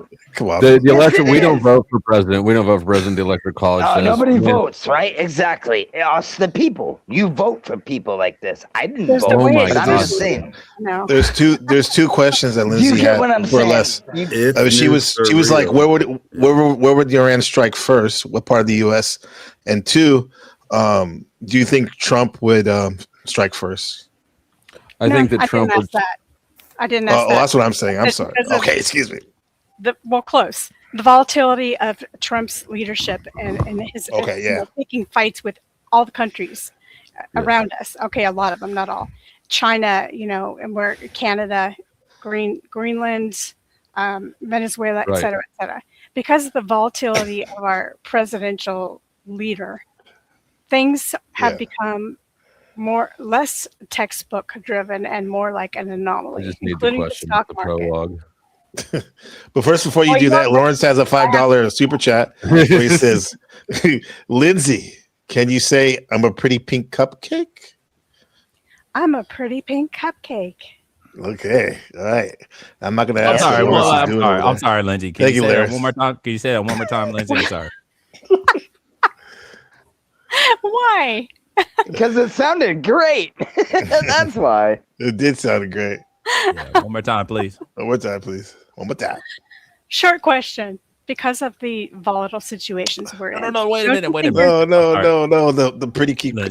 Yeah, I'm a pretty pink cupcake. Can you say that one more time? Everybody else be quiet. This is strange. Okay. I'm a pretty pink cupcake. Perfect. Thank you, sister. Thank you. Yeah. That was better than the first time. Thank you, Lindsay. Oh my God. Now back to business. Lindsay let's get it. in flow state. He just wants the question. Forget it. Respectfully. I give up. It took a long time to get here, Lindsay. You didn't even start It asking took the a long question. You were time. just building the I'm plot. edging flow right now because the question just simply is Edging flow. how likely how likely are we Say to it like a get demon. into a war with Iran based on Mindy. presidential fickleness? Mandy. Never give up, ever. The question is, and I will. I just need the peanut gallery to stop asking me the question while I'm trying to hear Lindsay ask the question. Say it one more time, please. Oh my God. Cupcake.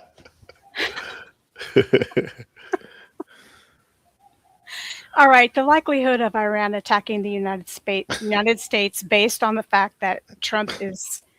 So, what are the circumstances surrounding this question, though? Just kidding. Just kidding. I'm just kidding. Okay. I think it's unlikely that but I think it's highly likely that they'll be accused of attacking us or something around there. I don't think it's probable, and I think that the way that they are, I think that they are currently attacking us in the main ways that they will, which is economic, espionage, things like that. But I don't think that we'll actually get like kinetically attacked by them. This is what was pushed on us as 80s babies, all that is Iran versus U.S. final countdown. Did Let me ask Did a question, anybody- like a simple one, and I'll get up out the paint. So you think it's like a new form of it's a new age Cold War? There you go. I think it's another false flag. I think that we go where we want to. So what doesn't make sense ever is a weak entity attacking a strong entity, but somehow that seems to be what happens all the time with geopolitics, right? Like, Are you saying that America is weak, or are you saying Iran is weak? no, Okay. relatively, Iran would be weak. Yeah, but have you ever sit to think that those people would come together with China and everybody else to come against us? Yeah, Did good you ever question. think about that? Well, that's why I said economic warfare, like BRICS, for instance. Bro. Because America's strength is all in its central reserve currency. America's strength is what you think. American strength is good. Get the fuck out of here, bro. What's made in America? I think it is good. I think it is That's good. good. Let Hold me on. give you an example. Hey. Let me answer I'm the just question. saying. Kevin. First of all, that's not what I said, but I do think No, it's I good. didn't If say you that. don't- Bro, what are you sniffing on over there? No, I'm just saying you never said America wasn't good. That's not what but go ahead. I never said American strength was that. That was not my statement at all. But yes, Of I do course. think it's good for us for sure. We're Right. American. Yeah, 100%. And just to be honest, like my take on this shit, if y'all don't, you know what I mean, let me trigger your memories, because in 2020, President Trump ordered a drone strike, and we chipped the general over there, like Soleimani or some shit like that. Yeah. So it was just, it Took was him a out. demonstration. Yeah, we took, you know what I mean? It's just a little quick demonstration. Don't play with us, nigga. Do not do that. And Do not do I that. understand So that. I understand. No, I understand what you're saying, bro, and that's good for you. Yeah. But what I'm saying is, Oh, these that's good for motherfuckers. you too. That's good for you. That's good Yeah, for you too. Wolfie. Yeah, that's good for you too. Especially good for me over here in Taiwan. Oh, We man. better have the But U.S. We better have the U.S. back our ass. No, dude, I love U.S. Dude, that's my country. I live here, bro. Right. But what, Started what chirping I'm about playing, shit. Oh, okay, we ain't proud of these American politics or whatever the case may be. So we might be gearing up I'm to do just something. playing Y'all. devil's Oh, you are. advocate, bro. Oh, you are. Oh, Okay. you are. Check this That's out. all I'm doing. Blah, What? You know what I'm Imagine saying? if Chipped your main nigga. Now what? Okay. All of a sudden, right. niggas get piped down. So all that tension between Iran and America, all that shit slowed down real quick, right? That shit slowed down real quick. No, I'm just Ain't it? saying. Look at every Yes other or no, country nigga? with Russia and He said yes or get no. where everybody Yes or no, get nigga? against Yes or us. no? All that tension shit slowed down. All that shit that they was popping, we went over there, Maybe. chipped their main nigga, and that shit that calmed that shit down. So I you guess gonna so. talk about nuclear, this, that, and the Well, third. bro, I can But come y'all and ain't shoot. popping it like Hey. that. You're not like that. We went over here and showed Messiah. them niggas you're not like that. Yeah, but dude, anybody can do that, bro. Sorry for yelling. It's like, Sorry for yelling. Bro. no, it's all good, bro. Bro. It's like doing a drive-by. Nobody's gonna do anything right at first, but we're gonna get together and we're gonna come back. I'm just bad analogy, maybe, but I'm just She's obviously vaccine injured. We got a vaccine. the evil ones, bro. We The never whole thing's a lost. Don't you psyop. get it? You guys fell No, for it. if it was like a drive-by, then niggas would have got they lick No, back. yeah, They know you're not better than to do understanding that. it. We'll blow half your country off the face of the earth, nigga. Don't You play think with so, us. bro? Yeah, I You don't guess. think, why wouldn't they?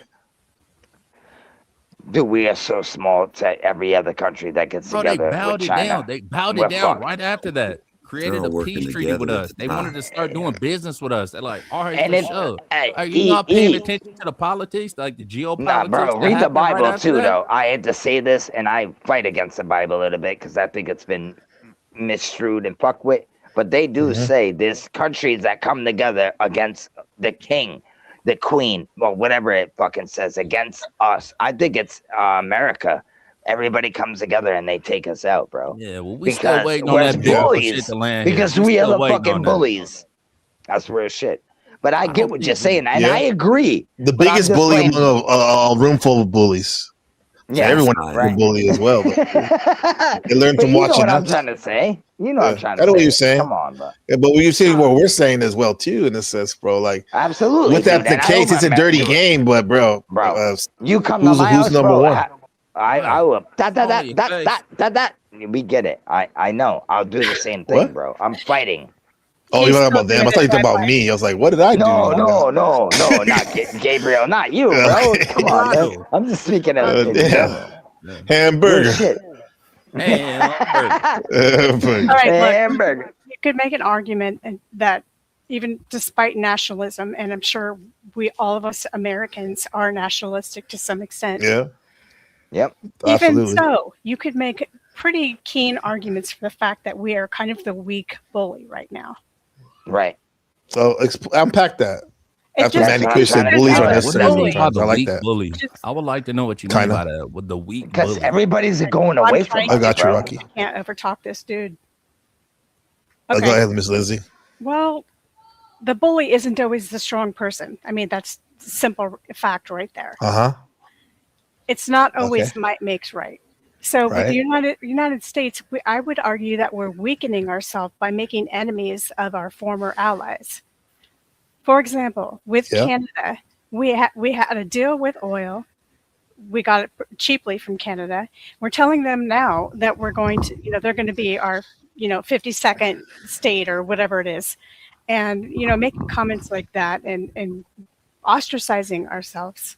And I would say and NATO's in danger. Our membership to NATO is in danger. With all of these things, I mean, there's so many. I haven't thought of all of them off the top of my head. But Yeah. together, they make us, we're at least weaker than we were before. You could argue that. I don't think so. We're I don't not think united. there's no argument. Just to be honest, and first off, that whole little we finna annex the Canada into the 51st Yeah. state. That was a joke. Canadians That was a hate joke. us. That was- Come on. Is there that was- Canadians here? Well, That was do something satire, about Kev? it, Canada. Do something. Like Paul yeah, and it was. Slave? Yeah, but do something about it though. Hey, straight up and down, though, If bro. They hate us or whatever the case may be. No, if Yeah. they hate us, then do something about it. Yo, Wolfie, can you look read at all this your before you tools. talk? Can you read this, Wolfie, from Lawrence? Oh you shit! read that? Dude. Hold up. Let me blow Need your this glasses? up. I'm on my phone. Rocky, if you were president, what would be the first 3 things you would do to change the country? And while you think about that, Pay that man his money. This will take an hour. Thank you, Lawrence. Appreciate you. I don't know what the fuck that was. But yeah. What's the first 3 things you would do? Oh, rounders. I would end usury. Malkovich. I would end usury. Right. So you can't charge interest, right? On a loan. And then I would what else would you do? Make myself monarch. Book of Gabriel, the god of Taiwan, peace and continued success. I'd make myself monarch, and then I would gather up all the small hats. I mean, Ronald McDonald, Burger King. Yeah. All right. TOS shit. All the non-desirables and all the whole. Slow down. All the hook noses and what you just say it, bro. Come on, bro. God. Thank you for trying to not violate TOS, though. I'm sure by now YouTube knows what that means, right? They knows what that means. So like, they knows what that means. They knows what it, huh? Yeah. Okay. And one more. You got one more, Rocky. Was that 2? Oh, my fault. Okay. One more. You got And one then more. I Huh? would kick the Roman. That's a big screen. Kick the Roman Catholic Church out of America. Holy crap! No Jews or Catholics. No Jays, man, bro. because the Jays created the other Jays. The We love Jesuits. Jays. I got Can you say I got Jesuit? J's 13s. Can you say Go ahead. Jesuit on this Got a pair of channel? nines. Yeah, I love the Jesuits. I went to a Jesuit school. That's when they get you. So did the Great Flow Steak too. Yes, sir. We love them. All we the love hats, you guys. all the hats. I kick A all the platonic hats. love. We actually work for the Jesuits. That's We do. what- We're products we of it. take orders from the Black Pope. Right, I do. I There's pick our up their Kev. socks. I do it all. The uncle. I'm here now. I'm here now. I want to add tariffs onto my Weakening of America. Thank you, Rocky, for that. That's too. Tariffs too. The tariff situation, and which Oh yeah, that was wild a couple years ago, guy. Oh man, that's a Weakening I America forgot about that shit. too. Yeah. But anyway, you guys disagree with me, but I did want to add that on there. I would tear down the Washington Monument and the Statue of Liberty. Oh wow, Bro, you overstanding your welcome. you're wild. You're wild. I asked you about your top 3, nigga. What do you have against the French?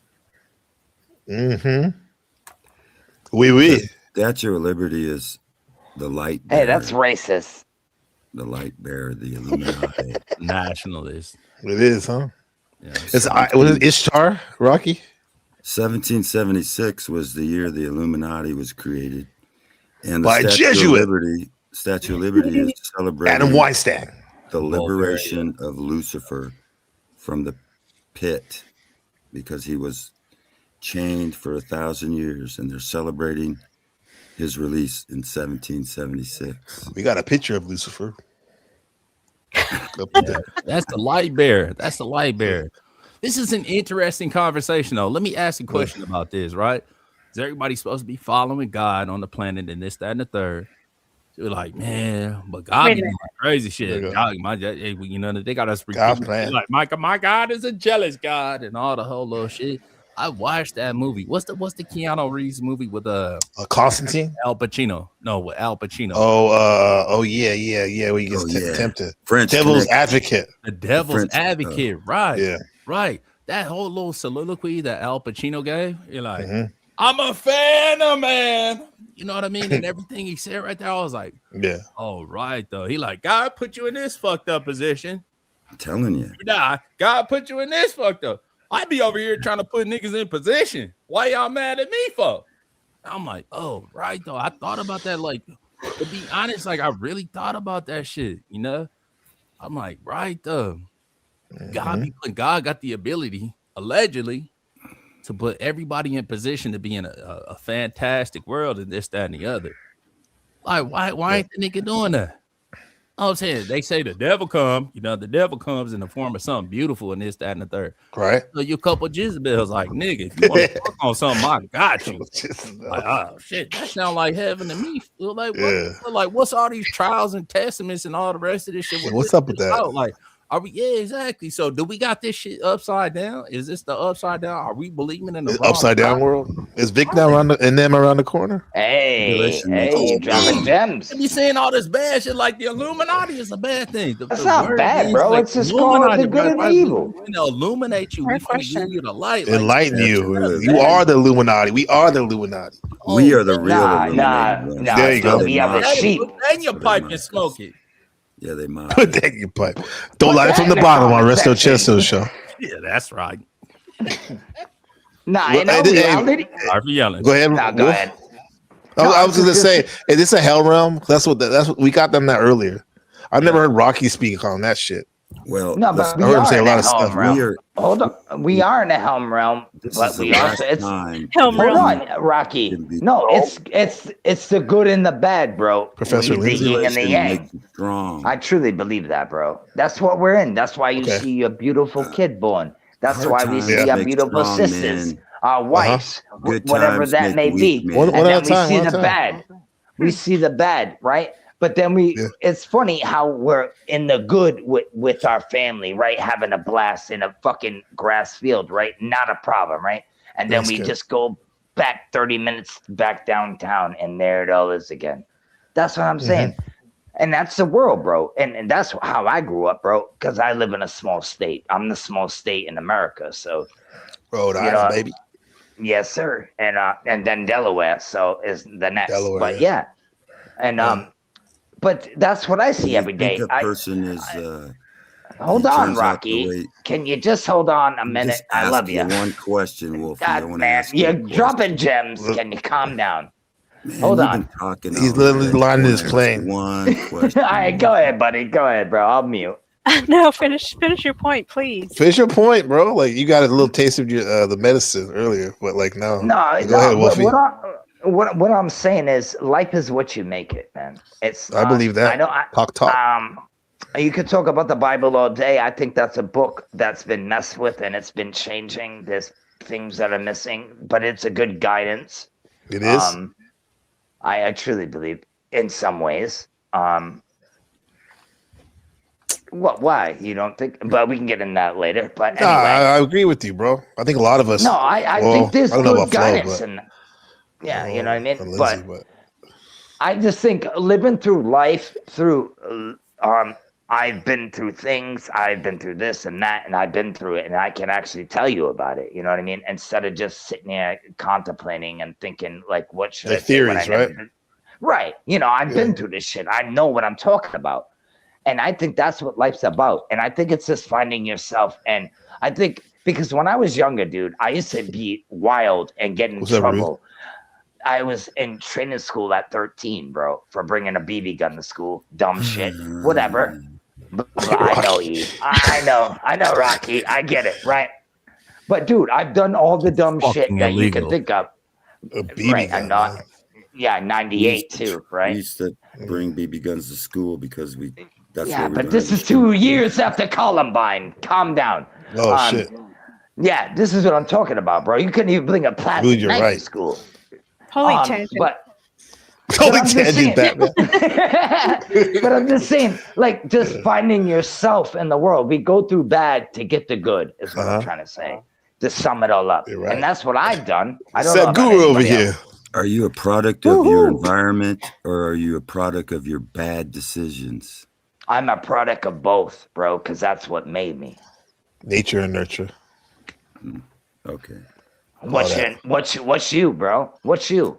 I always thought that I was a product of my decisions and that the environment is just what you're given, but what really determines who you are is your decisions. You make bad decisions, you get bad consequences. Choice, right? You make good choices. We talked about karma earlier, like about 5 hours ago. Exactly. Stupid. You win dumb prizes, right? You do stupid games, you win dumb prizes. Yeah. We're here at the palace. That's what I'm saying, man. And that makes us better. It makes us better we have to go through it to know what we're doing in later in life, bro. That's what I'm saying. I know what I did when I was younger. That was stupid. I would never do that again. You know what I'm saying? Bad times, and if I have to, and the Bible has a lot of wisdom on troubled times. It makes you stronger. It gives you patience. Gives you hope. I wouldn't go all about that, but now, if we didn't have that, if God took that away from us, then we wouldn't even know what it's like. So I believe we're here to learn. We're all here for a reason, for sure, and we're here to learn. Look at Absolutely, this. bro. It's very interesting how the title of the broadcast was "Real Awakening Feels Like a Personal Apocalypse," like your personal apocalypse, right? And let alone, and then we got to talking that like there's literally could be a real apocalypse, you know, that with the Iran, and I don't think there will be, but you never know. But it's wild. These are wild times we're living in, man. Yeah, they've been interesting times. I'll say that. I agree. They've been putting that on TV. The psyop. They have, huh? Of how it's going to be when the big one goes off, the bomb. Yeah. And my whole point is that it's a fear tactic. Lindsay, real quick. It worked pretty good in the 60s, but we know now that it was all faked and staged. Okay. They could use dynamite to make mushrooms, clouds, and let Lindsay talk. Oh, he's not done yet. Fine. I want to say something too, like just to add on. Sorry, Lindsay, like because like I'll say this will rock about Rocky, and tell me what you guys think. What he's saying, like I kind of believe too. I thought about this, like they would have done it a long time ago, though. If they had, like, that's my only like how I can see where he's coming from in a sense, because it's like these. I can't believe it hasn't happened yet. If they do have them, so I was the same way, brother. Yeah, it's always the threat. I was the same way. It's posturing, right? Either way, real or fake, it's a big pissing contest. Fear tactics. They use fear tactics. Yeah. My whole point is that Iran knows they're not real. America knows they're not real. And this proves they're working together. I hope you're right, Rocky. Lindsay, yeah. Well, I would like to say this real quick, Lindsay. Your name is Lindsay? I'm sorry. I just have to say this, and I'll shut up. You been smoking Marlboro with Lindsay? Listen, man. Let Lindsay talk. No, but you got to think. Hold on, Rock. They all made an attempt. They all agreed on freaking Antarctica not to touch it. So we're talking about ice wall shit now, huh? Exactly. Yeah, bro. I'm just saying, ice wall, man. That's kind of weird. Now they're fighting each other. We're all working together. Yeah, Powder Dusty's eating cereal right now, or whatever the hell he does. But the question, Lindsay, I'm checking the silver markets. Oh man, I'm trying to get that debate. Bro. You know, with my shifty brother. Like, right. I get that, man. Dramatically, it's just wild, bro. It's done. Okay, I was going to make a small point here. Go ahead. People keep misusing psyop, I think, or you could set me straight and say that I'm wrong. First off, what the hell you mean, you people? The fuck you mean, you people? Yeah. We have to. Okay, Lindsay, that's enough for you, Lindsay. Lindsay, that's enough for you. Why you over here? Go over there. Go over. Yeah.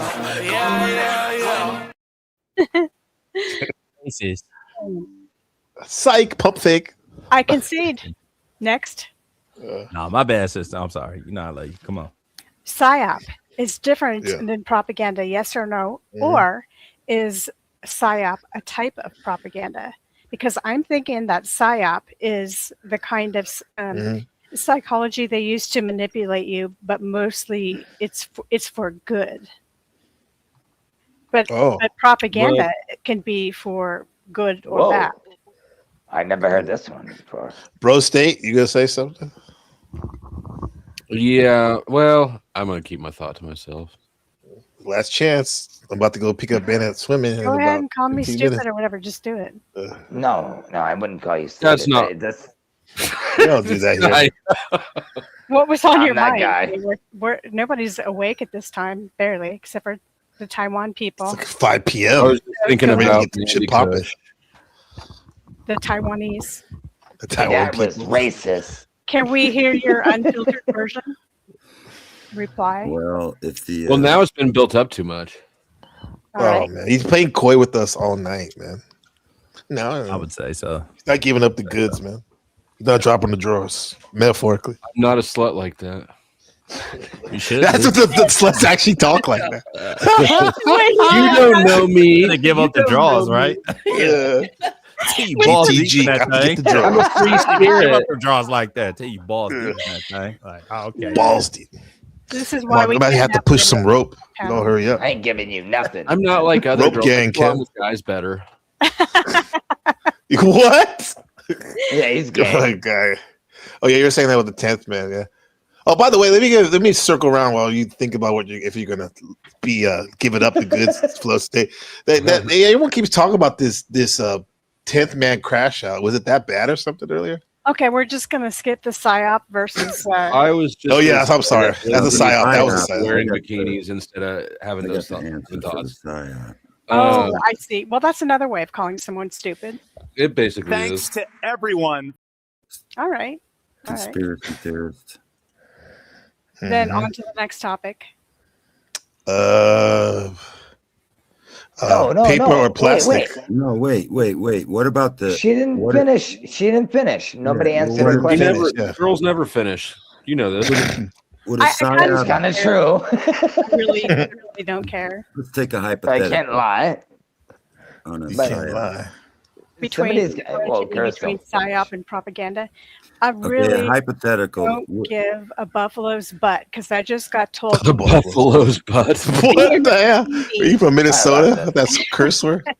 I just got told to You do don't it. talk like that in Minnesota, bro. That's kind of cute. Oh, my bad, Kev. My Hold bad. on. I forgot where we're at. The reason, one of them, why women don't get on panel. We can handle being called stupid and slut and all these different things. But when you dismiss us and invalidate us by saying we should be, put on a bikini and not express our thoughts, who the hell wants to get up here? I dismiss everybody. Bikini. I was looking for a Lindsay bikini pic. Yeah. That was cute. I don't think that I'm the one chasing women off panels, to be completely honest. I think it's both of us. Nah. It's just that kind of mentality. I didn't say you do it all the time. I think No, I would. And I don't would- ask for it. dude. No, you delivered. I'm clear. And so that was my retort. And gotcha. Well, in terms of the psyop thing, you were saying that psyop to you is only something that's for the good of it, the good. Don't care anymore. We do. Oh my wow. god! Now you're getting emotional. Now I feel This like is I'm amazing. totally hung out to dry. This discussion. So I thought you brought up 10th man, and we can totally go there. That's cool. Oh, thanks for that. Oh man! Great segue. Oh man! Great segue. Yeah. Was he so he crashed out or what? What the hell was that? Well, the I bridge want to talk version. about this psyop.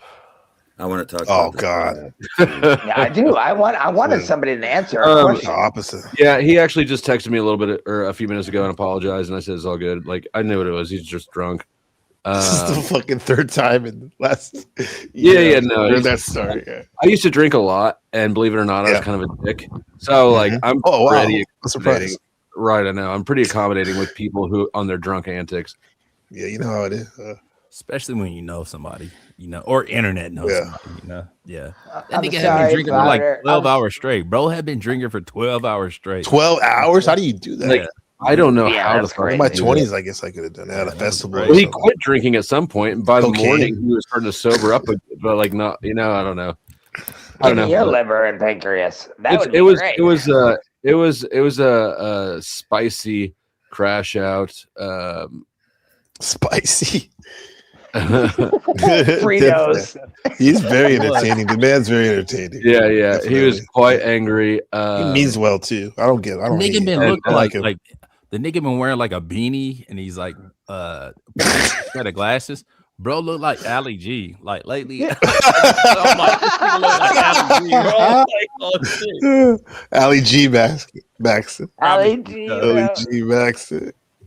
Hey. Holy shit. Let me see, I gotta get this skin before I go there.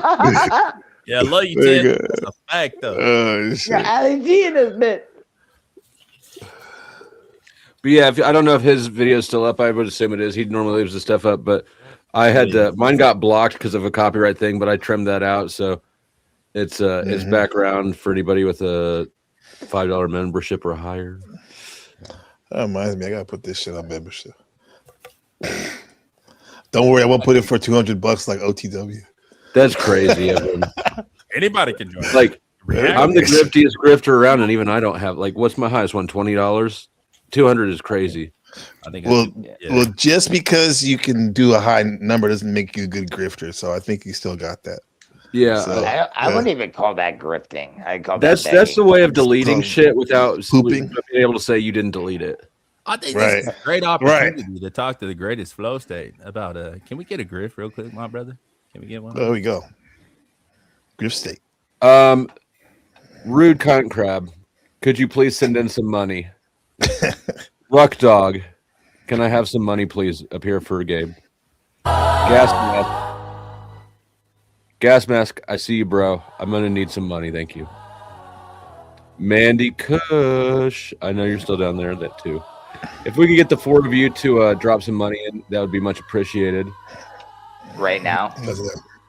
Yeah. Let's go. You too, Wolfie. Pope Fluff. You don't mind me asking you one simple question, my brother.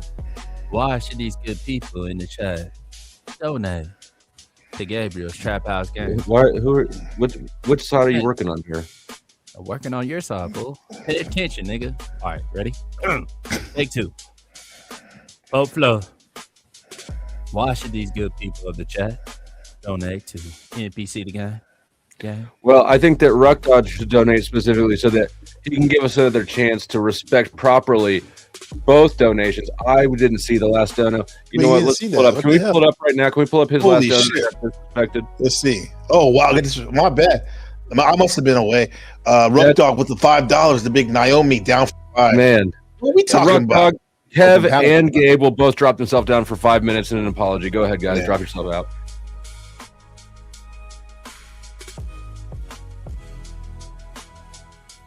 All right, Ruck. They're both down. They're both down. Do you accept their apology?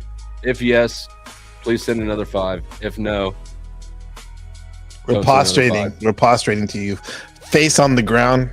You got both these dudes' dicks in the dirt. What more could you want? Right. My shit's cold and dirty. Yeah. All right, block Ruck Dog. Block Ruck Dog. He's getting blocked. Yep. See you, Ruck Dog. You should have played a little ball. Now, Mandy Kush, you want to play? You got something for us? We'll stick snafu on you. Yeah. We try to be polite. We try to be friendly and accommodating. These men apologize and drop themselves off, and all we get is a no out of your ungrateful ass. Blocked. Now, Gas I'm Mask. sorry, and my pee-pee hurts. Thank you, Mandy Kush. There we go. You can always count on Honor. Mandy Kush. Mandy Kush. And you know what she did with that? She not one-upped, she two-upped. Oh, Ruck shit. Dogs. Hold it. There it is. Oh, there it is. Ruck Dog. Let's go. Let's go. Damn. All right. Thank you, Ruck Dog. Oh, You may not. thank you. You may stay. But Mandy Kush is still twice as good as you. The power of the Griftos thing. Yes, that is correct. That is correct, y'all. I would like to take over the congregation, if I could, for a minute. As the bishop of the Church of the Powder Dusty, in a cardinal, or whatever the case may be, we appreciate these contributions, but these will not all be accepted as a contribution for the good or gooder of the whole. We will need the rest of you niggas and the rest of you Jezebels to also pay for your contributions to the congregation of the church that has done you so much well tonight. We have stimulated your mind, your clitorises, and for the gay people like Lawrence, also the tip of your penis. But that is neither here nor there. Hey, leave the tongue out of it. I'm silent. Good cardinal. Thank you, Mandy Kush. That's a fantastic idea. I appreciate you. I appreciate everything that you do. Oh, wow. Markella. I've seen Markella be a good mod, send a lot of thank yous, drop a lot of links. I ain't never seen Markella drop $1 though. I mean, the money that she's made me, I think she's exempt from that. Yeah. What? Can anybody in the chat tell me why these people on panel are working against me trying to grift here? Oh my, go ahead. Markella. I know you do a lot for the channel, and I get, and you heard Gabe. He was arguing against me trying to grift here, so you know he does appreciate it. But I would appreciate seeing a little change hit the floor there. Yeah. Don't say congratulations, but you know they want that shit.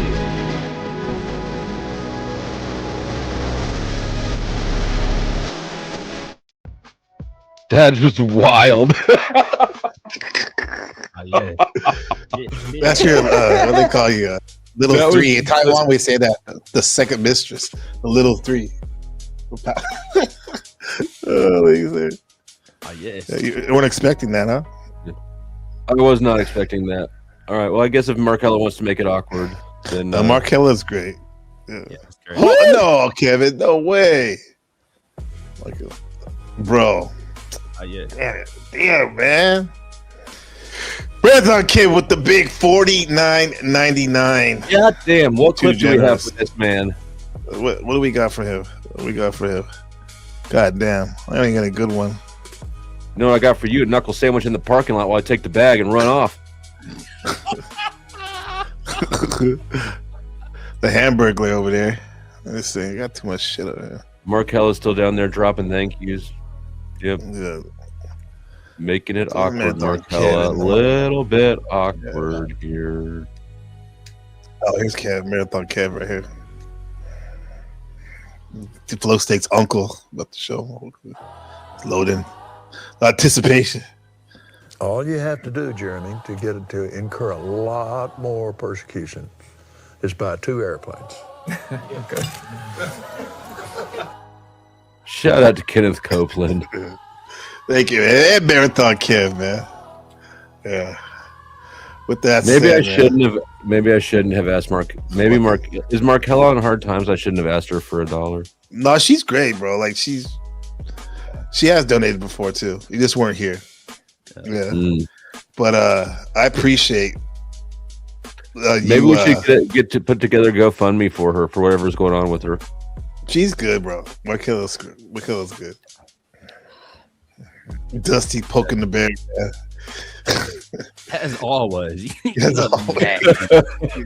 Gabriel. That's for sure. 50% of all the proceeds of this stream will go to help Markella through her trying times. Hey. Oh, you can donate I mean, not for Kev. people What's that up? want to take me home. No. Take you Rocky. home. Rocky, do you have it? Do you have it? Can you help this poor woman, Markella and Gabe?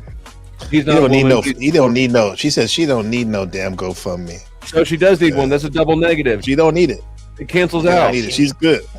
She needs me. He said, "Knock it off, Flo." Okay. By the way, I gotta go get Benjamin. I hate to grift. I'm not even grifted.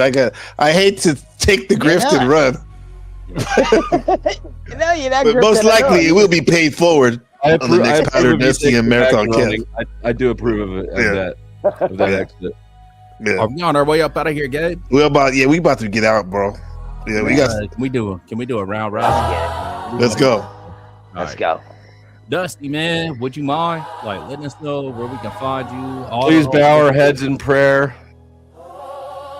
Heavenly Father, please bless us as we go forth and contribute to the GoFundMe for Markella. Yo. I don't care if we can tell Hey, knock it off. I said, can we talk about where the fuck we can find you at? Oh yeah, at Powder Dusty.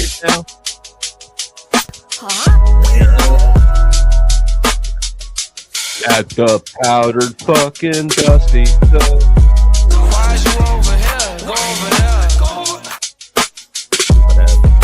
Stupid ass boy. What the fuck Stupid we ass got boy. next, man? We got Miss Lindsay. I'm gonna turn the beat down just a little bit. Yeah, bro. a little bit. Yeah. Just Lindsay, what do you got going on? What's up? What do I have going on? I wanted to make. I didn't get to finish making my point to Flow State, and I have what I believe to be a substantial quote to back That's up. okay. We got it.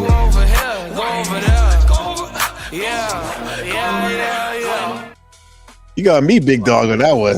That's a little, wow, that was stealth. Brother Rock. Man, ASAP. Yeah, ASAP. What you got going on, man? Where can we find you and all the whole little shit? I just you got something to here look forward to with like spread, bushcraft content or something like that. Bushcraft? No. What the fuck? I'll get some of that out as soon as possible. Oh yeah, the woodwork. Waiting on you, huh? Yeah. Okay. All right. Peace. Why is you over here? Go over there. Go over. Yeah. Respect for a fellow army compadre. Yeah. Brother. Yeah. Yes, sir. Now the man, he's been fired up all night. All night. Yeah. Yeah. From 0 to 100. Hey, I just want to say, do it to you, Wolfie. We ain't finna do that to you, man. What's going on with you? Where can we find you? All the whole little shit. hey, you can find me on YouTube, Instagram. Why is you over here? Go over there. Go over. Yeah. What the fuck wrong with you? All right. Yo, Yeah. I hate to be your enemy. Can I get the question, Gabe? Can I get the question? Yes, sir. Yeah. Okay. You can do it to me. You got the cause, man. You asked me. You asked me. Now, Kev, Yes, what you got going on, bro? Legendary Marathon Kev. I'm Marathon Kev or whatever. I'll be doing all kind of like investigating. Why is you over here? Go over there. Go over. Yeah. Just for the record, he did it to himself. It wasn't even me, bro. I couldn't even do that to my brother, bro. Your host of the 2025 NPC Panelverse Awards, Marathon Kid, bro. Shout out to Marathon Kid, bro, and Shadow Buddha and Markella, Wiccan, everybody in the house. Oh man, what a night! What a night, Rook Dog. Bro, no chaser, yeah. But Marathon Kid, bro, I appreciate you holding it down, bro, and I dedicate this banger to you. This next banger, and to everyone else that's not welcome, you're still not welcome here. Until otherwise, but for all y'all that are still fucking with us, we appreciate you, man. And I'm gonna show you how we get down. West Side, freak if you want to.